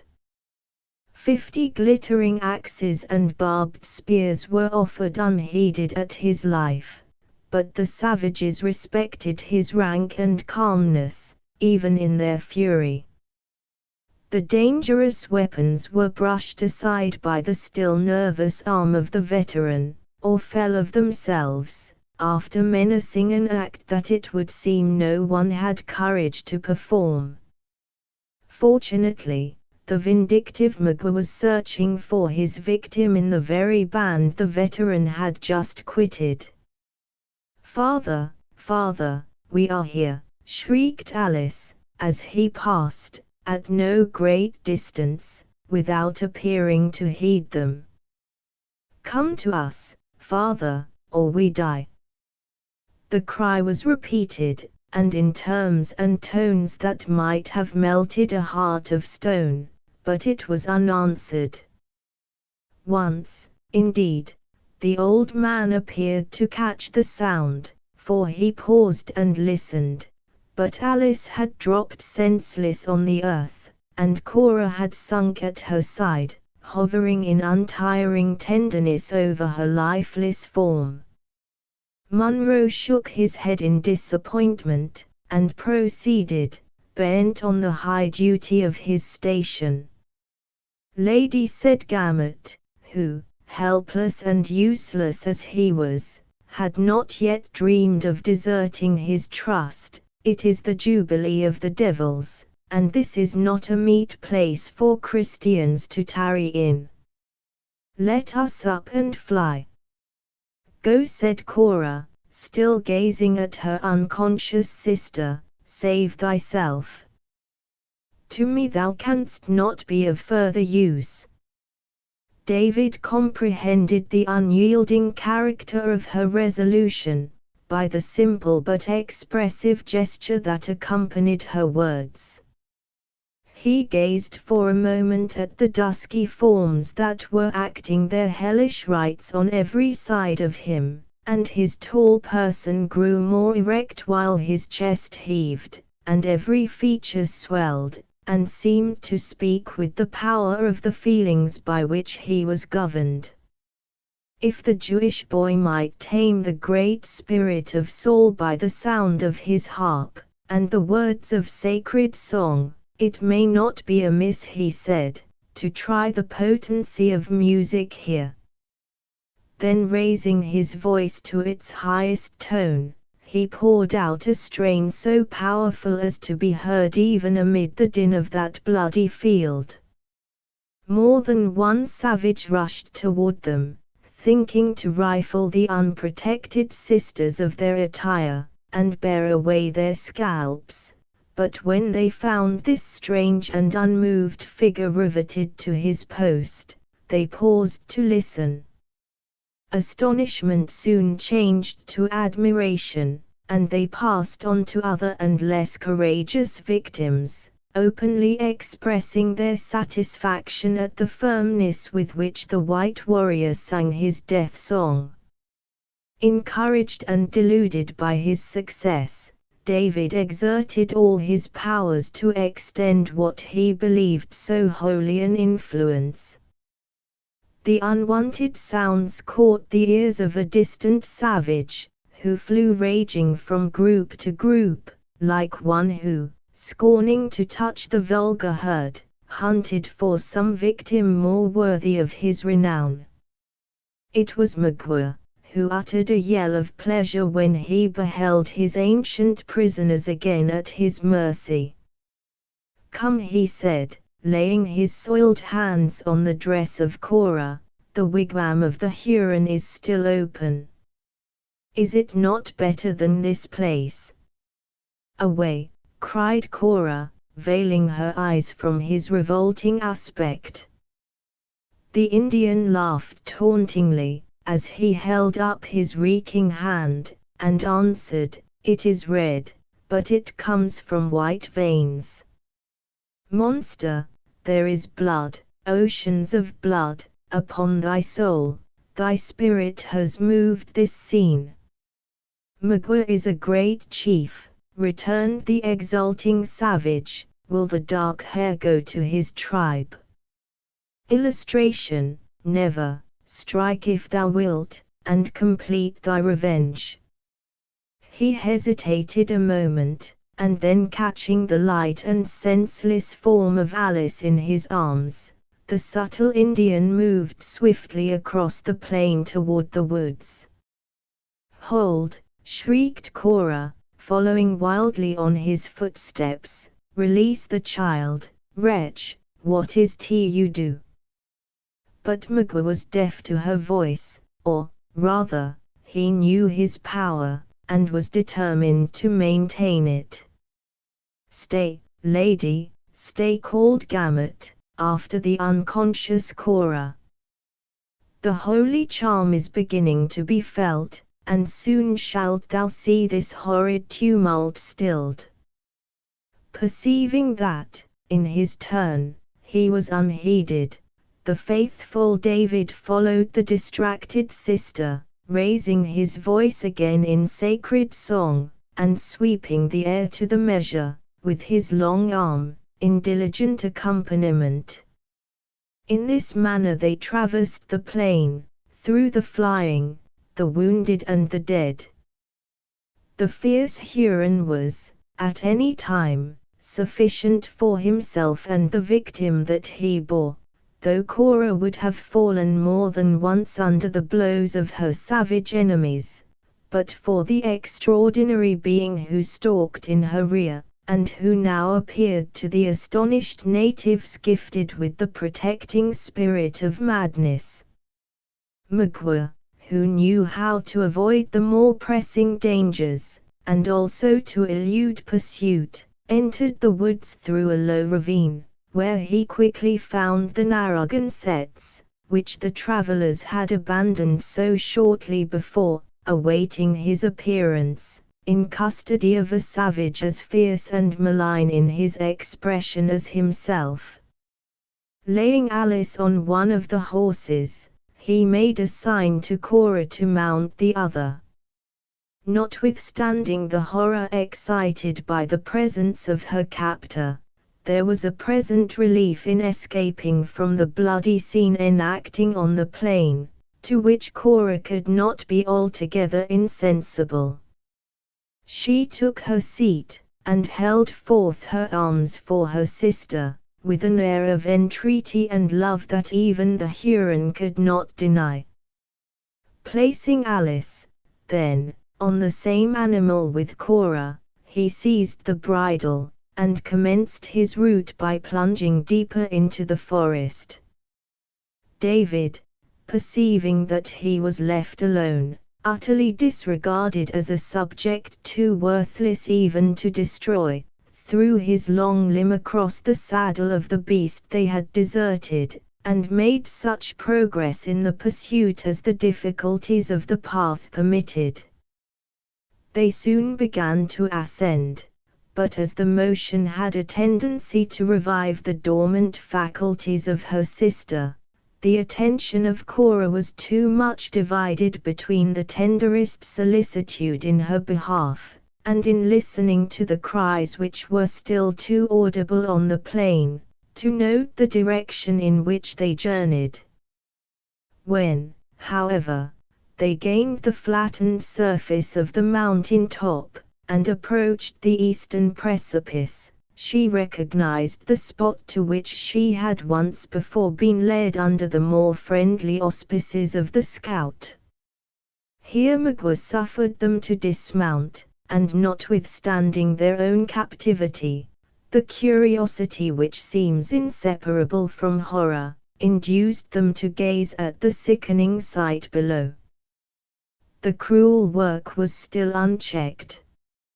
On every side the captured were flying before their relentless persecutors, while the armed columns of the Christian king stood fast in an apathy which has never been explained, and which has left an immovable blot on the otherwise fair escutcheon of their leader. Nor was the sword of death stayed until cupidity got the mastery of revenge. Then, indeed, the shrieks of the wounded, and the yells of their murderers grew less frequent, until, finally, the cries of horror were lost to their ear, or were drowned in the loud, long and piercing whoops of the triumphant savages. Chapter 18. Why, anything, an honorable murderer, if you will, for naught I did in hate, but all in honor. Othello, the bloody and inhuman scene rather incidentally mentioned than described in the preceding chapter, is conspicuous in the pages of colonial history by the merited title of the Massacre of William Henry. It so far deepened the stain which a previous and very similar event had left upon the reputation of the French commander that it was not entirely erased by his early and glorious death. It is now becoming obscured by time, and thousands, who know that Montcalm died like a hero on the plains of Abraham, have yet to learn how much he was deficient in that moral courage without which no man can be truly great. Pages might yet be written to prove, from this illustrious example, the defects of human excellence, to show how easy it is for generous sentiments, high courtesy, and chivalrous courage to lose their influence beneath the chilling blight of selfishness, and to exhibit to the world a man who was great in all the minor attributes of character, but who was found wanting when it became necessary to prove how much principle is superior to policy. But the task would exceed our prerogatives, and, as history, like love, is so apt to surround her heroes with an atmosphere of imaginary brightness, it is probable that Louis de Saint Véran will be viewed by posterity only as the gallant defender of his country, while his cruel apathy on the shores of the Oswego and of the Hurricane will be forgotten. Deeply regretting this weakness on the part of a sister muse, we shall at once retire from her sacred precincts, within the proper limits of our own humble vocation. The third day from the capture of the fort was drawing to a close, but the business of the narrative must still detain the reader on the shores of the Holy Lake. When last seen, the environs of the works were filled with violence and uproar. They were now possessed by stillness and death. The blood-stained conquerors had departed, and their camp, which had so lately rung with the merry rejoicings of a victorious army, lay a silent and deserted city of huts. The fortress was a smouldering ruin, charred rafters, fragments of exploded artillery, and rent mason-work covering its earthen mounds in confused disorder. A frightful change had also occurred in the season. The sun had hid its warmth behind an impenetrable mass of vapor, and hundreds of human forms, which had blackened beneath the fierce heats of August, were stiffening in their deformity before the blasts of a premature November. The curling and spotless mists, which had been seen sailing above the hills toward the north, were now returning in an interminable dusky sheet, that was urged along by the fury of a tempest. The crowded mirror of the hurricane was gone, and, in its place, the green and angry waters lashed the shores, as if indignantly casting back its impurities to the polluted strand. Still the clear fountain retained a portion of its charmed influence, but it reflected only the sombre gloom that fell from the impending heavens. That humid and congenial atmosphere which commonly adorned the view, veiling its harshness, and softening its asperities, had disappeared. The northern air poured across the waste of water so harsh and unmingled, that nothing was left to be conjectured by the eye, or fashioned by the fancy. The fiercer element had cropped the verdure of the plain, which looked as though it were scathed by the consuming lightning. But, here and there, a dark green tuft rose in the midst of the desolation, the earliest fruits of a soil that had been fattened with human blood. The whole landscape, which, seen by a favoring light, and in a genial temperature, had been found so lovely, appeared now like some pictured allegory of life, in which objects were arrayed in their harshest but truest colors, and without the relief of any shadowing. The solitary and arid blades of grass arose from the passing gusts fearfully perceptible. The bold and rocky mountains were too distinct in their barrenness, and the eye even sought relief, in vain, by attempting to pierce the illimitable void of heaven, which was shut to its gaze by the dusky sheet of ragged and driving vapor. The wind blew unequally, sometimes sweeping heavily along the ground, seeming to whisper its moanings in the cold ears of the dead, then rising in a shrill and mournful whistling. It entered the forest with a rush that filled the air with the leaves and branches it scattered in its path. Amid the unnatural shower, a few hungry ravens struggled with the gale, but no sooner was the green ocean of woods which stretched beneath them past, than they gladly stopped, at random, to their hideous banquet. In short, it was a scene of wildness and desolation, and it appeared as if all who had profanely entered it had been stricken, at a blow, by the relentless arm of death. But the prohibition had ceased, and for the first time since the perpetrators of those foul deeds which had assisted to disfigure the scene were gone, living human beings had now presumed to approach the place. About an hour before the setting of the sun, on the day already mentioned, the forms of 5 men might have been seen issuing from the narrow vista of trees, where the path to the Hudson entered the forest, and advancing in the direction of the ruined works. At first their progress was slow and guarded, as though they entered with reluctance amid the horrors of the post, or dreaded the renewal of its frightful incidents.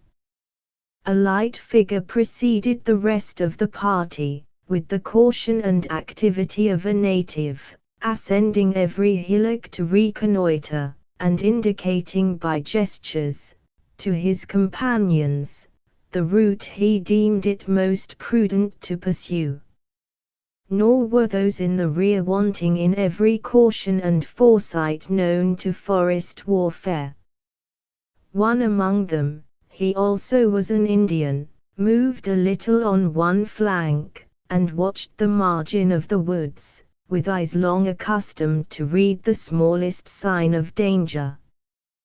The remaining 3 were white, though clad in vestments adapted, both in quality and color, to their present hazardous pursuit, that of hanging on the skirts of a retiring army in the wilderness.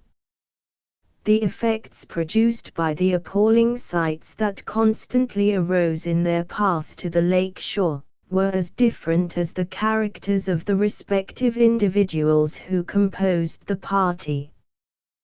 The youth in front threw serious but furtive glances at the mangled victims, as he stepped lightly across the plain, afraid to exhibit his feelings, and yet too inexperienced to quell entirely their sudden and powerful influence. His red associate, however, was superior to such a weakness. He passed the groups of dead with a steadiness of purpose, and an eye so calm, that nothing but long and inveterate practice could enable him to maintain. The sensations produced in the minds of even the white men were different, though uniformly sorrowful.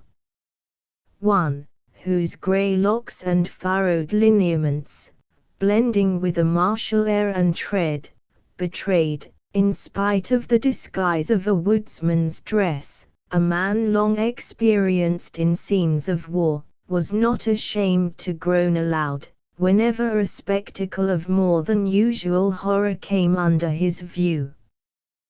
The young man at his elbow shuddered, but seemed to suppress his feelings in tenderness to his companion. Of them all, the straggler who brought up the rear appeared alone to betray his real thoughts, without fear of observation or dread of consequences. He gazed at the most appalling sight with eyes and muscles that knew not how to waver, but with execrations so bitter and deep as to denote how much he denounced the crime of his enemies. The reader will perceive at once, in these respective characters, the Mohicans, and their white friend, the scout, together with Munro and Hayward. It was, in truth, the father in quest of his children, attended by the youth who felt so deep a stake in their happiness, and those brave and trusty foresters, who had already proved their skill and fidelity through the trying scenes related. When Uncas, who moved in front, had reached the center of the plain, he raised a cry that drew his companions in a body to the spot. The young warrior had halted over a group of females who lay in a cluster, a confused mass of dead. Notwithstanding the revolting horror of the exhibition, Munro and Hayward flew toward the festering heap, endeavoring, with a love that no unseemliness could extinguish, to discover whether any vestiges of those they sought were to be seen among the tattered and many-colored garments. The father and the lover found instant relief in the search, though each was condemned again to experience the misery of an uncertainty that was hardly less insupportable than the most revolting truth. They were standing, silent and thoughtful, around the melancholy pile, when the scout approached.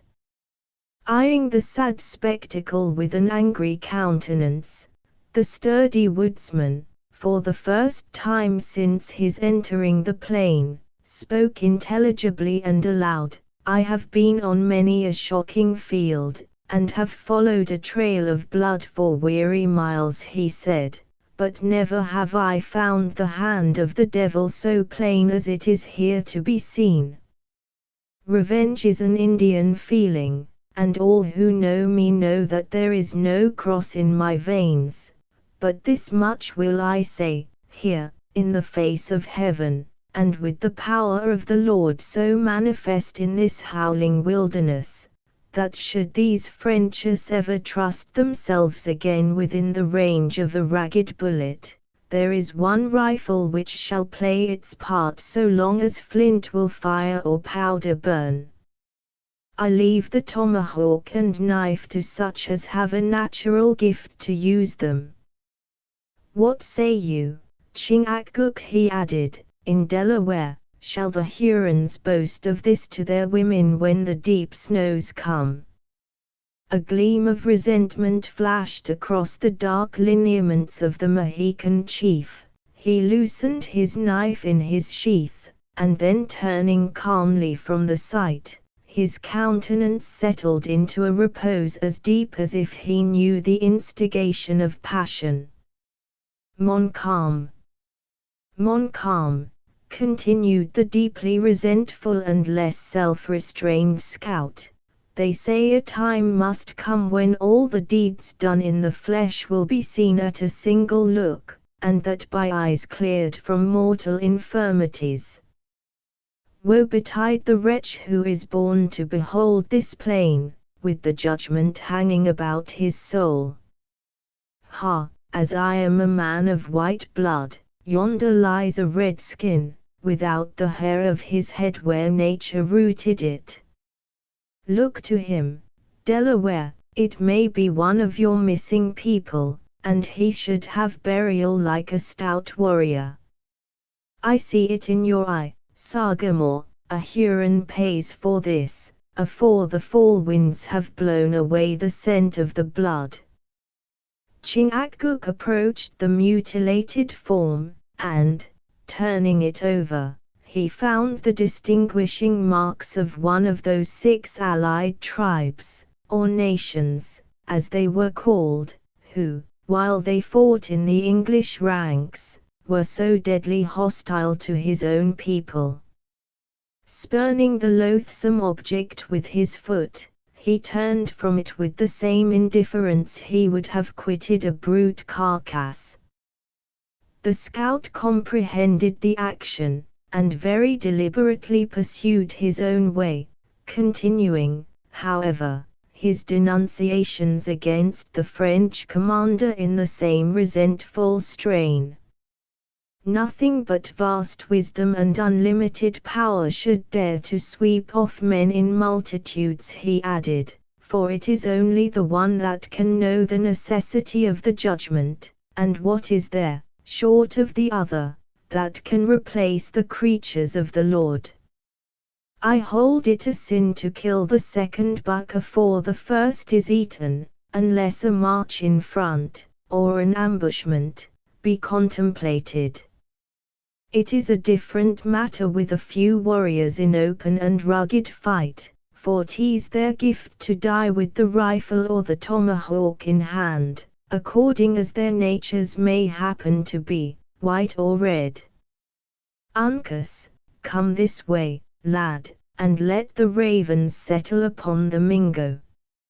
I know, from often seeing it, that they have a craving for the flesh of an Oneida, and it is as well to let the bird follow the gift of its natural appetite. Hugh, exclaimed the young Mohican, rising on the extremities of his feet, and gazing intently in his front, frightening the ravens to some other prey by the sound and the action. What is it, boy? Whispered the scout, lowering his tall form into a crouching attitude, like a panther about to take his leap. God send it be a tardy Frencher, skulking for plunder. I do believe Killdeer would take an uncommon range today. Uncas, without making any reply, bounded away from the spot, and in the next instant he was seen tearing from a bush, and waving in triumph, a fragment of the green riding veil of Cora. The movement, the exhibition, and the cry which again burst from the lips of the young Mohican, instantly drew the whole party about him. "My child," said Munro, speaking quickly and wildly, "give me my child." "Uncas will try," was the short and touching answer. The simple but meaning assurance was lost on the father, who seized the piece of gauze, and crushed it in his hand, while his eyes roamed fearfully among the bushes, as if he equally dreaded and hoped for the secrets they might reveal. "Here are no dead," said Hayward, "the storm seems not to have passed this way." "That's manifest, and clearer than the heavens above our heads," returned the undisturbed scout, "but either she, or they that have robbed her, have passed the bush, for I remember the rag she wore to hide a face that all did love to look upon." "Uncas, you are right, the dark hair has been here, and she has fled like a frightened fawn, to the wood. None who could fly would remain to be murdered. Let us search for the marks she left, for, to Indian eyes, I sometimes think a hummingbird leaves his trail in the air." The young Mohican darted away at the suggestion, and the scout had hardly done speaking, before the former raised a cry of success from the margin of the forest. On reaching the spot, the anxious party perceived another portion of the veil fluttering on the lower branch of a beech.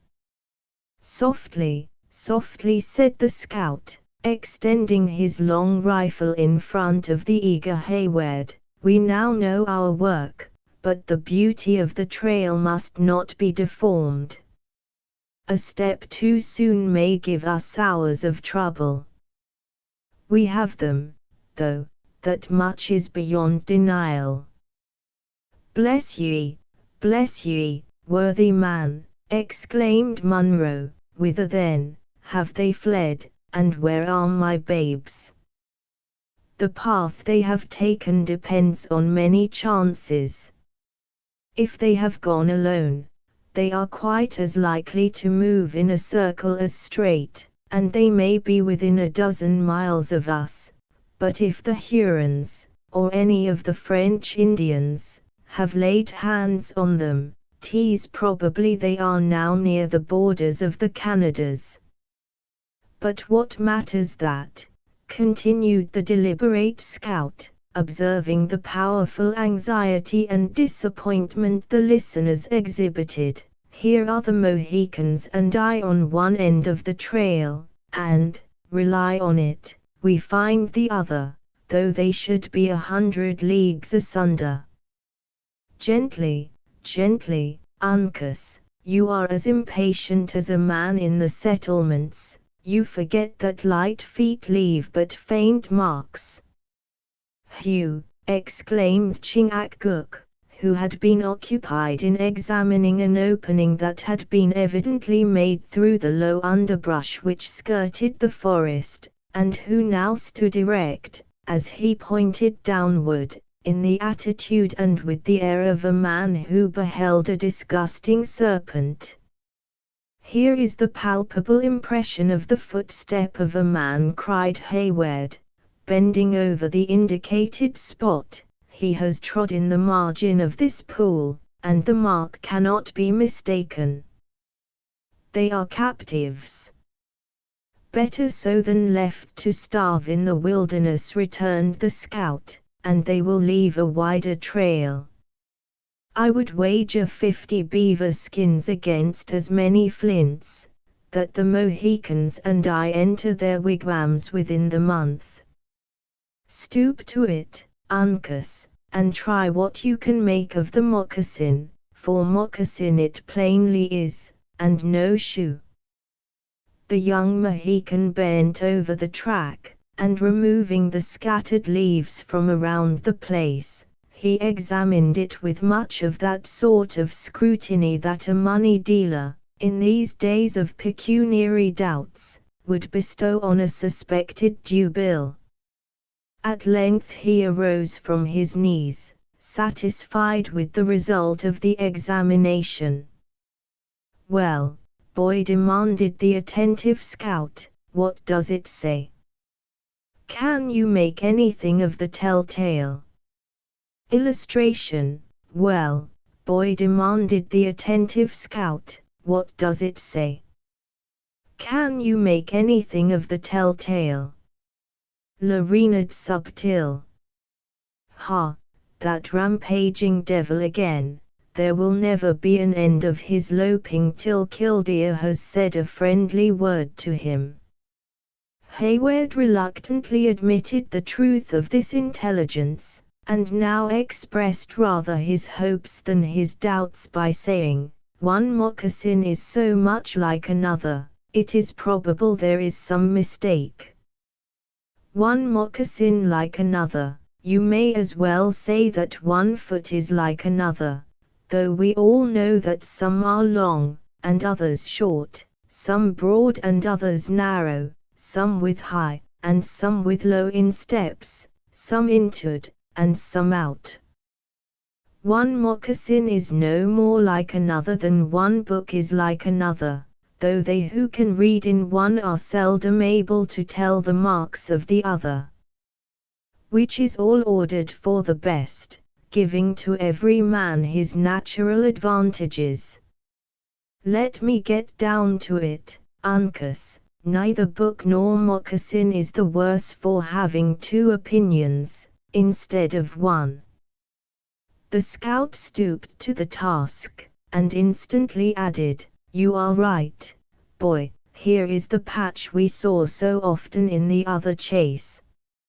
And the fellow will drink when he can get an opportunity. Your drinking Indian always learns to walk with a wider toe than the natural savage, it being the gift of a drunkard to straddle, whether of white or red skin. 'Tis just the length and breadth, too.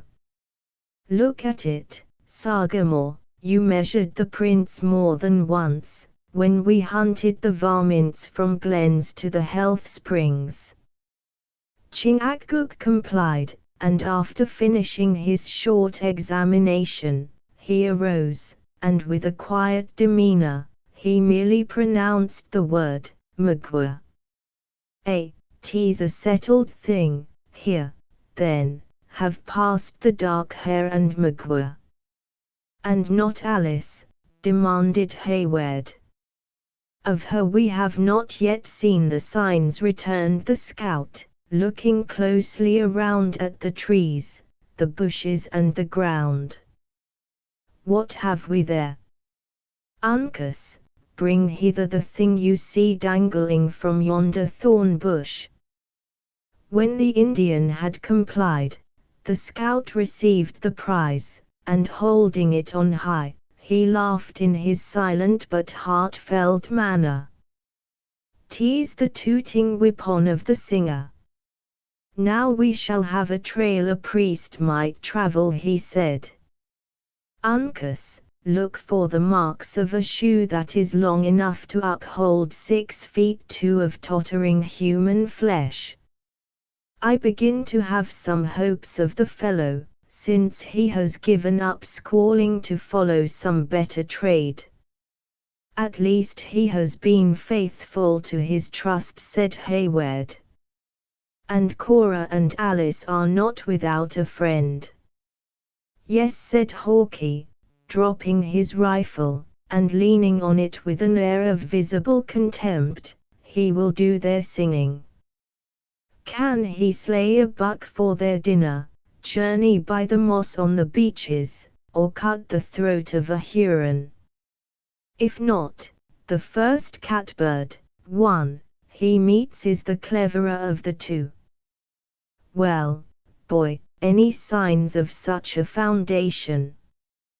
1. The powers of the American mockingbird are generally known.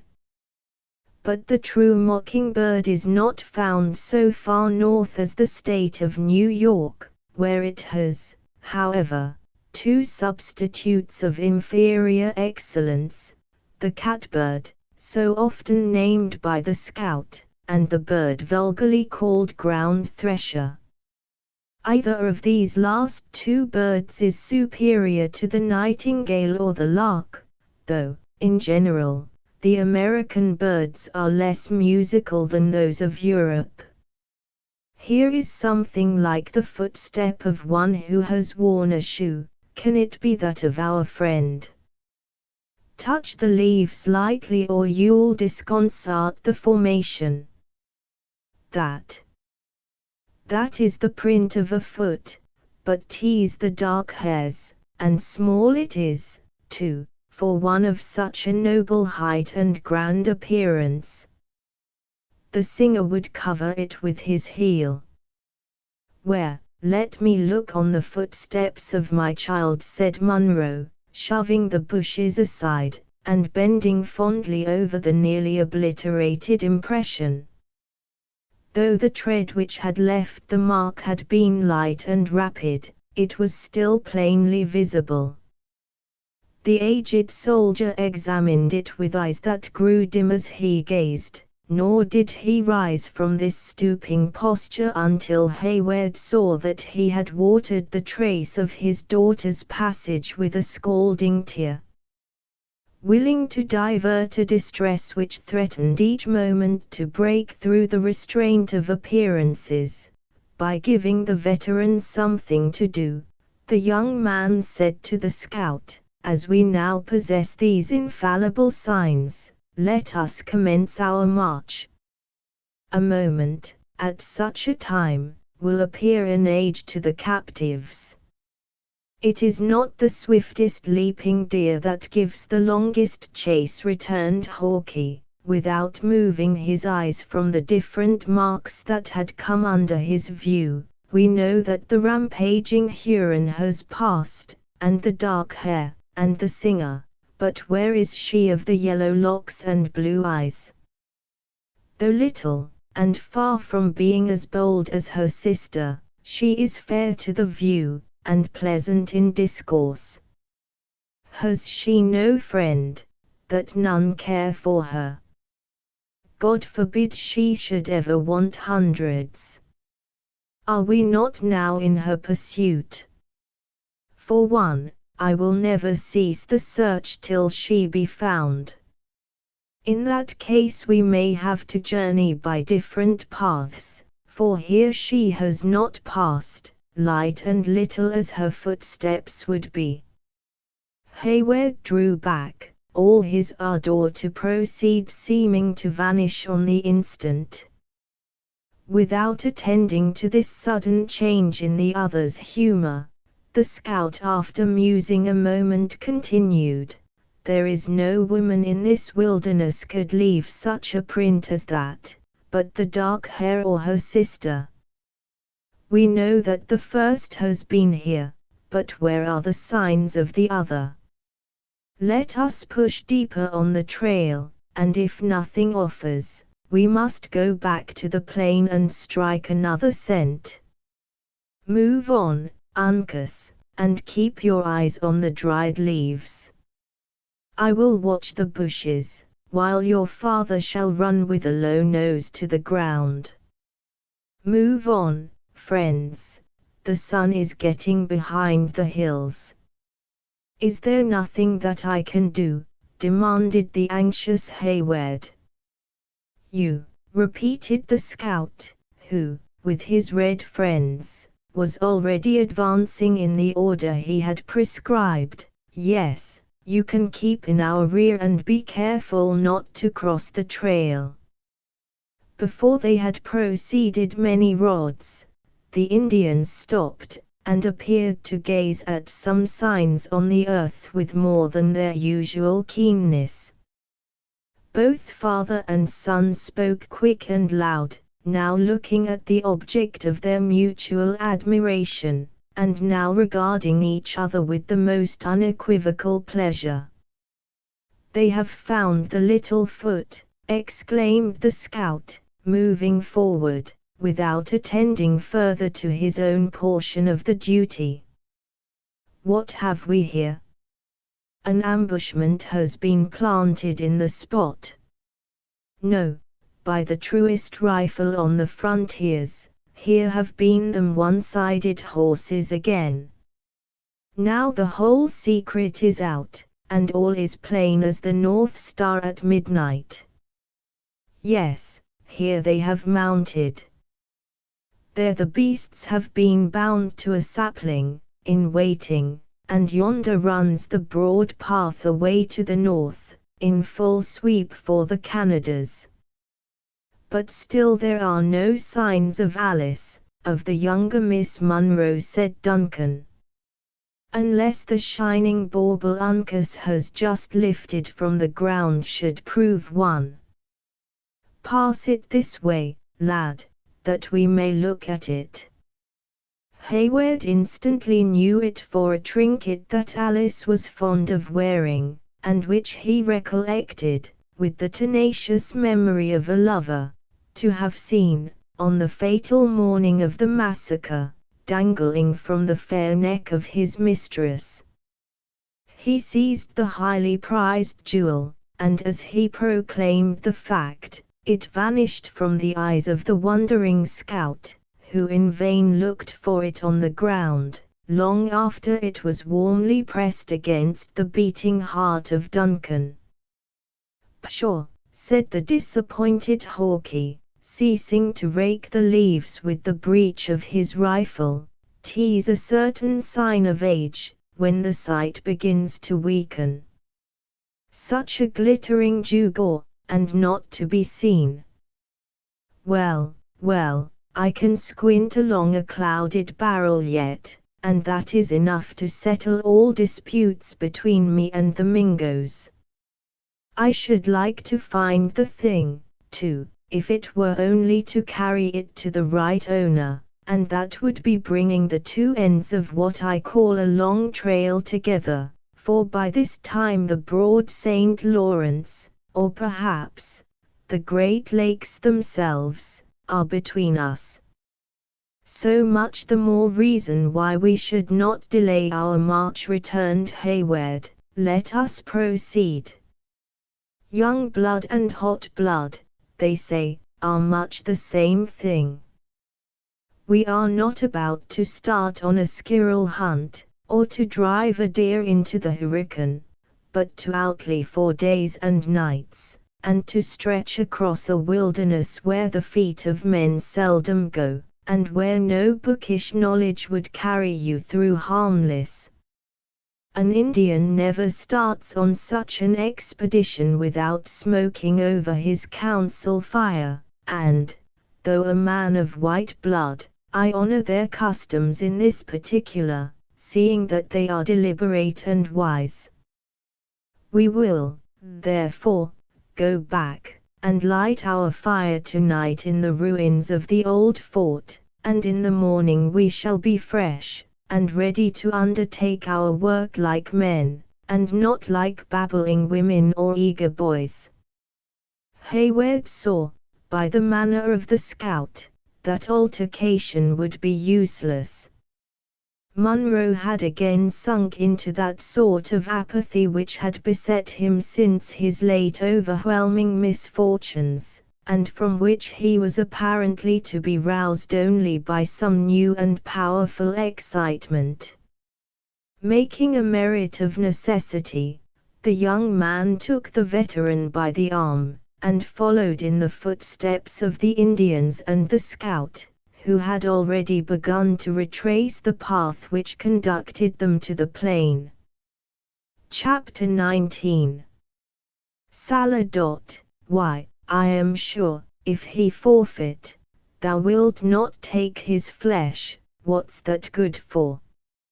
Shy dot, to bait fish withal, if it will feed nothing else, it will feed my revenge.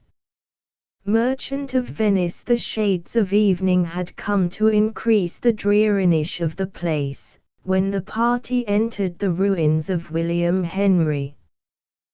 The scout and his companions immediately made their preparations to pass the night there, but with an earnestness and sobriety of demeanor that betrayed how much the unusual horrors they had just witnessed worked on even their practiced feelings.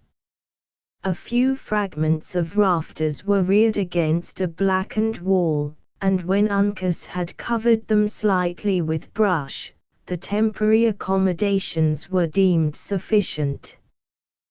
The young Indian pointed toward his rude hut when his labor was ended, and Hayward, who understood the meaning of the silent gestures, gently urged Munro to enter.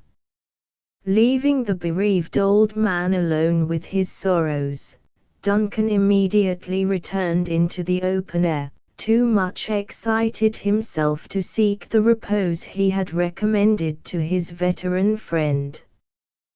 While Hawkeye and the Indians lighted their fire and took their evening's repast, a frugal meal of dried bear's meat, the young man paid a visit to that curtain of the dilapidated fort which looked out on the sheet of the hurricane.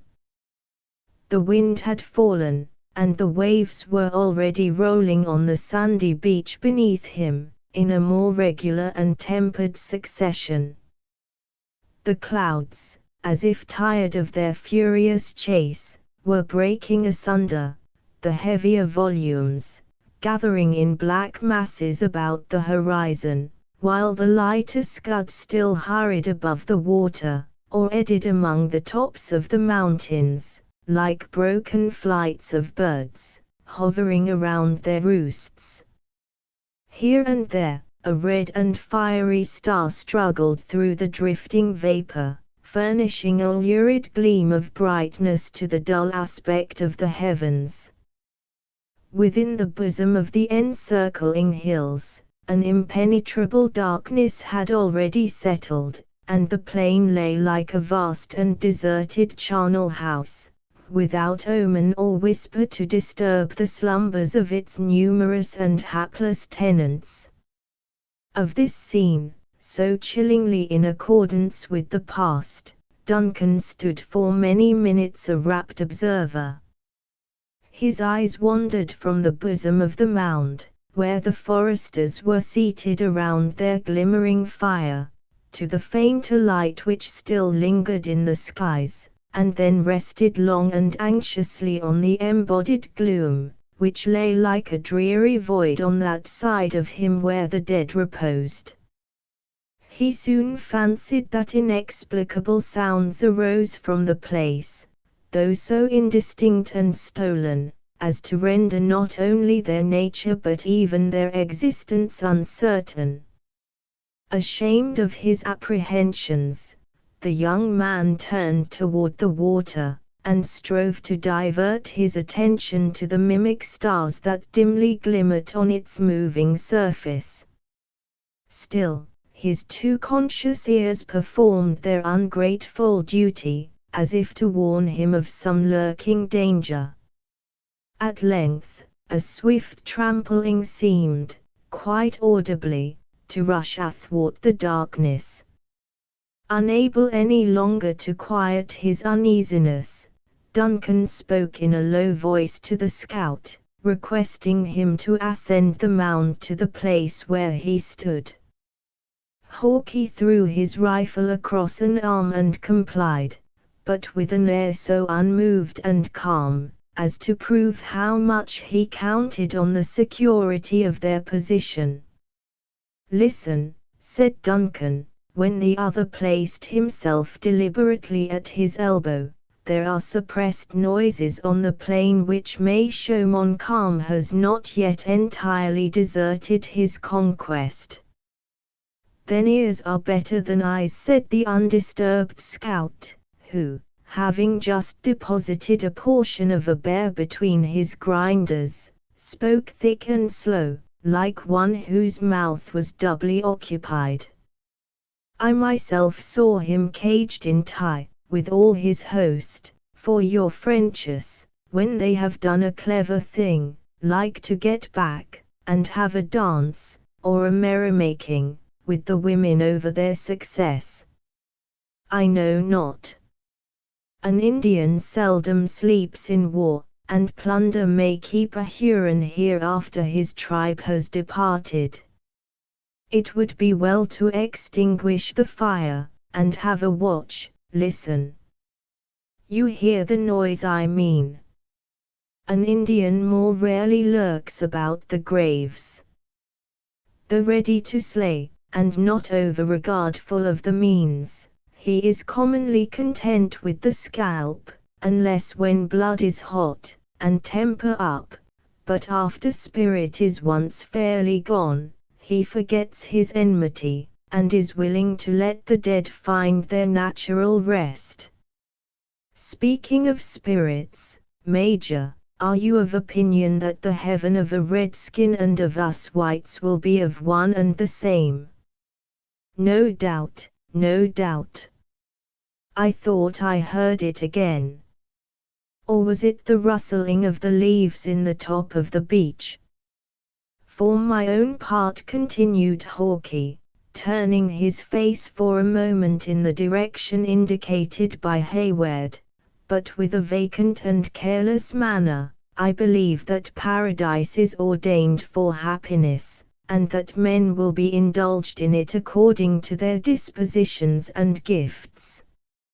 I, therefore, judge that a redskin is not far from the truth when he believes he is to find them glorious hunting grounds of which his traditions tell, nor, for that matter, do I think it would be any disparagement to a man without a cross to pass his time. You hear it again, interrupted Duncan. When food is scarce, and when food is plenty, a wolf grows bold, said the unmoved scout. There would be picking, too, among the skins of the devils, if there was light and time for the sport. But, concerning the life that is to come, Major, I have heard preachers say, in the settlements, that heaven was a place of rest. Now, men's minds differ as to their ideas of enjoyment. For myself, and I say it with reverence to the ordering of Providence, it would be no great indulgence to be kept shut up in those mansions of which they preach, having a natural longing for motion and the chase. Duncan, who was now made to understand the nature of the noise he had heard, answered, with more attention to the subject which the humor of the scout had chosen for discussion, by saying, "It is difficult to account for the feelings that may attend the last great change. It would be a change, indeed, for a man who has passed his days in the open air," returned the single-minded scout, "and who has so often broken his fast on the headwaters of the Hudson, to sleep within sound of the roaring Mohawk. But it is a comfort to know we serve a merciful Master, though we do it each after his fashion, and with great tracts of wilderness atween us. What goes there? Is it not the rushing of the wolves you have mentioned?" Hawke slowly shook his head, and beckoned for Duncan to follow him to a spot to which the glare from the fire did not extend. When he had taken this precaution, the scout placed himself in an attitude of intense attention and listened long and keenly for a repetition of the low sound that had so unexpectedly startled him.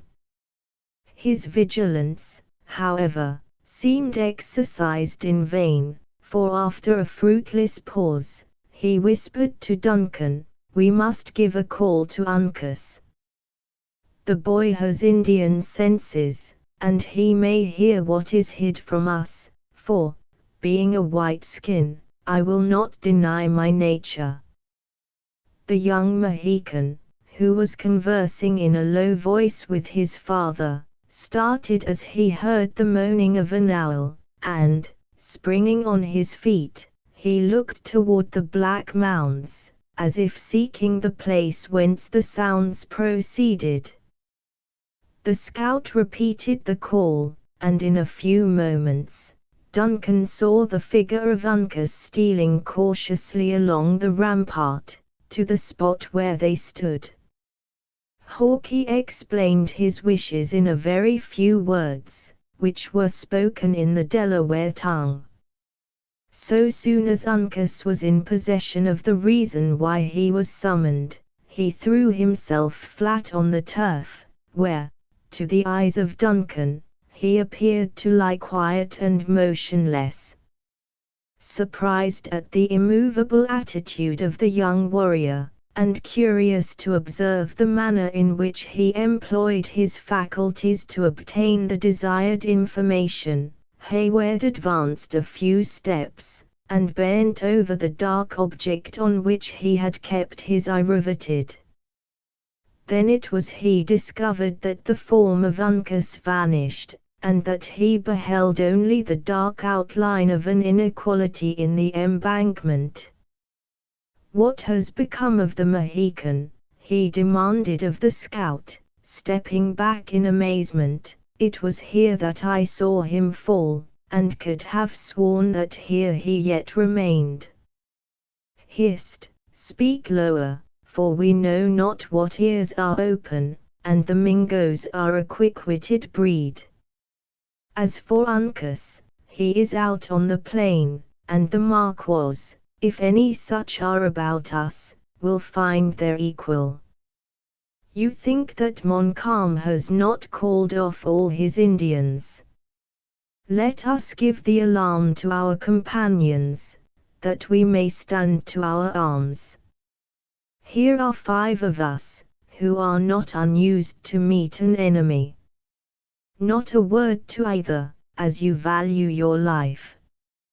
Look at the Sagamore, how like a grand Indian chief he sits by the fire. If there are any skulkers out in the darkness, they will never discover, by his countenance, that we suspect danger at hand. But they may discover him, and it will prove his death.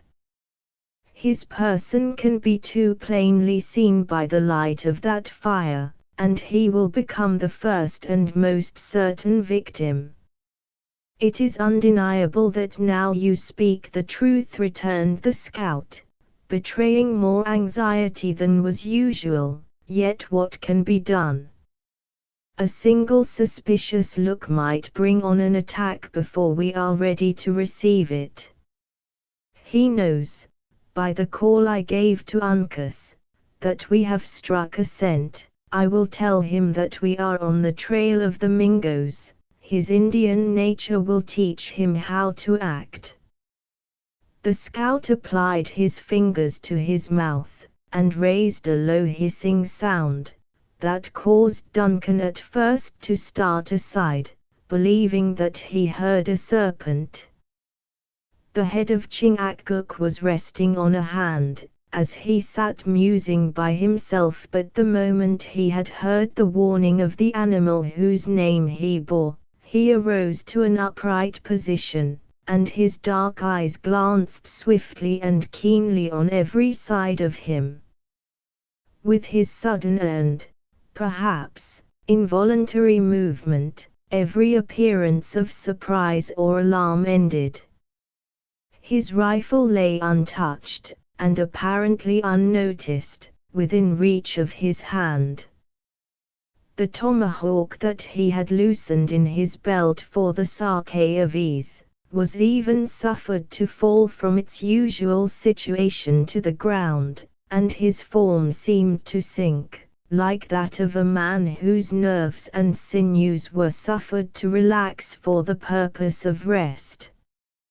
Cunningly resuming his former position, though with a change of hands, as if the movement had been made merely to relieve the limb, the native awaited the result with a calmness and fortitude that none but an Indian warrior would have known how to exercise.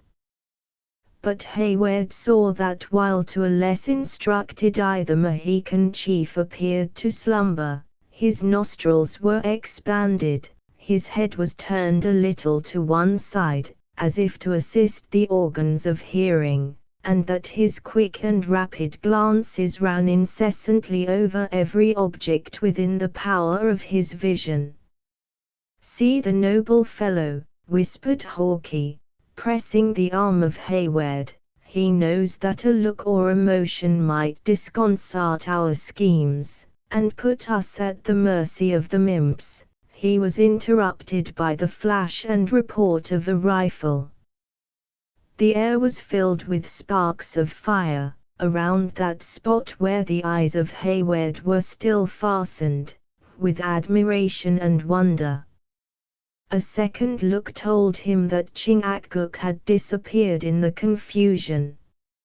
In the meantime, the scout had thrown forward his rifle, like one prepared for service, and awaited impatiently the moment when an enemy might rise to view.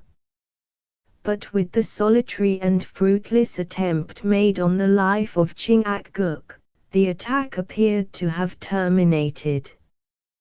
Once or twice the listeners thought they could distinguish the distant rustling of bushes, as bodies of some unknown description rushed through them, nor was it long before Hawke pointed out the scampering of the wolves as they fled precipitately before the passage of some intruder on their proper domains. After an impatient and breathless pause, a plunge was heard in the water, and it was immediately followed by the report of another rifle. "There goes Uncas," said the scout. "The boy bears a smart piece. I know its crack, as well as a father knows the language of his child, for I carried the gun myself until a better offered." "What can this mean?" demanded Duncan. "We are watched, and, as it would seem, marked for destruction. Yonder scattered brand can witness that no good was intended, and this Indian will testify that no harm has been done," returned the scout, dropping his rifle across his arm again, and following Chingachgook, who just then reappeared within the circle of light, into the bosom of the work. "How is it, Sagamore? Are the Mingoes upon us in earnest, or is it only one of those reptiles who hang upon the skirts of a war party, to scalp the dead, go in, and make their boast among the squaws of the valiant deeds done on the pale faces?"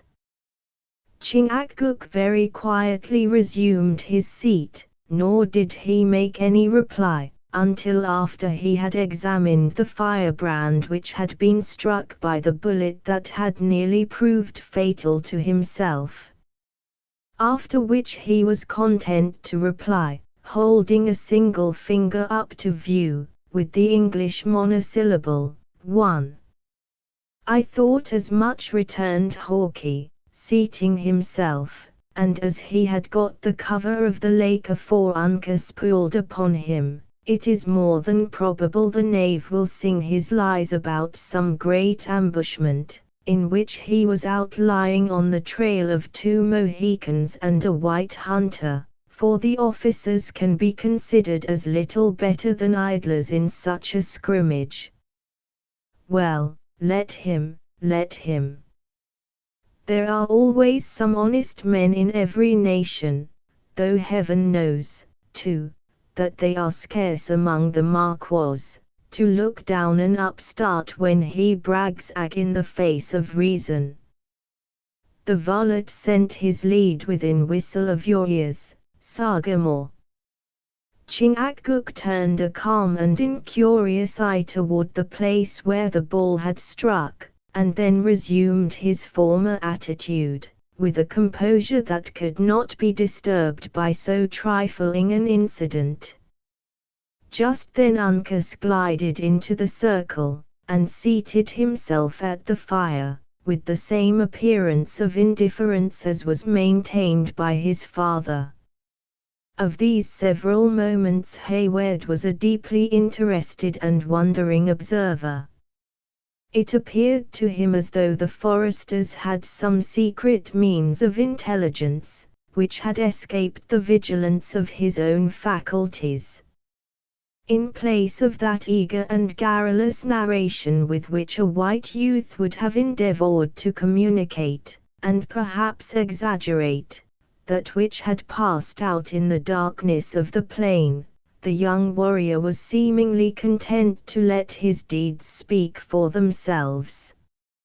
It was, in fact, neither the moment nor the occasion for an Indian to boast of his exploits, and it is probably that, had Hayward neglected to inquire, not another syllable would, just then, have been uttered on the subject. "What has become of our enemy, Uncas?" demanded Duncan. "We heard your rifle, and hoped you had not fired in vain." The young chief removed a fold of his hunting skirt, and quietly exposed the fatal tuft of hair, which he bore as the symbol of victory. Chingachgook laid his hand on the scalp, and considered it for a moment with deep attention. Then dropping it, with disgust depicted in his strong features, he ejaculated, "Oneida!" "Oneida," repeated the scout, who was fast losing his interest in the scene, in an apathy nearly assimilated to that of his red associates, but who now advanced in uncommon earnestness to regard the bloody badge. "By the Lord, if the Oneidas are outlying upon the trail, we shall be flanked by devils on every side of us." Now, to white eyes there is no difference between this bit of skin and that of any other Indian, and yet the Sagamore declares it came from the pole of a Mingo, nay, he even names the tribe of the poor devil, with as much ease as if the scalp was the leaf of a book, and each hair a letter. What right have Christian whites to boast of their learning, when a savage can read a language that would prove too much for the wisest of them all? What say you, lad, of what people was the knave?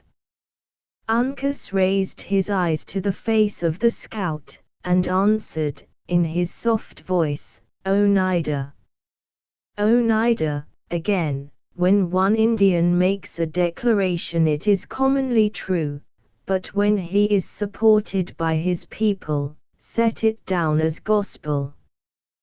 "The poor fellow has mistaken us for French," said Hayward, "or he would not have attempted the life of a friend. He mistake a Mohican in his paint for a Huron. You would be as likely to mistake the white-coated grenadiers of Montcalm for the scarlet jackets of the Royal Americans," returned the scout. No, no, the serpent knew his errand, nor was there any great mistake in the matter, for there is but little love atween a Delaware and a Mingo, let their tribes go out to fight for whom they may, in a white quarrel. For that matter, though the Oneidas do serve his sacred majesty, who is my sovereign lord and master, I should not have deliberated long about letting off Killdeer at the imp myself, had luck thrown him in my way. That would have been an abuse of our treaties, and unworthy of your character. When a man consort much with a people, continued Hawkeye, if they were honest and he no knave, love will grow up atwixt them.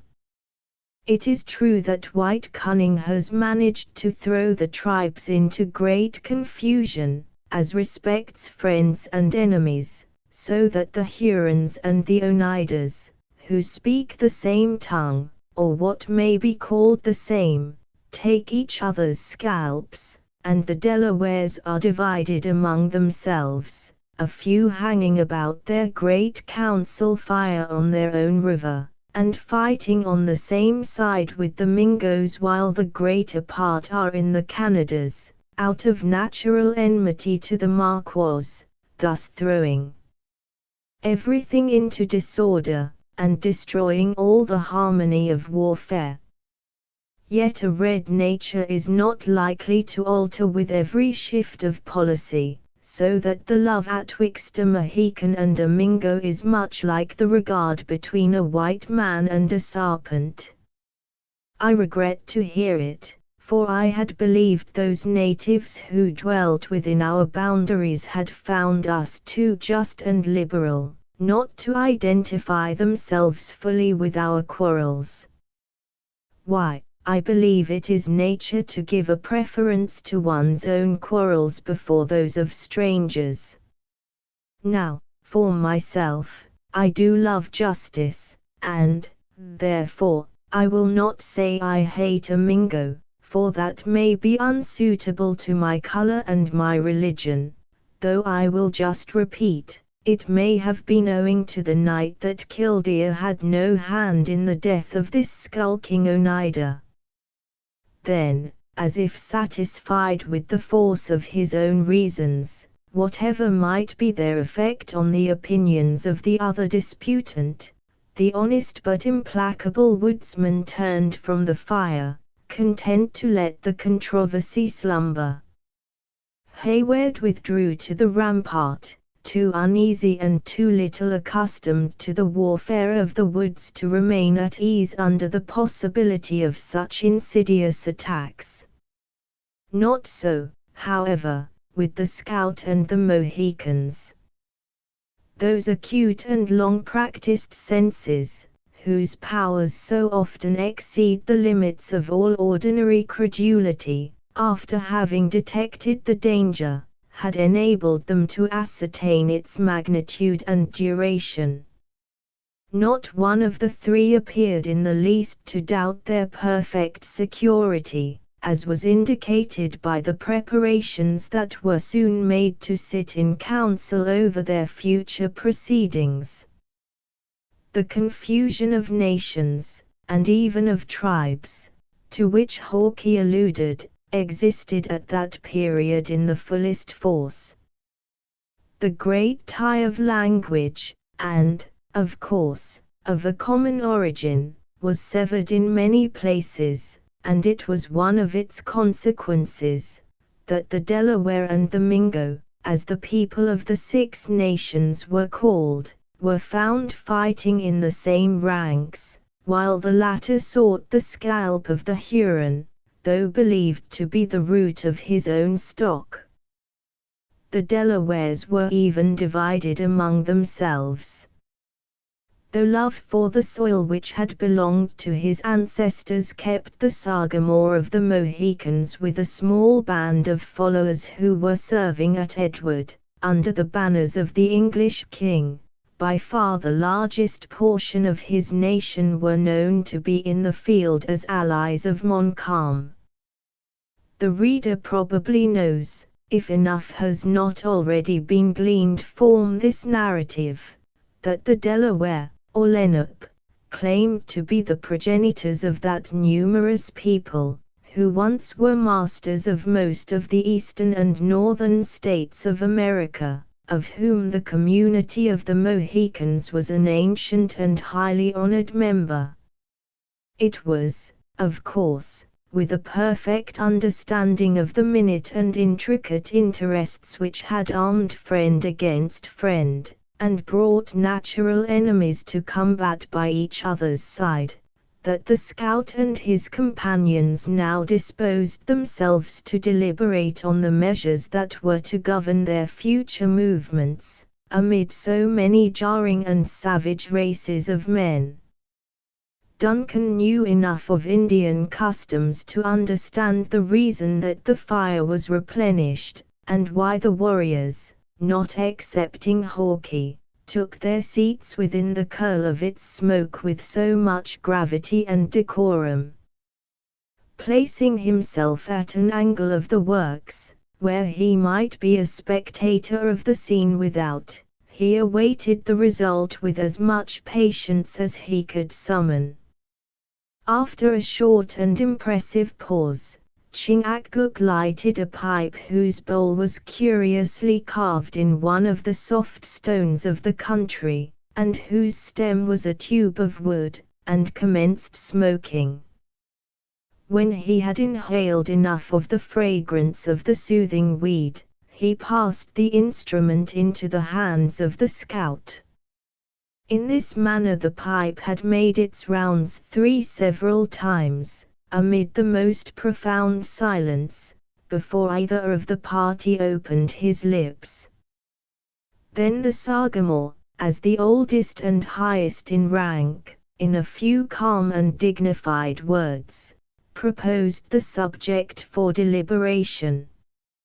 He was answered by the scout, and Chingachgook rejoined, when the other objected to his opinions. But the youthful Uncas continued a silent and respectful listener, until Hawke, in complaisance, demanded his opinion. Hayward gathered from the manners of the different speakers, that the father and son espoused one side of a disputed question, while the white man maintained the other. The contest gradually grew warmer, until it was quite evident the feelings of the speakers began to be somewhat enlisted in the debate. Notwithstanding the increasing warmth of the amicable contest, the most decorous Christian assembly, not even excepting those in which its reverend ministers are collected, might have learned a wholesome lesson of moderation from the forbearance and courtesy of the disputants.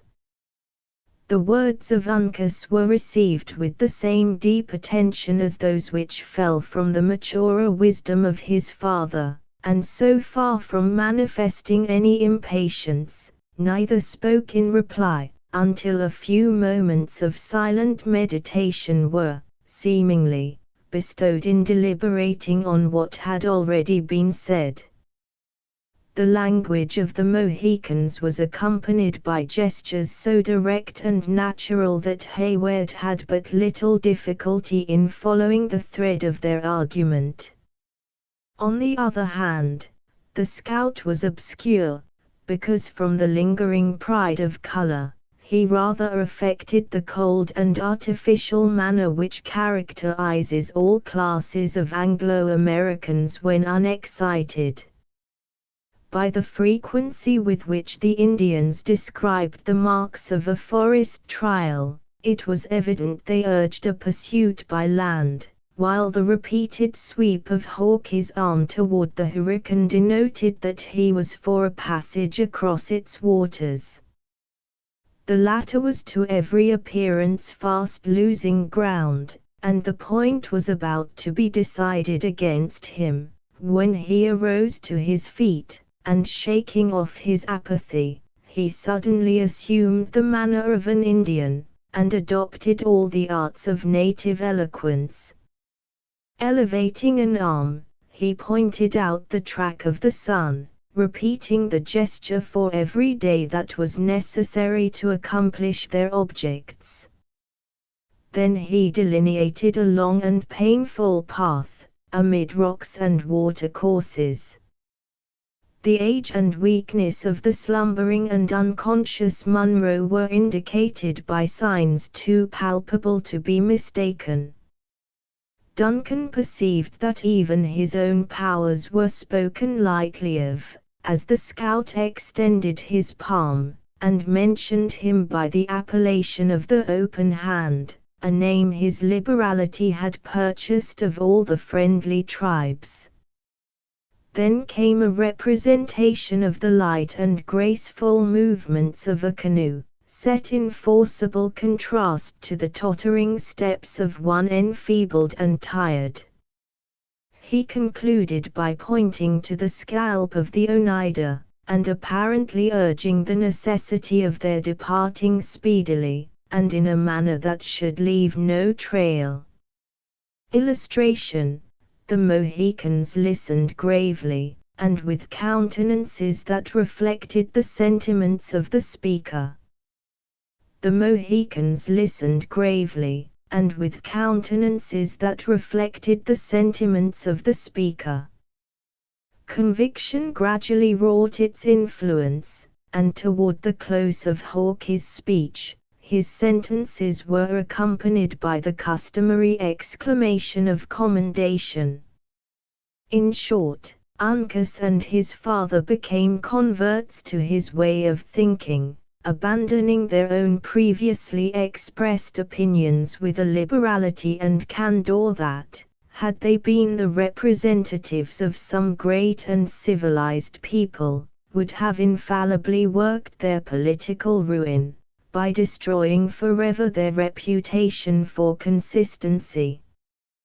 The instant the matter in discussion was decided, the debate, and everything connected with it, except the result, appeared to be forgotten. Hawke, without looking round to read his triumph in applauding eyes, very composedly stretched his tall frame before the dying embers, and closed his own organs in sleep. Left now in a measure to themselves, the Mohicans, whose time had been so much devoted to the interests of others, seized the moment to devote some attention to themselves.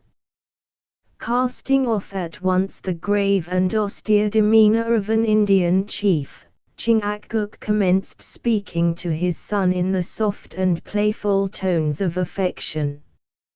Uncas gladly met the familiar air of his father, and before the hard breathing of the scout announced that he slept, a complete change was effected in the manner of his two associates. It is impossible to describe the music of their language, while thus engaged in laughter and endearments, in such a way as to render it intelligible to those whose ears have never listened to its melody. The compass of their voices, particularly that of the youth, was wonderful, extending from the deepest bass to tones that were even feminine in softness. The eyes of the father followed the plastic and ingenious movements of the son with open delight, and he never failed to smile in reply to the other's contagious but low laughter. While under the influence of these gentle and natural feelings, no trace of ferocity was to be seen in the softened features of the Sagamore. His figured panoply of death looked more like a disguise assumed in mockery than a fierce enunciation of a desire to carry destruction in his footsteps. After an hour had passed in the indulgence of their better feelings, Chingachgook abruptly announced his desire to sleep, by wrapping his head in his blanket and stretching his form on the naked earth. The merriment of Uncas instantly ceased, and carefully raking the coals in such a manner that they should impart their warmth to his father's feet, the youth sought his own pillow among the ruins of the place. Imbibing renewed confidence from the security of these experienced foresters, Hayward soon imitated their example, and long before the night had turned, they who lay in the bosom of the ruined work, seemed to slumber as heavily as the unconscious multitude whose bones were already beginning to bleach on the surrounding plain. Chapter XX. Land of Albania, let me bend mine eyes on thee, the rugged nurse of savage men. Childe Harold, the heavens were still studded with stars, when Hawke came to arouse the sleepers. Casting aside their cloaks, Munro and Hayward were on their feet while the woodsman was still making his low calls, at the entrance of the rude shelter where they had passed the night. When they issued from beneath its concealment, they found the scout awaiting their appearance nigh by, and the only salutation between them was the significant gesture for silence, made by their sagacious leader. "Think over your prayers," he whispered, as they approached him, for he to whom you make them, knows all tongues, that of the heart, as well as those of the mouth. But speak not a syllable, it is rare for a white voice to pitch itself properly in the woods, as we have seen by the example of that miserable devil, the singer. Come, he continued, turning toward a curtain of the works, let us get into the ditch on this side, and be regardful to step on the stones and fragments of wood as you go. His companions complied, though to two of them the reasons of this extraordinary precaution were yet a mystery. When they were in the low cavity that surrounded the earthen fort on three sides, they found that passage nearly choked by the ruins. With care and patience, however, they succeeded in clambering after the scout, until they reached the sandy shore of the Hurricane. "That's a trail that nothing but a nose can follow," said the satisfied scout, looking back along their difficult way. "Grass is a treacherous carpet for a flying party to tread on, but wood and stone take no print from a moccasin. Had you worn your armed boots, there might, indeed, have been something to fear, but with the deerskin suitably prepared, a man may trust himself, generally, on rocks with safety. Shove in the canoe nigher to the land, Uncas. This sand will take a stamp as easily as the butter of the Germans on the Mohawk. Softly, lad, softly, it must not touch the beach, or the knaves will know by what road we have left the place." The young man observed the precaution, and the scout, laying a board from the ruins to the canoe, made a sign for the two officers to enter. When this was done, everything was studiously restored to its former disorder, and then Hawkeye succeeded in reaching his little birchen vessel, without leaving behind him any of those marks which he appeared so much to dread. Hayward was silent until the Indians had cautiously paddled the canoe some distance from the fort, and within the broad and dark shadows that fell from the eastern mountain on the glassy surface of the lake. Then he demanded, "What need have we for this stolen and hurried departure? If the blood of an Oneida could stain such a sheet of pure water as this we float on," returned the scout, "your two eyes would answer your own question. Have you forgotten the skulking reptile Uncas slew?" "By no means. But he was said to be alone, and dead men give no cause for fear." He was alone in his deviltry, but an Indian whose tribe counts so many warriors, need seldom fear his blood will run without the death shriek coming speedily from some of his enemies. But our presence, the authority of Colonel Munro, would prove sufficient protection against the anger of our allies, especially in a case where the wretch so well merited his fate. I trust in heaven you have not deviated a single foot from the direct line of our course with so slight a reason.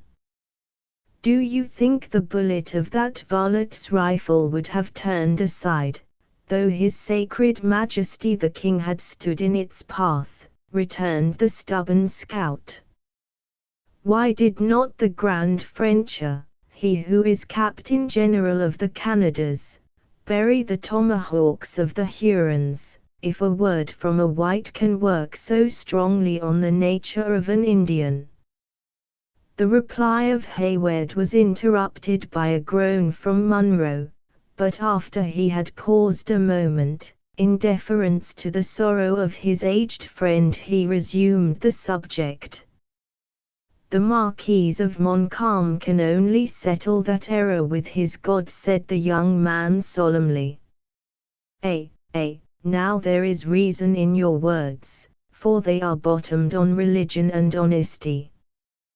There is a vast difference between throwing a regiment of white coats atwixt the tribes and the prisoners, and coaxing an angry savage to forget he carries a knife and rifle, with words that must begin with calling him your son.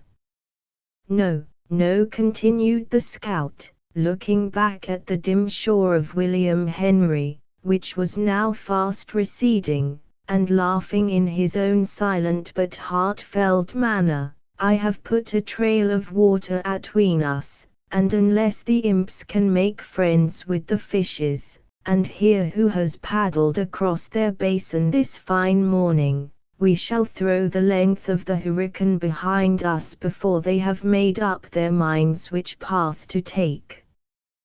With foes in front, and foes in our rear, our journey is like to be one of danger. Danger, repeated Hawke, calmly. No, not absolutely of danger, for, with vigilant ears and quick eyes, we can manage to keep a few hours ahead of the knaves, or, if we must try the rifle, there are 3 of us who understand its gifts as well as any you can name on the borders. No, not of danger, but that we shall have what you may call a brisk push of it, is probable, and it may happen, a brush, a scrimmage, or some such diversion, but always where covers are good, and ammunition abundant. It is possible that Hayward's estimate of danger differed in some degree from that of the scout, for, instead of replying, he now sat in silence, while the canoe glided over several miles of water. Just as the day dawned, they entered the narrows of the lake, and stole swiftly and cautiously among their numberless little islands. It was by this road that Montcalm had retired with his army, and the adventurers knew not but he had left some of his Indians in ambush, to protect the rear of his forces, and collect the stragglers. They, therefore, approached the passage with the customary silence of their guarded habits. 1. The beauties of Lake George are well known to every American tourist. In the height of the mountains which surround it, and in artificial accessories, it is inferior to the finest of the Swiss and Italian lakes, while in outline and purity of water it is fully their equal, and in the number and disposition of its isles and islets much superior to them altogether. There are said to be some hundreds of islands in a sheet of water less than 30 miles long. The Narrows, which connect what may be called, in truth, 2 lakes, are crowded with islands to such a degree as to leave passages between them frequently of only a few feet in width. The lake itself varies in breadth from 1 to 3 miles. Chingachgook laid aside his paddle, while Uncas and the scout urged the light vessel through crooked and intricate channels, where every foot that they advanced exposed them to the danger of some sudden rising on their progress. The eyes of the Sagamore moved warily from islet to islet, and copse to copse, as the canoe proceeded, and, when a clearer sheet of water permitted, his keen vision was bent along the bald rocks and impending forests that frowned upon the narrow strait. Hayward, who was a doubly interested spectator, as well from the beauties of the place as from the apprehension natural to his situation, was just believing that he had permitted the latter to be excited without sufficient reason, when the paddle ceased moving, in obedience to a signal from Chingachgook. "Hugh," exclaimed Uncas, nearly at the moment that the light tap his father had made on the side of the canoe notified them of the vicinity of danger. "What now? asked the scout.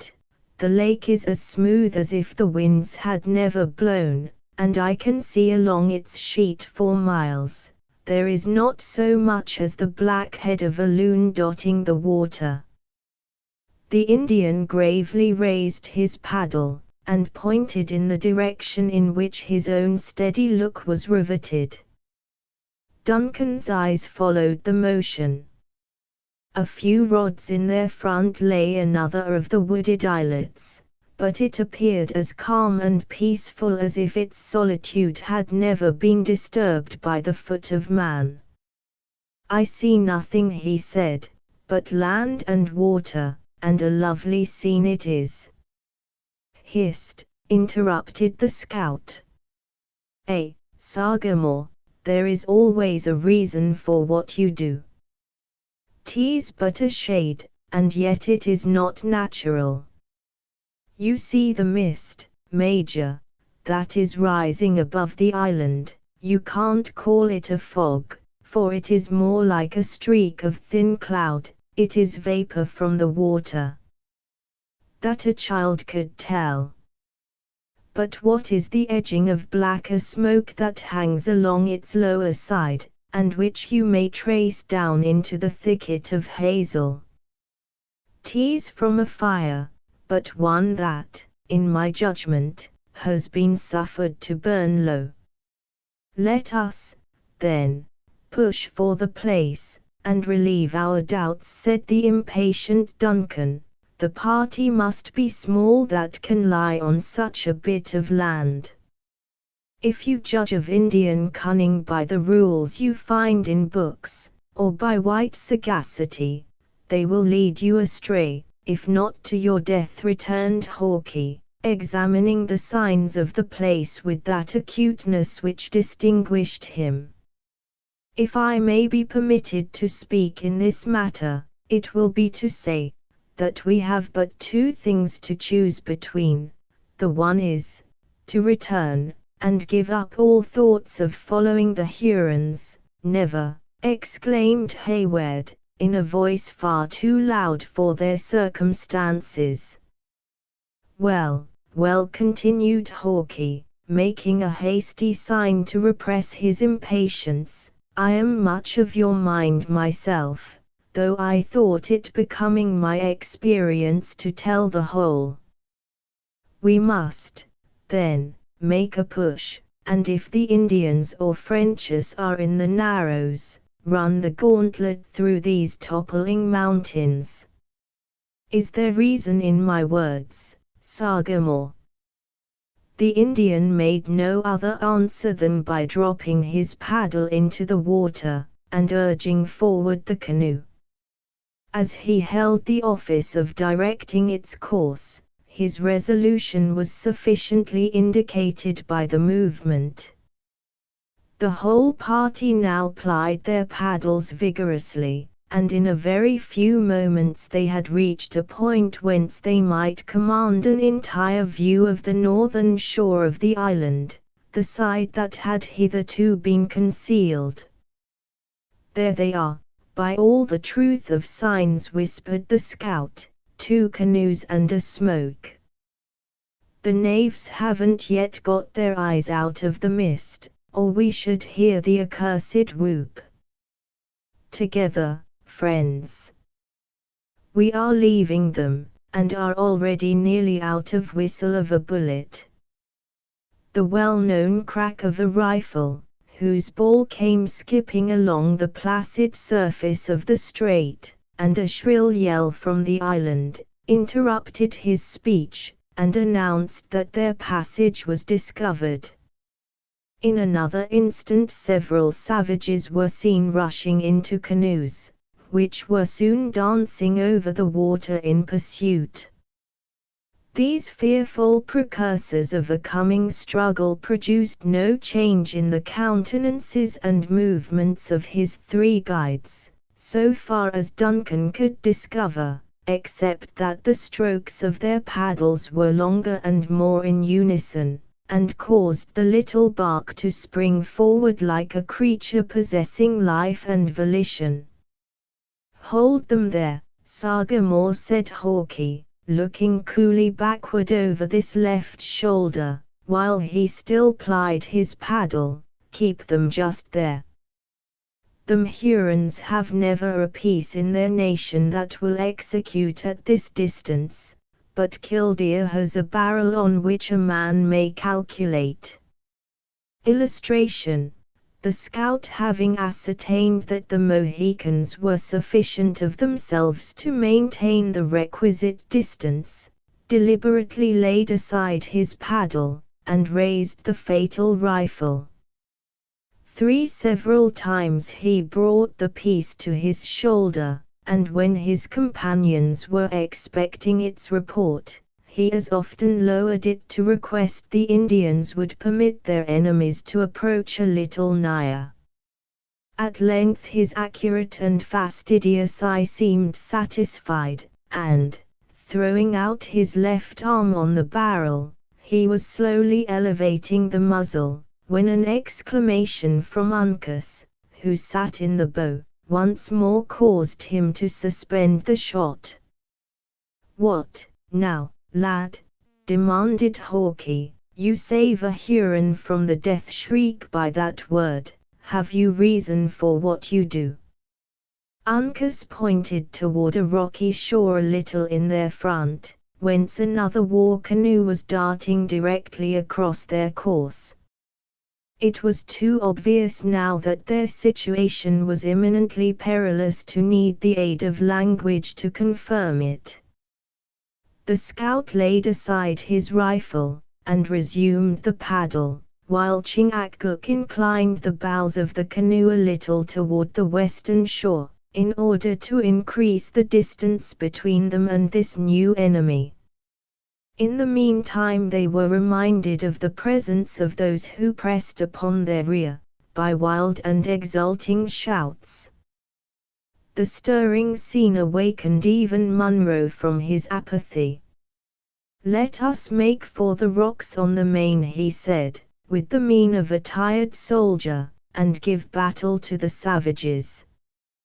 God forbid that I, or those attached to me and mine, should ever trust again to the faith of any servant of the Louis."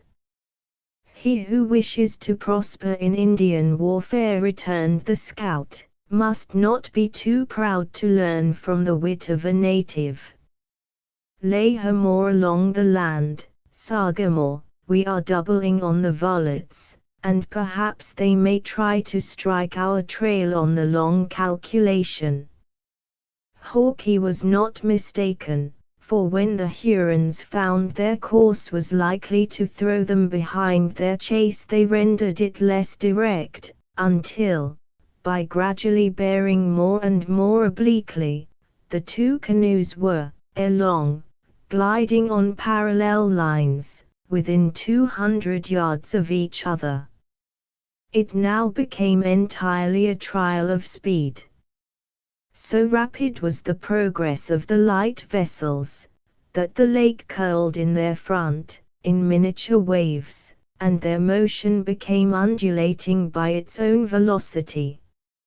It was, perhaps, owing to this circumstance, in addition to the necessity of keeping every hand employed at the paddles, that the Hurons had not immediate recourse to their firearms.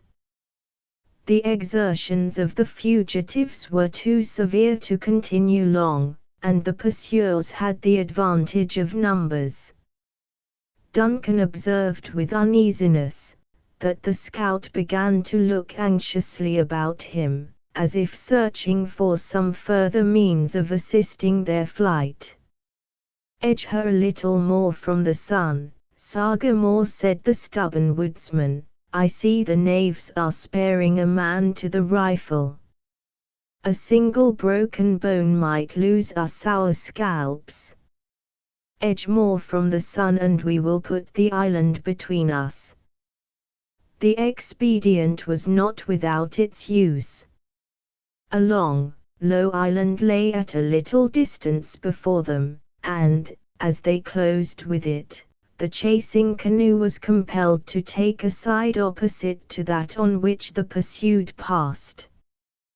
The scout and his companions did not neglect this advantage, but the instant they were hid from observation by the bushes, they redoubled efforts that before had seemed prodigious. The two canoes came round the last low point, like two coursers at the top of their speed, the fugitives taking the lead. This change had brought them nigher to each other, however, while it altered their relative positions. You showed knowledge in the shaping of a birchen bark, Uncas, when you chose this from among the Huron canoes, said the scout, smiling, apparently more in satisfaction at their superiority in the race than from that prospect of final escape which now began to open a little upon them.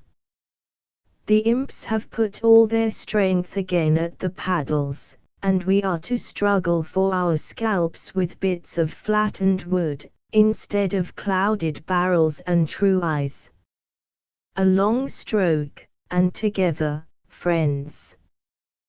They are preparing for a shot, said Hayward, and as we are in a line with them, it can scarcely fail. Get you, then, into the bottom of the canoe, returned the scout, you and the colonel, it will be so much taken from the size of the mark.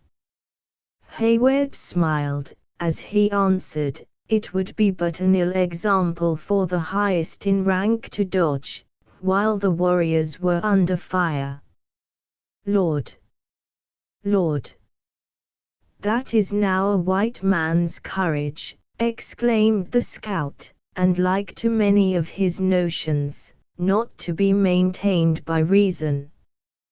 Do you think the Sagamore, or Uncas, or even I, who am a man without a cross, would deliberate about finding a cover in the scrimmage, when an open body would do no good? For what have the Frenchers reared up their Quebec, if fighting is always to be done in the clearings? All that you say is very true, my friend, replied Hayward, still, our customs must prevent us from doing as you wish. A volley from the Hurons interrupted the discourse, and as the bullets whistled about them, Duncan saw the head of Uncas turned, looking back at himself and Munro. Notwithstanding the nearness of the enemy, and his own great personal danger, the countenance of the young warrior expressed no other emotion, as the former was compelled to think, than amazement at finding men willing to encounter so useless an exposure. Chingachgook was probably better acquainted with the notions of white men, for he did not even cast a glance aside from the riveted look his eye maintained on the object by which he governed their course. A ball soon struck the light and polished paddle from the hands of the chief, and drove it through the air, far in the advance. A shout arose from the Hurons, who seized the opportunity to fire another volley.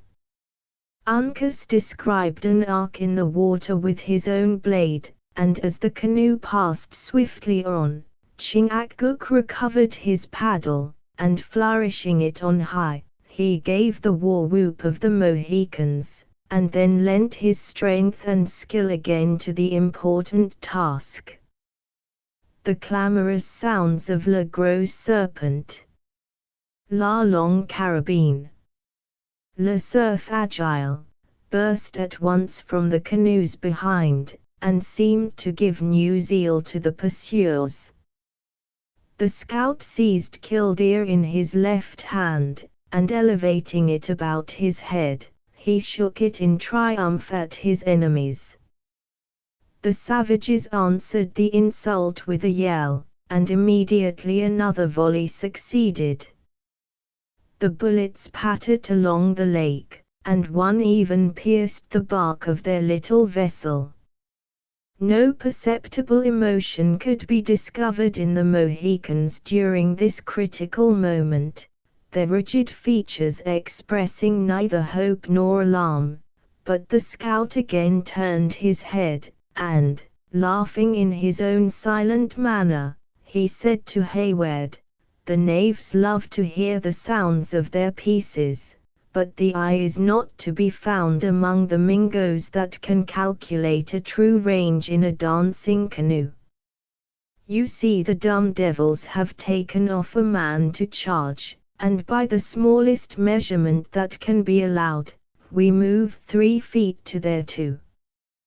Duncan, who was not altogether as easy under this nice estimate of distances as his companions, was glad to find, however, that owing to their superior dexterity, and the diversion among their enemies, they were very sensibly obtaining the advantage.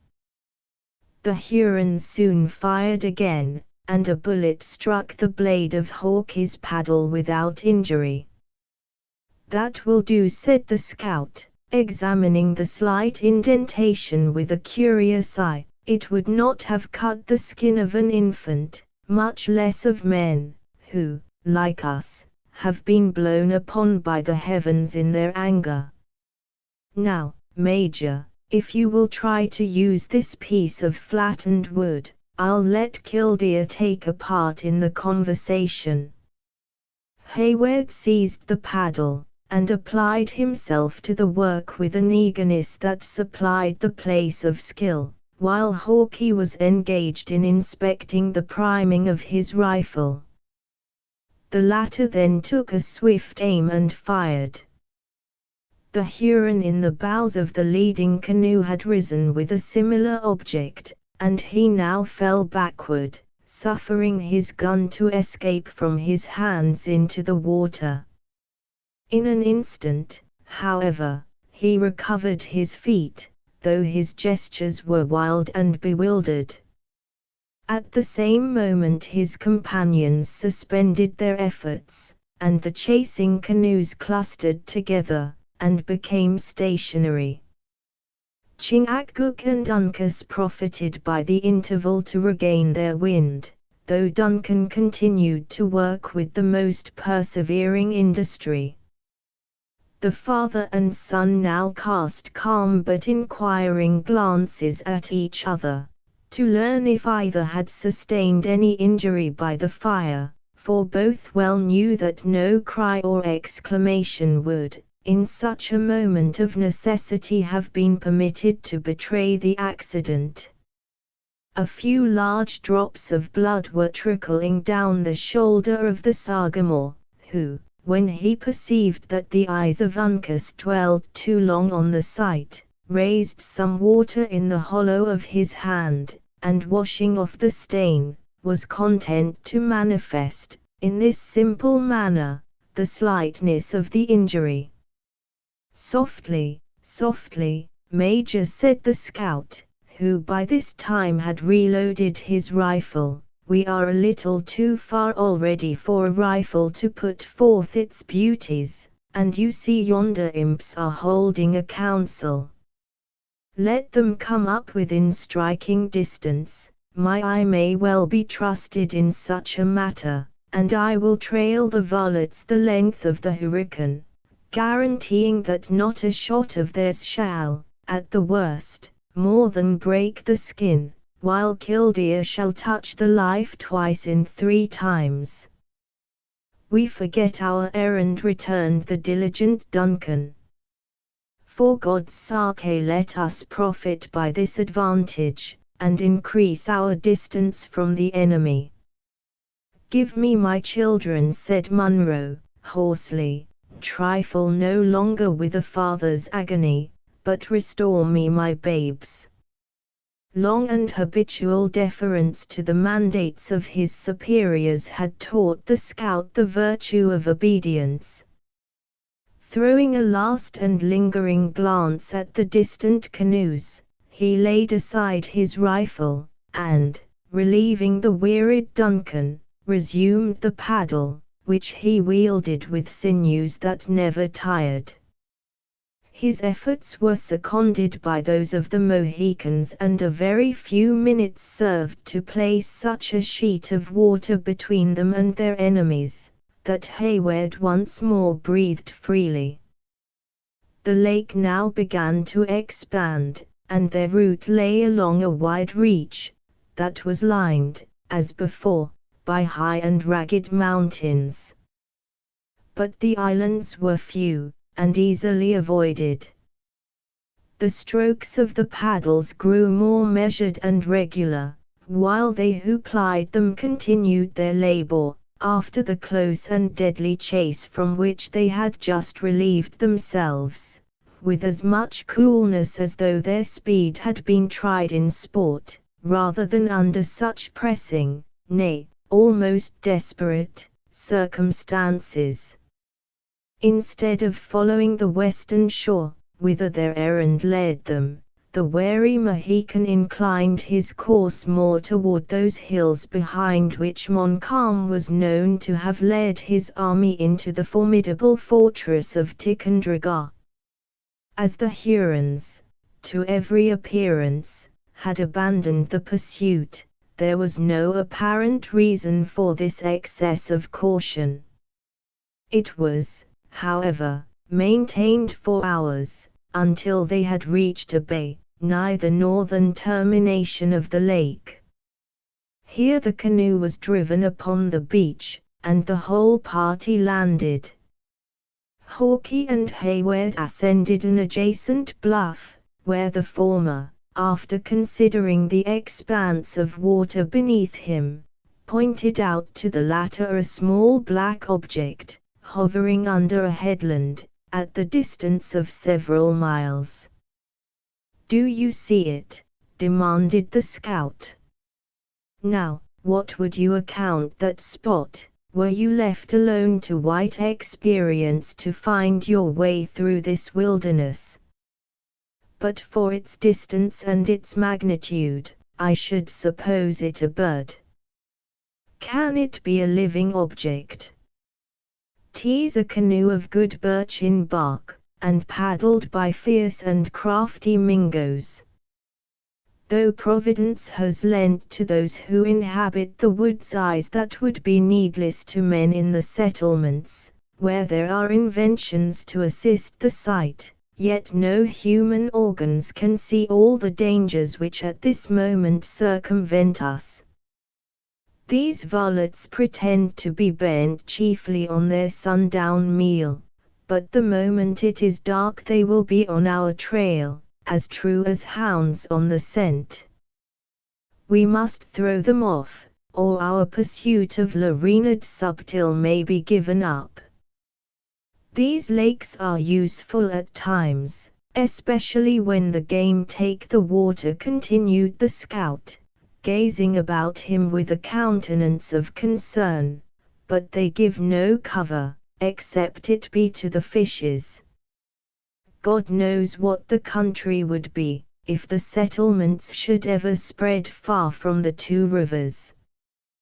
Both hunting and war would lose their beauty. Let us not delay a moment, without some good and obvious cause. I little like that smoke, which you may see worming up along the rock above the canoe," interrupted the abstracted scout. "My life on it, other eyes than ours see it, and know its meaning. Well, words will not mend the matter, and it is time that we were doing." Hawkeye moved away from the lookout, and descended, musing profoundly, to the shore. He communicated the result of his observations to his companions, in Delaware, and a short and earnest consultation succeeded. When it terminated, the three instantly set about executing their new resolutions.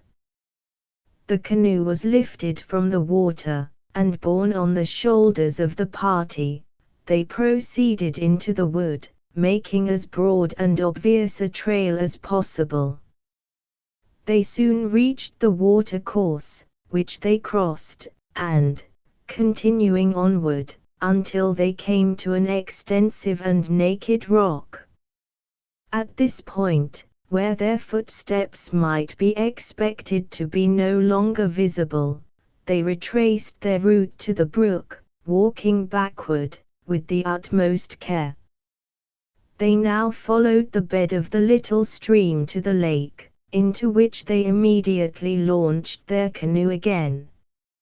A low point concealed them from the headland, and the margin of the lake was fringed for some distance with dense and overhanging bushes. Under the cover of these natural advantages, they toiled their way, with patient industry, until the scout pronounced that he believed it would be safe once more to land. The halt continued until evening rendered objects indistinct and uncertain to the eye. Then they resumed their route, and, favored by the darkness, pushed silently and vigorously toward the western shore. Although the rugged outline of mountain, to which they were steering, presented no distinctive marks to the eyes of Duncan, the Mohican entered the little haven he had selected with the confidence and accuracy of an experienced pilot. The boat was again lifted and borne into the woods, where it was carefully concealed under a pile of brush. The adventurers assumed their arms and packs, and the scout announced to Munro and Hayward that he and the Indians were at last in readiness to proceed. Chapter XXI. If you find a man there, he shall die a flea's death. Merry Wives of Windsor. The party had landed on the border of a region that is, even to this day, less known to the inhabitants of the states than the deserts of Arabia, or the steppes of Tartary. It was the sterile and rugged district which separates the tributaries of Champlain from those of the Hudson, the Mohawk, and the St. Lawrence. Since the period of our tale, the active spirit of the country has surrounded it with a belt of rich and thriving settlements, though none but the hunter or the savage is ever known even now to penetrate its wild recesses. As Hawkeye and the Mohicans had, however, often traversed the mountains and valleys of this vast wilderness, they did not hesitate to plunge into its depth, with the freedom of men accustomed to its privations and difficulties. For many hours the travelers toiled on their laborious way, guided by a star, or following the direction of some watercourse, until the scout called a halt, and holding a short consultation with the Indians, they lighted their fire, and made the usual preparations to pass the remainder of the night where they then were. Imitating the example, and emulating the confidence of their more experienced